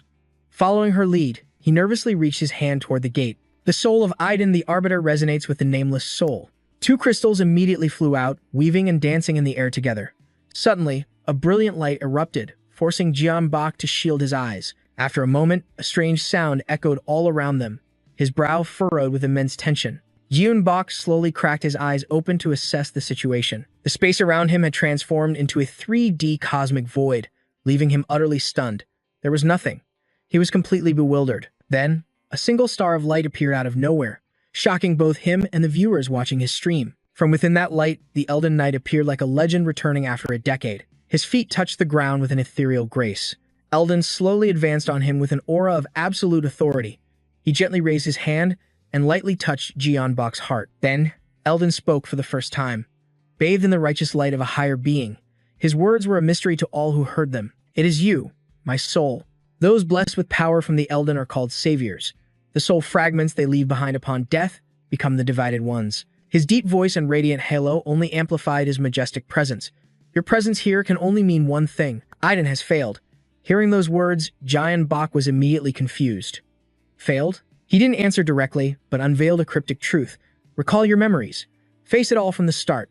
Suddenly, John Bach's body floated, suspended in the void. As a system voice echoed, the world around him fractured and fell apart. Elden Kingdom save data. Not found. Loading default protocol. Just as John Bach vanished from view, a flood of memories began to play. Oh, Savior, protect the kingdom. Protect the human realm. It was a plea that marked the beginning of a war without end. A world where the stench of blood was a constant, cruel part of daily life. This was an existence trapped in a nightmare. In the endless cycle of death, comrades fell one after another. Despair was a shadow, always lurking just within sight. With humanity's final days drawing near, a lone knight forged a desperate seal as the heavens bore witness. As he sat slumped on his throne, his eyes utterly lifeless, he knew something had to be done. It was this very knight who had created the entity Aiden, the one John Bach had encountered. The great castle gates slowly groaned shut, sealing away the people and their vacant, hopeless stares. What humanity needed wasn't victory. It was survival. All warmth and family were locked behind that gate, leaving a nameless knight outside to defend the last bastion of humanity. A single, solitary knight, gasping for air in a sea of blood after a glorious, brutal battle. He was the last savior. And then we see that knight again. A nameless warrior crawled forward, his hand raised, pleading with the savior. In response, the figure simply placed a hand on his head and gave a cold command. You must protect these tombs. The fear in the man's eyes vanished, replaced by an empty void. He moved like a puppet on strings, his will no longer his own. I have a mission. That same nameless knight began his long vigil over the ancient catacombs. As the last savior, my mission is to grant my comrades their final rest. His blade plunged deep into the earth, unleashing a wave of spiritual power in every direction. Sacred energy flooded the silent graveyard, but the overwhelming act left his own mind unstable. His noble ideals shattered into nothing. It is the will of my creator. At the same time, that pure energy began to seep into every corner of Aiden's chamber. This is why I exist. It is my sacred duty. Suddenly, his vacant eyes snapped wide open, unleashing a terrifying aura few could ever withstand. His purpose, to preserve humanity. The stream of memories jumped forward decades. What does it mean to be human? From his high throne, Aiden watched it all. And what of the outcasts? He thought. Time and again, we cleanse the corruption from their souls to make them human again. But with souls so broken and tattered, do they still have the right to call themselves human? Finally, Aiden narrowed his eyes, his resolve hardening. It was time for judgment. He stood before a miniature world, gathering the souls of both citizens and knights. To fulfill the mission his creator had given him, a pure human soul was needed. Then, a crying baby appeared in his hands. The one soul Aiden was meant to protect above all others was his own daughter, Elisa. In this sacred place, carrying her father's hope, Elisa grew. But as more and more souls outside became unstable, he knew he could no longer protect her. Aiden made a heart-wrenching choice, casting a spell to send his daughter down to the mortal realm. Then he fell silent, ignoring the desperate pleas from below. Oh, Judge, please, deliver your judgment. But his judgment was for humanity as a whole, not for individuals. Aiden sat upon his throne, listening to their cries for salvation. We can't stay here. We'll die. And in response, he offered nothing but silence. He could not bring himself to act against them, so he simply let them leave. The knights in the church, they all departed. They left because Aiden no longer gave them anything. Only Elisa remained, waiting for him. She looked up, a glimmer of hope in her eyes. Father.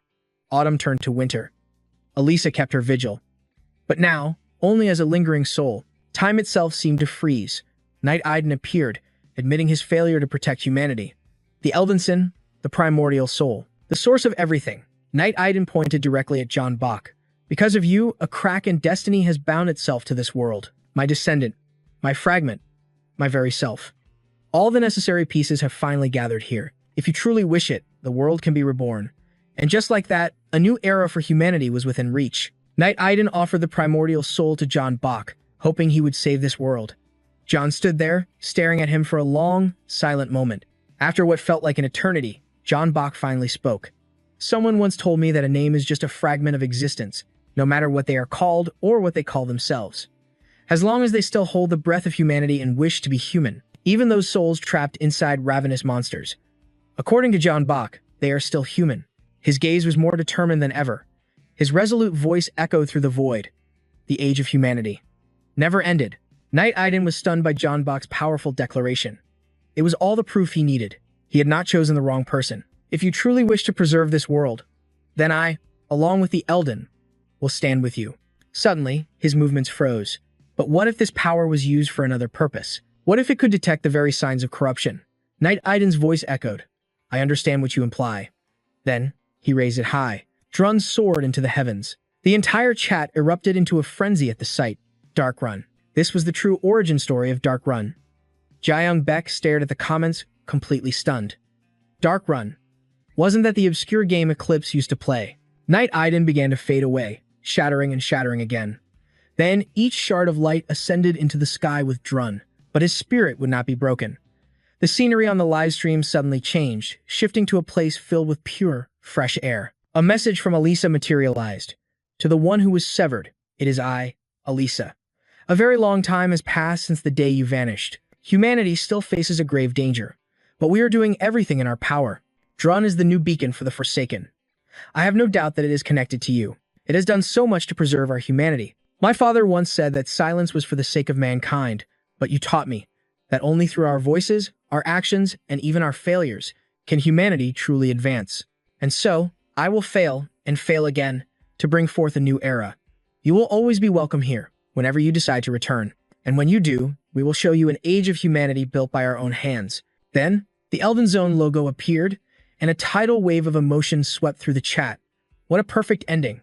I'm actually crying. Jaeyoung Baek stood on the mountaintop, breathless at the revelation. This ending, it's going to stick with me for a long time. A message from Byung Hun popped up on his screen. Dude, you have to see this. From just officially announced Dark Run Remastered, they even mentioned our channel. After reading the message, Jaeyoung Baek exited the game, returned to the waiting room, and muttered in disbelief. They mentioned our channel? He grabbed his popcorn and sat before the broadcast screen. Part 3 of the stream is about to start. Now that we've seen the ending, we have to watch this. An MC appeared on the screen. Hello everyone, I'm representing the development team at From Studio. We decided to work on a Dark Run remaster as Elden entered its final stage of development, and we wanted to share this joyous news with you all. After much deliberation, we agreed that Elden Zone is only truly complete when players realize it is the prequel to Dark Run. Regardless of the story path you take, this core truth never changes. Jaeyoung Baek's own face suddenly appeared on the broadcast screen. The developer, Jin, clapped his hands excitedly. And finally, a streamer from South Korea known as Perfect Play made that very connection.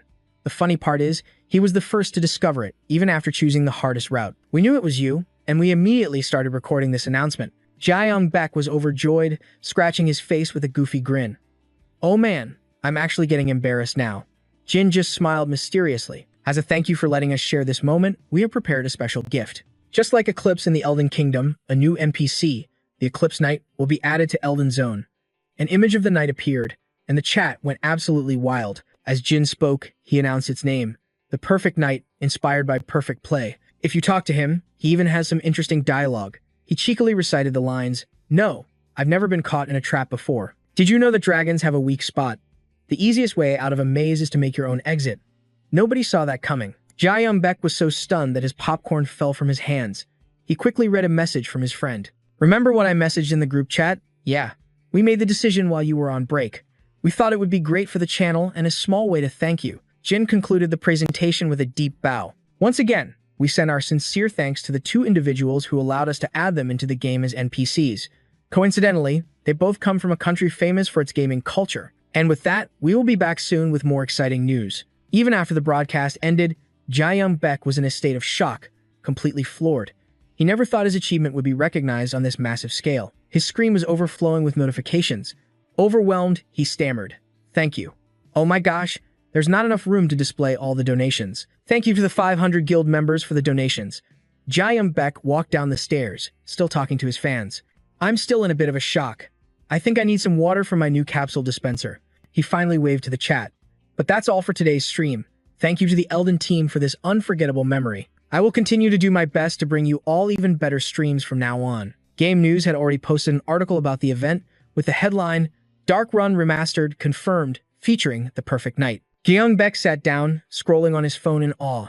These news sites post articles faster than I can type with caps lock on. His phone buzzed uncontrollably as the reality of it all hit him. What the? 50 new messages already? It's barely 9:30 in the morning. Then his eyes locked onto a single, crucial email. So they finally set the date for the Gung event. Just then, his phone buzzed to life.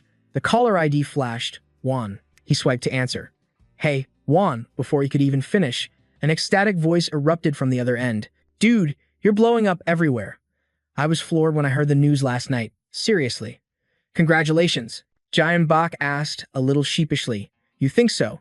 It all still feels unreal. Juan leaned back in his chair, letting out a huge laugh. You don't sound shaken at all. Come on, admit it. It feels incredible, doesn't it? Slipping on his sandals, he replied into the phone, Of course. I'm still just trying to wrap my head around all this. But wait a second. Juan, didn't you stream late last night? What are you doing up so early? He popped in his earbuds and headed out, a playful jab ready for Juan. Don't tell me you were waiting for me to wake up. You should have just slept in and called later. On the other end, Juan's voice turned a bit grim, the dark circles under his eyes practically visible through the phone. No way. Something this huge has to be celebrated on the day it happens, Juan retorted, not missing a beat with his own comeback. I made your heart skip a beat, didn't I? Yeonbok just laughed, slinging his gear bag over his shoulder as he walked. Yeah, something like that. So, I saw the email from Gung, he said. Looks like the date's been pushed back. Huh? As if on cue, Juan had all the details. Yep. They said they needed a bit more time to fine-tune the NPCs, and a few other things have been changed as well. That last part caught Jeonbok by surprise. He wondered silently, the NPCs, could that be related to the data I provided? Meanwhile, Juan finally gave in to his exhaustion and flopped onto his bed, his voice getting lazy. I already told them you're my ace in the hole, but it looks like they still need to finalize some things with the teams. I'll keep you posted. His eyelids felt heavy as lead, but curiosity kept him from hanging up. Hey, about that final boss fight. Giant Bok adjusted his earbuds, listening intently. As Juan laid out the details of his important plan, a sudden laugh escaped Giant Bok's lips. Whoa, are you planning to ride my coattails already? He chuckled. Too bad, I'm taking the day off. But Juan wasn't taking no for an answer, his voice turning into a playful plea. I'm just asking for the green light. Didn't I tell you I was going to piggyback off your fame? Jeonbok just kept walking, listening to his friend's antics. He listened to Juan's rambling and finally replied, Well, knowing you, I'm sure you'll turn it into some amazing content. He glanced up at the clear blue sky, a genuine smile spreading across his face. That's what he liked about Juan. He was always up front. No schemes, no strings attached. For a friend as good as Juan, there was no reason to say no. All right, I've got your official permission then. Juan cheered. Let's meet up sometime soon. We got to bring Per back. Just as he said that, Jeonbok arrived at the entrance to his boxing gym. Stepping inside the gym, Jeonbok teased, All right, I get it. Now go get some sleep. You're getting too old for these all-nighters. Called old, Juan fired back indignantly. Hey, you little punk. But he quickly gave in. Fine. I was about to crash anyway. Inside the gym, the rhythmic thud of gloves hitting leather filled the air. Giant Bok quickly found his usual spot and got to work. After a grueling session, he took a seat to rest, pulling out his phone to check his socials. A few new messages had popped up in the group chat. The view count has exploded. This is way beyond anything I expected. He let out a breath, wiping his neck with a towel and smiling helplessly. Are these guys still obsessing over that? He thought. Hey, such an overreaction. But then, as he scrolled further, his eyes widened in genuine shock. He kept scrolling, his breath catching in his throat. Wait, have we really hit 3 million views already? Staring back at him was the video thumbnail, the finale of Soul God Chronicle by Black Seal. He couldn't believe the numbers flashing on the screen. This whole thing was a success beyond his wildest dreams. And 70,000 new subscribers on top of that. No wonder they were freaking out in the chat. His eyes fell on a pinned comment from a user named Eclipse, praising the perfect gameplay. It spoke of how happy and grateful everyone was to see this series return. It ended with a wish for a stronger bond with the creator. Scrolling down, countless other comments echoed the same sentiment, pure joy and emotion over the finale. Everyone was eagerly awaiting the next installment. Giant Bok read through comment after comment, a deep sense of satisfaction washing over him. He leaned back, setting his phone down. It was funny. He used to come here just to punch a bag, only to blow off steam from work. He'd wrap his hands, imagining the bag was his old boss's face. He began to get his gloves ready, adjusting his stance. Boxing had become a core part of his life back then, he thought to himself. But now, What is it for now? He realized it truly helped him feel recharged. All right, he resolved. I'll keep up this pace. A moment later, he unleashed a furious barrage on the heavy bag. Each strike landed with more power, more force than ever before. As he trained, memories from deep within his soul began to surface. He was just a child then. His parents and his grandmother. They were also worried about his illness, and he had never forgotten his grandmother's words. Jian Bok, you must train your body. You are suffering from a sickness of the soul. The memory fueled him, and he pushed himself even harder. If you want to live, she had told him, you must learn to control your power. He was a shattered vessel, unable to contain the storm raging within. Each fractured memory fueled his fists, making his punches fly faster and faster. Suddenly, his pupils constricted. His grandmother's words echoed in his mind. You're going to need one. As a child, Jian Bok never forgot her advice. He needed something to contain his soul, something both sturdy and spacious. You must train your body. With that thought, Jian Bok pivoted, shifting his stance. He spun completely around, pouring every ounce of strength into his arm as he unleashed a devastating punch. Just as she had taught him, focus on training your body and centering your mind. At that moment, the punch he'd been charging finally connected with immense force. Everyone in the gym froze, their eyes wide with disbelief. Holy cow. I thought the bag was going to rip clean off. The heavy bag, rocked by Jian Bok's relentless assault, was still swaying violently. They stared at his back, whispering amongst themselves. Is that guy a professional? I don't recognize him. The sudden, intense exertion left Jian Bok completely drained. He grabbed the heavy bag, leaning on it for support. By learning to focus inward and train my body, my spiritual energy stopped leaking, and the symptoms started to fade. He recalled his grandmother's words from long ago. The spiritual power inside of you far exceeds what a normal human body can withstand. Jian Bok was smart enough to know that even if the leaks stopped, his condition wasn't truly cured. Right now, just maintaining his current state felt like a struggle. His mind was surprisingly clear, with few thoughts racing through. I thought I'd be safe from the backlash in virtual reality. But it seems it's not a perfect shield. Beads of sweat streamed down Jian Bok's face. Things are stable for now, he thought grimly, but there's no guarantee it will stay this way. If Grandma were still here, I could ask for her advice. Suddenly, a nearby phone buzzed to life, snapping Jian Bok out of his thoughts. He was a bit surprised. So many people are calling me today. He tapped his earpiece to answer the call. Hello? A voice responded from the other end. Hey. Jian Bok's eyes narrowed at the familiar sound as the person continued. I need to see you. Are you free? And just like that, the two of them were meeting. Juri spoke softly. Your grandmother came to me in a dream. She told me I had to find you immediately. Jian Bok instantly agreed to meet. A short while later, he found himself in a luxurious restaurant. Jian Bok looked around, overwhelmed, when suddenly a voice called out to him. Jian Bok, over here.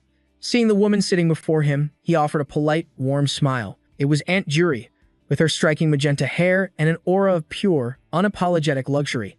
This was the bodhisattva of blossoming radiance, eyeing Juri, his grandmother's own shamaness. Seeing her nephew looking a bit lost, Juri smiled and raised her teacup. We haven't seen each other since your grandmother's funeral, have we? He naturally walked over and pulled out the opposite chair. No, he replied. You look as youthful as ever, Aunt Juri. But, are you sure you can eat Western food? Grandma never touched it. For fear of offending the god she served, she just laughed and waved her hand dismissively. Normally, that's true. But your spiritual energy is strong enough to suppress them, which is also why you only ever visited the secondary shrine at her house. Juri's eyes lit up like stars as the server presented a delicious-looking dish. She exclaimed with excitement, Oh, it's been so long since I've had a good steak. I really have you to thank for this. Jian Bok gave a helpless smile. This feeling was all too familiar. Let me just borrow some of your power for a bit. Juri took a bite of the steak and a wave of pure comfort washed over her.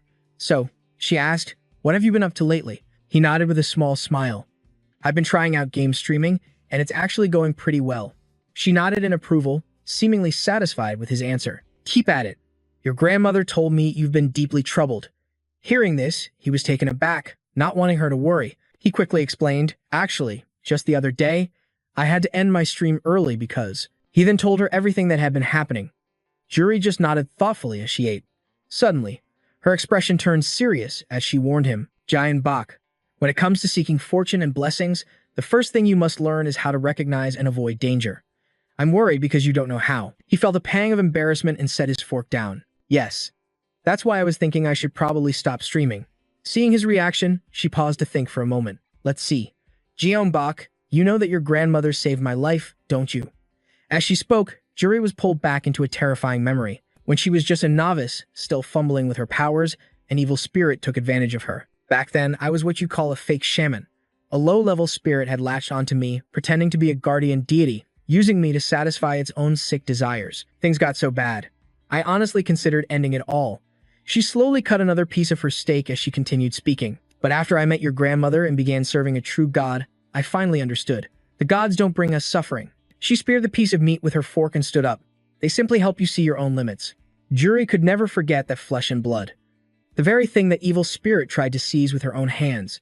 She spoke to John, as if reminding herself of the lurking danger. But if you've never served a true guardian god, you would never know the difference. And that is precisely why people succumb to spiritual sickness, because they have no idea how to manage such power. At that moment, she offered a piece of steak to John. You were told you could never become a shaman, correct? Because the gods would devour you, all thanks to your grandmother. What she truly meant was that your spiritual aura is so immense, it could cause you to lose your very self. Noticing her nephew was frozen in thought, Juri waved the meat to get his attention, adding, because your spiritual energy is that powerful, only a true guardian god can even approach you. And with one, you will walk the righteous path. No false spirit will ever be able to touch you. And a shaman's duty is to set the world right again. Here, eat. John took the steak from her, asking between bites, the righteous path? Isn't that supposed to be a good thing? Her mind flashed back to the horrors that malevolent spirit put her through.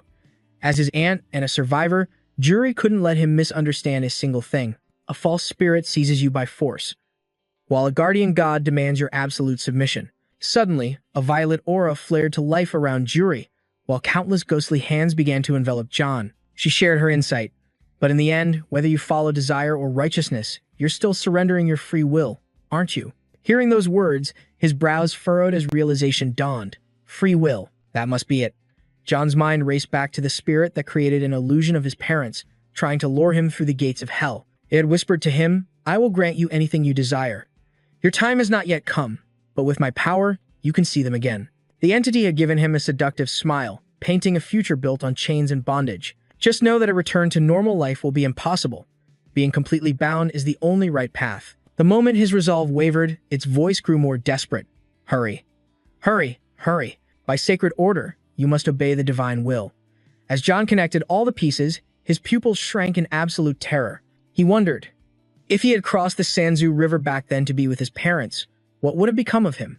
Every single memory of that deceptive spirit flooded back, triggered by that phrase, completely bound. What does it all mean? Is this the path to serving a god? I don't know what I want. What is right? What am I supposed to do? Is this truly the life I'm meant to live? The torrent of questions threatened to swallow him whole, dragging him into an illusion. Suddenly, a voice cut through the chaos, calling his name. John. He jolted, looking up at Juri with a dazed expression. Some destinies can lead you astray. She placed a hand on his shoulder, her voice both a comfort and a warning. But no destiny has only one answer. Blindly following what the heavens declare as right isn't always the correct way. Then she smiled, showing him another path forward. A path that brings you true happiness can also be the answer. In that instant, the entire restaurant seemed to fall silent. As John listened to his aunt, something deep inside him finally clicked into place. She looked at him, her eyes filled with pride. You've really grown up. The old you would have just argued back without understanding. Her smile and gaze held a much deeper meaning. But you get it now, don't you? She gently brushed her hand against John's cheek. You must truly love what you're doing. I can see it, clear as day, in your eyes. Hearing these words, John's legs began to fidget under the table. Juri's voice continued to resonate within him, just as your grandmother said. Forging a strong physical vessel is absolutely essential. The steak she had cut for him had long gone cold. But if you know your own limits and what you can handle, you can also make the most of that incredible power. Juri then stood right in front of him. She placed both of her hands over his, as if transferring her own strength into him. I believe in you. I know you can do it. His face flushed red as he looked at his beloved aunt, a profound warmth spreading through his chest. So don't you dare give up, she urged. Keep doing what you love. After her deeply moving words, John and Juri finished their meal with renewed spirits. As they walked out together, Juri asked again, so, you understand? John now knew that understanding his limits was everything. She continued to reassure her young nephew. You're only afraid because you don't know where your limits are. But once you discover them, there's nothing left to fear. He hesitated slightly. So, how do I find them? She smiled, her words laced with mystery. That is something you must discover for yourself. She then turned back to offer one last piece of advice. But, if you want a hint, your grandmother could often see the future. Or she could peer into a person's deepest thoughts. Hearing this, wait, you mean, like foresight and mind reading? She simply nodded with a knowing smile. You absolutely possess that potential. You can do so much more than that. With those words, Juri strode forward, leaving an inspired Guyan to hurry after her. He thought to himself, this is also confusing. But after a moment, he obediently lowered his head. It makes me feel a little more at ease. Thank you, Aunt Juri. Seeing his sincere gesture, a playful blush crept onto Juri's cheeks. Stop it. You're going to make me blush for real. If anything is weighing on your mind, don't ever hesitate to tell me. He gave a small, appreciative nod. Her nephew had hit the nail on the head, and she let out a hearty laugh. Ha! It seems your live streaming career has sharpened your wit. As she spoke, she smiled, looking at the young man he'd become. A flood of memories from the past washed over her. Back then, Juri was still so young. We're not related by blood, but your grandmother took me in when I had nothing. That makes you my nephew. She remembered crying her eyes out once, only for a sweet little boy to offer her his most prized possession, a single lollipop. Juri cherished that memory deep in her heart. Looking at him now, she thought, what kind of aunt could just stand by and watch her precious nephew suffer? She gazed up at the distant sky. Your grandmother might not be able to get close because of your spiritual energy, but she told me she's always watching you. We can't let her think we're slacking off, can we? The two of them walked together for a moment. John let out a soft chuckle.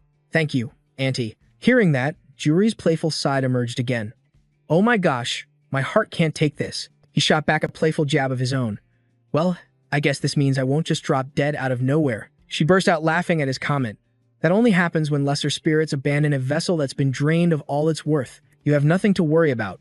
By now, Juri had reached her car. She waved goodbye. I should have offered you a ride home. Oh well, see you again soon. He bowed his head in response. It's no problem. I live just around the corner. I'll be in touch. As he said it, a faint blush colored Gion's cheeks, watching his long-lost aunt drive away. A little while later, he began his walk home, but Juri's words echoed in his mind. The gods do not bring suffering. Thinking back, he remembered the spirit that had tricked him. It had promised, I will grant you anything you desire. He mused to himself. Perhaps the backlash and the aftershocks were its own twisted way of warning me. Whenever I bent its spiritual power to my will, it couldn't tell me the precise limits. He paused at the edge of the street, lost in thought. So all the pain I endured. Was it just a warning not to push past my limits? He never considered it before. The crosswalk light was red. His mind flashed back to the system warnings that always appeared right when he was in danger. Warning. System overload detected. Please cease use of the device immediately to ensure personal safety. Device will shut down in 10 seconds. He thought to himself, in a way, it's just like a battery. Exceeding its processing capacity caused a complete system overload. As he pieced it together, something still didn't make sense. So, as long as I don't go past the limit, I'll be okay? Suddenly, a memory of his grandmother surfaced. She had been carefully polishing an old artifact. He had rushed over to her side. Grandma, let me do that. You need to rest. But despite her grandson's pleas, Gion's grandmother insisted on completing the task herself. She had smiled gently. No, my dear. I am pouring my faith and purpose into this so that the gods may be at peace. She also taught Gion a core tenet of her faith. When you treat an object with true reverence, it begins to carry a piece of your belief. It is as if you are imprinting a part of your very soul onto it. And if you will it, an object imbued with such faith can reveal a person's true nature. He hadn't understood back then. You mean, like telling the future or reading minds? She had answered softly, you can do so much more than that. Remembering her words, he stroked his chin in contemplation. That's it. What if I apply what Grandma taught me?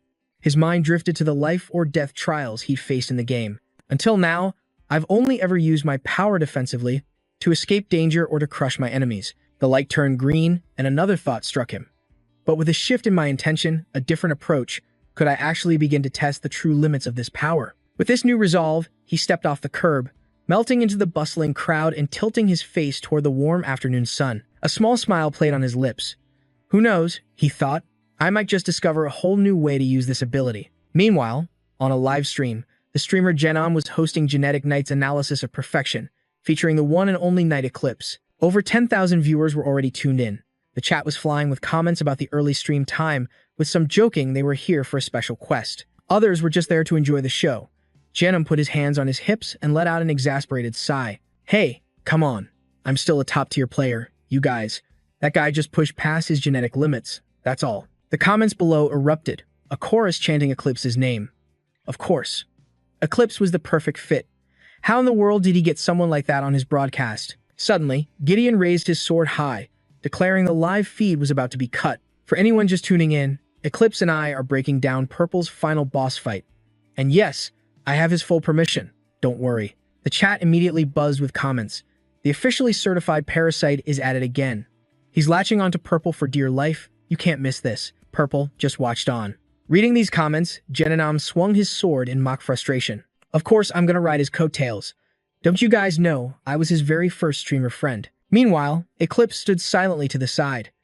The keyboard warriors went to work, roasting Genanam for shamelessly chasing clout without even denying it. Someone even brought up his fateful first meeting with Purple. He just said, whatever, we finally reached the highlight reel anyway. The Great Battle of Iden. He recalled the image of Gion, trembling as he held his sword in hand. If I hadn't remembered Eclipse's technique and the Azure Dragon Scale sword, I would have been dead for sure, Genanam said with a bright smile. Eclipse, you were his master. What do you think? A deep blush crept up Eclipse's neck. Master, please. Don't exaggerate.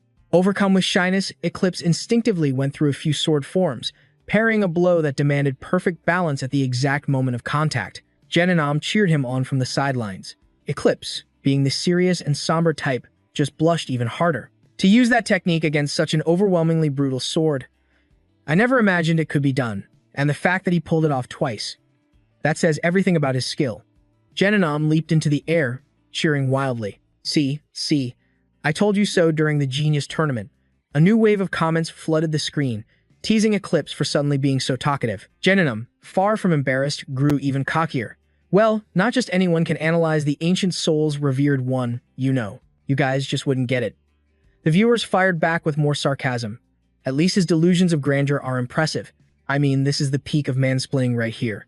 Suddenly, a notification popped up in the chat. Perfect play. The chat instantly erupted. Huh. An impersonator? Only the channel owner can use their emotes in other channels. So, is it really him? Genanam was just as stunned. Wait a sec. What? The user Perfect Play sent another message. Perfect Play, hello. I'm really enjoying your analysis. Someone in the chat demanded the user not use Genanam's emotes. Others thought Genanam was just faking it to hype himself up.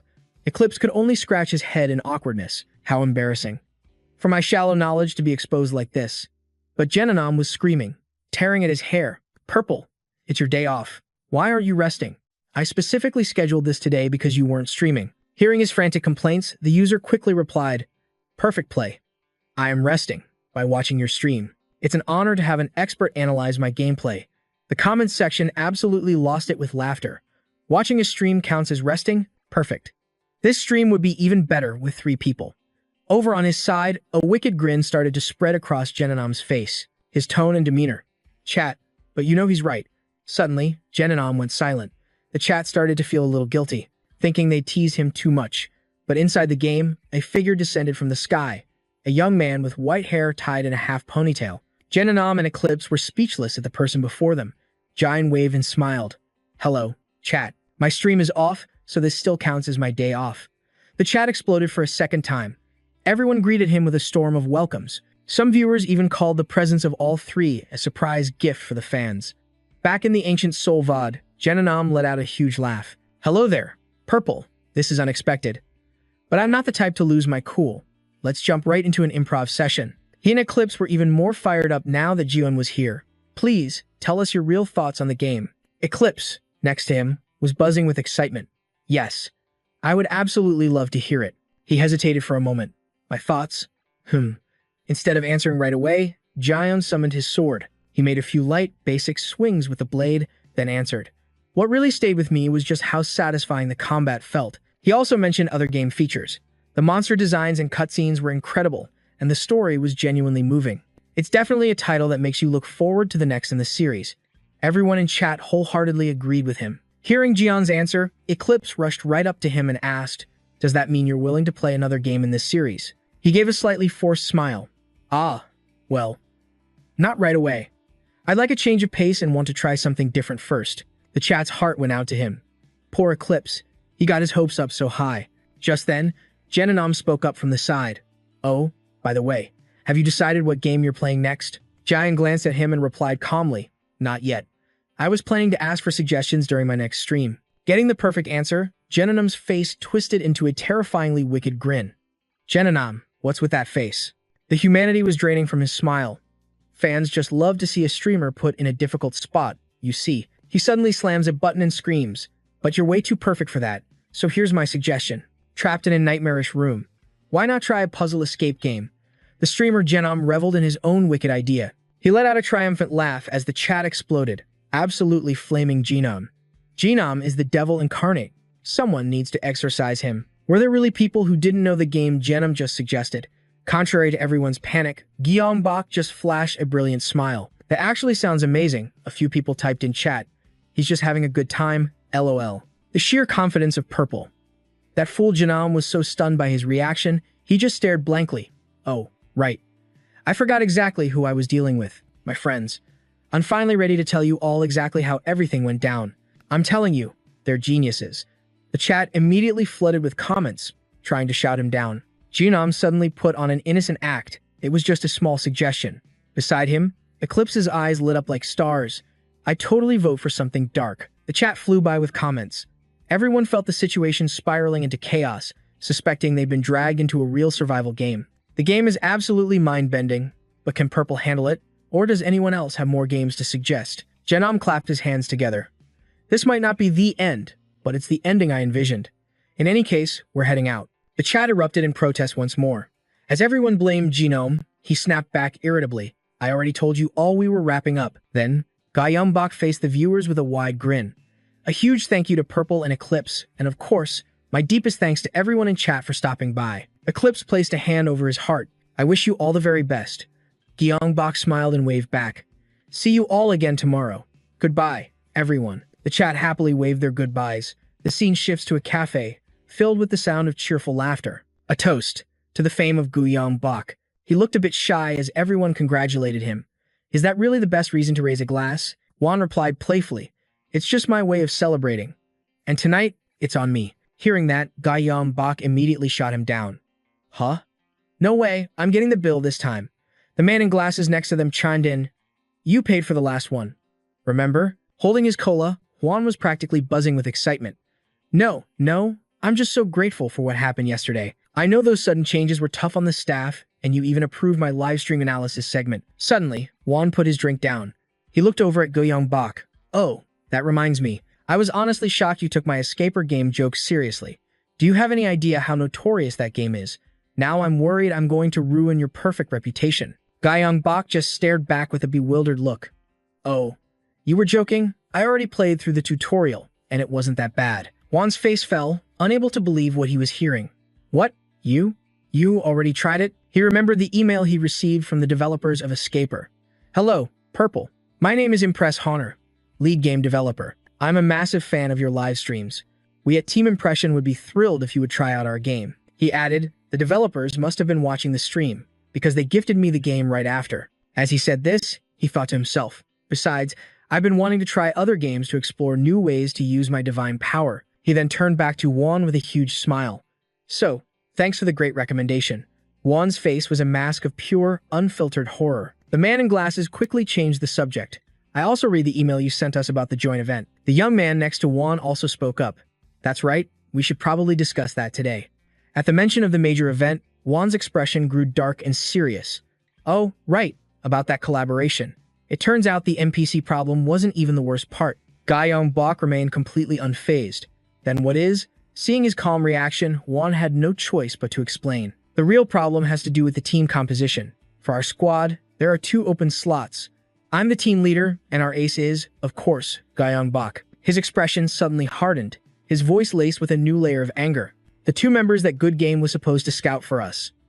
Well, now we have to find them ourselves. Guillaume Bach, who had been happily eating, looked up at the news. He frowned, staring at Juan in confusion. They're changing the system just like that? Seeing his reaction, Juan could only close his eyes and sigh. I hear the situation's a bit of a mess. Juan paused for a moment, then decided to lay out everything he heard from his sources. Good Game even pulled in a few streamers from Serengeti TV.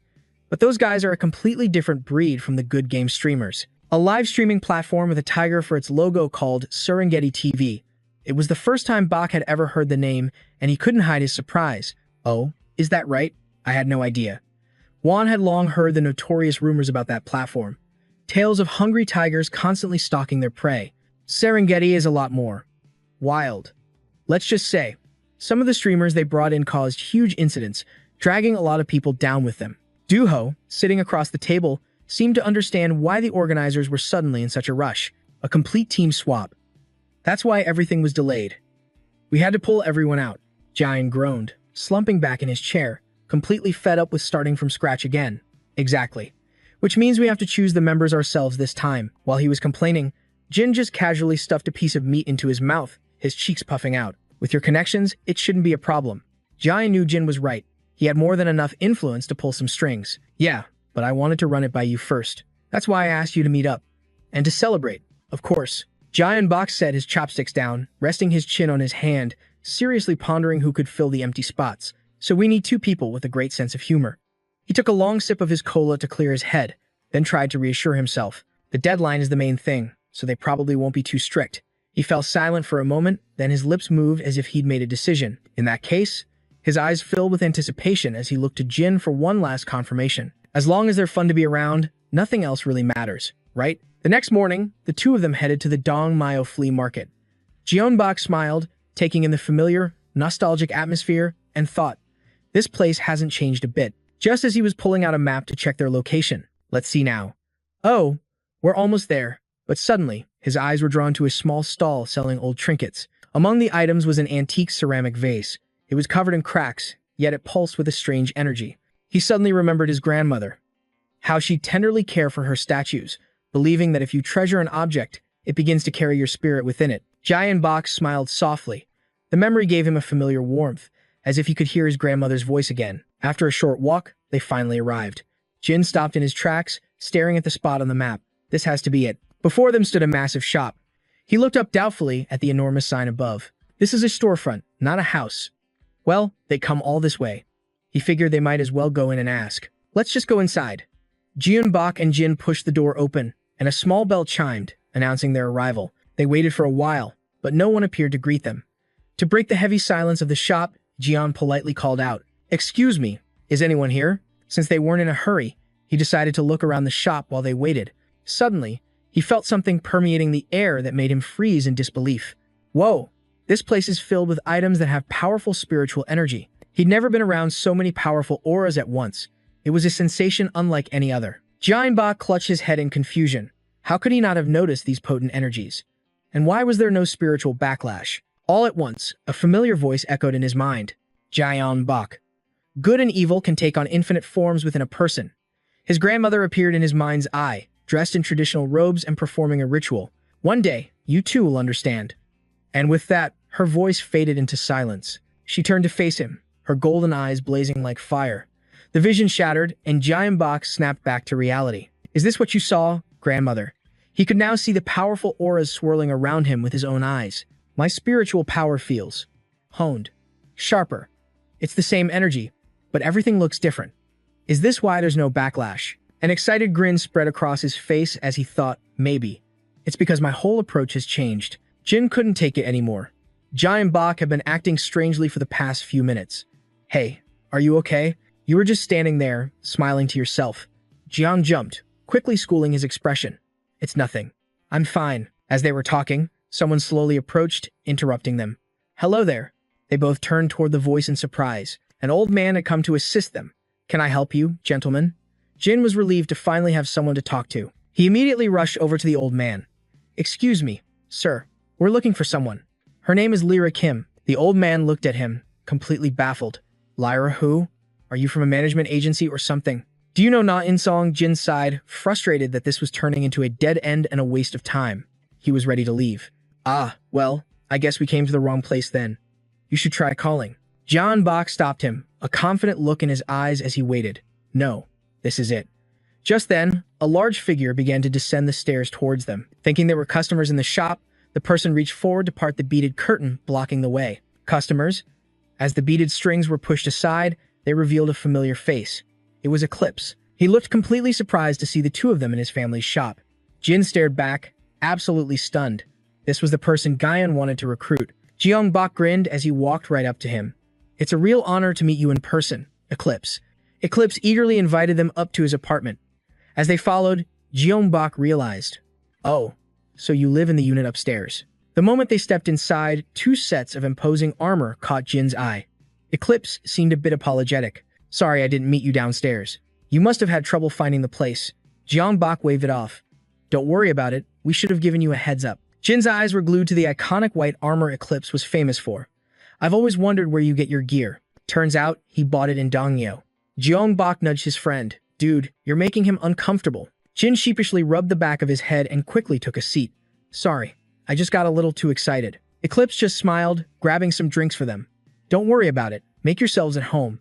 We've collaborated plenty of times. Anyway, how did you recognize me? Jeongbok popped open his drink, took a sip, and then explained. Your build, the way you carry yourself. You move like a true swordsman. Eclipse let out a hearty laugh at being figured out. You nailed it. That's definitely your style. Jeongbok, curious, then asked him. Did you open this shop with your dad? Eclipse's gaze softened as he lowered his head slightly. Actually, it was with my grandfather.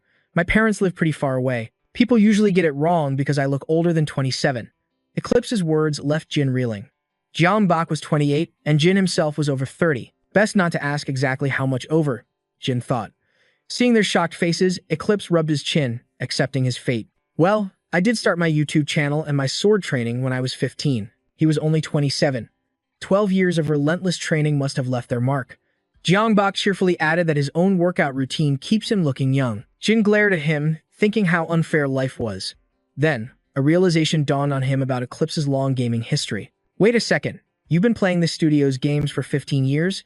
Jin whipped out his phone, a mischievous grin spreading across his face. That means you were playing M-rated titles when you were only 12.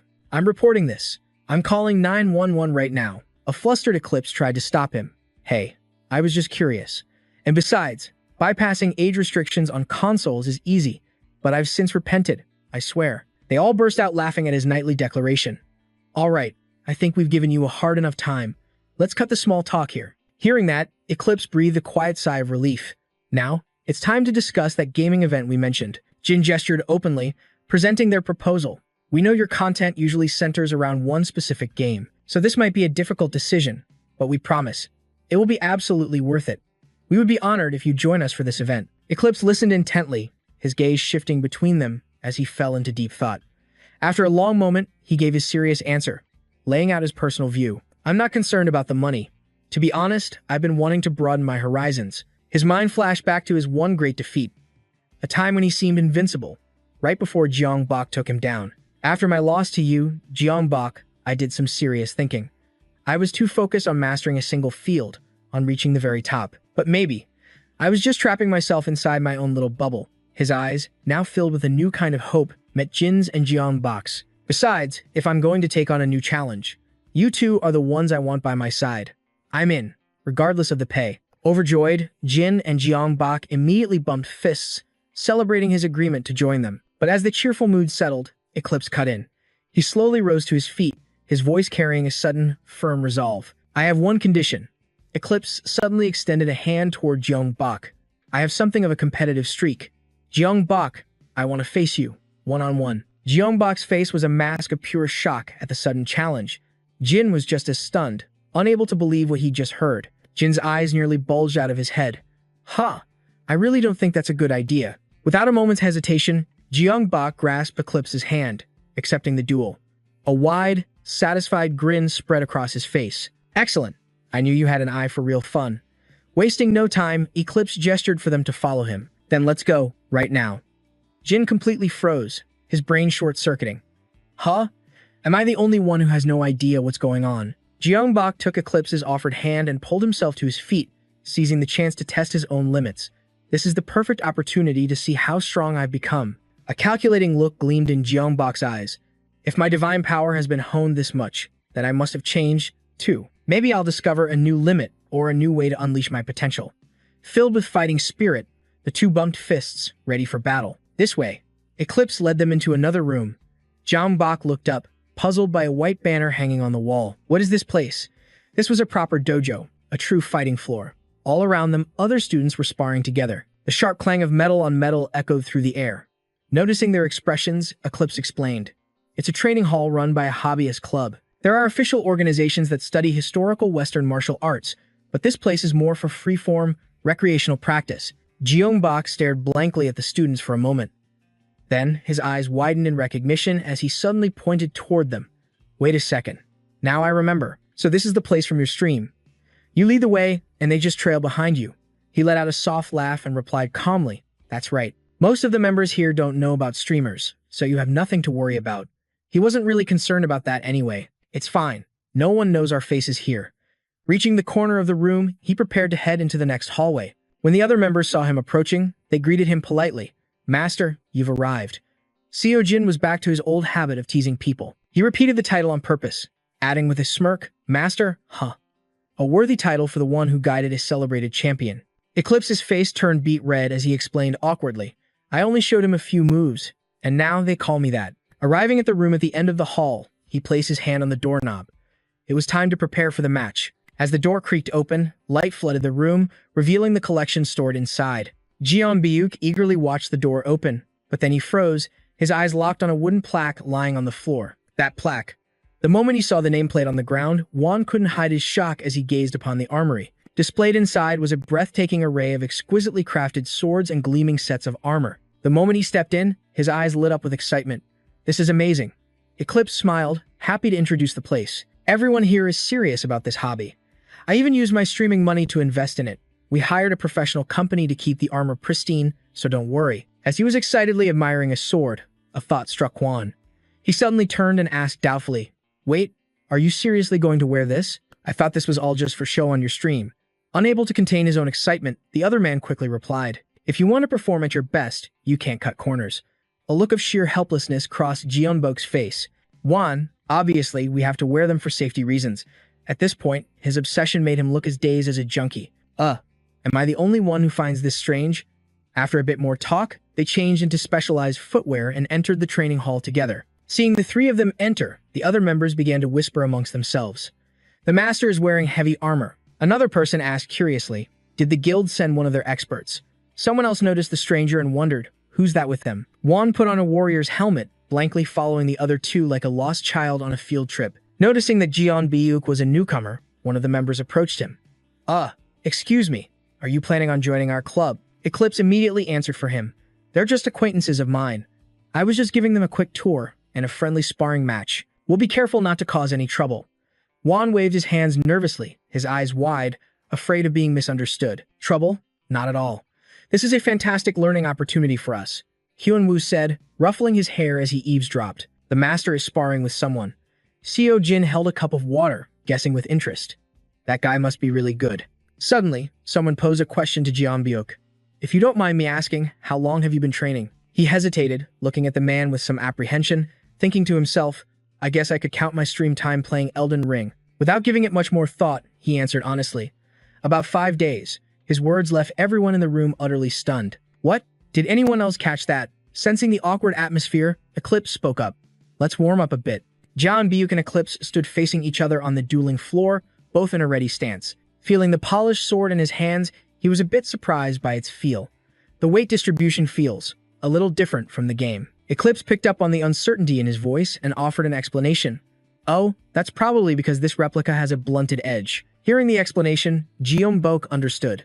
That makes sense. Even though he wasn't used to the feel of it yet, he was still eager for the fight. I'm sure I'll get used to it. I'm ready. Gripping the hilt tightly, he lowered his visor, ready for battle. All right, you can use any technique you want, as long as it's with a sword. As the duel was about to begin, with both men raising their swords, Seo-jin couldn't help but feel a little worried. Is this really a good idea? Hyun-woo looked just as concerned, his face etched with doubt. If he's only trained for 5 days, he probably doesn't even know how to hold a sword correctly. A plume of white vapor escaped Eclipse's lips. It was the silent signal for his attack. He launched forward like a raging storm, swinging the sword in his hand with all his might. The glint of steel flashed violently. Witnessing this incredible sight, the boy shot up from his seat in surprise. The master attacked first. The person next to him was just as shocked. That means he sees his opponent as an equal, or even better. Though Eclipse's strike was like lightning, he managed to parry it. Sparks flew as their blades clashed. While countering the attack, Jeonbok was already analyzing his disadvantages. Not only does the sword feel strange, I can't draw on my spiritual power like I can in the virtual world, so my senses are duller too. The two clashed fiercely, their swords a blur of constant, relentless motion. I've seen you before. He took stock of his stamina. The crushing weight of his armor was starting to take its toll. Seizing the opening, Eclipse instantly turned his blade, thrusting forward without a shred of hesitation. Though cornered, Bak remained a fortress of calm, his parries precise. Bit by bit, the instincts burned into his very soul were reawakening. The slash from Eclipse's sword cut through the air with blinding speed, grazing just past his eye. At that same moment, a golden glint of psychic power flared in Bak's irises. Even as he faced mortal danger from the next strike, Bak felt a supreme confidence rising from his core, and though it was limited, his psychic power was still there. As Bak retreated, a supernatural energy enveloped him from behind. As Eclipse pressed his relentless assault, he calmly adjusted his stance, learning to control the small, precise fraction of power he could wield. Using that precious moment, Bak lunged forward with his sword raised, preparing to deliver a decisive blow. His eyes blazed with golden psychic energy, a thrill running through him. I'm finally starting to understand how to use this. With one swift motion, Bak blocked the incoming attack. A sharp clang of steel on steel echoed through the chamber. With just that one simple move, Eclipse was instantly flung backward. The impossible sight left Yu in total shock.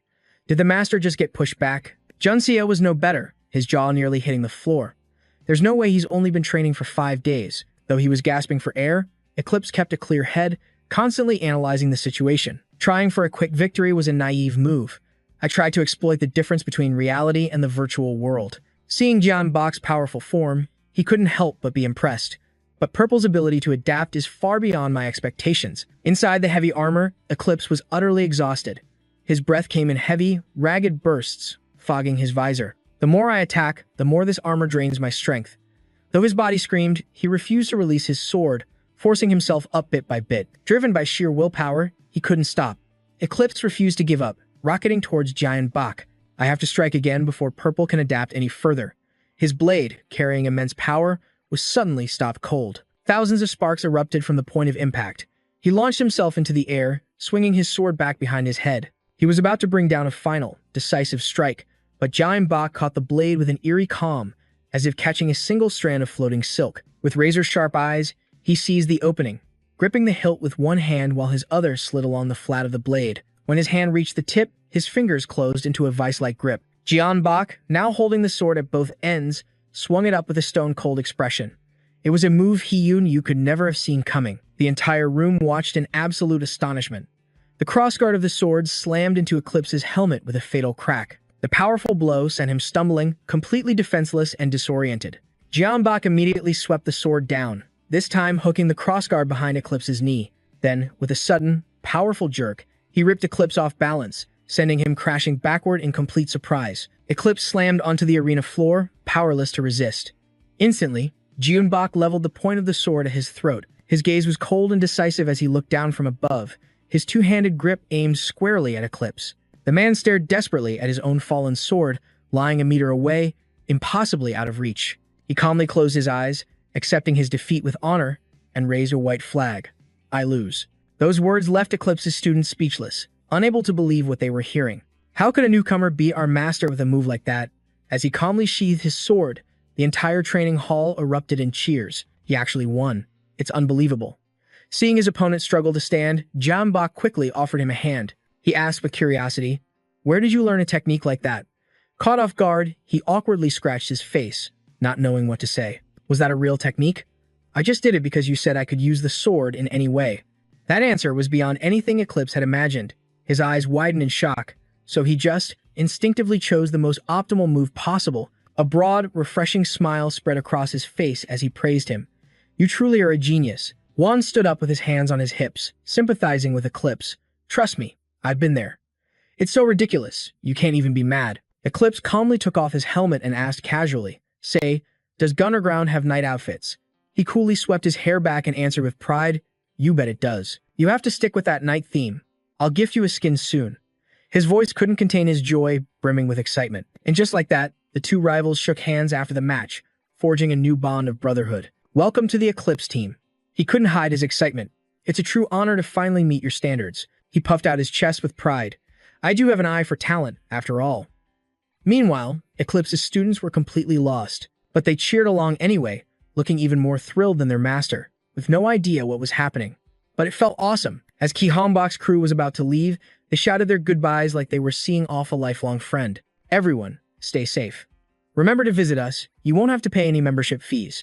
As he walked out, he glanced back at Eclipse. A grin spread across his face as he thought, now that I've met Eclipse, he really has a talent for making things exciting. Ki Hongbok pictured him as a character in a game, and his spirits soared even higher. This partnership was going to be an incredible run. At the same time, over at Gunner headquarters, Sang-hoon was giving a frantic report to the marketing team leader, Minyu OK. He reported that the allegations against the Serengeti streamer group had been confirmed, standing there meekly, bracing for the fallout. A hint of shame colored his face as he delivered the bad news. We still haven't found even half of the replacements. Hearing this, Minyu OK buried his face in his hands, completely exasperated. Just fantastic. Tell the other team leaders to send me their prospect lists right now. We still need time for verification, but be polite about it. Relieved to be dismissed, he quickly replied, yes, sir. Just then, Bo Young appeared with an update. We just got word from Jenanam's team. They found someone. Minyu OK's face was a mask of pure exhaustion as he waved his hand dismissively. Jenanam, that guy is reliable. He's a veteran for a reason. Just do a basic background check and push it through. Seeing the completely drained and apathetic look on Minyu OK's face, she quickly tried to intervene. Sir, I really think you should check this one yourself. But he was sick of it, trying to push the work away. Come on. You should know how to handle this stuff by now. He sighed. Ugh, forget it. Who is it? Caught off guard by the question, Bo Young hesitated for a moment before finally answering. It's Eclipse. At the sound of that name, Minyu OK's eyes shot wide open. A wave of pure shock and disbelief crashed over him. Eclipse? The guy who only plays games from that one studio. Are you sure it's not an imposter or someone with the same name? Bo Young confirmed the information without a shred of doubt. It's really him. He said he was referred by Purple. Minyu OK shot up from his seat, the color draining from his face. Purple? A flood of horrible memories rushed back to him. He remembered that smug look on Purple's face as he watched him kneel and beg. That bastard. It's him again? He slapped his own cheeks hard, trying to suppress the deep-seated fear. No, get a grip. What's really important right now? Suddenly, a manic grin spread across Minyu OK's face. His fists clenched, trembling with a strange delight. A streamer, who's been dedicated to a single genre for 15 years, has just officially switched over to Gunner RS. This is a bombshell of a story. Without another word, he shot to his feet, issuing a razor-sharp command to his two subordinates. Change of plans. Instead of revealing all the participants and the schedule at once, we're going to announce them one by one. The sudden shift left Sang-hoon completely bewildered. But sir, the roster isn't even finalized yet. Ignoring his subordinates' concerns, Minyu OK calmly crossed his arms and started walking toward the door. Announcing them one by one will force the team leaders to be more aggressive with their recruitment. He suddenly spun around, pointing at them with the brilliant aura of a superstar. It'll also keep us on schedule and generate some early hype. I'll report this to the director, so get to work. Stepping out of the office, Minyu OK shoved his hands in his pockets, musing to himself, I guess the prophecy about Purple was true after all. The memory of their first meeting was seared into his mind, an unforgettable scar. Their first meeting didn't exactly go smoothly. Purple had looked at him like a devil, practically giving him the finger. I'll think about it, he had said. Afterwards, his own boss had screamed at him, you fool, go drag him back here immediately. In the end, Minyu OK steeled his resolve. He straightened his tie, his mind racing with possibilities. But when a tidal wave comes, you have to ride it.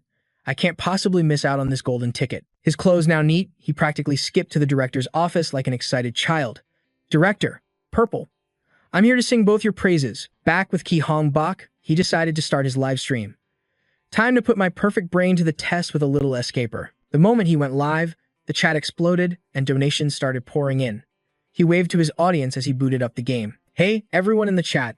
Thanks for tuning into this surprise collaboration stream, even without any notice. Reading the worried comments rolling in with donations, Ki Hongbok quickly reassured them, don't worry, guys.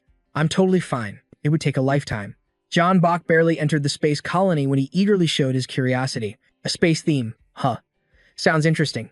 The system notifications flashed, a competitive match had been found. His viewers kept telling him to pick a different mode. John Bok just laughed, reassuring them, it's fine. Chat, I already played the tutorial. The game's opening sequence began to roll. You are a researcher on a space colony, seeking a new home for humanity among the stars. But suddenly, a meteor strike hits the ship. Your cryopod is emergency thawed. Only one escape pod remains functional after the incident. He immediately jumped down, following the mission objective. Quickly find and board that pod. But after landing, a new notification appeared. You are not the only one who has awakened. Jeonbok ignored the curious comments about other players, calmly drawing everyone's attention back to the game. I see a lot of stuff scattered on the ground. Everyone excitedly urged him to gather the items, but Jeonbok looked at the screen with suspicion. Is that an electronic keypad on the door? I'll probably need a keycard. The system then asked, would you like to turn on highlights? Important items would be marked with an image. His eyes widened in amazement. But before he could choose, Agent Kill proposed a challenge. Complete the game with sensory interference turned on. The reward was 3,000,000 won. If he lost, he'd have to praise Agent Kill. Jeonbok read the challenge, a spark of curiosity in his eyes. Hey, Agent 1, what exactly is sensory interference? Meanwhile, the comment section already had a general idea. Even without a reply, he grinned from ear to ear and accepted. Thanks for another thrilling challenge. In reality, Jeonbok was completely confident. I don't need a highlight function. My psychic powers will tell me everything I need to know. Besides, testing the limits of my power is the goal for today's stream anyway.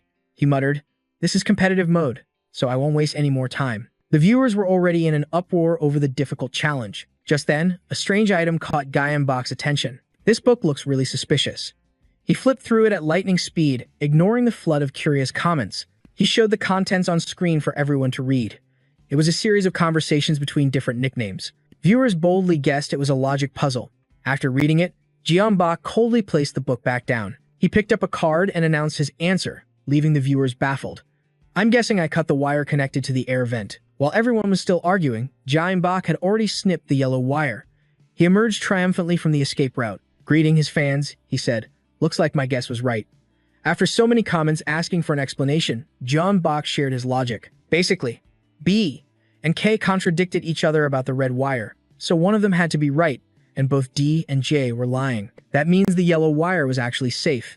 He stood tall, explaining it like a professor. D said it would short-circuit, but that was a lie. And J was lying about the previous guys being stupid.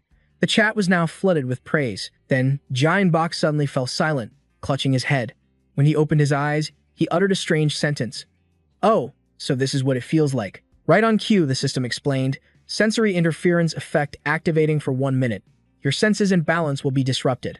Jeonbok tried to stay calm as he described it to his viewers. My ears are ringing, my vision's blurry, and I'm dizzy. It feels like walking during an earthquake while on sedatives. But as everyone started to worry, he began moving again, reassuring them, I'm fine, let's keep going. As the storm of concerned comments continued, Jeonbok kindly reminded them, don't worry, I'm not completely blind. He briefly read the comments, then calmly analyzed the difference between himself and them. I'm used to this kind of thing, so it's not a big deal. But the moment he said it, Jeonbok panicked internally. Oh no, I just slipped up and mentioned my condition. He quickly pointed forward to change the subject. Chat, look over there. On the screen was a heavily fortified defense. Jeonbok approached, quietly analyzing the obstacle. It's a door, with a 6-digit code. He stared at the jumbled information on the screen and guessed, I probably have to figure it out from this card. While the viewers were trying to solve it together, a doubt also rose in Jeonbok's mind. But more importantly, it's been more than a minute. He looked at the distorted screen, cursing under his breath. My vision is still blurry. The viewers kept asking about his hesitation, but Jeonbok was lost in thought.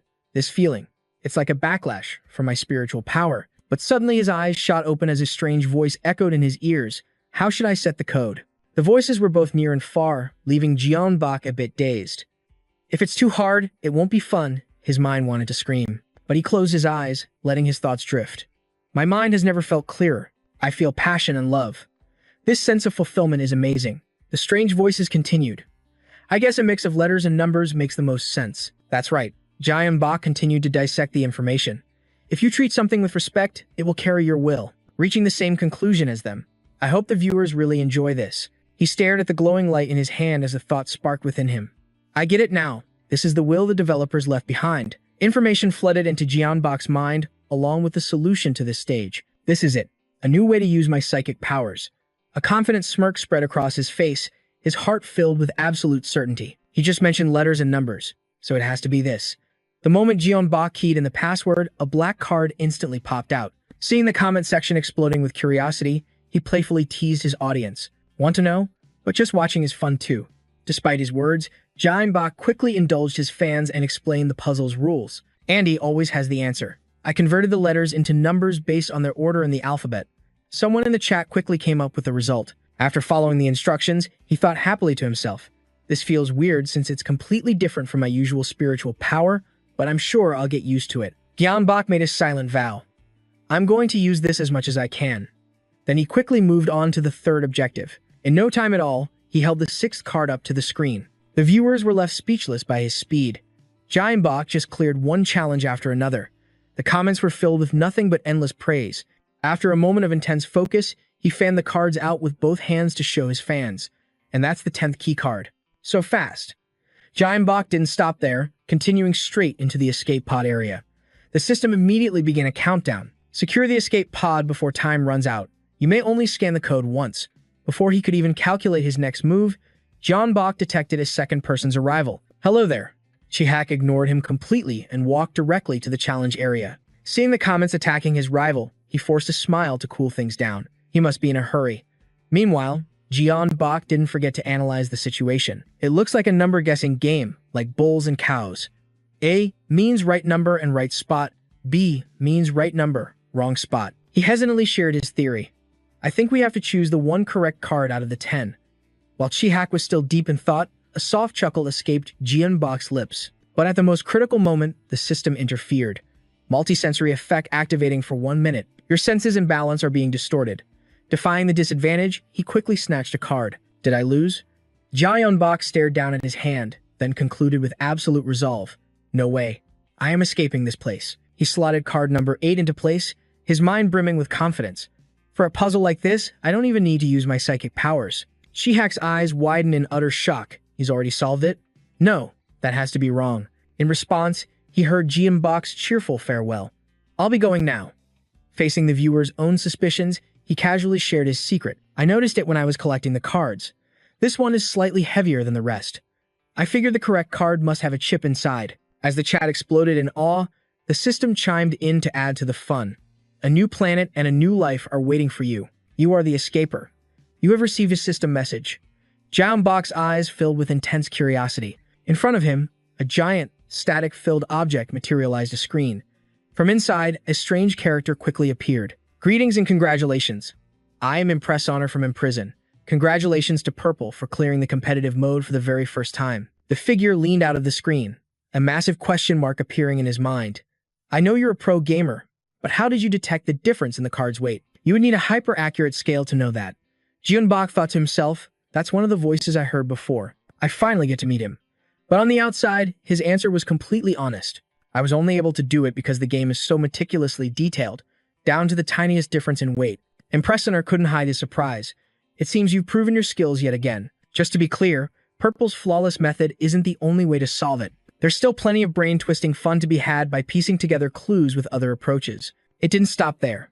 Impressioner generously revealed a series of attractive rewards. Thank you for enjoying our game, Purple. Here is a small gift to show our appreciation. Attached was an incredibly chilling promise. We will strive to design even more creative prisons for you to enjoy. Impressioner added one last sentence before vanishing into thin air. I hope to see you again soon. Bach turned back to the camera and let out a sigh of relief. Whew, that was a lot of fun. The puzzles really demand a totally different mindset. Then he rubbed his index finger and thumb together, a sly grin spreading across his face. You know, I just realized you still haven't paid up, Agent 1. Bach's eyes crinkled as he feigned a look of sympathy. If you beg, I might give you a 50% discount. As expected, Agent 1 spammed the screen with a flood of pleas. He immediately raised his hand, pretending to reluctantly make the change. Since you begged so nicely, I'll make a special exception just for you. After the bet amount was changed, Agent 1 immediately donated 100,000 won. Bach looked ecstatic, as if he'd just won the lottery. That's our Agent 1. You guys are lucky to have a streamer you can trust. Ignoring the chaos erupting in the comments, the second the money hit his account, Jacob was ready to bounce. And that's a wrap for today's stream. Peace out, everyone. Chat, it's been real. His dedicated fans understood completely, letting Jacob finally sign off just as the sun began to rise. Byung Hun had been grinding all night on the server. Utterly exhausted, he mumbled in his sleep, uploads, complete. Just then, a notification pinged. A message from Man. Then his screen exploded with alerts. Word is, the legendary duo Purr is making a comeback for the Gung event. Jenum himself made the announcement. Then another message popped up. It was Juan Nam. Mumbling through a mouthful of pastry, he typed, "Hey, I deserve some credit for that stream too, don't I?" He scanned the frantic comments flooding his chat, and a mischievous glint sparked in his eyes. "You guys want some juicy info?" Juan Nam leaned back in his chair, a smirk playing on his lips. "Purple is on my four-man squad for the upcoming event. Bet you didn't see that coming. Any guesses what game we'll be playing?" But just as he was about to reveal more, he completely changed the subject, ignoring the absolute meltdown in his comments. "Man, this pastry is incredible, even if it was all just for show." One viewer suddenly paused the live stream, his eyes fixed on the screen. Byung-hun stared intently at the monitor, impressed. "He's a natural," he murmured. "That guy really knows how to work a crowd." The chat logs were still scrolling endlessly. "If this Gung event is real, you better let me edit the video. Purple's content is always top priority. Don't you dare give it to anyone else." All right, calm down. I'll take care of everything." Looking pale and unsteady, he pushed himself to his feet. I should probably take out the trash." But he barely took a few steps before his foot hit something unexpected. He stared down at the clutter on his floor, completely dumbfounded. Oh, that's right. The package from Gung must have arrived. He reached for the most eye-catching item in the pile. "What's this?" Byung-hun wondered, turning it over in his hands. "They even sent an idol album?" he thought. "I guess it's because that group promoted their game once." But the text printed inside made his jaw drop. "A fan meeting ticket?" Byung-hun immediately grabbed his phone and called a familiar number. I remember Duho is a huge fan of the Sweeties. Maybe this is my chance to finally do something nice for him." He quickly got his things together and left his apartment. Byung-hun held up the items with a hopeful look. "This is why I need your help, Jacob. I've got 3 shots at this raffle." But Jacob shut him down immediately. "Like I've told you before, my streamer energy doesn't work on stuff like this." Byung-hun shot him a look that made his blood run cold. "Have you already forgotten what Duho did for us back then?" The traumatic memory flooded back into Jacob's mind. The time he failed to get tickets for that concert. It was a disaster that could easily happen again. Byung-hun pressed his advantage. "Think of it as building up good karma. Who knows, maybe we'll get free tickets out of it next time." Jacob finally gave in, squeezing his eyes shut as he grabbed a random ticket. "Fine, but if this doesn't work, don't come crying to me." The very next day, Duho dropped to his knees, his voice choked with emotion. Thank you so much." Staring at the giant winner text, his brain short-circuited. "Seriously, thank you. I entered the raffle 40 times and lost every single one." Jacob could only stammer in disbelief. "It was really that important to you?" Duho adjusted his glasses, his expression turning serious. "But on one condition. You have to come with me." Jacob stared back, completely lost. "Me?" Duho stated calmly. "You registered under your name, remember?" He grabbed Jacob by the shoulders and started shaking him. "We were insanely lucky to win a pair of tickets, and they're non-transferable. If the registered winner doesn't show up, the +1 can't get in either. Please, you have to help me." Jacob threw his hands up in despair. I don't even know anymore." Duho's voice suddenly dropped to a dark, serious tone. "I used to be an admin for their biggest fan community, and we're making a huge showing for this event." Jacob sighed, completely defeated. "You don't even care if I agree or not, do you?" But Duho just kept pleading his case. "Wait, the fan meeting is on our day off?" Byung-hun gave him a silent thumbs up. "No wonder you're so good at managing online communities. Thanks, man." "Jacob, your noble sacrifice will not be forgotten." Staring at the 2 tickets in front of him, he made up his mind. "Well, it is my day off. I guess I'll go too." On the day of the fan meeting, Duho was a nervous wreck. "Did you bring the photo book for them to sign?" he asked for the 10th time. Jacob scrambled to answer. "Yes, I have it. I never realized being a dedicated fan was this much work." He handed him a hat and mask. "You never know where your streaming career will go, so keep your face covered just in case." Jacob put on the disguise and grinned excitedly. "Whoa, there are cameras everywhere." Just then, his smartwatch buzzed with an incoming call. He answered reflexively. "Hey, Juan, what's up?" From the sound of it, Juan was just chilling at home, bored. "Hey, Jacob, you got a minute?" Juan Nam's voice whined through the speaker as Jacob stepped into the main hall. "Here's the deal. Everyone I've asked has turned me down. They're all scared they'll drag the team's performance down. I think you and I need to find our last member together." "Sorry to hear that, man." Jacob couldn't help but agree. He's right. We definitely need a top-tier player." But before he could finish the thought, he froze. Wait a second. An audacious idea suddenly sparked in his mind as he reached into his pocket. "They just have to be famous, right? The only real requirement is that they're an influencer." Juwon Nam's voice crackled with excitement on the other end. Yeah, that's it. What's this? Jiun Bak flipped through the album as he answered his phone. I've already got someone, but let me see. I'll let you know. We still have 2 days, right? He awkwardly ended the call. Yeah. Anyway, sorry about that. Just then, an announcement blared over the speakers. Entry will now begin. Please have your tickets ready. Yu Ho nudged him with an outstretched hand. Hey, let's go get our numbers. He stared at his own ticket, completely frozen. The very last seat. Jiun Bak kindly turned to him and asked, I'm somewhere in the middle. Want to trade? Yu Ho let out a quiet groan. Please. He already had a plan forming in his mind. Arriving a little late would be better. He didn't want to bother anyone, so he put on a generous front, saying, We're sitting far apart anyway. Let's meet up after it's over. The idol group appeared on stage to a cheerful, sweet melody ready to brighten everyone's day. They had barely spoken the first words, Hello everyone, we're sweeties, when the crowd below erupted into a frenzy. Sahi, I love you. There was even a fanboy shouting through his tears. At that exact moment, Jiun Bak's eyes shot wide open in shock. He stared at Yu Ho up ahead, his body rigid as a familiar feeling washed over him. A whirlwind of admiration, warmth, excitement, and pure joy. The entire venue exploded with energy. It seemed his friend was genuinely happy to be here. Jiun Bak let out a sharp breath, sneering to himself, Look at that face. But his own mind was also being enlightened. They were spreading joy. So this is what being an idol was all about. Suddenly, a female staff member's voice pulled him from his thoughts. Everyone, please line up. And make sure you have your ID with you. Gyun Bak mechanically stood up, preparing for his critical mission. All right. In his hand, he held a familiar mission card. They check bags thoroughly, so I'll use my ID card to hide it. Gyun Bak pulled out his chair and said, Hello. The idol greeted him warmly. Thank you so much for coming. But his gaze drifted to the person sitting next to her. It was Nara, happily chatting while holding a teddy bear. A figure-skating teddy bear. How cute. A fan nearby whispered an explanation. Nara used to be a figure skater, you know. Getting that limited edition bear wasn't easy. She nodded again, repeating, Thank you so much. Jiun Bak quickly stood up, thinking to himself, I never thought I'd get my hands on something like that. A voice in his ear reminded him, Please move to the next seat. The moment Nara saw him, she spoke. Hello, this must be your first fan meeting, right? What's your name? He answered honestly. I'm Gyun Bak, but please write the name as Angry Zhao Ji. She instinctively opened her book, reciting her usual line. Thank you so much for coming today. But the object that met her eyes made Nara freeze on the spot. Placed in the center was an ID card, with a note that read, Newton had a lot of fun playing Eldens with you.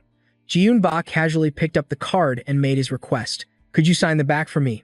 On the reverse side was another message, a paid request for a have a nice day capsule message. He grinned, making a hand gesture. Now we know each other's identities. I'd say we're even. The deadline is tomorrow. Nara could only remain silent, her face pale. Jiun Bak pressed on. Oh, and could you sign the photo book too? She snapped out of her shock. Ah. Yes. Mission accomplished. He was thrilled. Thank you. Before leaving, he gave the book a little shake. I really hope we'll meet again. He left Nara grinding her teeth in fury. She trembled with anger, tightening her grip on the pen before hissing out her words. Thank you for always supporting us. Once they were outside the venue, Jiun Bak and Yu Ho began to share their thoughts. Have you ever seen a workshop treat its employees this well? Seriously. Thanks so much. I'll be loyal to you for life. He spoke genuinely to his friend. You looked really happy in there. But internally, he was a bit bewildered. I can still feel that energy from before. Yu Ho robotically agreed. I was really happy.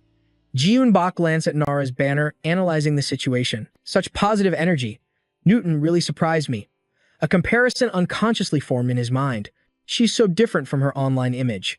I assumed her real-life persona was just an act, but I couldn't sense anything negative from her at all. Gyun Bak recalled Nara's radiant appearance today and came to a quiet conclusion. So, both sides of her are real. Meanwhile, Nara collapsed the moment she got back to her room. He really knows who I am. She leaned against the door, mumbling to herself. He went completely silent after that Elden's match. I thought he was just bluffing. Nara's stomach churned as she thought of the fan imposter. How did he find out, and how did he even get into the fan meeting? He's nothing like our other adorable fans. She exhaled sharply, trying to calm herself. Relax. If he wanted to threaten me, he would have done it already. Now that we both know each other's identities, we're even, just like he said.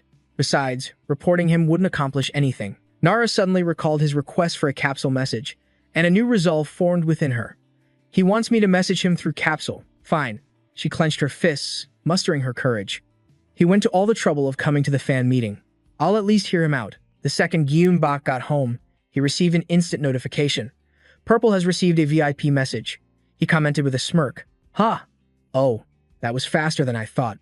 A flood of messages from Nara began popping up. I've sent an invitation to What's on Your Mind. Get in here and drop the polite act. We both know what this is about, so let's cut to the chase. Kane let out a grim smile. Now that's the Newton I know. Without hesitation, he jacked into the system. The moment his feet hit the ground, he remarked. I appreciate the fast response. Clara's voice was ice. I have more important things to do. She decisively pulled back her mask, her brow furrowing as she finally challenged him. So, what's your offer?